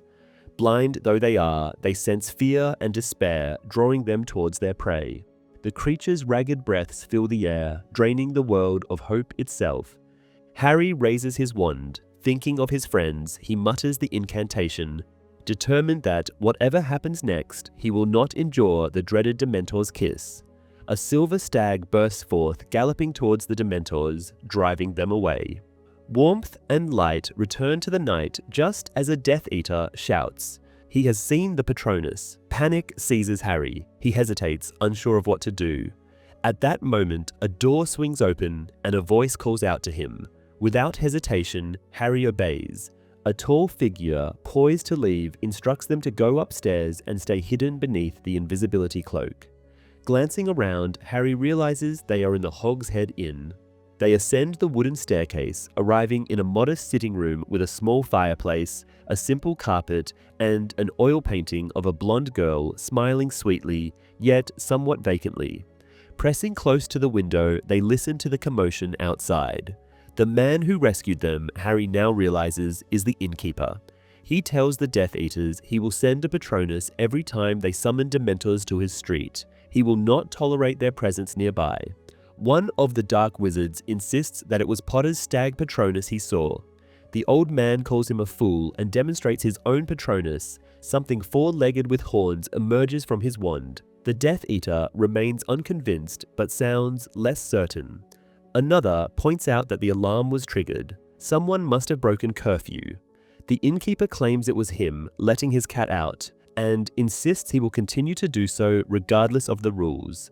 The Death Eaters grow menacing, warning him that he cannot break their laws.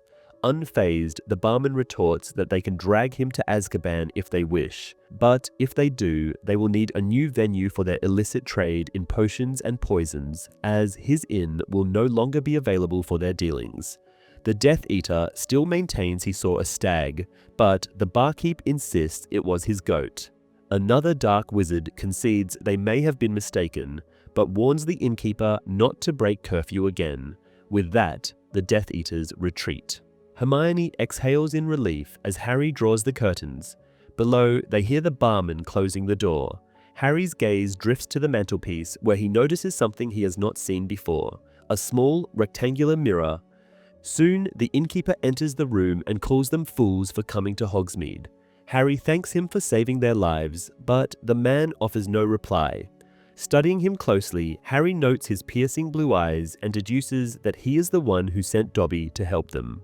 The man asks about the elf, and upon hearing of Dobby's death, he mutters that he is sorry. He had liked the elf. Harry then states his suspicion. The man is Aberforth Dumbledore. The barman does not confirm nor deny it, merely turning to light a fire in the grate. Harry's eyes return to the mirror, the twin of the one Sirius gave him years ago. He asks how Aberforth came by it. The old man replies that he bought it from Mundungus Fletcher and his brother had explained what it was. Ever since, he has been keeping an eye out for Harry and his friends.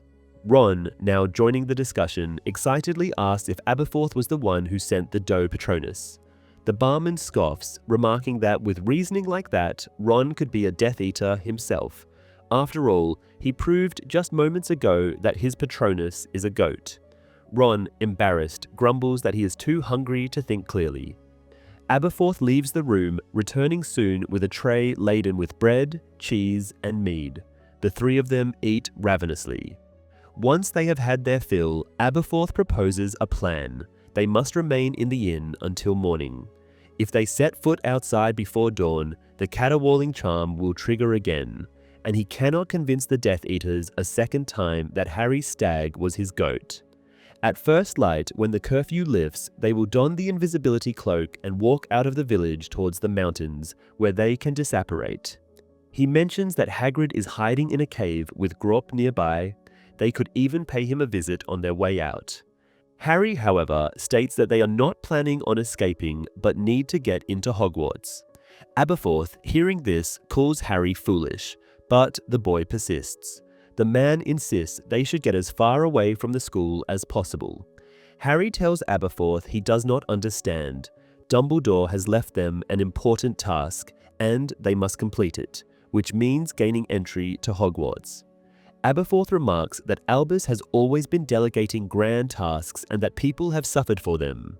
He adds that they should leave the country instead of getting into more trouble. Harry remains resolute, repeating that Aberforth fails to see the situation clearly, and the old man rebukes him for believing he understood Albus better than his own brother did. Harry clarifies that this is not what he meant, but the fact remains, he needs access to the school to complete the task Albus has assigned him. Aberforth sarcastically states that he is sure it is a simple task, something an unqualified wizard can handle effortlessly, and Harry concedes that this is not the case. Aberforth grimly declares that Albus is dead, and whatever grand plan he had is now meaningless. He reiterates that Harry should flee abroad with his friends, where they might be relatively safe from Voldemort. Harry feels overwhelmed, and without a good response to Aberforth's words, he snaps back instead. He says Aberforth is a member of the Order of the Phoenix, so clearly he believes in Albus's cause, but the old man corrects him, saying that is in the past. He had been a member, but the Order is finished, the fight is over, and Voldemort has won. The best they can do now is try to survive. Harry insists that he cannot leave. He has a task to complete. Aberforth tells him to pass it on to someone else, but Harry replies that he cannot. It has to be him, and Dumbledore has explained why. Aberforth asks if his brother truly explained everything, if he had been completely honest. Harry desperately wants to say yes, but finds himself unable to. Aberforth sees his hesitation and remarks that he and Albus were raised in an environment of secrets and lies, and that his brother had been a natural at deception. His gaze shifts towards the oil painting, and Hermione, following his glance, now asks if the portrait depicts Ariana, his sister. Aberforth confirms this, then asks if they have read Rita Skeeter's book. Hermione flushes red, and Harry, attempting to shield her, says that Elphias Doge had mentioned Ariana to them. Aberforth scoffs, calling Doge a fool who idolized Albus all his life, then remarks that he was apparently not alone in that, given how Harry and his friends are acting. Harry feels conflicted. While digging Dobby's grave, he resolved to trust Dumbledore and follow the path the old wizard had laid for him, accepting that some things must remain unknown for now. He wants to hold on to that conviction, but under Aberforth's scrutiny, his determination wavers. As he looks into Aberforth's eyes, so like Albus's, he experiences the familiar sensation of being read like an open book. However, this time it feels as though what Aberforth sees only makes him scorn Harry. Hermione interjects, saying that Dumbledore had cared deeply for Harry. Aberforth retorts that those Albus cared for often ended up worse off than if he had left them alone. Hermione says this is a serious accusation, asking if he is referring to Ariana. At first, it seems Aberforth will not respond, but then, angrily, the words burst from him. He tells them that when Ariana was 6 years old, a group of Muggle boys accidentally saw her performing magic in the back garden. She had been unable to control it at that age. No child could. When she failed to explain how she did it, the boys, thinking they needed to teach her not to do such things, attacked her. Out of fear, Aberforth assumes they hurt her so badly that the little girl refused to use magic ever again. Straightening, Aberforth stands as tall as Albus had, and in his anger, he is every bit as formidable as his brother once was. He continues, explaining that Ariana could not rid herself of magic, and it soon drove her to madness, making her dangerous. Her abilities would erupt uncontrollably, causing devastation. Their father, of course, went after the Muggles and punished them, which led to his imprisonment in Azkaban. He accepted this fate rather than tell the Ministry why he had done it, for that would have resulted in Ariana being locked away in St. Mungo's as a threat to the International Statute of Secrecy. Aberforth acknowledges that while Ariana could indeed be dangerous, she was, at her core, just a frightened but sweet little girl. After they relocated to Godric's Hollow, spreading the lie that Ariana was in fragile health, their mother became her primary caretaker. However, Ariana's favorite had always been Aberforth. He was the only one who could get her to eat or calm down when no one else could. Albus, he states, had been of little help. Even when home, he had been shut away in his room, reading or corresponding with famous wizards. He had not much cared for Ariana, Aberforth claims. He then recounts the events of when Ariana was 14. He had not been home at the time, otherwise he might have been able to stop it. Ariana suffered a fit, and their mother, no longer young, struggled to handle it. Aberforth knows it was an accident, that Ariana had not meant to hurt anyone, but that did not matter. Kendra died. Harry feels revolted by all of this and does not want to hear more of what Aberforth has to say. He wonders how long it has been since the old man has told this to anyone, if he ever has at all. Aberforth continues, explaining that their mother's death forced Albus to abandon his plans to travel the world with Doge. Aberforth had offered to care for Ariana, disregarding his education, but Albus insisted he complete his schooling. It was then that Albus took up residence in the family home to care for Ariana, and Aberforth admits he did well for a time. But then Grindelwald arrived. Finally having an intellectual equal, Albus immersed himself in his new friendship, falling into a routine of plotting world domination and theorizing about the Deathly Hallows. Ariana became less of a priority. After all, Aberforth says, they were working towards the greater good of all wizards, and what was the neglect of one young girl compared to that? However, by the time he had to return to Hogwarts, Aberforth had reached his limit. He recalls now how he had confronted Albus and Grindelwald, telling them that whatever they were planning, Ariana was in no condition to join them. She could not be dragged across the country every time the two of them wanted to give a speech to people. Grindelwald had reacted poorly, of course. He had become furious and dismissed Aberforth, insisting that the boy did not understand that their plan would benefit everyone, including Ariana. A conflict ensued, at first verbal, but then Aberforth drew his wand, prompting Grindelwald to do the same. Before long, Aberforth was under the Cruciatus curse, and Albus had intervened, attempting to break up the fight. The commotion and flashing lights had set Ariana off, triggering a fit that escalated the chaos. To this day, Aberforth says he does not know whose spell struck the girl, who ultimately delivered the fatal blow, but what mattered was that she was killed. Hermione weeps silently by now, and Ron is almost as pale as Aberforth. Harry still feels a deep sense of revulsion, wishing he had never heard this. Hermione expresses her sorrow, and Aberforth, on the verge of tears himself, continues. He explains that after the altercation, Grindelwald fled the country. He already had a criminal record in his homeland, and the last thing he needed was a murder attached to his name. But at least Albus had been set free, no longer burdened with the responsibility of caring for his sister. Harry interjects, saying that Dumbledore had never truly felt free. Aberforth asks what he means, and Harry explains that before his death, Dumbledore had consumed a potion that forced him to relive his worst memory. He had been pleading with someone to harm him, not others, and Harry now realizes that he had been speaking to Grindelwald, begging him to hurt him, Albus, rather than his siblings. Ron and Hermione appear shocked, as Harry had never shared this before. The events that followed, with Snape killing Dumbledore, had so thoroughly overshadowed everything that occurred in the cave. Harry adds that if Aberforth had seen his brother that day and had witnessed what the potion made him experience, he would never believe that Albus had felt free at any point in his life.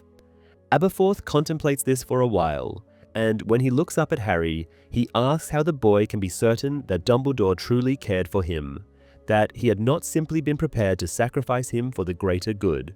Hermione interjects, insisting that the headmaster had loved Harry, to which Aberforth demands to know why, if that were true, Dumbledore had not told the boy how to survive, why he had sent him into danger rather than ensuring his safety. Harry responds resolutely. They are at war, and sometimes people must look beyond their own well-being. Sometimes they must truly fight for the greater good. Aberforth argues that Harry is only a 17-year-old child, but Harry counters that he is of age and, unlike Aberforth, has not given up the fight and never will. The innkeeper refutes this, but Harry reminds him of what he said earlier, that the order is finished and Voldemort has won. Harry, however, insists that is not true. There is still hope because Dumbledore had discovered how to defeat Voldemort and had passed that knowledge on to him. Harry is ready to see it through or die trying because, he asserts, he has been aware of the danger for years and knows exactly what he is doing. He finishes by telling Aberforth that if he cannot help them get into Hogwarts, they will leave him as soon as possible, but if he has a plan, now is the time to share it. After a few moments of silence, Aberforth turns to Ariana's painting and tells her that she knows what to do. The painting nods with a smile and turns to leave, not towards the frame's edge as painted figures usually do, but backwards, stepping into a passageway depicted behind her. Seeing this, Ron exclaims in surprise. Aberforth explains that since all the old secret passages are now common knowledge and heavily guarded, this is the only way into the school. He adds that even if they manage to get inside, he has no idea what they intend to do with Snape and the Carrows in charge, but that is not his concern. There is movement within the painting, and soon Ariana reappears, no longer alone. Accompanying her is a figure Harry recognizes instantly, though he has never seen him looking so ragged.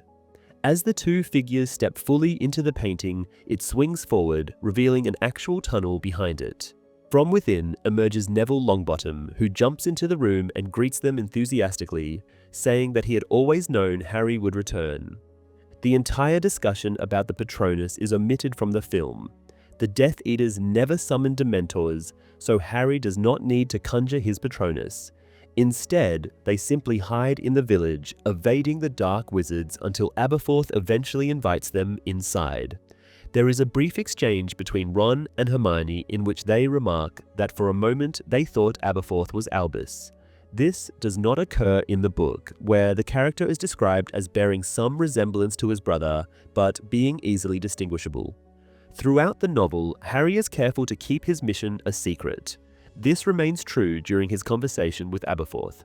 However, in the film, he immediately tells the innkeeper that they are searching for and attempting to destroy a Horcrux.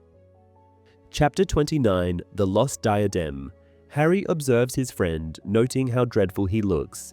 Neville has a black eye, multiple cuts on his face, and the general demeanor of someone constantly on the run. Harry asks him what has happened, but Neville, releasing Hermione from a hug, dismisses it as nothing and suggests they check on Seamus, who looks even worse. He then turns to Aberforth and informs him that more people are on their way. The innkeeper, evidently displeased, reminds him that the curfew and the alarming spell are still in effect. Neville assures him he is aware and explains that the newcomers will apparate directly into the bar. He asks Aberforth to show them into the tunnel when they do. Neville climbs back onto the mantelpiece and helps Hermione up as well. Ron follows closely behind. Harry turns to Aberforth, expressing his gratitude for saving their lives, twice now. The old barman responds that Harry can thank him by avoiding a third near-death experience, as he may not be able to intervene again. Harry follows his friends into the tunnel, which appears ancient, with brass lamps lining the stone walls and a well-trodden floor. Ron questions whether it has always been there, noting that it does not seem to appear on the Marauder's map. Neville confirms what Aberforth has already told them. The 7 old secret passages are no longer so secret, as they are now sealed with curses and heavily guarded by Death Eaters. He then excitedly asks if the rumors are true, that they actually broke into Gringotts and escaped on a dragon. Harry admits it happened, and when Neville asks what became of the dragon, Ron says they released it into the wild, though Hermione had wanted to keep it. The girl retorts that Ron is exaggerating. Neville now turns to Harry, wanting to know what he has been doing. He states that most people assume Harry is merely in hiding, but he believes his friend is working on something significant. Harry confirms that Neville is right, but does not elaborate, instead asking about the current situation at Hogwarts, as they do not know about what has been happening inside the school. Neville explains that Hogwarts is no longer the place they once knew. He asks if they have heard about the Carrows, to which Harry replies that they are aware of the 2 Death Eaters now teaching there. Neville clarifies that the Carrows are more than just teachers. They are in charge of discipline, and they revel in it.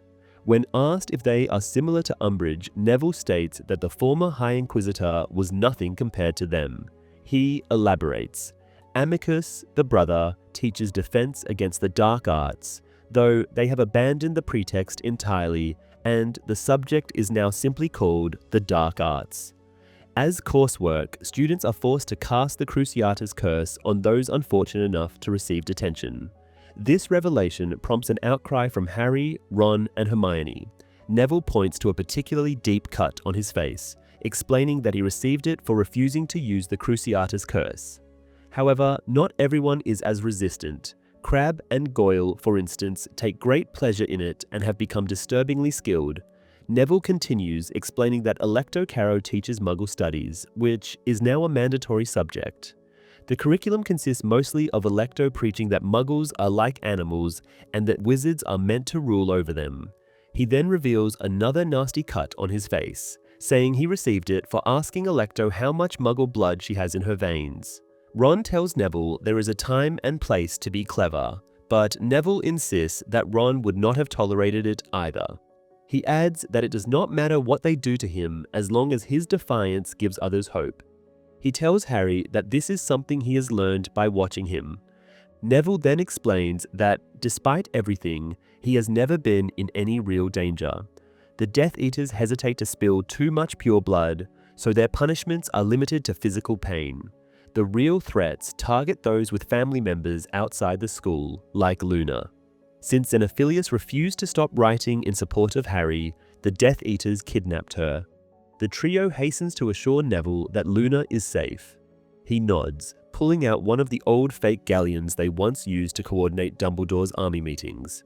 He says Luna sent word and they have been using the coins frequently, driving the Carrows mad with their inability to decipher how the students are communicating. There was an entire movement, Neville explains. They used to graffiti the walls with the phrase "Dumbledore's army is still recruiting," for example. But Harry, listening carefully, notices Neville's use of the past tense and asks what happened. Neville explains that he, Ginny, and Luna had been leading the resistance. After Luna was taken and Ginny left, it became increasingly difficult. Then, Michael Corner attempted to rescue a first-year student who had been chained up, but he was caught and brutally tortured. After that, fear took hold and most students stopped standing up to the Carrows.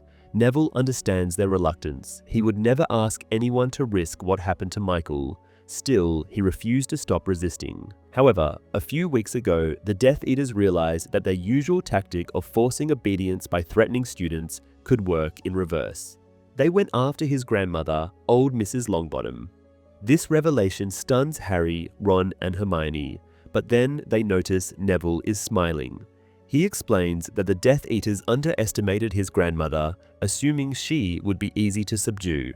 Instead, the encounter ended with Dawlish, the Auror, hospitalized in St. Mungo's, while Mrs. Longbottom went on the run. She managed to send Neville a letter telling him she is proud of him and urging him to keep up the fight. However, once the Carrows realized they had no leverage over him, they decided that even purebloods were expendable. Neville is unsure whether his fate would have been Azkaban or death, but he had no intention of finding out. So he disappeared. Ron, confused, asks if they are not heading to Hogwarts right now. Neville confirms that they are and assures them they will understand in a moment. Soon they reach a door similar to the one sealing the tunnel in the Hog's Head. Neville pushes it open, climbs through, and announces their arrival. Harry, Ron, and Hermione follow him inside. They find themselves in a room bursting with color and filled with at least 20 familiar faces. The crowd erupts in excitement upon seeing them, calling their names, embracing them, and ruffling their hair. Neville tells them to give the newcomers space to breathe, allowing Harry to finally take in his surroundings. He does not recognize the room, which contains numerous hammocks suspended from the ceiling, a balcony running along the walls, and banners representing Gryffindor, Hufflepuff, and Ravenclaw. Only Slytherin's green and silver are missing. There are also bookcases, several brooms, and even a radio. Confused, Harry asks where they are, and Neville replies that they are in the Room of Requirement.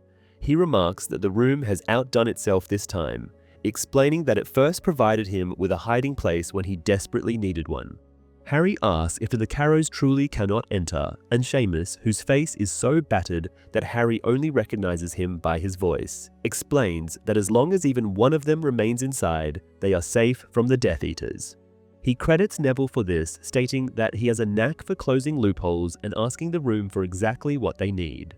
Neville brushes off the praise, recalling that after spending a day and a half in hiding and growing extremely hungry, he wished for food, which led the room to open a secret tunnel to the inn. He explains that the Room of Requirement cannot produce food for some reason, and Ron clarifies that food is one of the 5 exceptions to Gamp's law of elemental transfiguration. It cannot be created by magic. Others join the conversation, including Lavender Brown, who mentions that when the first girls arrived and needed to wash up, the room provided them with a bathroom as well. Looking around, Harry recognizes more familiar faces: Ernie Macmillan, Terry Boot, and the Patil twins. Now Ernie asks where they have been, saying that over the radio, they have heard the most unbelievable stories about them breaking into Gringotts. Neville confirms that every detail is true, even the part about the dragon. There is cheering, which Ron enjoys immensely, even giving a small bow. Seamus asks why they broke into the bank, but before anyone can answer, pain explodes in Harry's forehead for the second time that day. Suddenly, he is Voldemort, standing amid the ruins of the Gaunt Shack. The floorboards are torn apart, and at his feet lies a small golden box, open and empty. Voldemort's furious scream fills Harry's mind, and he rips himself away from the Dark Lord's consciousness, returning to his own. Seeing his face, now glistening with sweat, Neville asks if he is all right. Harry glances at Ron and Hermione, trying to convey without words that they must act quickly. If Voldemort decides to check the Horcrux at Hogwarts next, they may already be too late. All he dares to say aloud is that they need to move, and Seamus, eager, asks what the plan is. Harry hesitates, then clarifies that he meant he, Ron, and Hermione have something to do at the school, but after that, they will be leaving. They have not returned to stay. This time, there is no cheering. Neville, now frowning, asks what they have to do. Harry replies that he cannot tell them. Someone demands to know why, and another voice insists that they all want to help. A few people even stand up, ready to go wherever Harry directs them. He insists, for what feels like the 100th time that day, that they do not understand. He, Ron, and Hermione have a mission that only they can complete. Neville asks why that is, and carefully avoiding unnecessary details, Harry explains that Dumbledore entrusted them with this task and wanted them to keep it secret. Neville points out that they are Dumbledore's army. Every one of them has proven their loyalty to the cause, and they deserve to be part of the fight against Voldemort. Harry wants to object, though he is unsure on what grounds, but before he can respond, the door to the tunnel opens and 2 figures emerge, Luna and Dean. Luna greets Harry, Ron, and Hermione, saying she assumed they would be there. Seamus jumps to his feet, rushing to embrace Dean, his best friend. Harry asks Luna why they have returned to Hogwarts, and Neville answers, saying he promised her and Ginny that he would send word when Harry finally arrived. They all assumed that Harry's return signaled the start of a revolution, that they would take Hogwarts back. Luna agrees, certain that this must be why Harry and his friends are here now, but Harry, now bordering on panic, insists that is not the case. He repeats that they have come to do one thing and then leave. Michael Corner demands to know if they truly intend to abandon them to face the Death Eaters alone. Ron explains that their mission will ultimately help everyone, and Neville argues that this is exactly why they want to assist. Harry prepares to speak again, trying to calm his friends, but the door opens once more, revealing Ginny, Fred, George, and Lee Jordan. As Harry looks at Ginny, it feels as though his heart is sinking. She beams at him, and he is struck again by how beautiful she is, yet he has never been less pleased to see her. George announces that Aberforth is getting irritated because he wants to close up for the night, but his bar is now full of people. Indeed, another familiar face appears behind Lee, Cho Chang, Harry's old girlfriend. She displays her fake galleon, explaining that she received the message. Someone asks Harry what the plan is, and once again, he tells them there is no plan. Fred grins, saying he enjoys improvising. Desperate, Harry turns to Neville, pleading with him to stop this madness. Dean objects, saying the Galleon's message made it clear it is time to fight. He adds that he just needs to get hold of a wand. Seamus is horrified to hear that his friend is unarmed. Ron turns to Harry and quietly suggests that the others could assist them. He points out that they do not even know precisely what they are searching for, and in any case, they do not have to reveal that it is a Horcrux. Hermione agrees, stating that they need all the support they can get if they want to locate the object quickly before Voldemort arrives. Noting Harry's hesitation, she reminds him that he does not have to handle everything on his own. Harry reflects on how Dumbledore wanted him to keep all of this confidential, recalling what Aberforth said not long ago about him and his brother being raised in an environment full of secrets. Harry determines that he does not wish to end up exactly like Dumbledore and finally consents to allowing their friends to help. Now, addressing the group, Harry immediately commands silence. He informs them that they are there to find something that will ultimately aid in defeating Voldemort, though he is not entirely certain what it is. However, he believes it may be connected to Ravenclaw and asks the members of that house present whether they have ever encountered anything bearing the eagle emblem. Luna responds, reminding Harry of the Lost Diadem, which her father once attempted to replicate. Michael Corner interjects, noting that, as the name suggests, the Lost Diadem is indeed lost. Harry asks when it disappeared and learns that it vanished centuries ago, with some believing it was during Ravenclaw's lifetime. This revelation disappoints Harry, while Ron asks what exactly a diadem is. Terry Boot explains that it is a type of crown and that Ravenclaw's is renowned for its magical properties. Luna begins to mention how her father's replica improved after he added rack spurts, but Harry interrupts, asking the Ravenclaws if they are certain they have never seen anything like it within the castle. They all shake their heads, and Harry concludes that if the diadem has been lost for centuries, it is unlikely to be the Horcrux. Cho then offers to take Harry to the Ravenclaw common room so he can view Ravenclaw's statue, which wears a stone diadem. Before he can respond, a sharp pain surges through his constantly aching scar, and for a fleeting moment he is Voldemort again, flying through the air with the snake coiled on his shoulders, though Harry cannot determine his destination. Snapping back to himself, Harry whispers to Ron and Hermione that Voldemort is on the move again. Acknowledging the lack of a better lead, he decides to accept Cho's offer and go see the diadem's replica on the statue. He instructs his friends to keep the other Horcrux safe while he is away, then turns to Cho. But before he can say anything, Ginny interjects, stating that Luna would be more than happy to guide him to Ravenclaw Tower. Luna cheerfully agrees, and Cho, looking disappointed, sits back down. Not seeing a door, Harry asks Neville how they can exit the room of requirement. Neville leads them to a cupboard which opens to reveal a staircase. He explains that it leads to a random part of the castle, which is why the Carrows have been unable to locate them thus far. However, Neville and his group never know exactly where they will emerge. He then cautions Harry that the corridors are patrolled at night. With that, Harry and Luna set off. The staircase is steep and extensive, eventually ending at a solid wall. Harry tells Luna to get under the invisibility cloak with him before he touches the wall, which dissolves. Once they pass through, he glances back and sees that the wall has reappeared. Harry retrieves the Marauder's map from his drawstring pouch and quickly locates their position on the 4th floor. Ensuring that Filch is at a safe distance, they begin walking. Harry reflects that although he has wandered the castle at night many times before, it has never been this crucial to remain undetected. They proceed cautiously, keeping one eye on the map while listening for any sign of patrols.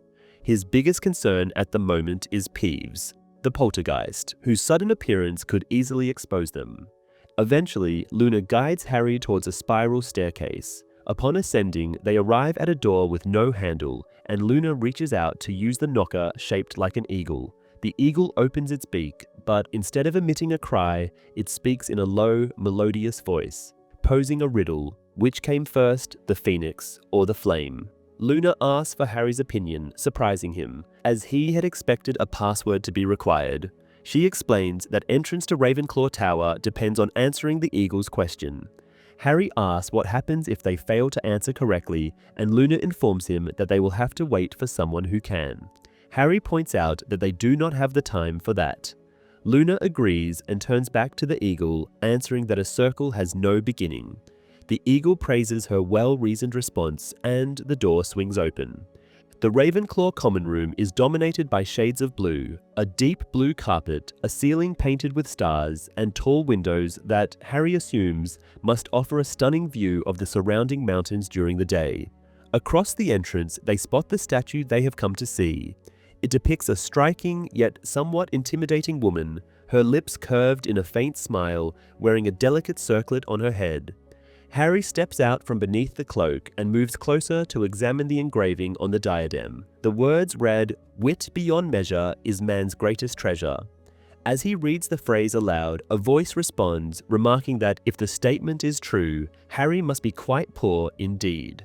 Turning swiftly, Harry sees Alecto Carrow pressing a finger to the dark mark on her arm. Although, in the book, Harry is well aware of the Carrows' presence and their roles at Hogwarts. In the film, it is Neville who informs him and his friends about the Death Eater siblings. Rather than using the enchanted fake coins Hermione previously created, the film depicts Dumbledore's army alerting the Order and their allies of Harry's arrival through radio communication, using the phrase, "Lightning has struck."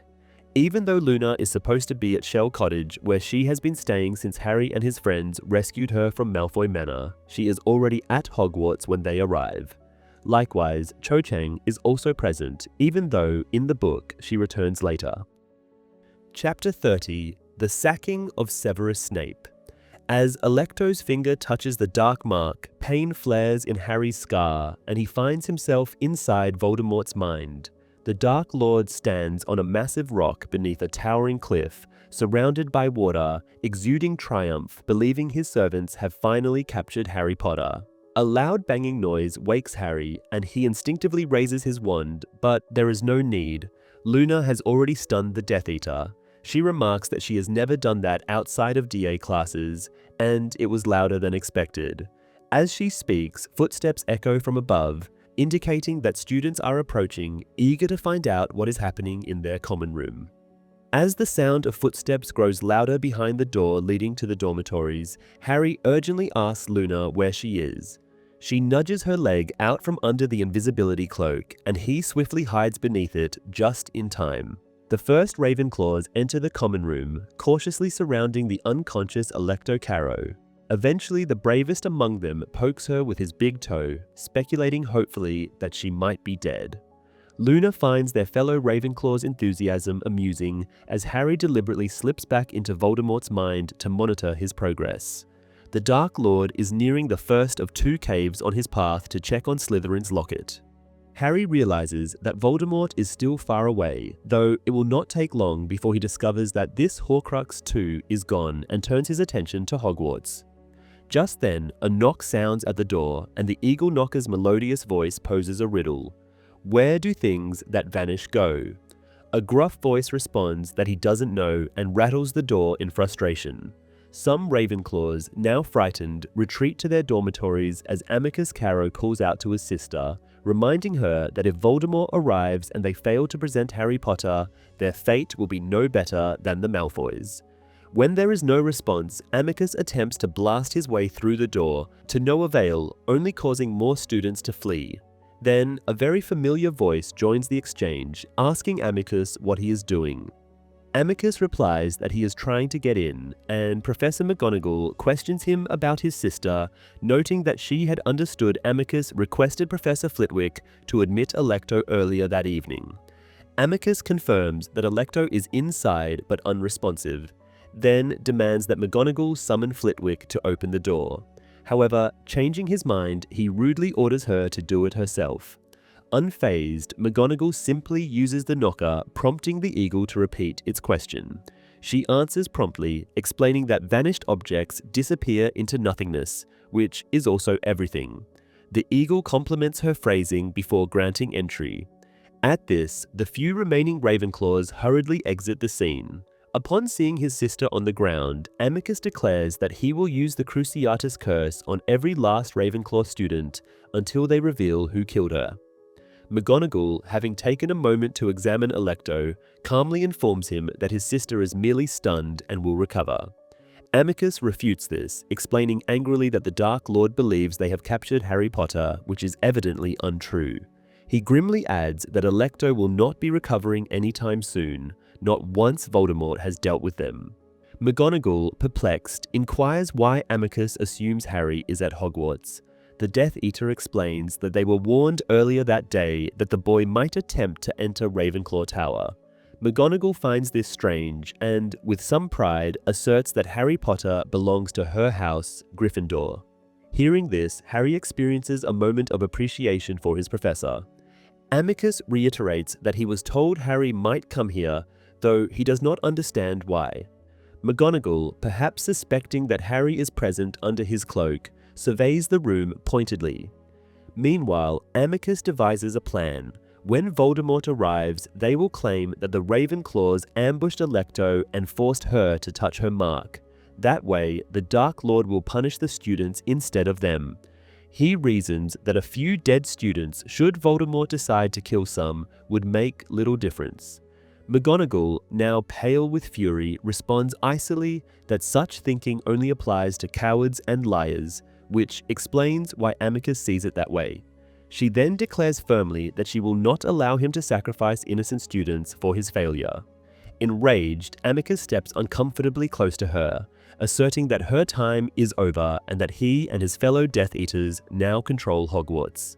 He sneers that McGonagall is in no position to stop him and that she will either support his story or suffer the consequences of defying him.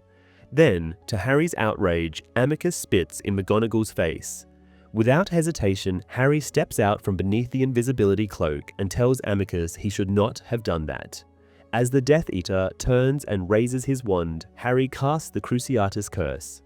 Amicus is hurled backwards, howling in agony, before crashing into a bookcase and collapsing, motionless. Harry notes that Bellatrix had been right. One must truly mean an unforgivable curse for it to be effective. McGonagall, stunned, breathes his name, remarking that revealing himself may not have been wise. Harry simply states that Amicus spat on her. The professor concedes that his act was gallant, but warns that he has taken a considerable risk. Harry insists it no longer matters, as Voldemort already knows he is at Hogwarts, using the Dark Lord's name. Luna, pulling off the invisibility cloak, asks if they are allowed to say the name again, further shocking McGonagall with her sudden appearance. Harry checks on Voldemort, seeing that he is presently sailing toward the small island across the dark water. Professor McGonagall urges Harry to flee, but he refuses, explaining that he must locate something hidden within the castle. He asks if she knows anything about Ravenclaw's Lost Diadem, which might be the object he seeks. McGonagall replies that all she knows is that it has been lost for centuries. Amicus stirs feebly, but before Harry or Luna can act, McGonagall casts the Imperious Curse on him. The Death Eater rises, retrieves his own wand and his sister's, and obediently hands them over. Then, without protest, he lies down beside Alecto. McGonagall conjures a silvery rope which coils around the subdued Carrows, binding them securely. She turns back to Harry, but before she can speak, Voldemort's fury surges through Harry's mind. He suddenly finds himself staring down at the empty stone basin where the now useless potion has turned translucent, revealing the absence of any locket, real or fake. Harry tells McGonagall that he is following Dumbledore's orders and must search the castle, but while he does so, the students must be evacuated because Voldemort is coming, and he will not care who he kills. McGonagall asks in return whether Harry is truly acting on Dumbledore's orders, then states that they need to secure the school against Voldemort. Harry questions whether they can even accomplish that, to which the professor dryly replies that the teachers of Hogwarts are rather skilled in magic and will surely be able to hold Voldemort back for a while. She adds that something must be done about Snape, for which Harry volunteers. The professor then muses about an emerging problem. The innocents must indeed be evacuated, yet there is no way to do so. With the Flu network and the secret passages being monitored and apparition being impossible within Hogwarts. However, Harry informs her about the new tunnel leading to the Hog's Head. McGonagall is uncertain whether it is safe to use, but Harry points out that the Death Eaters will be focusing on the castle and its grounds, not the nearby village. She concludes that this is true and conjures a net that wraps itself around the already bound Carrows, lifting them into the air. She then summons 3 cat-shaped Patronuses, stating that they need to inform the heads of houses immediately. The 3 of them descend the stairs, Harry and Luna concealed once again under the cloak at McGonagall's advice, following the light of the silver cats. As they walk, each Patronus departs in turn, taking separate routes. Not long after, Harry thinks he hears footsteps nearby that are not their own and reaches into his pouch to check the Marauder's map. But before he can do so, McGonagall becomes aware of their company as well. She raises her wand and demands that whoever is present reveal themselves. It is Severus Snape stepping in front of them from behind a suit of armor, his wand at the ready. Unlike McGonagall, who is still in nightclothes, he is dressed in his usual billowing cloaks.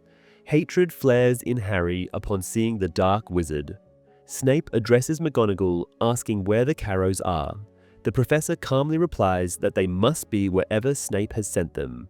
Snape, scanning the corridor behind McGonagall, remarks that he was under the impression that Alecto Carrow had caught an intruder. Harry is poised to attack as McGonagall questions what makes him think that, and when Snape ever so slightly moves his left arm, the professor comments that she had almost forgotten about the Death Eater's private communication channel. Snape steps closer, remarking that this is not McGonagall's usual night on patrol. The professor replies that she hopes Snape has no objections to her presence, to which he responds that he had merely been wondering why she was up. The witch states that she thought she had heard a noise, and Snape points out that everything is silent now. Snape takes another step forward and quietly states that if McGonagall has seen Harry Potter, she must inform him at once. The professor does not respond verbally. Instead, she curses Snape so quickly that Harry can barely see her move. However, she is not fast enough. Snape's shield charm repels the attack, forcing her backwards.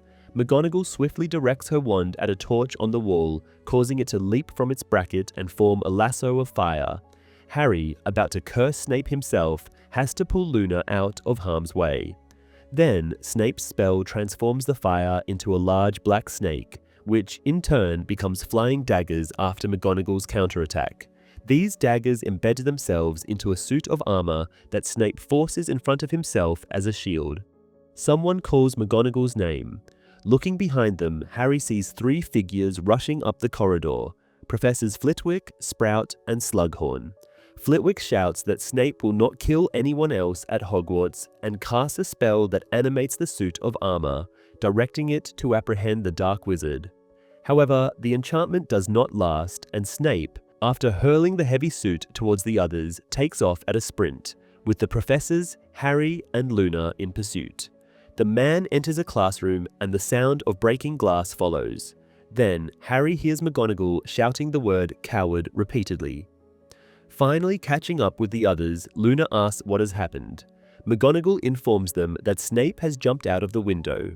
Harry, drawing attention to himself and prompting his former teachers to cry out in surprise, asks if Snape is dead. Professor McGonagall explains that the wizard still had his wand when he leapt, and, in any case, seems to have learned a new trick from his master. Harry looks out of the window and sees Snape's silhouette flying in the distance. Slughorn finally arrives, lagging far behind everyone else, and voices his shock upon seeing Harry before turning to McGonagall to ask what is going on. She states that the headmaster is taking a leave of absence. Harry, now witnessing Voldemort leaving the boat in the cave and beginning his approach towards the exit, informs McGonagall that the Dark Lord is on his way to Hogwarts. The professor immediately turns to her colleagues, declaring that they must barricade the school because Harry, following Dumbledore's orders, has an important task to complete. Flitwick asserts that they cannot hold Voldemort back forever, but Professor Sprout insists that they can still buy Harry some time. McGonagall thanks her and states that they must first establish a basic protective perimeter, after which they must gather all students in the Great Hall. While most of them will need to be evacuated, those who are 17 or older must be given the choice to stay and fight if they wish. Sprout agrees, stating that she will meet them in the Great Hall in 20 minutes before hurrying away, muttering the names of several dangerous magical plants she intends to use against the Death Eaters. The diminutive Flitwick declares that he can do his part from where he stands and begins casting incredibly powerful enchantments over the school grounds. Harry approaches him and, apologizing for the interruption, asks whether the professor knows the whereabouts of Ravenclaw's Lost Diadem. Flitwick responds that Harry's thirst for knowledge is commendable, but he hardly thinks that the diadem would be of much help at the moment. He adds that, in any case, no one alive has ever seen it. Harry feels utterly disheartened. If the final Horcrux is not the diadem, then what could it be? McGonagall prepares to leave for the Great Hall, with Harry and Luna following, when Slughorn speaks up. He expresses his uncertainty about whether fighting is the right decision, pointing out that they cannot possibly win against Voldemort and that those who oppose him will pay a terrible price in the end. McGonagall calmly instructs him to bring the Slytherin students to the Great Hall, adding that if he wishes to leave with the underage students, no one will stop him. However, she continues, if he or any Slytherin raises their wand against the defenders of the castle, she and Slughorn will duel to death. Slughorn appears deeply unsettled by this, but McGonagall asserts that it is time for the House of Slytherin to decide where their loyalties truly lie. She then leaves the shocked wizard standing in silence. Once back in the corridor, she begins to cast a spell but is interrupted by the elderly caretaker, Filch. He is distressed about students being out of bed, and McGonagall informs him they are supposed to be. She then adds that if he wants to be useful, he should fetch Peeves. Filch is visibly shocked by this, and McGonagall, losing patience, yells at him to go and find the poltergeist. Filch shuffles away, and McGonagall raises her wand once more. She finally casts her spell, and all along the corridor, the statues and suits of armor move at once, jumping from their plinths. Judging by the noise from above, Harry assumes this is happening throughout the castle.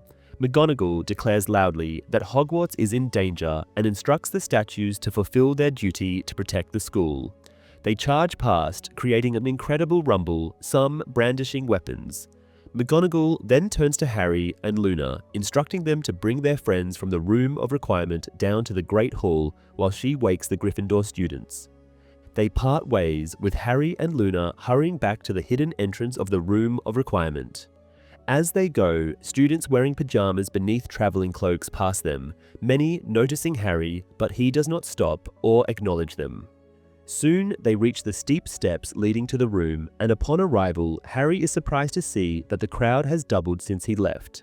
Now, old friends like Oliver Wood and Katie Bell are there, alongside several members of the Order of the Phoenix, including Lupin, Kingsley, and many of the Weasleys, such as Bill, Fleur, Arthur, and Molly. Lupin asks for an update, and Harry tells them that the school is being fortified against a siege, Snape has fled, and Voldemort is on his way. He explains that underage students are being sent away and that everyone else should gather in the Great Hall, where defenses are being organized. He finishes by declaring they are ready to fight, and the crowd cheers before surging up the stairs, wands at the ready. Dean grabs Luna's hand and leads her up the steps. Before long, few people remain in the room, and Harry notices a small group. It consists of Ginny, Mrs. Weasley, Bill, Fleur, Fred, and George. Mrs. Weasley and Ginny appear to be arguing, the former insisting she is too young to fight, and the latter protesting that she will not leave. Mrs. Weasley points out that Ginny is only 16, and reprimands Fred and George for bringing their sister with them. Bill intervenes gently, stating that all underage students are being sent away and that it is only fair for Ginny to go as well. Ginny turns to Harry, her eyes brimming with tears, protesting that she cannot simply go home while her entire family remains here, fighting. Harry shakes his head, and Ginny realizes nothing she says will change the others' minds. She begins to say goodbye when someone else arrives through the tunnel, stumbling through the doorway before straightening up. With his wand ready, Percy Weasley asks whether he is late and if the battle has already begun, only to fall silent as he realizes he is looking at most of his family. After a few seconds of uncomfortable silence, Fleur, attempting to break the tension, asks Lupin about his son. The wizard does not immediately understand her intent and blinks in surprise before finally catching on. He then announces loudly that Teddy is fine, home with Tonks, and that he has a few photos if anyone wishes to see them.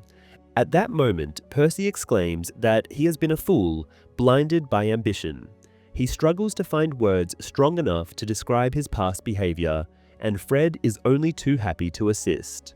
The two soon agree on what a family-disowning, dreadful person Percy has been before shaking hands. The next moment, Mrs. Weasley pulls Percy into a hug, and he looks at Mr. Weasley, apologizing profusely.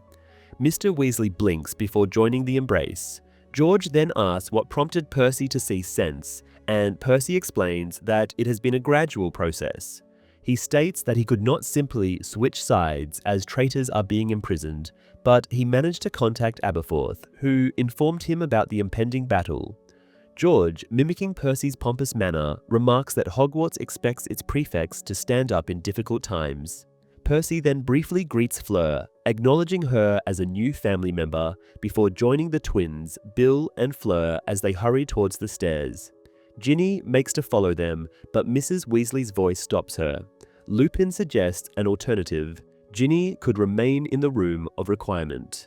That way, she would be safe, yet close by.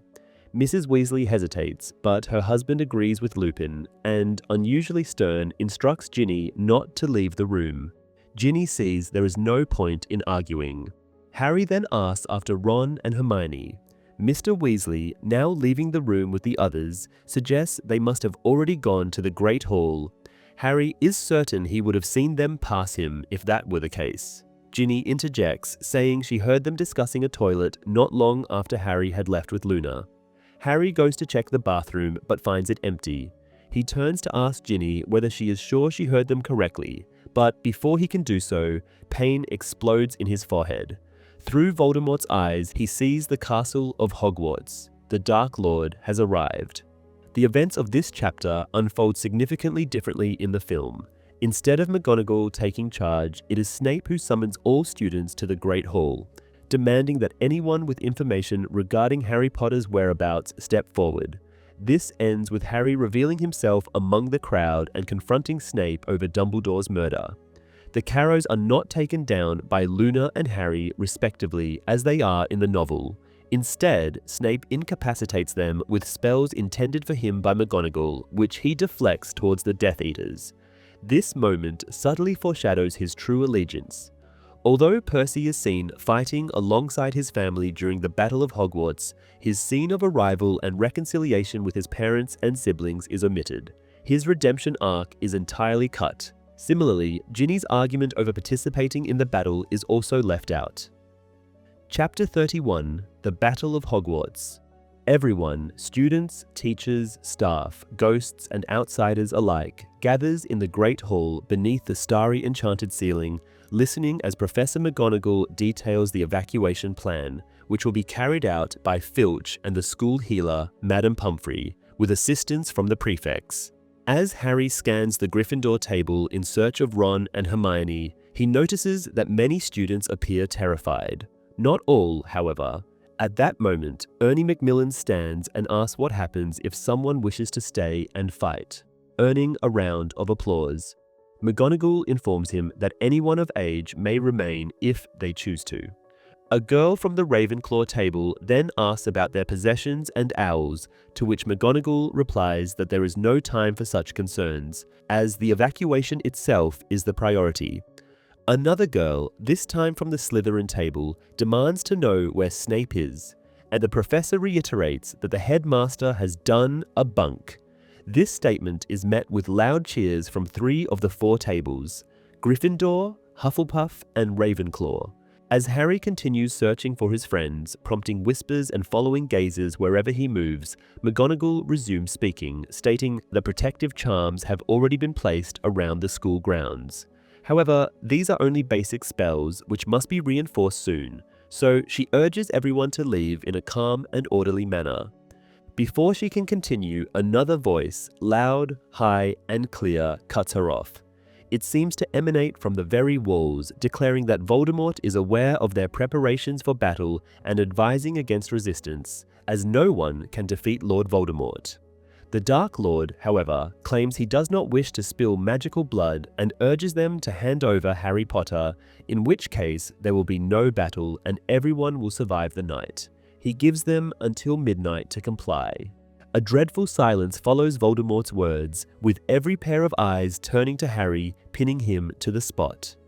Then, Pansy Parkinson emerges from the Slytherin table and, in a trembling voice, declares that Harry is standing right there, urging the crowd to seize him.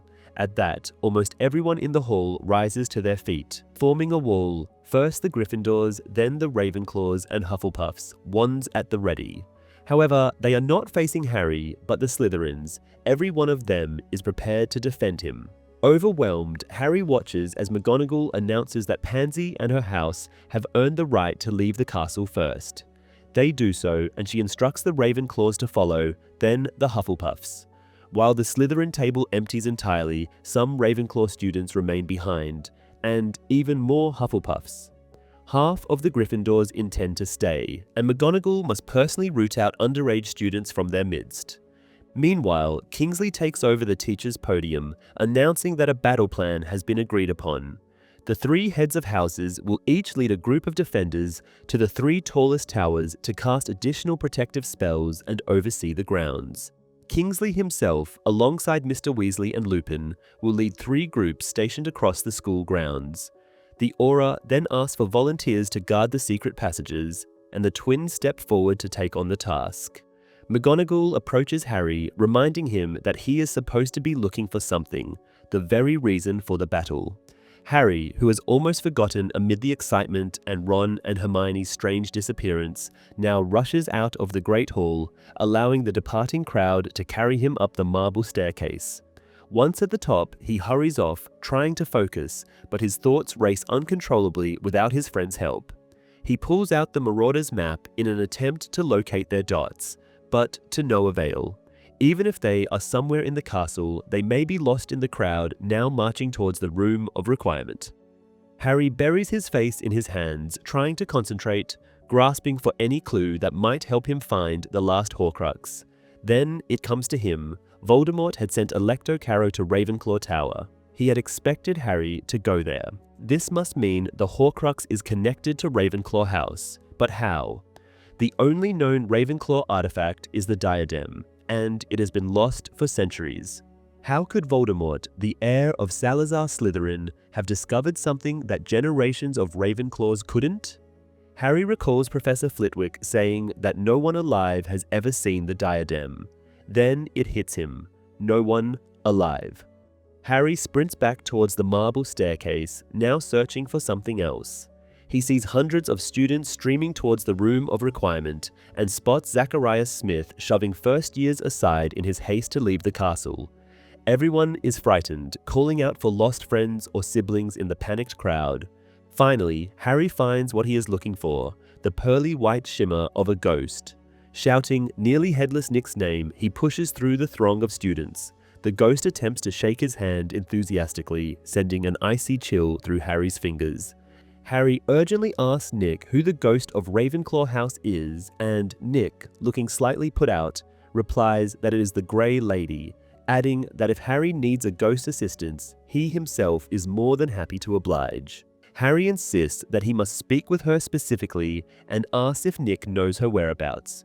The ghost scans the hall, his nearly detached head wobbling precariously on his neck, then points towards another spectral figure a short distance away. She glances at Harry before turning and vanishing through a wall. Harry hurries after her, eventually catching up in an empty corridor.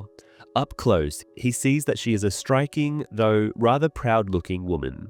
He confirms that she is indeed the Grey Lady, the ghost of Ravenclaw Tower, and she affirms this. Wasting no time, Harry tells her that he must find the lost diadem, but she responds with a cold smile, saying she cannot help him. She turns to leave, but Harry, verging on panic, raises his voice, demanding she wait. He quickly clarifies that he is not searching for the diadem to improve his academic performance, as countless others have over the centuries. He needs it to defeat Lord Voldemort. Surely he assumes even she must have an interest in that. Her face grows opaque, and Harry realizes that this must be how ghosts blush. She asserts that she is, of course, opposed to Voldemort, and Harry presses her, saying that if that is the case, she must help him. The lady loses her composure, revealing that the diadem once belonged to her mother. Harry pieces it together and asks if she is the daughter of Rowena Ravenclaw. The ghost confirms this, giving her name as Helena Ravenclaw. She explains that while the diadem is a powerful magical object, it bestows wisdom, something of little use against dark magic. Harry impatiently reminds her that he has no intention of wearing it, he merely needs to find it. However, he glances at his watch and sees that only 15 minutes remain until the siege begins. There is no time to explain further. They stare at each other for a while, and Harry begins to lose hope. Of course, he reasons, if Helena had known anything about the diadem, she would have told Flitwick, Dumbledore, or any of the great wizards of the past. He is already turning away when Helena suddenly speaks, revealing that she had stolen the diadem from her mother.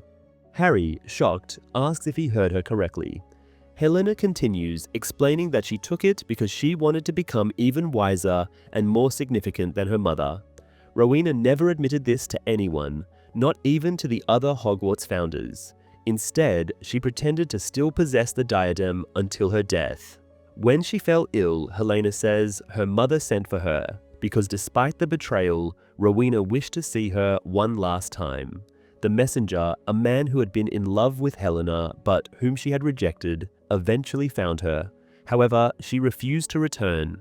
The Baron, she recounts, was a hot-tempered man who became enraged and jealous of her freedom. In his fury, he stabbed her to death. The ghost even reveals the wound to Harry, who now asks if this Baron is who he suspects. Helena confirms that it is indeed the Bloody Baron, the ghost of Slytherin House. She adds that overwhelmed with remorse at what he had done, he took his own life using the same blade. Helena explains that he wears his chains as a punishment for eternity, and she believes he deserves it. Harry now inquires about the fate of the diadem, and Helena replies that she hid it inside a hollow tree when she heard the Baron approaching. Harry asks where that tree had been, and the Grey Lady tells him it was in a forest in Albania. This is the final piece of the puzzle Harry needed. Now, he understands everything. He states that Helena has told this story to another student before, and the ghost nods, adding that the other boy truly seemed to understand her. Harry assures her that she is not the first to be deceived by Tom Riddle. He now realizes that Riddle must have traveled to that forest to retrieve the diadem, and that, years later, when he needed refuge after losing his body, he returned to Albania. As for the diadem, Harry reasons, it could not have remained in a mere tree once it became a Horcrux. No, Voldemort must have found it a new hiding place, its original home, Hogwarts. Harry deduces that the Dark Lord must have brought it back on the day he visited Dumbledore to request a teaching position. Of course, he adds. To Helena's confusion, Voldemort did want the job, as it would have allowed him to search for more artifacts.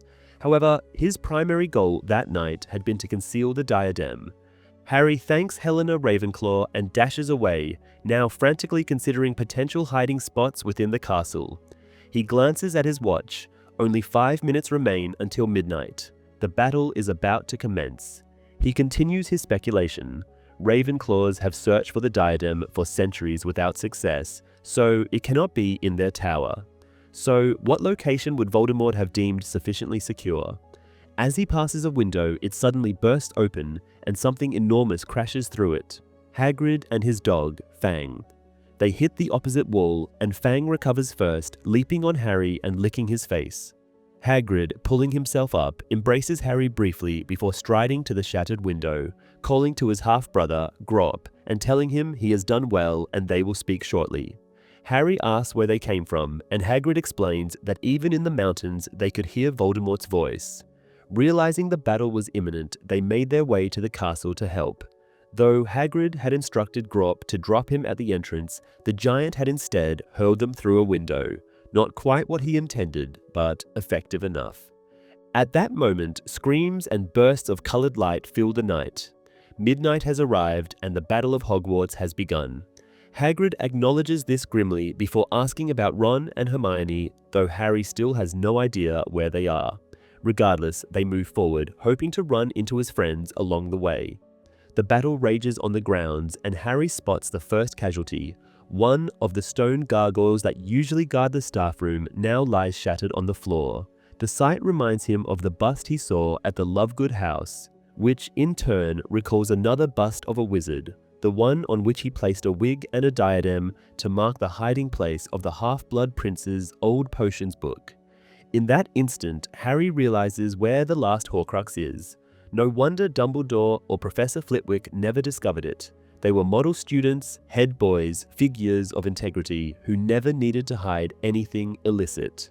Harry, however, had not always followed that path, and neither had Voldemort. The two of them had learned Hogwarts secrets that Dumbledore, the righteous man, never had to uncover. Professor Sprout rushes past, followed by Neville and several other students. They are all wearing earmuffs and carrying potted plants. Neville, while running, quickly explains that they are planning to hurl mandrakes at the Death Eaters. The entire castle trembles as dark magic intensifies around it. Hagrid, spotting Fang in distress, abandons Harry and chases after his frightened dog. Determined, Harry heads towards the Room of Requirement, now certain it is where the final Horcrux awaits. As he runs, he passes Fred, who is stationed at a secret entrance with a small group prepared to fend off intruders. The painted knight, Sir Cadogan, calls out encouragement, urging Harry to drive the enemy away. Before he can reach his destination, Aberforth Dumbledore intercepts him, angrily blaming him for the hundreds of students passing through his pub. Harry starts to explain, but Aberforth interrupts, saying he already knows. Voldemort's voice had been audible in the village as well. He adds that they should have taken a few Slytherins hostage, given that their parents were Death Eaters. Harry dismisses the idea, asserting that it would not have deterred Voldemort, and besides, Albus Dumbledore would never have done something like that. Aberforth grunts in irritation and walks away. Harry rushes forward once more, reflecting that for all of his flaws, Dumbledore would truly never have done that. Turning the last corner towards the Room of Requirement, Harry finally spots Ron and Hermione. They are both holding curved, grimy objects, and Ron even has a broomstick. Feeling relieved, Harry asks where they have been. Ron simply replies that they have visited the Chamber of Secrets. This leaves Harry perplexed, but Hermione, brimming with pride, eagerly explains how incredible Ron has been. After Harry left, she pointed out to Ron that even if they found the final Horcrux, they had nothing to destroy it with, as they had been unable to dispose of the cup as well. Ron then suggested they go to the Chamber of Secrets. Harry remains unclear on the reasoning, and Ron clarifies that he remembered basilisk venom can destroy Horcruxes.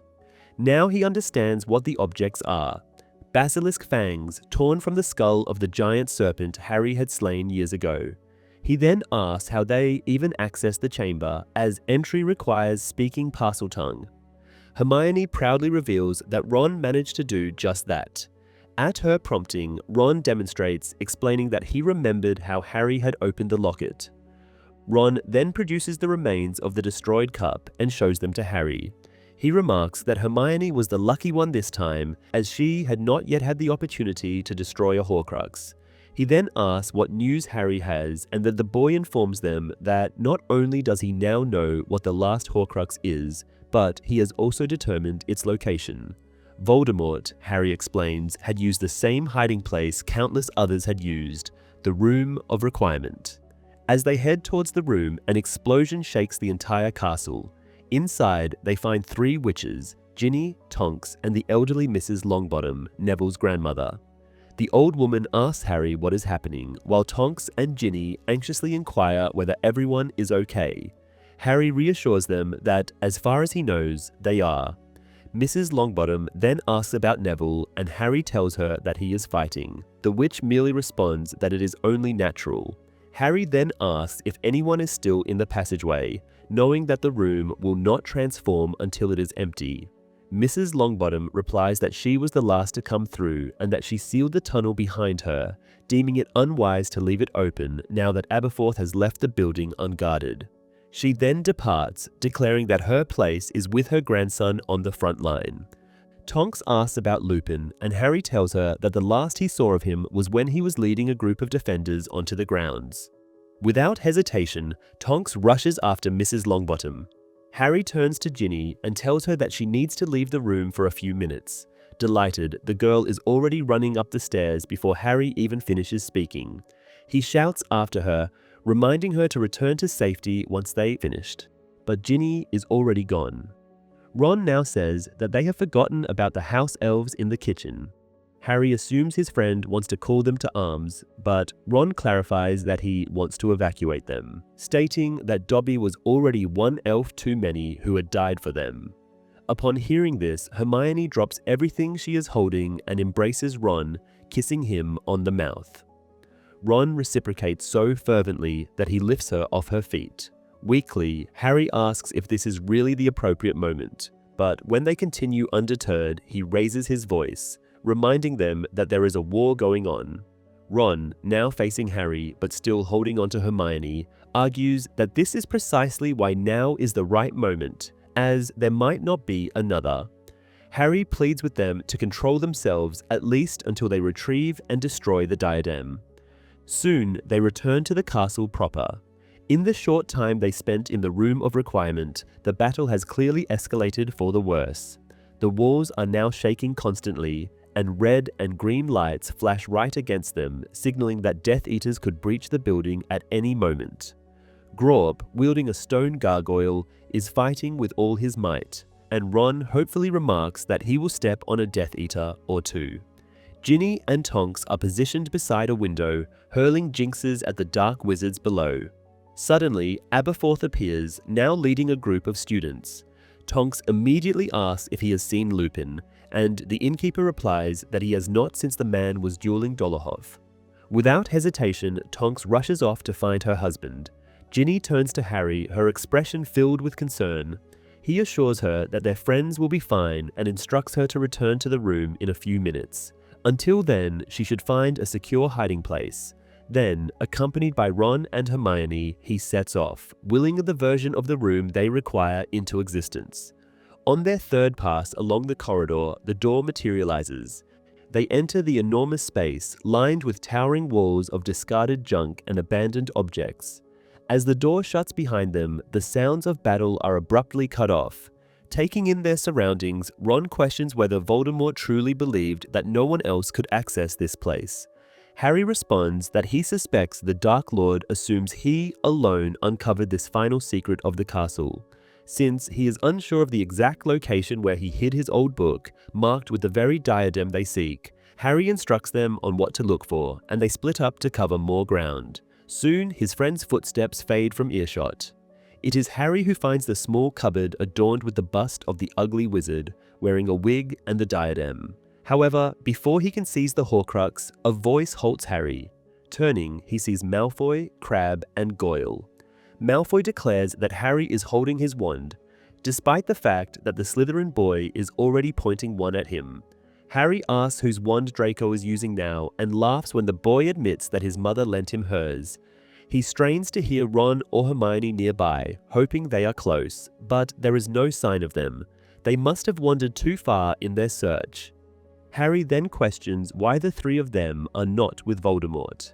Crabbe, in an unusually gentle tone, replies that they stayed behind to capture Harry and deliver him to the Dark Lord, expecting to be handsomely rewarded.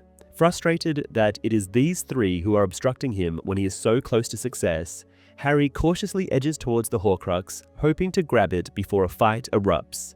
To stall, he asks how they even managed to enter the room. Malfoy explains that he practically lived in this room last year and is well versed in how to access it. His voice wavers slightly as he speaks. Goyle, evidently pleased with himself, announces that he and Crabbe have learned to cast a disillusionment charm. They had been hiding outside the door under its effect, listening as Harry spoke about the diadem he sought. Just then, Ron calls out from a neighboring aisle, asking if Harry is speaking to someone. In response, Crabbe casts a spell that blasts away the upper third of the dividing wall, hoping to bury Ron under the avalanche of books, broken furniture, and other discarded objects. Hearing Ron cry out, Harry swiftly casts a counter-charm. Meanwhile, Malfoy berates Crabbe, warning that they might lose the diadem if they are reckless. Crabbe, however, remains indifferent, arguing that Voldemort wants Harry, not some piece of jewelry. Draco attempts to reason with him, explaining that if Harry desires it so badly, it must be significant. Crabbe dismisses Malfoy's words, asserting that he no longer cares about his opinion or his orders, as both he and his father are now insignificant. Without further warning, Crabbe casts the Cruciatus Curse at Harry. Using the distraction to his advantage, Harry lunges for the diadem. The curse narrowly misses him, but instead strikes the statue supporting the Horcrux, sending it tumbling into the surrounding clutter. As Draco desperately tries to restrain his friend, reminding him that Voldemort wants Harry captured alive, Crabbe retorts that his curse had not been lethal, but even if Harry dies, it is what the Dark Lord desires anyway. From around the corner, Hermione sends a stunning spell, which only misses Crabbe because Malfoy pulls him out of the way. The Slytherin calls the girl a mudblood and retaliates with a killing curse, which Hermione dodges. Anger fills Harry and he attacks, casting a stunning spell, but he misses. Crabbe, however, can only avoid it by jumping aside and collapsing with Malfoy, who drops his wand, which rolls under one of the junk walls. Draco is now shouting, telling the other two not to kill Harry, and while they hesitate, Harry disarms Goyle, whose wand also disappears into one of the towering walls. In the meantime, Hermione fires another stunning spell, which Malfoy dodges. Ron appears around the corner, attempting a full-body bind curse, but Crabbe avoids this one too and counters with another killing curse. Ron dodges as Hermione appears again, this time successfully stunning Goyle. Harry begins to tell her that the Horcrux is somewhere nearby, but before he can finish his sentence, there is an ominous rumble. Turning, Harry sees Ron and Crabbe sprinting towards them, with unnaturally large flames chasing them. Whatever the fire touches crumbles to ashes immediately, and based on his frantic escape, Crabbe clearly has no control over the magical fire. Harry casts an Aguamenti charm, but the jet of water he produces turns to mist upon contact with the flames, having no effect. He starts to run, with Hermione following. Draco grabs the still-stunned Goyle and drags him along. Soon, however, the three Slytherins disappear, perhaps turning a different corner. The fire pursues Harry, Ron, and Hermione, and it is no longer ordinary flames but takes the form of burning dragons, chimeras, and other fiery beasts, thrashing and destroying the century-old clutter everywhere. Soon, the three of them are surrounded by the raging fire creatures, but Harry spots two old, heavy-looking broomsticks and throws one to Ron. They soar over the fire, narrowly avoiding the flaming beasts, Harry flying alone, while Ron has Hermione sitting behind him. The fire consumes thousands of forgotten tomes and hidden artifacts, making the room of requirement unbearably hot. Yet Harry flies low, searching for Malfoy, Crabbe, and Goyle, thinking that not even they deserve such a terrible death. Ron yells that they need to leave the room, though none of them can see the door through the thick smoke filling the space. Then Harry hears it, a weak plea for help, and turns in the air instinctively, ignoring Ron's warning that it is too dangerous to go back. He spots Malfoy atop a tower of burning desks, still holding the stunned Goyle. He dives, but quickly realizes it will not work. The two Slytherins are too much for his old broom. Ron comes to the rescue, telling Harry that he will kill him if they die for Malfoy. He and Hermione pull Goyle onto their broom and speed away. Malfoy climbs onto Harry's broom and they follow Ron, dodging the attacking fire beasts. Malfoy keeps screaming at Harry in panic, desperate to find the door, and his fear only intensifies when Harry, spotting the diadem hurled into the air by the fire, swerves towards it instead of flying for the exit. He catches the diadem and finally heads in the direction he hopes to find the door. Soon, he actually sees it. Flying through, he collides with the wall across from it, and Malfoy falls from behind him onto the corridor floor. He coughs and pants, repeatedly calling Crabbe's name until Ron harshly tells him that his friend is dead. The door behind them vanishes, turning back into a solid stone wall. A swarm of headless ghosts charges past them on translucent horses, shouting, and Harry realizes that the battle is still raging. Looking around, he asks where Ginny is, saying she was supposed to return to the safety of the Room of Requirement. Ron points out that the room might not be functional after that magical fire, but still suggests they could split up to search for her. Hermione insists they stay together, then asks what is on Harry's arm. Harry shows them the diadem, with Ravenclaw's motto etched into the ancient metal. Even as he does so, a strange, dark, blood-like substance leaks from the crown, and it breaks apart in Harry's hands. He thinks he hears the faintest scream as it does.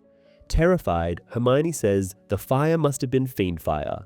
When asked what that is, she explains that fiend fire is one of the few things that can destroy a Horcrux, but she would never have dared to cast the spell herself because it is far too dangerous. She wonders where Crabbe could have learned it, and Harry assumes the Carrows must have taught him. Ron remarks that it is a shame Crabbe had not been paying attention to how to stop it. Just then, the sounds of a nearby fight reach them, and 4 figures emerge onto the corridor: Percy and Fred, dueling with 2 masked Death Eaters. Harry notes with a sinking feeling that the Dark Wizards have entered Hogwarts. The 3 of them rush to help, leaving the wandless Malfoy and Goyle behind. One of the Death Eaters loses his hood, revealing himself to be Pius Thickness, the Minister for Magic. As Percy's spell hits him in the chest, the now defeated wizard begins to transform, and Percy informs him that he is resigning.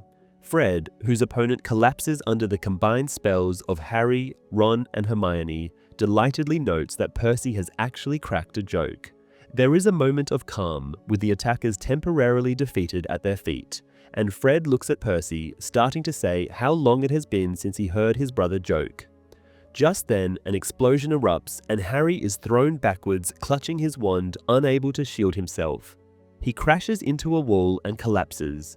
Through the pain, he feels the cold night air, suggesting that the outer wall of the castle has been blown apart somewhere nearby, and something warm on his face tells him he is bleeding. Then there is a cry of pain, a sound that Harry knows cannot be caused by injuries or spells. More afraid than he has been all night, perhaps in his entire life, Harry struggles to his feet and, grabbing Hermione's hand, stumbles towards the 3 red-headed figures on the floor. Percy holds Fred in his arms, repeating his name and shaking him, while Ron kneels beside them. Fred, his face still holding the memory of his last laugh, stares into nothing. There are minor differences between the film and the corresponding chapter, such as the fact that Ron and Hermione tell Harry where they are going instead of just disappearing, and that Harry heads to Ravenclaw Tower after Snape is dealt with and Voldemort has relayed his first message. The casting of protective charms around Hogwarts also differs, with every teacher and many of the outsiders contributing instead of just Professor Flitwick. Additionally, evacuation efforts seem less important, as McGonagall simply sends the Slytherins to the dungeons. The bridge, heavily featured in most movies, is purely a live-action addition and is not mentioned in any of the books. Therefore, its destruction by Neville and Seamus occurs only in the film. In the movie, it is Cho who states that nobody alive has seen the diadem, rather than Professor Flitwick. More importantly, based on this, the idea of speaking to a ghost comes from Luna instead of Harry. Helena Ravenclaw also provides more direct assistance in locating the Horcrux, telling Harry where to find it. Several encounters and events are portrayed in the movie that were not in the book or were merely mentioned rather than shown, such as Lupin and Kingsley preparing to fight, Ginny and Harry kissing, or Fred and George sharing a brief conversation. The most significant of these is Ron and Hermione entering the Chamber of Secrets to destroy the Hufflepuff Horcrux. Another major change is that in the film, Voldemort consents when a Horcrux is destroyed, as can Harry. This contradicts not only the book, but also the previous movie, where the Dark Lord does not react at all to the locket being destroyed. Chapter 32, The Elder Wand. Harry cannot comprehend why the battle is still raging, because he feels the world has just ended. There can be no other explanation for seeing Fred Weasley dead. Yet, if that is the case, why are others still fighting? He emerges from his shock when curses start flying through the gaping hole in the outer wall. He shouts at the others to take cover and pulls Hermione to the ground, Ron reacting similarly. Percy, however, remains where he is, sprawled across Fred's body in an attempt to shield him from further harm. Harry and Ron urge him to move, warning that the corridor is not safe with spells ricocheting in every direction, but Percy refuses to leave. Ron, his face streaked with tears, tells his brother that there is nothing more he can do for Fred. At that moment, Hermione screams. Turning swiftly, Harry sees a giant spider the size of a car clambering through the hole in the wall. Ron and Hermione strike it simultaneously with jinxes, causing it to tumble backwards. Harry dashes to the breach and reports that the acromantula is not alone. Its kin is scaling the castle walls, swarming towards them. He casts a stunning spell at the lead spider, watching as it falls, knocking several others from the stonework in its descent. However, he knows they cannot hold their ground. He bends down, grasping Fred's lifeless form, and Percy, understanding his intent, assists him. Together, they drag Fred's body away from the crumbling wall, placing him in an alcove where he will be safe from the spiders. Unable to look at his fallen friend, Harry instead scans the corridor for Ron and Hermione, whom he has lost in the commotion. He cannot immediately spot them, but silhouettes dance in the dust-filled passageway. Whether friend or enemies or both, he cannot tell. Percy suddenly bellows a name, Rookwood, before charging after the Death Eater. Harry hears Hermione's voice and realizes that his friends are concealed behind a wall hanging. For a bewildered second, he thinks they are kissing again, but then he discerns that Hermione is merely restraining Ron, who, overwhelmed by fury and grief, is trying to rush after Percy to fight the Death Eaters. She implores him to stop, reminding him that only they can end this nightmare, and that they must locate and destroy the snake. Harry understands Ron's rage all too well. He too wants to battle, to avenge Fred's death. More than that, he longs to find the rest of the Weasleys, Ginny most of all, to ensure they are alive.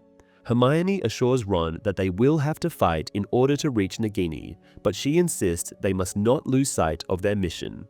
She then turns to Harry, urging him to look into Voldemort's mind to determine his whereabouts, reasoning that wherever the Dark Lord is, the snake will be there too. Harry finds it disconcertingly easy. He merely closes his eyes and suddenly, he is viewing the world through Voldemort's.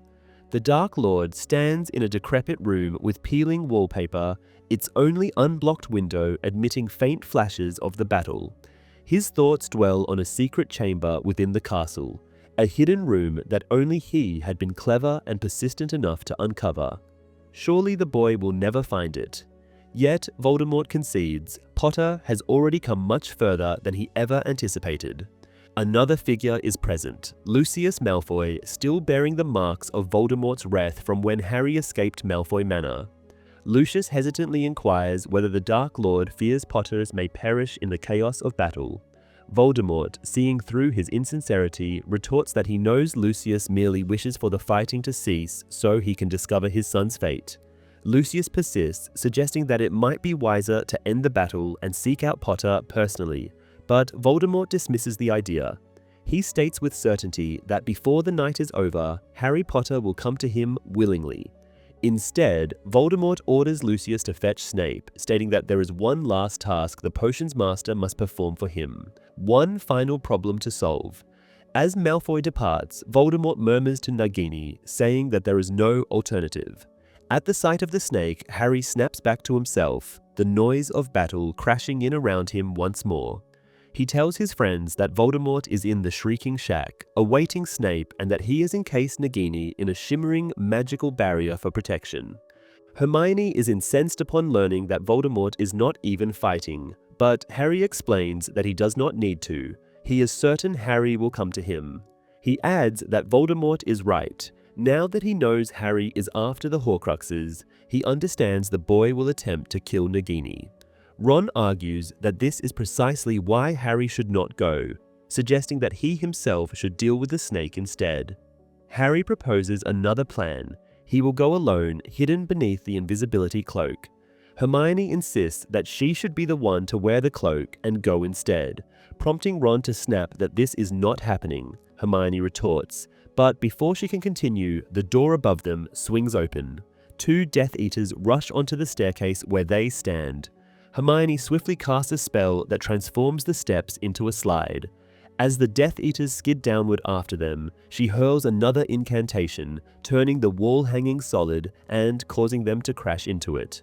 Ron grabs Harry and Hermione, pulling them aside as animated tables charge past, directed by Professor McGonagall.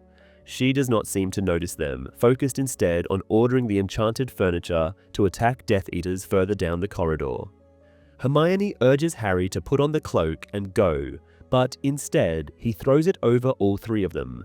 They are now too large to be fully concealed, but Harry reasons that in the chaos no one will notice their exposed feet.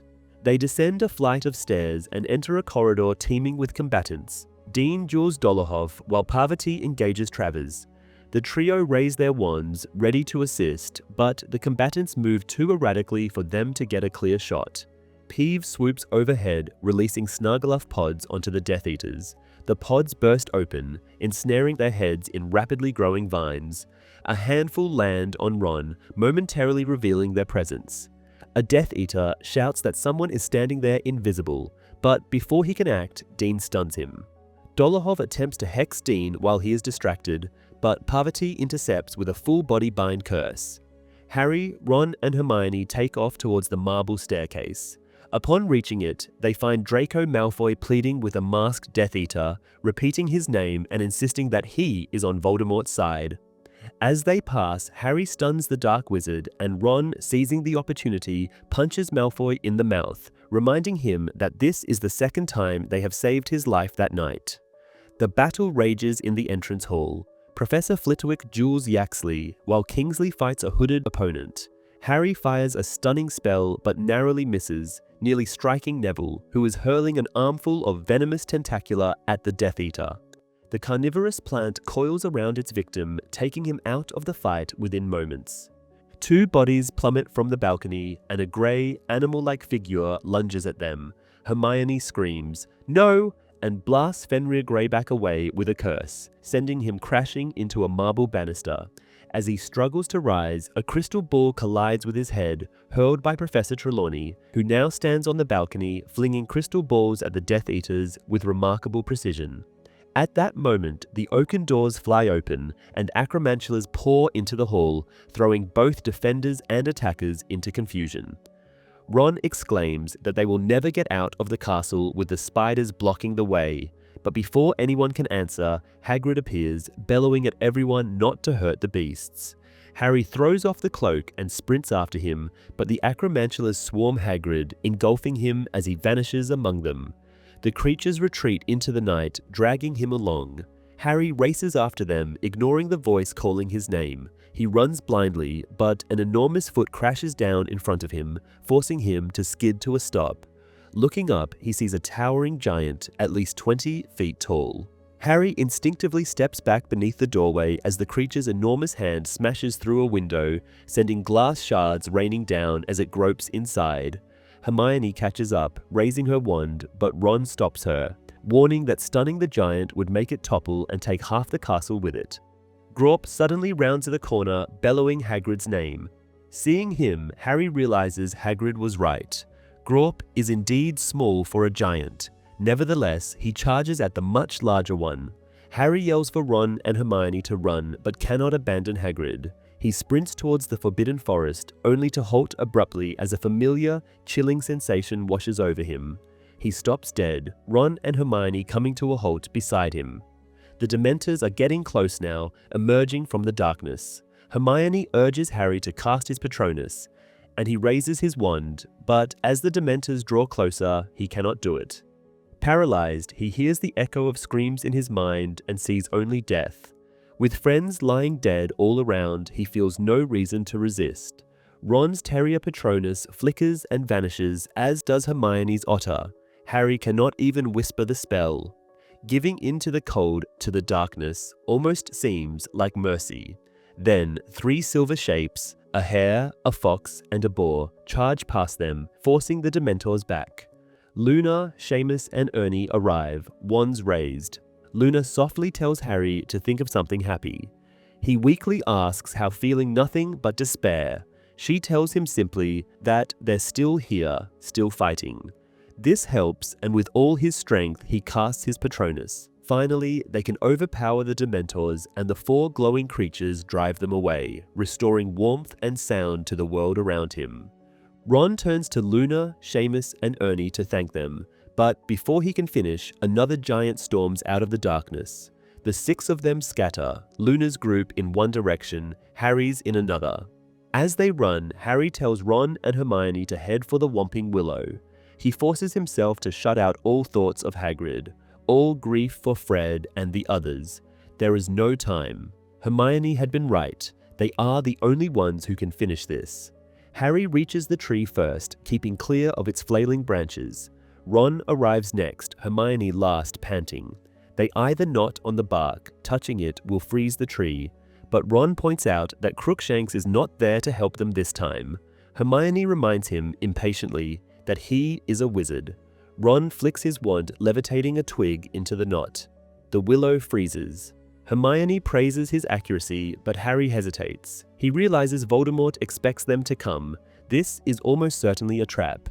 But trap or not, there is no choice. Nagini must die, and Nagini is with Voldemort.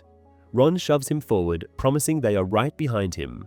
The tunnel is narrower than Harry remembers. Last time, he and Hermione had only needed to stoop. Now, they must crawl.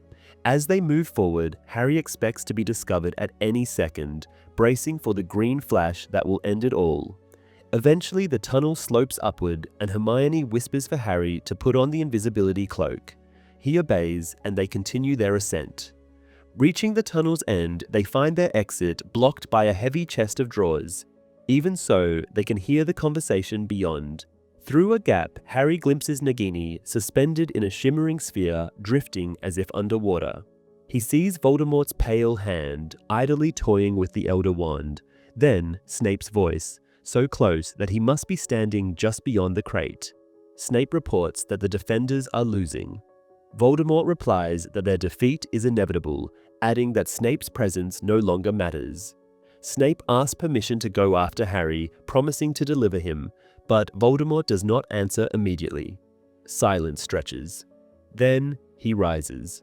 Harry sees his flat, snake-like face. Voldemort states that he has a problem. Snape asks what it is. Voldemort questions why the wand does not obey him. Snape feigns ignorance, claiming he has seen Voldemort perform extraordinary magic with it. Voldemort replies that while his magic remains exceptional, the wand itself is no different from his previous one. He speaks softly, yet Harry's scar sears with pain as Voldemort's quiet, cold fury courses through him. Voldemort repeats that the wand is now different from his old one. Then, he asks Snape if he knows why. Snape denies any knowledge, again requesting permission to find Harry. But Voldemort merely muses that Snape sounds much like Lucius Malfoy. None of them truly understands Harry as he does. The boy has a weakness, a fatal flaw. He will not stand by while others die for him.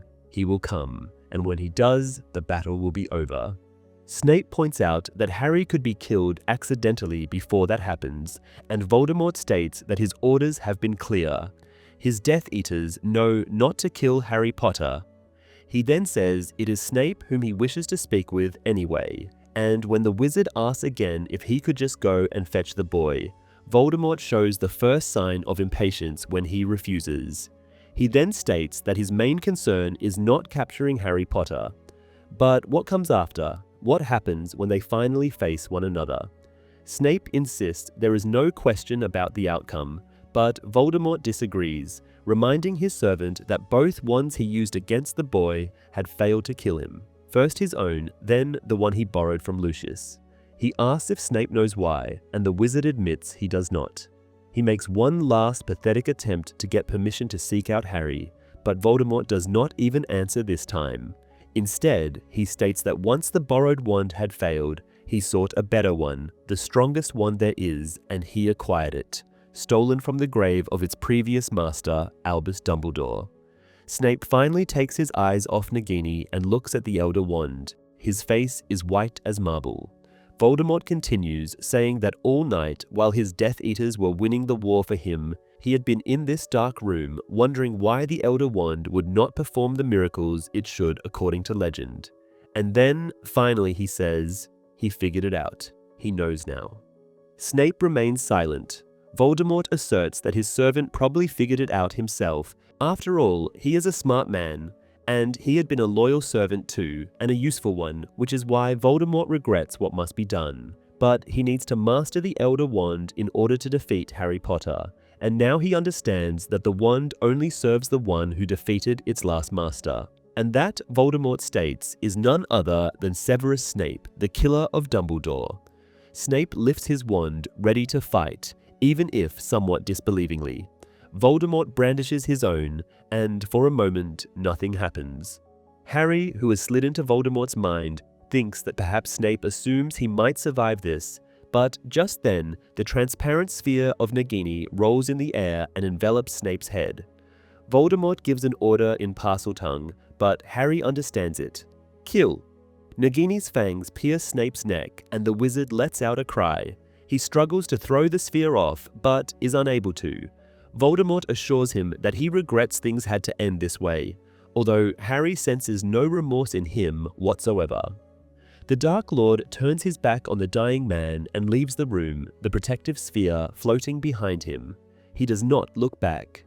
No, Lord Voldemort is looking forward now, the true master of the Elder Wand, on his way to victory. Harry does not know why he charms the chest of drawers out of the way and enters the room, why he takes off the invisibility cloak and kneels beside the heavily bleeding Snape. Upon seeing him, the wizard urges him to take something, and a moment later, Harry realizes what he means. Something other than blood is flowing out of Snape, a silvery blue substance. Harry recognizes it, but is unsure how to collect it until Hermione conjures a small flask and gives it to him. Harry uses his wand to lift the memories into the flask. Snape then asks Harry to look at him, and for one moment, the boy's green eyes meet the man's black ones. Then the last of the light goes out in Snape's, and he does not look anywhere anymore. A significant difference between the movie and the book is that Harry, Ron, and Hermione are not present for Fred's death. After leaving the Room of Requirement, Ron, rather than Hermione as in the novel, prompts Harry to look into Voldemort's mind, and without delay, they head for his location to find the snake. The Dark Lord himself behaves somewhat differently. He appears more on edge, prone to angry outbursts, perhaps because, in this version, he is aware that he has just lost 2 Horcruxes within an hour. In the film, it is Aberforth who saves the trio from the Dementors, casting an incredibly powerful Patronus charm. Though several students stand behind the wizard, including Seamus and Ginny, they do not contribute to this particular fight. The location of Snape's death is changed in the movie. While in the book, Voldemort waits in the Shrieking Shack, far from the battle, in the film, he sets up in a boathouse on the bank of the lake near the castle. Chapter 33, The Prince's Tale. Harry remains by Snape's side, staring at the lifeless man until Voldemort's cold voice resounds once more. Believing the Dark Wizard has returned to the room, he leaps to his feet, but they are still alone. Voldemort's voice emanates from the very walls, addressing not them, but every defender of the castle. The voice acknowledges their bravery, but points out that they have suffered heavy losses. He declares that they cannot triumph, and if they persist in opposing him, they will all perish. Voldemort claims he does not desire this outcome, stating that every drop of magical blood spilt is a waste. He grants them an hour to gather their dead and tend to the wounded, then speaks directly to Harry. He has 1 hour to present himself in the Forbidden Forest. If he refuses, the battle will resume, and this time the Dark Lord will lead his forces, exterminating everyone who stands between him and Harry Potter. Ron and Hermione both shake their heads upon hearing this, and once Voldemort's voice fades, Hermione insists that they return to the castle, regroup, and devise a new strategy now that the Dark Lord is in the forest. She hurries back to the tunnel, with Ron following. Harry takes one final look at Snape's body, unsure of what he feels beyond the shock of the professor's fate and its cause. Then, still contemplating Voldemort's ultimatum, he follows his friends. Upon reaching the school grounds, silence greets them. The lawn is dotted with motionless bodies, none stirring. Harry, Ron, and Hermione make their way towards the castle, yet even upon entering, it feels deserted, battle scars marring the entrance hall. Hermione wonders aloud where everyone has gone, and Ron leads them to the Great Hall. It is now crowded. The long tables have been pushed aside and survivors cluster in small groups, holding onto one another. The wounded are receiving treatment on the teacher's podium, among them Firenze, the centaur. The fallen lie in the center of the hall, and upon spotting the Weasley family surrounding Fred's body, Ron and Hermione join them. As Ginny steps aside, Harry's gaze falls upon those lying next to Fred, Lupin and Tonks. He stumbles back as though struck, then, unable to bear looking at the others, unwilling to see who else has been lost, he turns away and bolts from the Great Hall. He heads for the marble staircase, wishing he could silence his emotions as his insides scream with the agony of loss. He races through the hushed corridors and eventually reaches the stone gargoyle still guarding the headmaster's office. It demands a password, and since Dumbledore is the one he longs to speak to, Harry utters the late headmaster's name. The gargoyle shifts aside.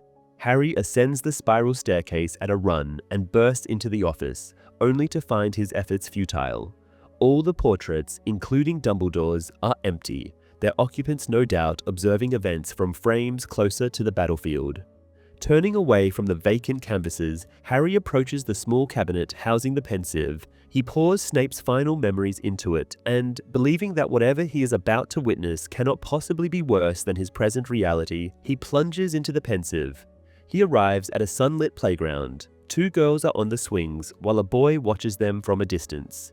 His attire is peculiar, jeans too short for him and an oversized coat, his dark hair hanging long. A young Severus Snape. Harry estimates he is about 9 or 10 years old. Now the younger of the girls, a red-haired child disregarding her sister's protests, jumps from the swing at its highest point. She soars through the air unnaturally long before landing far too lightly. The older girl, whom Harry recognizes as Petunia, halts her swing and angrily reminds her sister, Lily, that their mother has forbidden such stunts. Ignoring her reprimands, Lily picks up a fallen flower and calls Petunia over to show her a trick she has learned. The petals open and close repeatedly. Petunia, alarmed, tells her to stop, but Lily assures her it is harmless. Though Petunia insists it is still improper, she cannot help but ask how Lily is doing it. Emerging from behind a bush, Snape announces that the answer is obvious. Petunia, startled, scurries back to the swings, but Lily remains. Snape continues, explaining that Lily is a witch. The girl takes offense, saying that it is not a nice thing to call someone. She turns away, but Snape follows. Lily grips one of the swing's poles while Petunia clutches the other. Snape insists that being a witch is not a bad thing, revealing that his mother is one, just as he himself is a wizard. Petunia scoffs, saying she knows who he is, one of the Snapes who live near Spinner's End by the river. Her tone implies nothing good comes from such an address. She then demands to know why he has been watching them. Snape denies following them and pointedly adds that he would not follow Petunia anyway, as she is merely a muggle. Though Petunia does not understand the term, she comprehends the disdain in his voice. She declares they are leaving and strides off, Lily trailing behind. Harry studies Snape, recognizing his disappointment. He realizes Snape must have carefully planned this first meeting with Lily, only for it to go terribly wrong. The scene shifts, transporting them to a forest. Through the trees, Harry glimpses a river and, nearby, 2 children seated on the ground facing each other. Snape and Lily. The boy has shed his oversized coat, revealing an odd, smock-like shirt. As Harry steps closer, he hears Snape explaining that the Ministry of Magic punishes underage magic use. Lily counters that she often performs magic, and Snape clarifies that it does not count. Until they go to school, they are safe. Only once they acquire wands and learn proper spells does the Ministry take notice. Lily picks up a twig and twirls it between her fingers, and Harry knows she is imagining wielding a real wand. Leaning towards Snape, she asks if what he says is true. Petunia, she reveals, claims it is all nonsense, as there is no such place as Hogwarts. Snape assures her there is for the 2 of them at least, but not for Petunia. Lily asks if their Hogwarts letters will truly arrive by owl, and Snape nods, saying that is the usual method. However, he admits he is unsure how it will work in Lily's case, since she is Muggle-born. He assumes someone from the school may visit to explain everything to her parents. Lily, evidently worried, asks if being Muggle-born makes a difference. Snape hesitates, then assures her it does not, affirming that she possesses tremendous magical talent. She relaxes and stretches out on the forest floor. Changing the subject, she asks how things are at home. Snape frowns and mutters that they are fine. Lily presses, inquiring if his parents have stopped arguing, and the boy admits they have not. But soon he will leave for Hogwarts and escape it all. Lily asks if his father resents magic, and Snape replies that his father dislikes most things, not just magic. She then asks about Dementors, assuming they will come for her if she uses magic outside Hogwarts. But Snape reassures her that they only pursue truly dark wizards, not someone like her. There is a noise, and it turns out that Petunia has been hiding behind a tree all along. Lily is pleased to see her sister, but Snape is far from delighted. He angrily demands to know who is spying on whom now, and Petunia, having nothing better to say, mocks his peculiar shirt. With a sharp crack, a branch above snaps and falls onto Petunia's shoulder, prompting her to flee, crying. Lily turns to Snape and asks if he is responsible. The boy denies it, but his tone is unconvincing. Lily accuses him of lying and hurting her sister deliberately before hurrying after Petunia, leaving him standing alone. The scene shifts once more, and Harry finds himself at platform 9 3/4. He notices Snape standing beside a pale, sallow-faced woman who bears a strong resemblance to him. Nearby, a family of 4 stands together, with 2 girls positioned slightly apart from their parents. Harry moves closer and overhears Lily pleading with Petunia, insisting that once she is at Hogwarts, she will be able to speak to Professor Dumbledore and perhaps persuade him to invite Petunia as well. She takes her sister's hand, but Petunia pulls away, declaring that she does not want to go and that she refuses to turn into a freak like Lily. Lily, her eyes brimming with tears, insists that she is not a freak, but Petunia continues, stating that Hogwarts is a special school for freaks, for her and that Snape boy, and that it is for the best that people like them are kept apart from the normal ones. Lily glances at their parents, who are thoroughly enjoying themselves among the wizards, before quietly pointing out that Petunia had not been so certain when she wrote to Dumbledore, begging him to let her attend Hogwarts. Petunia protests, insisting that she had not been begging, but Lily counters that she has read the headmaster's response, in which he had been very kind to her. Petunia flushes red, furious that her sister has read her letter. Lily now looks at Snape, and Petunia immediately deduces that it was he who found the letters while snooping in her room. Lily defensively explains that they stumbled upon the letter by accident and became curious about how a Muggle could even send a letter to Hogwarts, adding that Severus assumes there are undercover wizards within the postal service. Petunia sneers, saying that freaks are everywhere, before turning away from her sister. The scenery shifts yet again, and Harry is now on the Hogwarts Express, trailing Snape down the corridor. The boy has already changed into his school robes, and Harry understands why. He likely could not wait to rid himself of his dreadful Muggle clothes.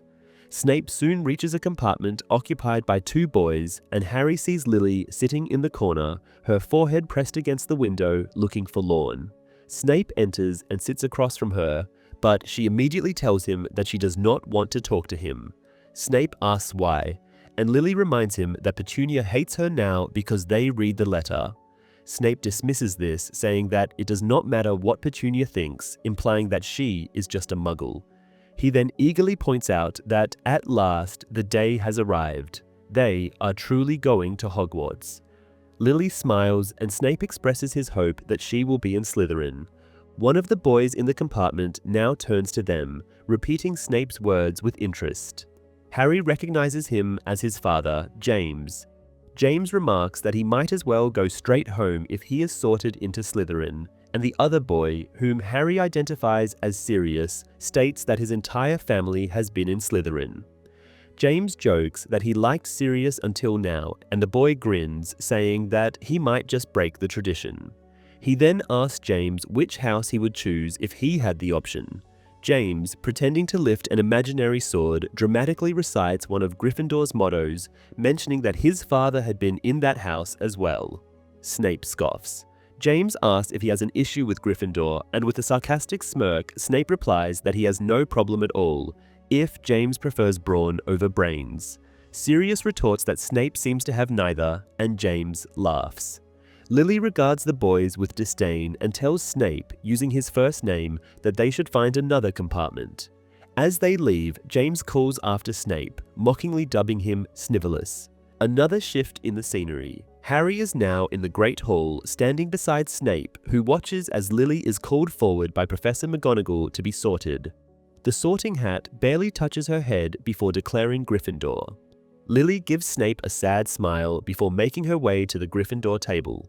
Sirius shifts to make room for her, but upon recognizing him, she turns her back. Harry watches as his father, Lupin, and Peter Pettigrew are all sorted into Gryffindor. When only a few first years remain, it is finally Snape's turn. Much like Lily, he is sorted instantly into Slytherin. Harry notices Lucius Malfoy at the Slytherin table, wearing a prefect badge, patting the newcomer on the back. Suddenly, Harry is in the Hogwarts courtyard. He sees Lily and Snape conversing in the distance and moves closer. As he nears them, he realizes that they are noticeably taller than before. Several years must have passed since the last memory. Snape now insists that he thought they were best friends, and Lily reassures him that they are, but she cannot stand some of his other friends. She names a few, including Mulciber, whom she describes as creepy, and she questions whether Snape is aware of what he did to a girl named Mary MacDonald. Snape dismisses it as a mere prank, but Lily disagrees, asserting that what Mulciber did was dark magic, and if Snape finds that amusing, then they have a problem. Snape counters by bringing up James Potter and his friends, to which Lily, now puzzled, asks what Potter has to do with anything. Snape argues that they are up to no good, sneaking out at night constantly. He adds that he finds Remus Lupin highly suspicious. Lily states that Lupin has a chronic illness.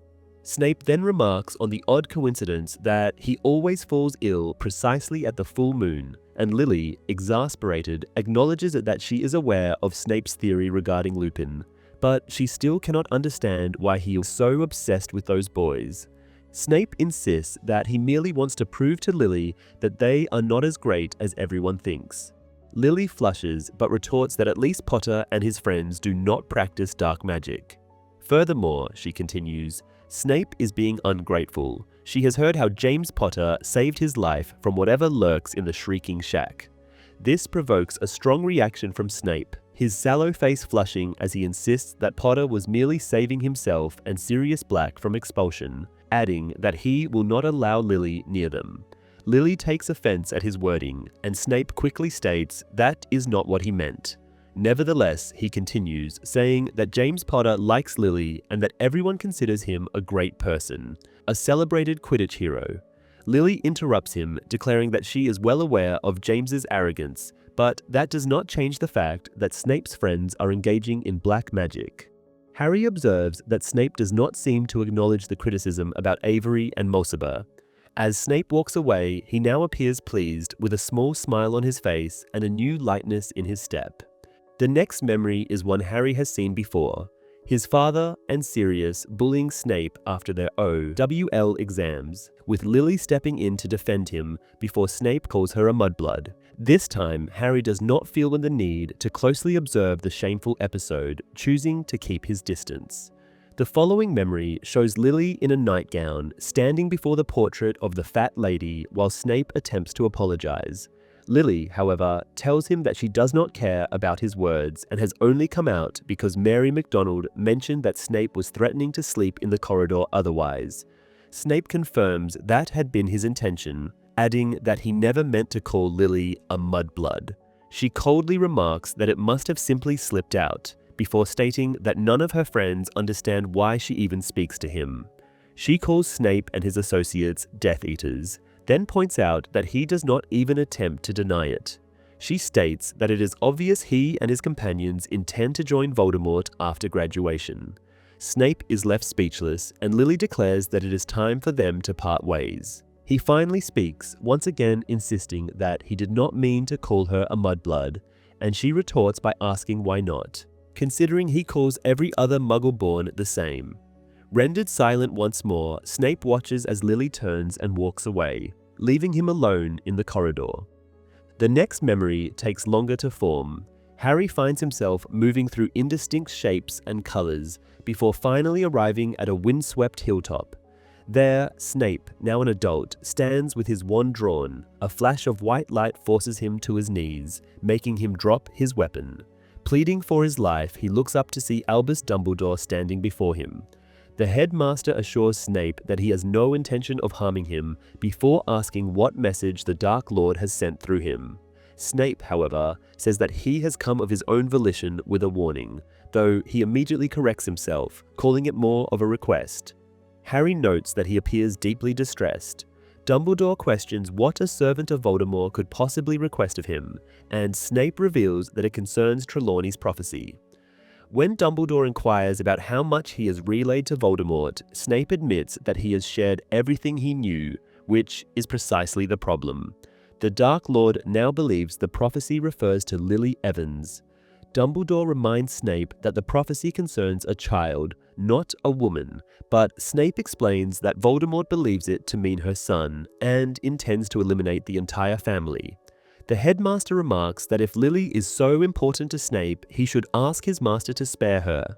Snape reveals that he already has. Dumbledore expresses his disgust, his voice colder than Harry has ever heard, as he points out that Snape does not care if James and Harry die, so long as he can have Lily for himself. Snape recoils at these words, then, after a pause, insists that the entire family must be protected. Dumbledore asks what Snape will offer in exchange, and though Harry expects him to argue, he simply replies, anything. The scene shifts to Dumbledore's office, where someone is letting out a sound of raw, wounded anguish. Snape sits slumped over the desk, his face buried in his arms. When he lifts his head, Harry thinks he looks as though he has endured a lifetime of suffering since the last memory. Through ragged breaths, he reminds Dumbledore that he had promised to keep them safe. The headmaster responds that Lily and James placed their trust in the wrong person, much like Snape himself. He adds that Voldemort had assured Snape that Lily would be spared. Dumbledore then informs him that her son survived the attack and possesses Lily's eyes. Snape makes an odd, annoyed motion, and Dumbledore tells him that if he had truly loved Lily, he knows what he must do. Snape hesitates, uncertain, so Dumbledore clarifies that Harry will need protection. Snape argues that with the Dark Lord gone, the boy is safe, but Dumbledore contradicts him, insisting that Voldemort will return and that Harry will be in great danger.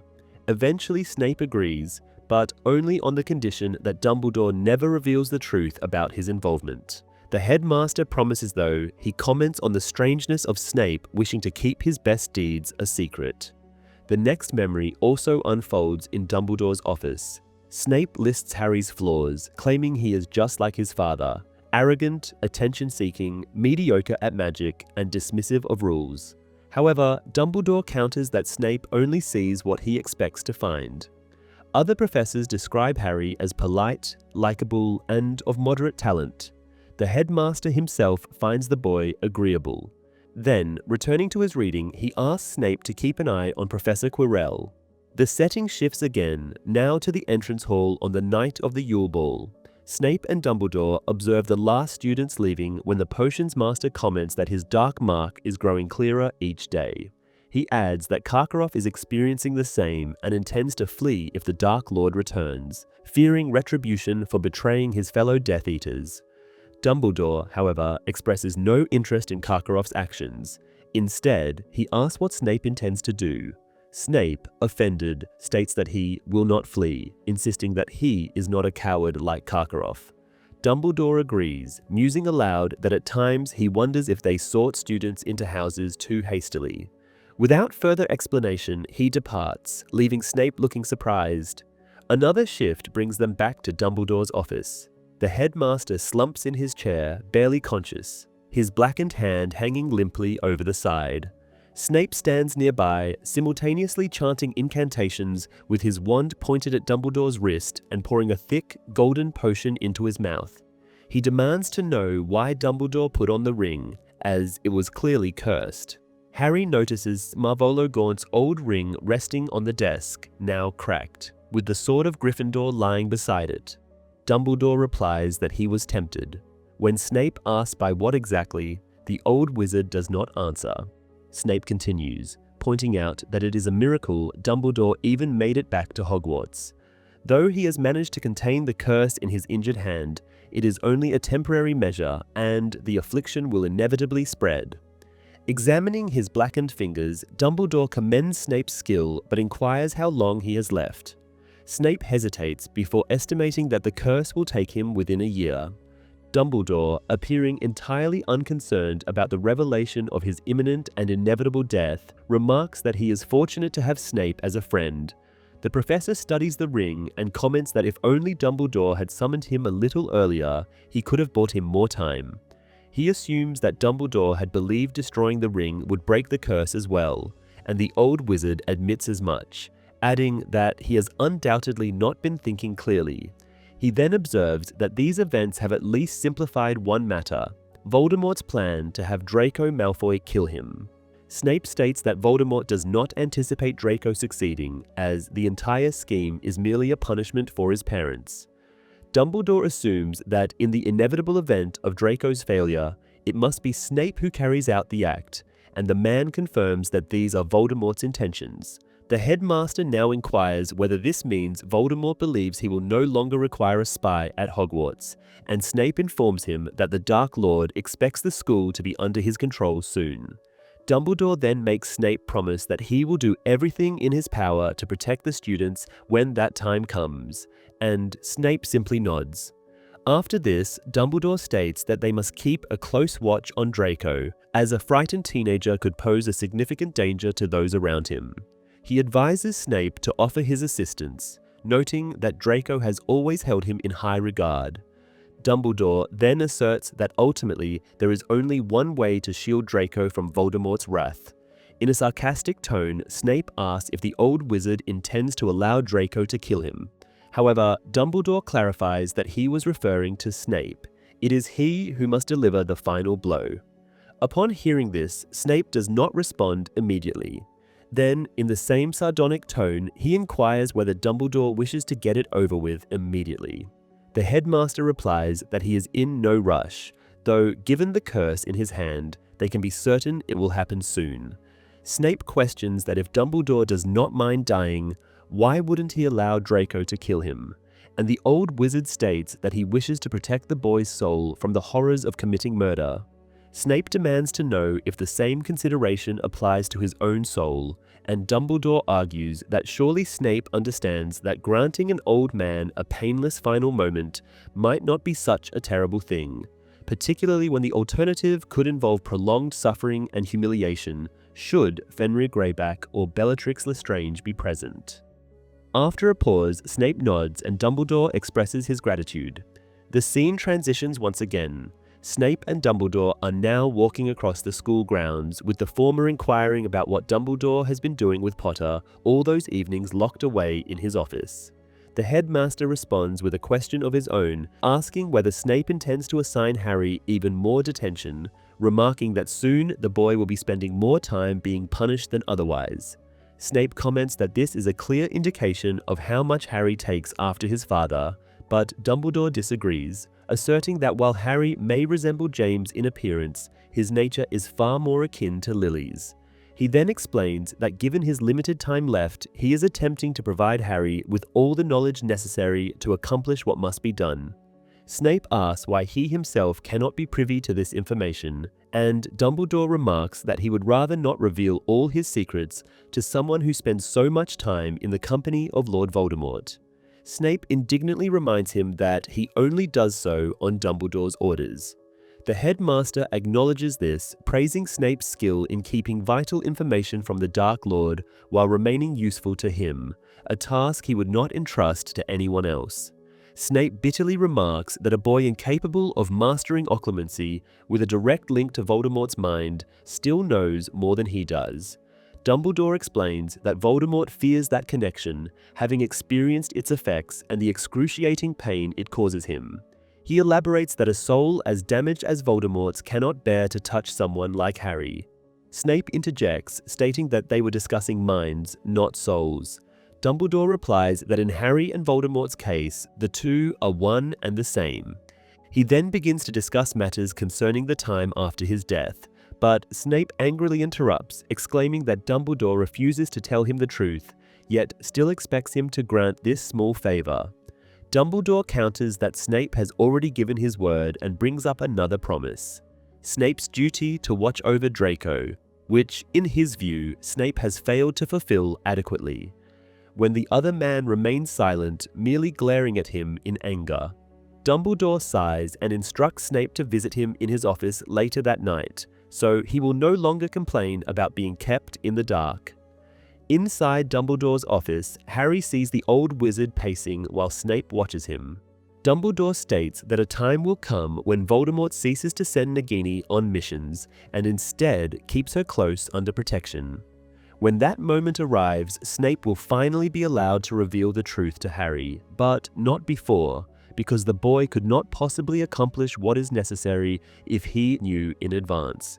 Snape inquires what exactly that entails, and Dumbledore explains, to Harry's shock, that on the night Voldemort attacked him, a fragment of the Dark Lord's soul was torn from his body and latched onto the only living thing available, Harry himself. This piece of Voldemort's soul grants Harry his ability to speak Parseltongue and is also responsible for the connection between them. Dumbledore concludes that as long as this fragment remains inside Harry, Voldemort cannot die. Snape clarifies, asking if this means Harry must die, and Dumbledore confirms it, adding that Voldemort must be the one to kill him. Snape now states that all these years he had believed they were protecting the boy for Lily's sake. Dumbledore responds that they have been safeguarding Harry because it is essential that he survive long enough to acquire the knowledge and skills necessary to face Voldemort. He reflects that he believes Harry has begun to suspect this truth himself, and will undoubtedly arrange matters so that when he goes to his death, it will result in Voldemort's downfall as well. Snape rises from his seat and tells Dumbledore that he feels manipulated. The old wizard inquires what he means, and Snape declares that for years he has risked his life to protect Lily's son, only to now discover that it was all so the boy could be sacrificed at the appropriate time.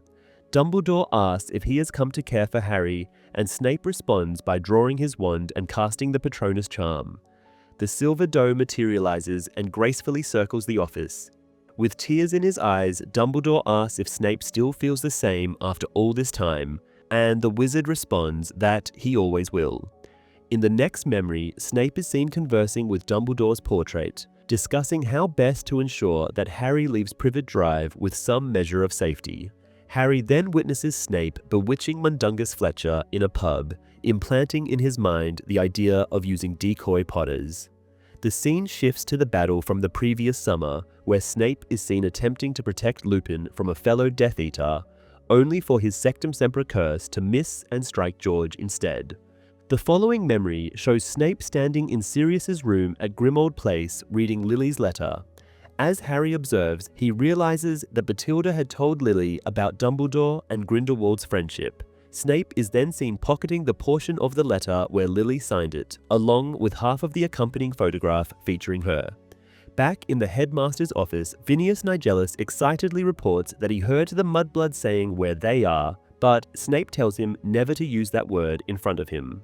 The portrait of Dumbledore swings open like a door to reveal the real sword of Gryffindor, and the painted Dumbledore reminds Snape that Harry must obtain the sword through an act of bravery. Snape asks if Dumbledore will finally tell him why it is important that Potter gets the sword, but the former headmaster refuses to do so, only stating that Harry will know what to do with it. He warns Snape not to reveal himself, as he could expect trouble, especially after the accident with George, but Snape reassures him that he has a plan and hurries out of the office. With no more memory to witness, Harry is now transported back to the real office, looking at the door through which Snape has left.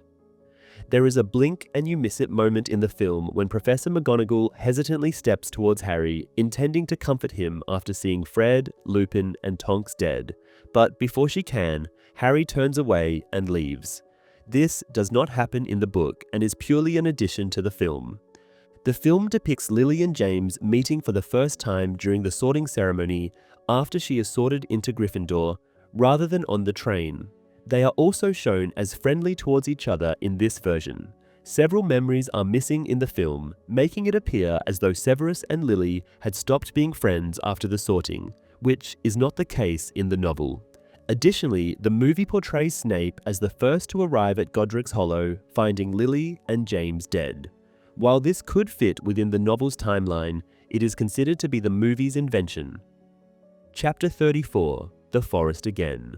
Finally, Harry knows the truth. In the very room where he once hoped to learn how to survive, he now realizes that he was never meant to make it. All he has ever been is a weapon intended to walk calmly into his own death, severing Voldemort's anchors to immortality along the way. Harry listens to his heart, now pounding hard, and wonders how many beats it has left. How many will there be time for as he leaves the office, walks across the castle and into the Forbidden Forest? He reflects that despite all the times he has escaped death, he has never actually thought about dying. Yet now there is nothing for him, no escape this time. He wishes he had died in the battle last summer, or like Hedwig had, abruptly and quickly. He even envies his parents now. Throwing himself in front of a wand to save a loved one seems like a good way to go. He's not sure he can do what he must though, willingly walking towards his own death, he thinks requires a different kind of bravery. He considers his body, this miracle of brain and heart working together, and realizes he has never truly appreciated it until now, when it is too late because soon it will cease to function. Then Harry reflects that Dumbledore's betrayal does not even surprise him that much. Of course, there had been a greater plan. He should have known. He had always assumed that Dumbledore wanted him to survive, but now he sees that as naive. And in a way, it is so elegant, Harry thinks. Give the dangerous task to the boy whose life means nothing anyway, who must die regardless, and no one else has to get hurt. What's more, Dumbledore had known that he would see it through, even at the cost of his own life, because the old wizard had taken the trouble to know him. Dumbledore had understood that Harry would finish the job no matter what. And just like Dumbledore, Voldemort knows him too, Harry thinks. The Dark Lord understands that he can't stand aside and watch others die for him. He knows that Harry will go to the forest. Dumbledore, however, overestimated him, Harry muses. He has not killed Nagini. One Horcrux will remain even after his death. This, he realizes, is why Dumbledore wanted him to confide in Ron and Hermione. If he fell too soon, there would be others to finish the job. Thinking about his friends in light of these revelations makes Harry feel as though he has not seen them in ages, as if they now live in a faraway country. He decides there will be no goodbyes. Ron and Hermione would only try to stop him, or worse, join him, and that would only waste precious time. Harry looks at Fabian Pruitt's old wristwatch, his birthday present, and sees that half of the hour Voldemort has given him has already elapsed. He leaves the headmaster's office, his heart still pounding fast, as if it is trying to use up all the beats of a long life in the 30 minutes he has left. Pulling out the invisibility cloak, he puts it on, though it seems unnecessary. The castle is deserted. Even the paintings are empty, and Harry thinks that everything still alive is down in the Great Hall, mourning the dead, while only he creeps through the school like a ghost, as if he is already gone. He hopes to run into someone, to be discovered and stopped, but he reaches the entrance hall undisturbed. Then, just as he is about to leave the castle, he nearly walks into Neville. The boy is carrying a body, helped by Oliver Wood, and looking down at the dead, Harry feels another dull blow of regret and loss. It is Colin Creevey. He had been underage, but Harry assumes Colin must have sneaked back, just as Malfoy did. He looks tiny now. Wood tells Neville that he can carry the little boy alone and, draping the body over his shoulder, he leaves. Harry looks after the young man, searching in the crowd inside the Great Hall, but he cannot see the people he loves most. No Weasleys, no Hermione, no Luna in sight. He thinks that might be for the best. If he looked at them one last time, he isn't sure he would ever stop looking long enough to go where he must. He turns back to Neville, who is wiping his forehead, taking a brief moment before heading back out to collect more bodies. He looks like someone much older now, Harry thinks, as he follows his friend out of the castle. On impulse, he pulls off the cloak just as Neville leans over another body and calls his name. Startled, Neville asks where he is going alone and whether he is planning to turn himself in. Harry easily assures him that he isn't. He is just following the plan. He then tells Neville about Voldemort's snake, Nagini. Neville says he has heard about it, and Harry explains, without details, that the snake must die. He adds that Ron and Hermione already know this. He pauses for a moment, struck by the possibility of his friends dying while fighting Voldemort. Unable to say it out loud, he simply tells Neville to kill the snake if he gets the chance, and if Ron and Hermione are occupied elsewhere. Neville promises that he will. As he moves away, Neville grabs Harry's wrist and tells him they will keep fighting. Harry nods, puts the cloak back on, and walks away. Soon, he sees another figure ahead. Moving closer, he realizes it is Ginny. She is talking to another girl who is asking for her mother and saying she doesn't want to fight anymore. Ginny reassures her that everything will be alright. Harry wants to talk to her and wants her to stop him. He just wants to go home, but then again, he is home. Hogwarts is his home, just as it had been for Snape and for Voldemort. With great effort, he walks away. He thinks Ginny has sensed something as she turns her head, but he is already far away, now approaching Hagrid's hut. There is no light there now, no Fang barking a greeting. Harry thinks about all the afternoons they spent with Hagrid, about Ron vomiting slugs and Hermione helping with Norbert, about Hagrid's big bearded face. Then, turning away from the hut, he moves towards the Forbidden Forest. Dementors are swarming amongst the trees, making him stop. He knows he cannot conjure a Patronus anymore. He cannot even stop his hand from trembling. Yet, he must go on, even if he does not know how. Something makes him think randomly about Quidditch, then snitches, which reminds him of the small golden ball he carries in his drawstring pouch. Understanding dawns on him. This is it. This is the end where the snitch will open. With numb fingers, Harry pulls it out and tells it that he's about to die. The snitch breaks in half, revealing the cracked resurrection stone, its fracture running along the line representing the Elder Wand. Just as he had known it was time, Harry now knows he can safely call upon the dead. They won't be here for long. He is about to join them. With his eyes closed, he turns the stone 3 times. He hears movement around him, signaling that he has succeeded. The figures are not mere ghosts, yet they appear less substantial than living people. They remind Harry of the memory that once materialized from Tom Riddle's diary. James is exactly as tall as Harry, with untidy hair and glasses askew, much like Mr. Weasley's often are. Sirius looks much younger than Harry has ever seen him, tall and striking in appearance. Lupin, too, appears more youthful, his hair darker and his face less lined. Lily, her smile the widest of them all, tells Harry he has been incredibly brave to have come this far. James adds that it is nearly over and that they are all immensely proud of him. The boy then asks if dying will hurt, and Sirius assures him it will be quick and painless. Lupin interjects, stating that Voldemort will want to be done with it swiftly because he fears what might happen otherwise. Harry apologizes to them all, saying he never wanted them to die, especially Lupin, who had only just had a son. Lupin responds that he is sorry too, as he will never get to know his child, but he hopes Teddy will understand that his parents died fighting for a better world. Harry asks if they will stay with him, and James confirms that they will. The boy then inquires whether others can see them, and Sirius explains that they are part of him and therefore invisible to everyone else. They begin their walk, and Harry realizes that his parents, Sirius and Lupin, act like a Patronus, shielding him from the creatures lurking in the Forbidden Forest. He remains unaffected as he moves forward. Though he does not know Voldemort's exact location, he is certain he will find him. His loved ones grant him the courage to take every step. As he walks, Harry feels strangely detached from his own body, as though he is merely a passenger rather than the one controlling it. Lily, James, Remus, and Sirius now feel more real than anything else, while Ron, Hermione, and Ginny seem like ghosts, figures from a life he no longer belongs to. Eventually, Harry hears a noise as 2 Death Eaters appear. One of them insists he heard something, even mentioning Harry's invisibility cloak, but neither of them can see the group, not even when looking directly at them. They agree it must have been some animal, noting that Hagrid has made the forest home to many creatures.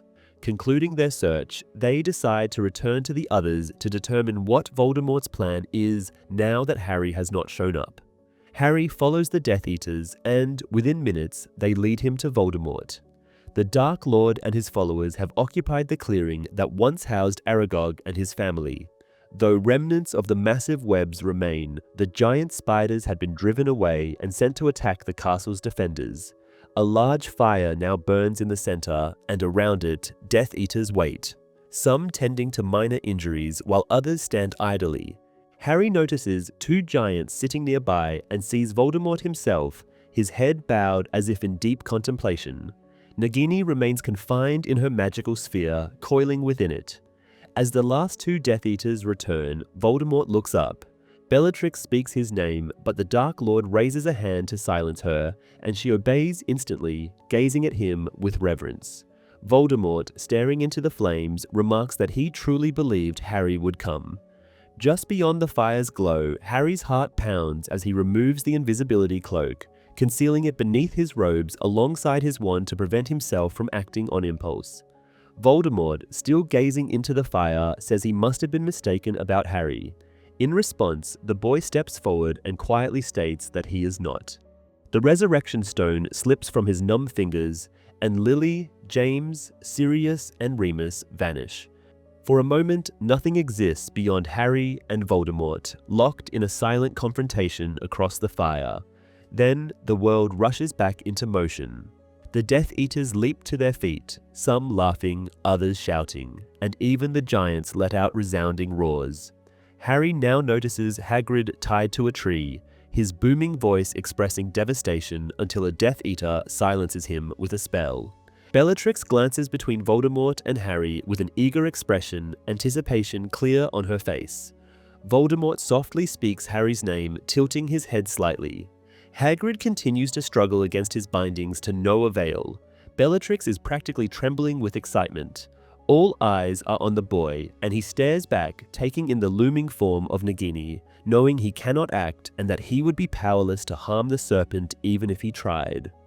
Voldemort raises his wand, and Harry, in his final moments of consciousness, thinks of Ginny, her scent, the feeling of her lips against his, before a green flash of light engulfs him, and darkness claims him. As seen many times before, Harry does not use the invisibility cloak while walking through the castle, contrary to how the book describes the scene. While the novel depicts Harry deliberately avoiding Ron and Hermione when leaving Hogwarts, the film alters this by having him encounter them. He informs them that he is going to face Voldemort and also reveals that he is a Horcrux. He states that he can hear them because he is one, a concept never mentioned or explored in the books. In this version, Harry does not speak to Neville on his way to the Forbidden Forest. He has already entrusted his two closest friends with the task of killing Nagini. Later, when Neville ultimately slays the serpent, he does so to protect Ron and Hermione rather than as a direct request from Harry. Chapter 35, King's Cross. After some time lying face down on a surface, Harry deduces that he must have a sort of body, as he can feel whatever is beneath him. He then reasons that if he possesses the sense of touch, he might be able to see as well, and upon opening his eyes, he realizes that he indeed has them. He is lying on a flat surface, neither cold nor warm, and completely white.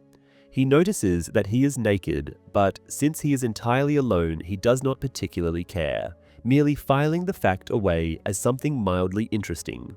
Looking around, he sees only a kind of white vapor, but he has the sense that it is not so much obscuring his surroundings as waiting to become them. Sitting up, Harry observes that he is uninjured and, more notably, does not need to wear his glasses to see. A noise becomes apparent, resembling the thrashing of a small animal. The sound makes Harry feel uncomfortable, as though he is witnessing something indecent, and he suddenly wishes he were clothed. As soon as the thought enters his mind, robes appear nearby and he rises to dress.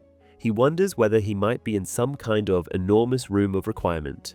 Indeed, as he looks around, he begins to perceive more details about the place, including a tall, domed glass ceiling. The unsettling noise persists. Harry now sees that he is standing in an immense space, far larger than even the Great Hall. He also spots the source of the noise, a creature that looks somewhat like a small child, but with rough, raw skin. It lies abandoned under a seat, as though unwanted by anyone. Approaching, Harry wishes to comfort it, but realizes he cannot bring himself to touch the creature. A voice from behind tells him he cannot help it, and turning, Harry sees Albus Dumbledore wearing blue robes and walking towards him. The old wizard is smiling, and Harry notices that both of his hands are whole and unburned. Dumbledore calls him a brave man and leads him away from the whimpering creature to a pair of seats that Harry had not noticed before. Looking at the headmaster, Harry sees him exactly as he remembers, with silver hair, a long beard, and blue eyes behind half-moon glasses. Yet he cannot help but state the obvious: Dumbledore is dead. The headmaster acknowledges this without appearing particularly troubled. Harry asks whether speaking with him now means that he himself is dead, but Dumbledore, while admitting it is a complicated question, asserts that in his best estimation, Harry is not truly dead. Harry touches his forehead but realizes that his scar is no longer there. He remarks that he ought to be dead as he let Voldemort kill him, but Dumbledore suggests that his willingness to sacrifice himself may have made all the difference. The old wizard radiates a level of happiness Harry has never seen before. The boy asks him to explain his meaning, but Dumbledore replies that he already knows. Thinking aloud, Harry states that Voldemort struck him down, but since he is not truly dead, the Dark Lord's curse must have killed something else, the soul fragment residing within him. Dumbledore nods and confirms this, explaining that Voldemort has indeed destroyed the part of Harry that was a Horcrux. Looking back at the creature, Harry asks Dumbledore what it is, and the old wizard replies that it is something neither of them can help. Harry then states that Voldemort cast the killing curse at him, so he still does not understand how he is alive. Dumbledore again tells him that he already knows the answer and needs only to think it through. The headmaster then asks what Voldemort did in his greed and ignorance when he returned. Harry considers this while continuing to look around.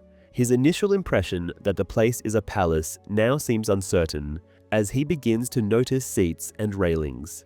Turning back to Dumbledore, he recalls that Voldemort used his blood to create a new body. Dumbledore confirms this, explaining that Harry's blood now flows through Voldemort's veins, carrying with it Lily's protection. This connection, Dumbledore elaborates, prevents Harry from dying while Voldemort remains alive. Harry remarks that he had assumed the opposite, believing that they both had to die, but his thoughts are interrupted by the creature once again. He asks Dumbledore if there is truly nothing they can do to help it. The headmaster repeats that it is beyond aid. Dumbledore then continues, revealing that Harry had always been the seventh Horcrux, the only one Voldemort never intended to create. However, on the night he attacked the Potters, his soul had been so unstable that a fragment broke away and latched onto Harry when Voldemort fled Godric's Hollow. Dumbledore explains that Voldemort was ignorant then and remains so, as he understands nothing of love, loyalty, sacrifice, or even house elves, things that hold power greater than his own. Because of this ignorance, the Dark Lord unknowingly absorbed a fragment of Lily's enchantment into his own body when he used Harry's blood, believing it would strengthen him. In reality, it only ensured Harry's survival.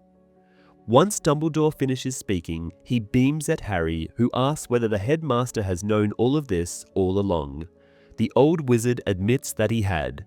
Harry then says he has further questions, asking why and how his wand destroyed the one Voldemort had borrowed. Dumbledore says he cannot be certain, but offers his best guess. He explains that after his return, Voldemort strengthened the connection between himself and Harry more than ever, something he might have avoided had he understood the immense power of a mother's sacrifice.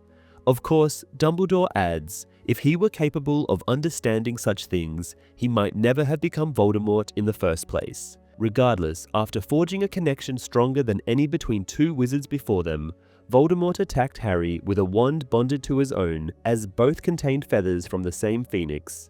That night, Harry's wand not only overpowered Voldemort's, but also absorbed some of its deadly magic, storing it for later.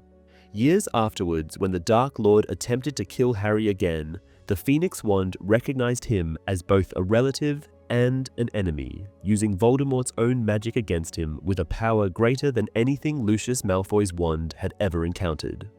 Voldemort's magic channeled through Harry's courage and heart.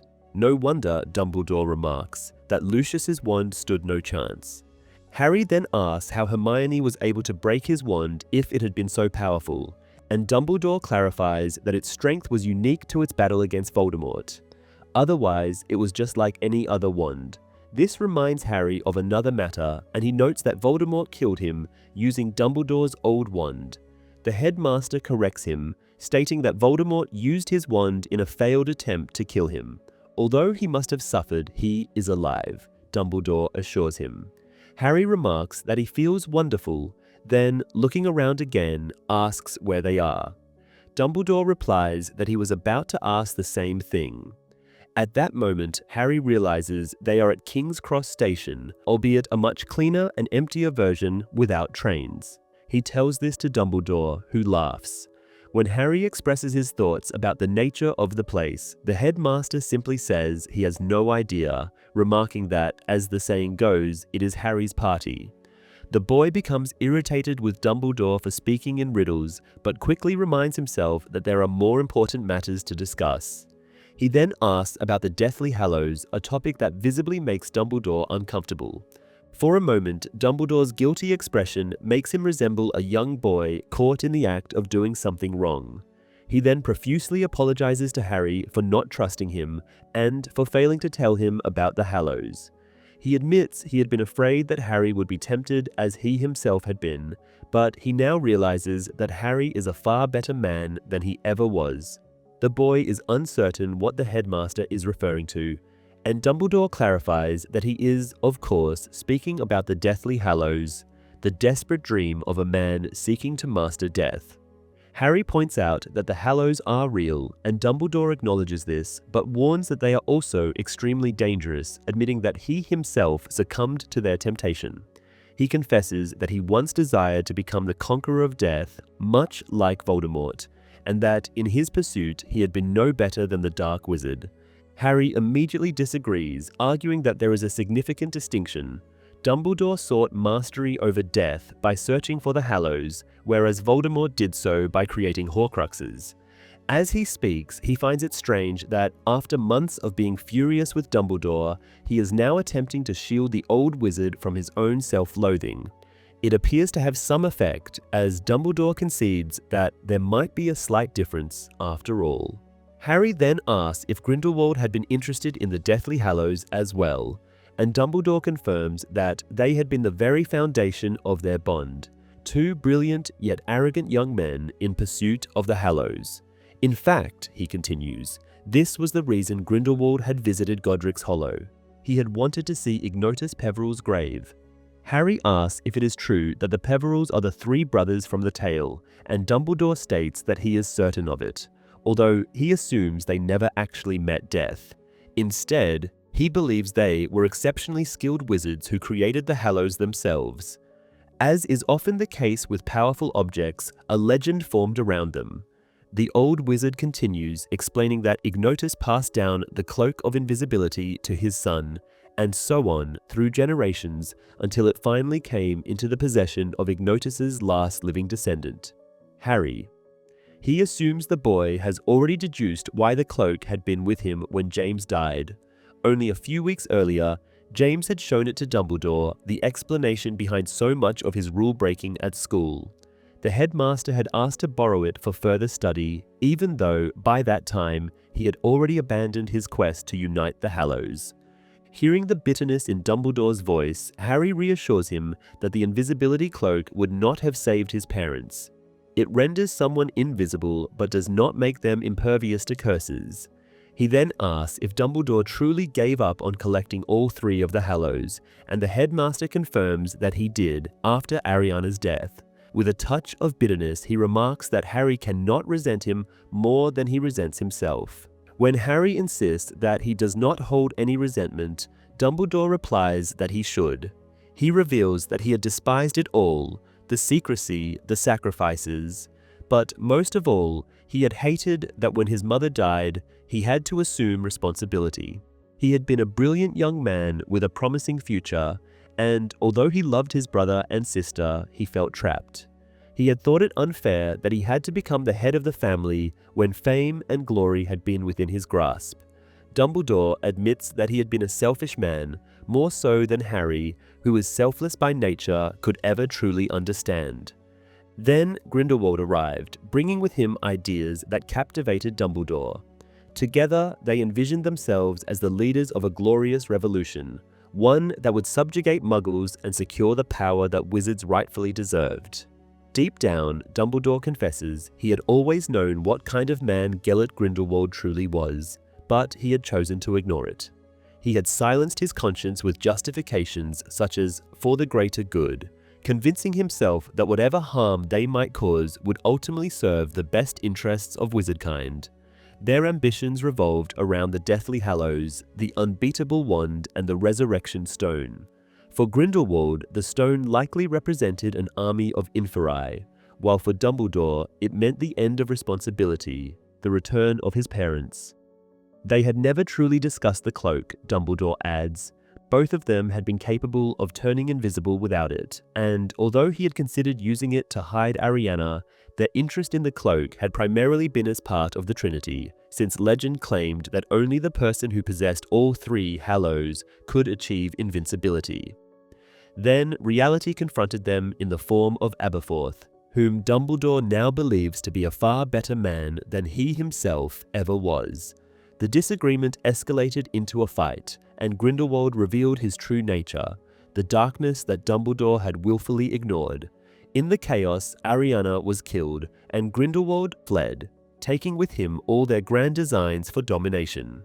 At this point, Dumbledore begins to weep, and Harry, realizing that he is able to touch the old wizard, offers what comfort he can. Eventually, Dumbledore composes himself and continues, recounting how, in the years that followed, he began hearing rumors, whispers that Grindelwald had acquired an extraordinarily powerful wand. Meanwhile, Dumbledore had repeatedly been offered the position of Minister for Magic, yet he had declined every time, having recognized that he was not to be trusted with power. Harry passionately insists that Dumbledore would have been a far better minister than Fudge or Scrimgeour had been, but the headmaster remains unconvinced. He explains that as a very young man, he had demonstrated that power was his greatest weakness, the one thing capable of corrupting him. He had been far better suited as a teacher, he continues. It had been safer for everyone, and he had not been terrible at it either. However, while he had spent his years teaching young wizards, Grindelwald had been building an army. Dumbledore admits that he had been afraid to face his former friend, not because he feared Grindelwald's power, but because he dreaded the truth. What if it had been him, Dumbledore, who had struck the fatal blow that killed Ariana? Despite this, a time had come when he could no longer ignore the pleas of those who begged him to intervene. He had no choice but to confront Grindelwald.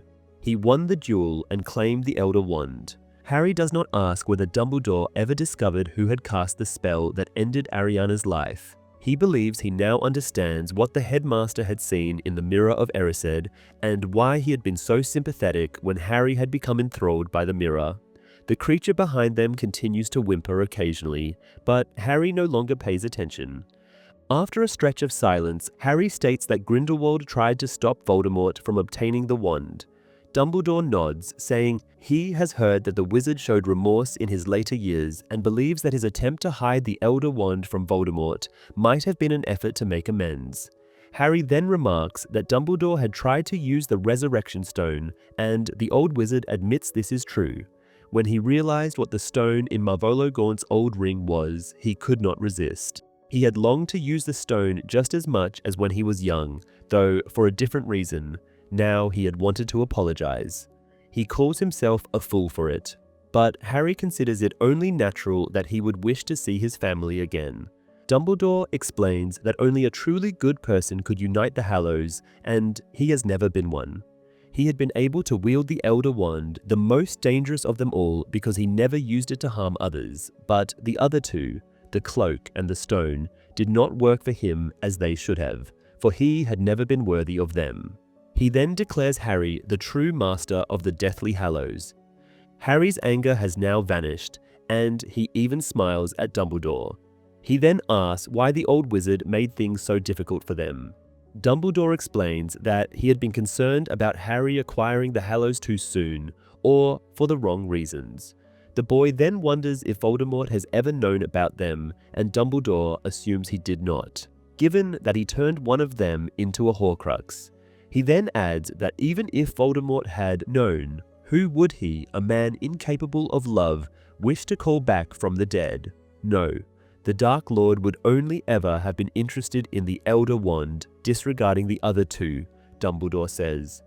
Harry asks if Dumbledore had known that Voldemort would seek the wand, and the headmaster answers that he had assumed as much ever since Harry defeated Voldemort on the night of his return.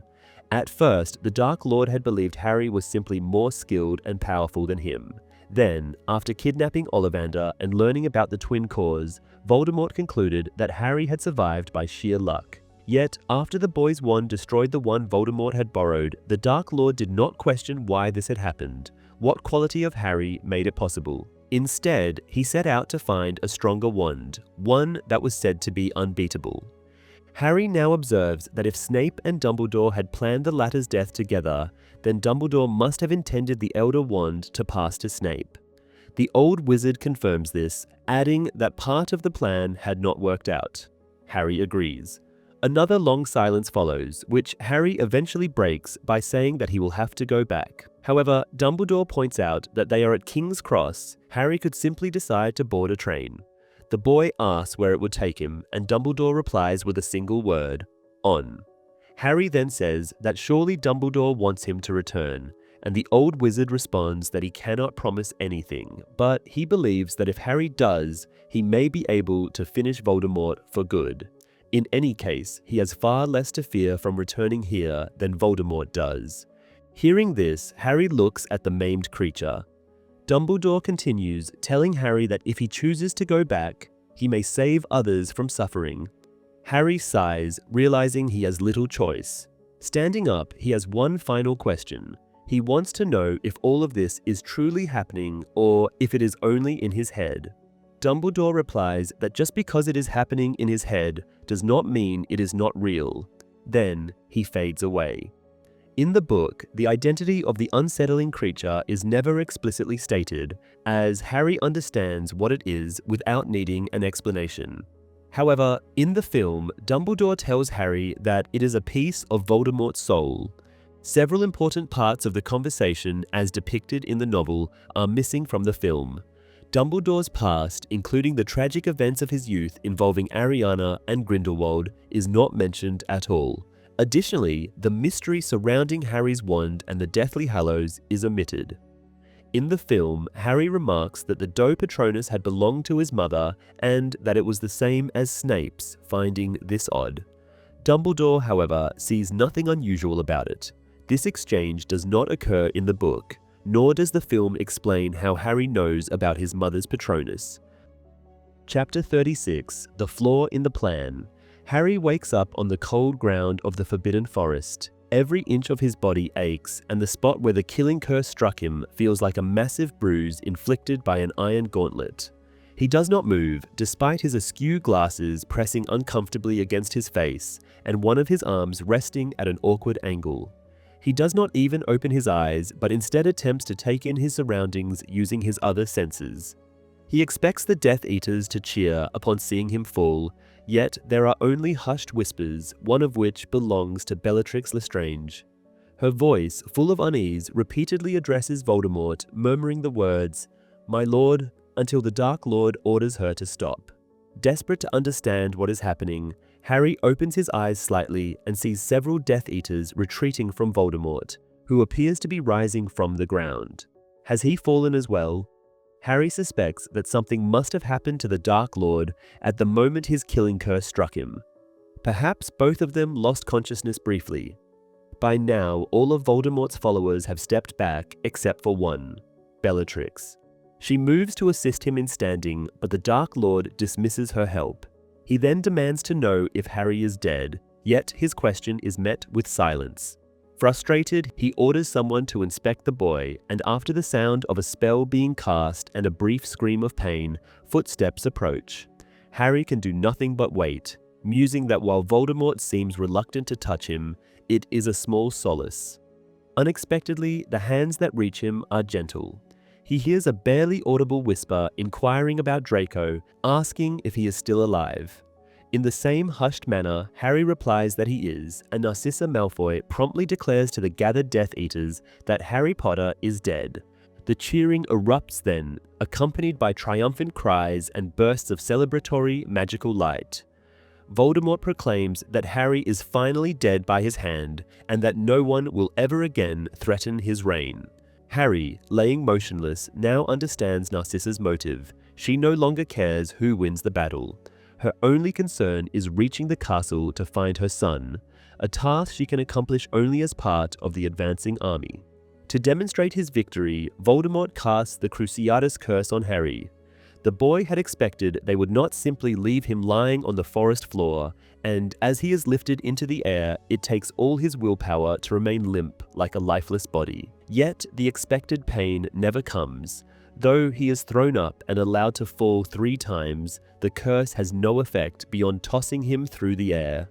The Death Eaters continue their revelry while Voldemort plays with Harry's supposed corpse. Then the Dark Lord asks who will carry him to the castle, as he wishes to display their fallen hero to the defenders. However, he quickly forms a better idea, and the ground trembles as Hagrid is forced forward. Voldemort commands the half-giant to bear Harry's body to the castle, stating that he will be perfectly visible in Hagrid's massive arms. As Hagrid lifts him gently, Harry feels the giant's arms trembling with silent sobs. They begin their march, Hagrid carrying Harry, the Death Eaters jeering and laughing, and 2 giants crashing through the forest behind them. Though he wants to comfort the grieving Hagrid, Harry dares not move and continues feigning death.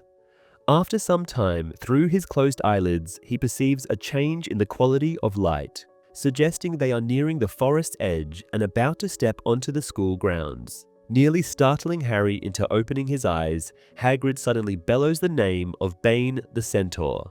He calls the herd cowards, accusing them of refusing to fight, which has resulted in Harry's death. The Death Eaters laugh and hurl insults at the centaurs, but the creatures remain silent as the procession advances towards the castle.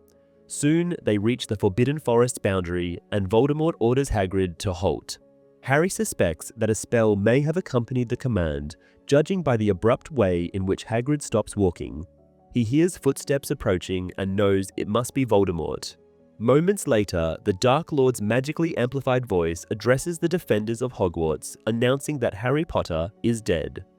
Voldemort claims that Harry was killed while attempting to flee, seeking only to save himself. He then declares the war to be over, threatening that any who continue to resist will be slain alongside their families. However, he offers those who submit the chance to serve him and aid in shaping his new world. After his speech, Voldemort instructs his followers to advance. As they move forward, Harry dares to open his eyes slightly and glimpses the Dark Lord walking ahead, with Nagini draped around his shoulders like a living scarf. Though the snake no longer possesses her magical protection, Harry knows that attempting to reach for his wand would be futile, as the Death Eaters surround Hagrid. Eventually they halt once more, and Harry realizes they must have reached the castle. He waits for the defenders' response, and soon the first anguished scream of "No" shatters the silence. The cry is even more harrowing because Harry never imagined Professor McGonagall capable of such raw despair. Bellatrix, delighted by the older witch's anguish, laughs gleefully.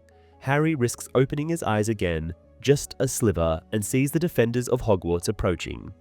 The cries of Ron, Hermione, and Ginny are even more unbearable than McGonagall's had been. He longs to reassure them, to tell them he is alive, but he knows the time is not yet right. As more people emerge from the castle, their grief transforms into fury, and they begin hurling threats at the Death Eaters. Voldemort silences them all with a spell. He orders Hagrid to lower Harry to the ground and once again repeats his false claim that the boy died trying to escape. Ron immediately shouts that Voldemort is lying, prompting the Dark Lord to cast his silencing spell again. He asserts that Harry was never special, merely a coward who has finally run out of others to die for him. However, before he can finish speaking, someone from the opposing side attacks. Harry opens his eyes slightly and sees the attacker sprawled on the ground, his wand knocked aside by Voldemort. The Dark Lord demands to know his identity, and Bellatrix, clearly thrilled, exclaims that it is Neville Longbottom, whose parents she and her fellow Death Eaters had tortured into insanity years ago. Neville stands, defiant, his hands clenched into fists, positioned halfway between the two factions. Voldemort acknowledges that Neville is a pureblood and suggests that he would make an excellent Death Eater. Neville, however, refuses outright, his response dripping with defiance. Unfazed, Voldemort remarks that Neville comes from a respectable family and has displayed considerable bravery. He then offers him the chance to join his ranks. Neville, however, declares that he would sooner see hell freeze over than become a Death Eater, and he proclaims his allegiance to Dumbledore's army. His words shatter Voldemort's silencing spell for a second time, and the defenders of Hogwarts cheer loudly in response. Voldemort, appearing indifferent to Neville's defiance, raises his wand and summons the Sorting Hat from within the castle. As it soars through the air towards him, the Dark Lord announces that Hogwarts will no longer conduct sorting ceremonies and that the colors of Slytherin, his ancestor, will be sufficient for everyone. He then casts the full-body bind curse on Neville and forcefully places the Sorting Hat onto the boy's head. Voldemort says that Neville will now demonstrate what happens to those who continue to oppose him, and with a flick of his wand, he sets the Sorting Hat ablaze. Harry decides it is time to act, but before he can, several things happen at once. First, thunderous shouts erupt from the direction of the walls, as if hundreds of people are charging towards them. Grawp appears from around a corner, and Voldemort's two giants immediately attack him. With their hooves making the ground quake, centaurs emerge, launching a barrage of arrows at the Death Eaters. While attention is diverted, Harry swiftly drapes the invisibility cloak over himself and stands. At the exact moment, Neville also moves, breaking Voldemort's curse. The Sorting Hat falls from his head, and something gleams inside it. Neville seizes it, the Sword of Gryffindor. With one silvery stroke that commands every eye, Neville beheads Nagini. The snake's severed head soars through the air as its heavy body collapses onto the ground. Amid the commotion, Voldemort's furious scream goes unheard, yet Harry instinctively casts a shield charm between him and Neville. Only Hagrid notices Harry's disappearance. Chaos erupts. Defenders and attackers alike are forced into the entrance hall, retreating from the thunderous footsteps of the battling giants. Thestrals and Buckbeak join the fray, targeting the giant's eyes with their talons, assisting Grawp. Reinforcements surge closer. Voldemort attempts to retaliate, but each time he raises his wand, Harry, hidden beneath the invisibility cloak, conjures a shield charm, thwarting his attacks. The fight gradually shifts into the Great Hall. Harry observes Slughorn and Charlie Weasley leading an army composed of students' family members. The centaurs follow them into the castle, and the door to the kitchen swings open, revealing Kreacher and the house elves behind him. The elf rallies his comrades to fight in the name of the brave Regulus, and Death Eaters fall, felled by elvish kitchen knives, centaur arrows, or other combatants. Wherever Harry looks, dark wizards are being overpowered. But the battle is far from over. Voldemort remains standing, along with his most loyal followers. They are being defeated one by one. Harry sees Hagrid hurl McNair into a wall, Professor Flitwick besting Dolohov, and Ron and Neville take down Fenrir Greyback. He also spots Lucius and Narcissa Malfoy, who are not even attempting to fight, frantically searching the crowd for their son. Soon, only two adversaries remain, Voldemort and some 50 feet away, Bellatrix. As he duels McGonagall, Slughorn, and Kingsley, she battles Hermione, Luna, and Ginny. Harry rushes towards Voldemort, but upon noticing Ginny narrowly evade a killing curse, he alters his course. However, he is abruptly shoved aside as Mrs. Weasley, with a furious roar, challenges Bellatrix. The Death Eater laughs at her opponent, but her grin vanishes within moments as she realizes Molly Weasley is more than her equal. Their duel is so intense that the very stones beneath them crack from the excess magic. Bellatrix taunts Mrs. Weasley, jeering about what will become of her children once she sends her to join Fred. Enraged, Mrs. Weasley bombards her with a relentless flurry of curses, declaring that Bellatrix will never harm any of her children again. The Death Eater cackles, the same delighted laugh Sirius had before he perished. And Harry knows what is about to happen before it unfolds. He is correct. Just as it happened with Sirius, a curse from Molly's wand slips beneath Bellatrix's outstretched arm, striking her squarely in the chest. For one long moment, Bellatrix seems to grasp her fate, and then she collapses, met with a triumphant cheer. Voldemort bellows in rage at the sight of his most devoted servant's demise. As Harry turns, he witnesses McGonagall, Kingsley, and Slughorn being hurled backwards, as if blasted away by an explosion. Voldemort lifts his wand towards Mrs. Weasley, but Harry is faster, conjuring a shield charm between them. The Dark Lord's eyes dart around, searching for the source of the spell, and Harry seizes the moment, casting off the invisibility cloak, prompting shocked exclamations from the crowd. Silence falls almost immediately. In the center of the Great Hall, Harry and Voldemort begin to circle each other. Harry warns everyone against interfering, declaring that this duel must be between him and the Dark Lord alone. Voldemort, in a mocking tone, claims that Harry is jesting and asks who will die in his place tonight. Harry replies that no one will. It is just the two of them now. No more allies to shield him, no more Horcruxes to save Voldemort. One of them, Harry asserts, will perish permanently today. Voldemort finds this amusing and scoffs, asking if Harry genuinely believes there is any doubt about who will emerge victorious. He proclaims that Harry's survival has been nothing more than a series of lucky coincidences and Dumbledore's manipulations. Harry counters, asking whether Voldemort truly believes his mother's sacrifice was accidental, that his choice to face him in the graveyard was mere chance, or that tonight, despite not raising his wand and being struck by the killing curse just an hour ago, he is still standing. They continue to circle each other slowly, and neither draws closer. Voldemort, now enraged, shrieks that all of it was coincidence, and that Harry has survived only by cowering behind more capable individuals, allowing them to perish in his stead. Harry, much calmer, refutes this, asserting that no one else will die for him, and no one else will ever fall at Voldemort's hands again. He points out that none of the spells the Dark Lord recently cast on the Defenders were permanent, because Voldemort can no longer harm them. Harry explains that because he chose to die for them, he has granted everyone the same protection his mother once gave him. Voldemort yells that Harry did not die, but the boy replies that he had been prepared to, and that was enough. He then tells Voldemort he never learns from his errors, addressing him as Riddle, his birth name, which enrages the Dark Lord further. Furious, Voldemort demands to know how Harry dares to use that name, but Harry simply states that he possesses knowledge beyond Voldemort's understanding, secrets the Dark Lord cannot begin to fathom. He offers to reveal some of them before Voldemort makes his next mistake. Harry senses that the possibility of an unknown secret momentarily restrains Voldemort, but then the Dark Lord laughs, mocking him. He asks if Harry is referring to love, Dumbledore's so-called secret weapon, which, according to the late headmaster, can conquer death. Yet, Voldemort continues, nobody loved Dumbledore enough to stand between him and Snape, and love did not save Harry's mother when Voldemort erased her from existence. And now, the Dark Lord taunts, nobody loves Harry enough either. No one steps forward to shield him from Voldemort's curse. However, Harry calmly replies that he is not talking about love. Voldemort now sneers that if it is not love, then Harry must believe he possesses magic more powerful than the Dark Lord's or wields a weapon greater than his. Harry replies that he believes both to be true.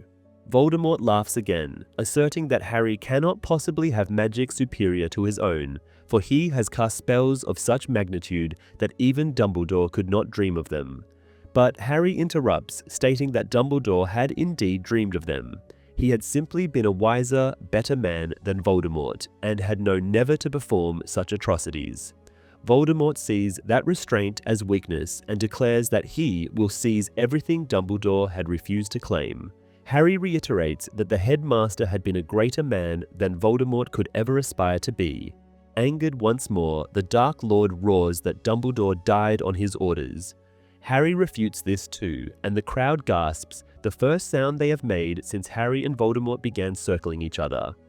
Voldemort shouts that Dumbledore is dead, and Harry agrees, but adds that although he will never return, he did not die on Voldemort's orders.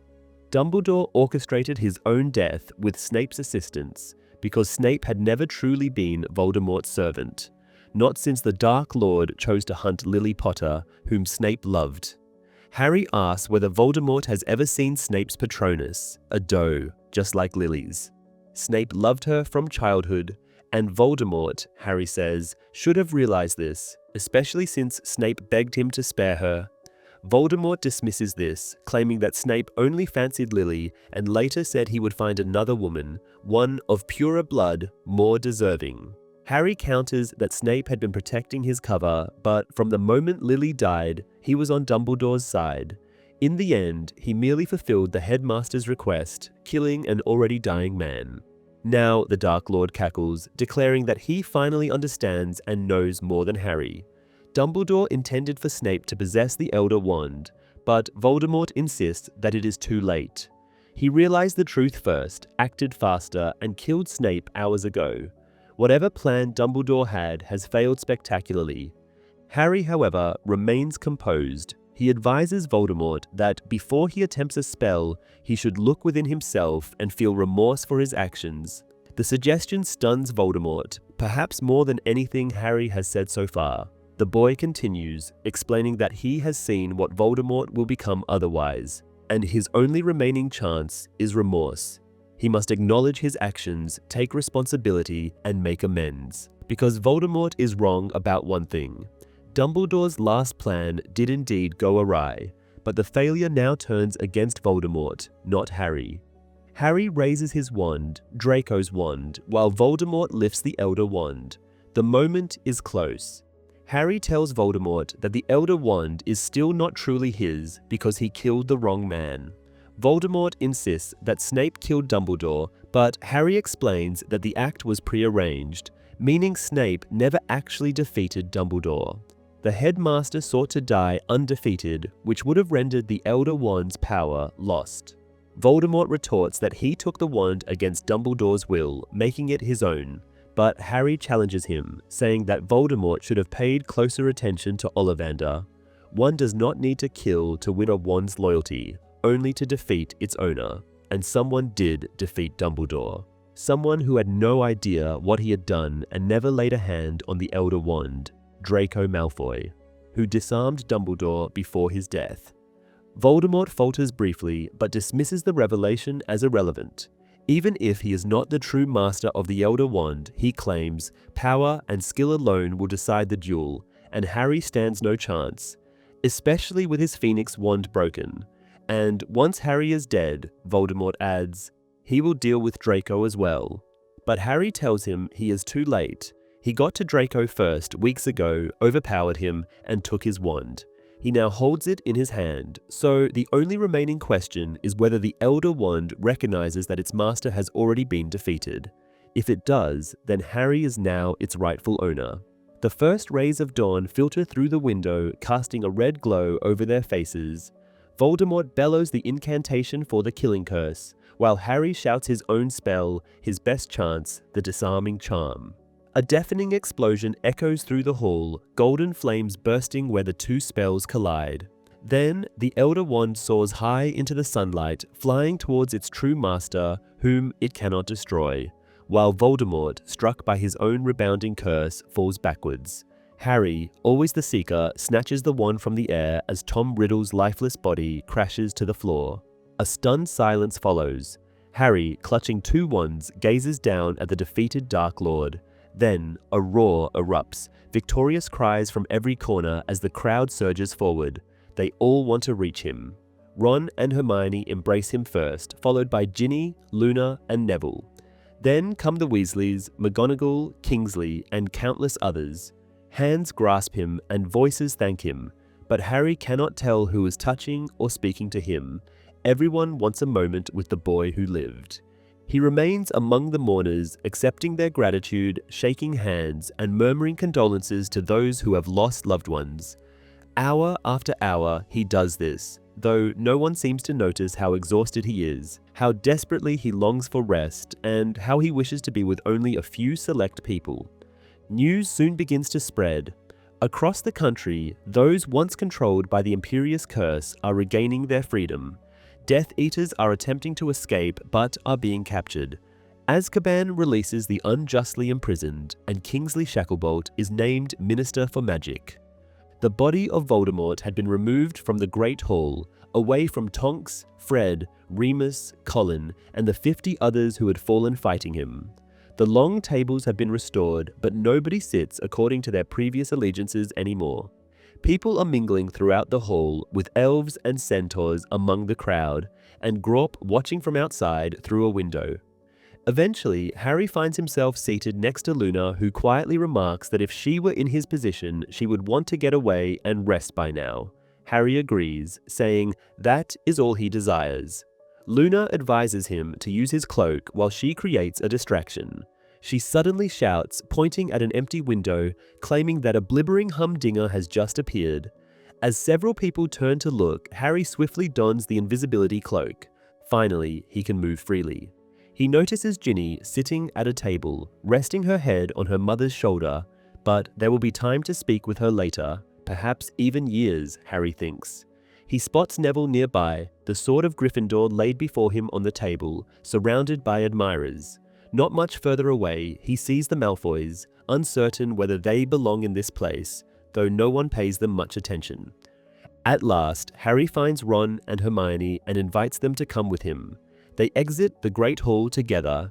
In the entrance hall, they ascend the marble staircase, now damaged and stained with blood. Somewhere, Peeves is singing a ridiculous victory song, prompting Ron to comment wryly on how well the poltergeist understands the magnitude of recent events. They climb staircase after staircase and walk through ruined corridors. Though Harry assures himself that happiness will come, all he can feel at this moment is exhaustion and grief for those they have lost: Fred, Tonks, Lupin, and so many others. As weary as he is, he knows he owes an explanation to Ron and Hermione, the two who have stood by him throughout everything. He recounts what he witnessed in the Pensieve and what transpired in the Forbidden Forest, barely finishing by the time they arrive at the stone gargoyle guarding the headmaster's office. Harry asks if they may enter, and the statue allows them passage. As they step inside the office, a sudden clamor erupts, startling Harry, who momentarily fears another attack by Death Eaters and Voldemort. However, it is merely the portraits of former headmasters and headmistresses, all cheering in celebration of the war's end. Even Phineas Nigellus Black joins in, remarking that Slytherin House played a role in Voldemort's downfall. But Harry only wants to speak with one portrait. Dumbledore's eyes glisten with tears, and the pride in his gaze feels almost as soothing to Harry as the song of a phoenix. Eventually, Harry raises his hands, signaling for the other portraits to quiet down. Carefully, so that others do not understand, he tells Dumbledore that the object he found inside the snitch is now lost in the Forbidden Forest, and that he has no intention of retrieving it. Dumbledore responds that he fully agrees, calling the decision a remarkably brave one. Harry then states that he intends to keep Ignotus's gift, to which Dumbledore replies that it has always been his to do with as he pleases. Harry then takes out the Elder Wand, announcing that he does not want it. Ron questions whether he is serious, but Harry insists that he had been much happier with his old wand, the one with the phoenix feather core. Now he carefully removes the drawstring pouch and pulls out the two broken halves of his original wand, still barely connected by the feather within. Both Hermione and Ollivander had declared it beyond repair, and Harry thinks that if this does not work, nothing will. He places the wand on the desk, touches it with the Elder Wand, and mutters an incantation. Instantly, the broken halves fuse seamlessly back together, and as Harry takes hold of it, the wand emits red sparks, as if celebrating its restoration. Turning back to Dumbledore's portrait, which now gazes at him with admiration, Harry declares his intention to return the Elder Wand to its rightful place. He asks whether the wand's power will fade if he dies a natural death, and Dumbledore confirms this. Ron asks if Harry has truly thought this through, and he affirms that he has. Hermione supports his decision, and as Harry turns toward the door, thinking of his old bed up in Gryffindor Tower and the sandwich Kreacher will surely bring him, if he asks politely, he states that the Elder Wand is more trouble than it is worth, adding that he has had enough trouble for a lifetime. Epilogue 19 years later. A small family approaches King's Cross Station on an early autumn morning. The parents push trolleys laden with large trunks, with bird cages perched on top, owls inside them. Curious commuters cast glances at the group as they pass. A little red-haired girl, Lily, complains, saying she wants to go too. Her father, Harry Potter, assures her that she will, soon enough. Lily retorts that 2 years still feels like an eternity. Harry hears his sons, Albus and James, arguing. Ginny tells James not to tease his younger brother, but James insists he only mentioned that Albus might end up in Slytherin. Though, he adds, there is nothing wrong with that. Then, taking the trolley from Ginny, he strides toward the magical barrier and vanishes. Albus turns to his parents, asking if they will write to him. Ginny assures him they can send letters every day if that is what he wants, but Albus quickly backtracks, saying that, according to James, most students only receive 1 letter a month from home. Ginny tells him that last year they wrote to James 3 times a week. Harry adds that Albus should not take everything James says about Hogwarts at face value, as his brother is quite the prankster. The rest of the family follows James through the barrier and emerges onto platform 9 3/4. White steam from the train billows through the station, obscuring their surroundings. Harry, hearing Percy Weasley's voice nearby discussing broomstick regulations, is relieved that he can pretend not to notice him. Meanwhile, Albus anxiously searches the platform for someone, and Ginny reassures him that they will find them soon. She then points through the mist, believing she has spotted them. The figures emerge as Ron, Hermione, and their children, Rose and Hugo. Albus looks relieved at the sight of Rose, who is already wearing her Hogwarts robes. Ron asks Harry if he managed to park the car properly, remarking that Hermione had doubted his ability to pass the Muggle driving test.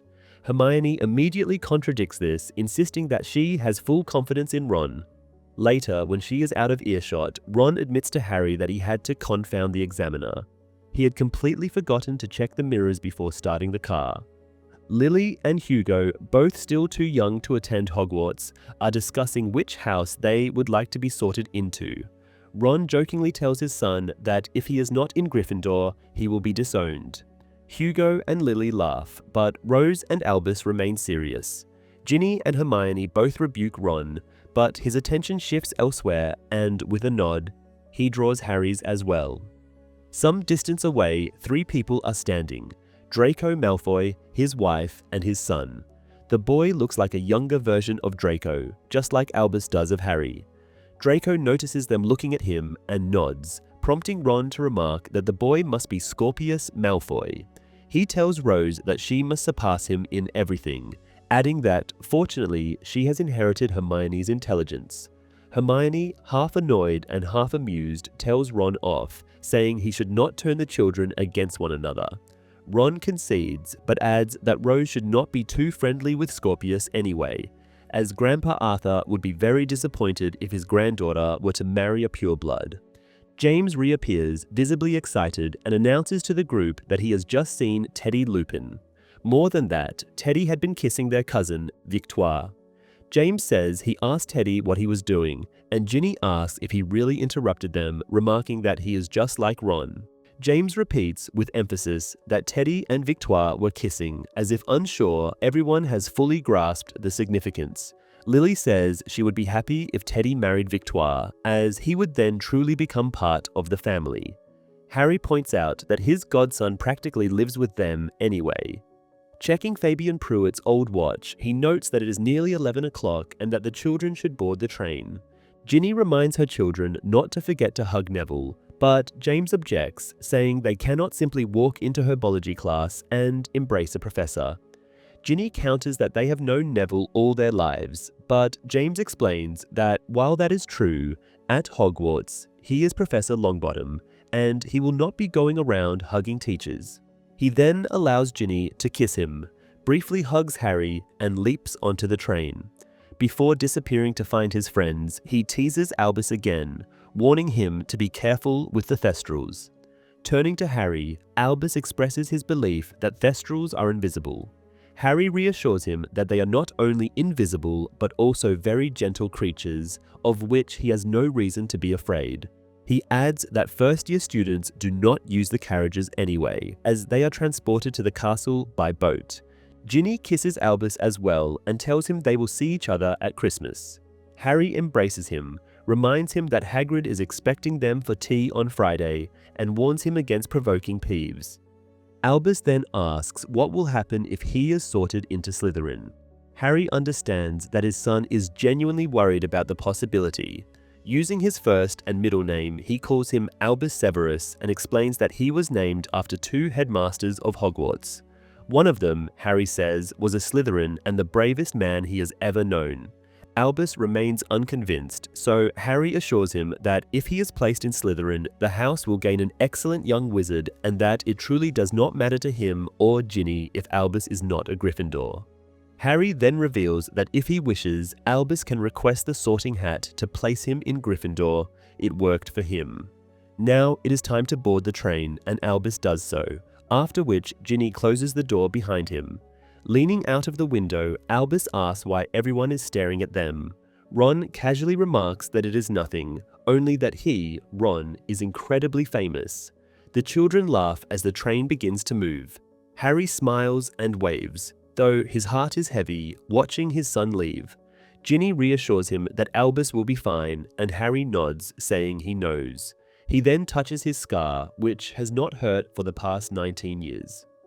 In the film, Neville finds the Sorting Hat randomly in the courtyard, unlike in the novel, where Voldemort specifically summons it to destroy and kill Neville in the process.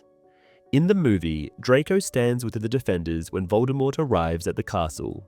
Lucius calls him to join the Death Eaters, and Draco complies, even receiving a brief hug from Voldemort for his loyalty. However, his true allegiance is revealed in a deleted scene where he realizes the implications of his wand. After reclaiming it, he hands it to Harry so he can fight the Dark Lord. In the film, Harry reveals that he is alive much earlier. Upon seeing him attack Nagini in the courtyard, several Death Eaters flee. Among them are the Malfoys, who are shown leaving Hogwarts as the final battle begins. The last confrontation between Harry and Voldemort differs significantly. They do not merely duel across the school, ultimately they fight in the courtyard alone, rather than in the Great Hall surrounded by Hogwarts defenders. Harry never seeks the portrait of Dumbledore for approval in the movie. Instead, he simply breaks the Elder Wand in half and throws the pieces off a bridge, with Ron and Hermione looking on. Teddy Lupin is absent from the epilogue, which is unsurprising, as Remus and Tonks having a child was never mentioned in the final 2 films. Likewise, Neville becoming a professor at Hogwarts is never referenced. In fact, James, who talks about both Neville and Teddy in the novel, has no dialogue in the film at all. Albus worrying about being placed in Slytherin is further explored in the official sequel to the books, the play Harry Potter and the Cursed Child, in which he is indeed sorted into Slytherin and becomes best friends with Scorpius Malfoy. And when you get the chance, check out our Game of Thrones inspired Choose Your Own Adventure game here on YouTube by clicking the video link on the screen right now.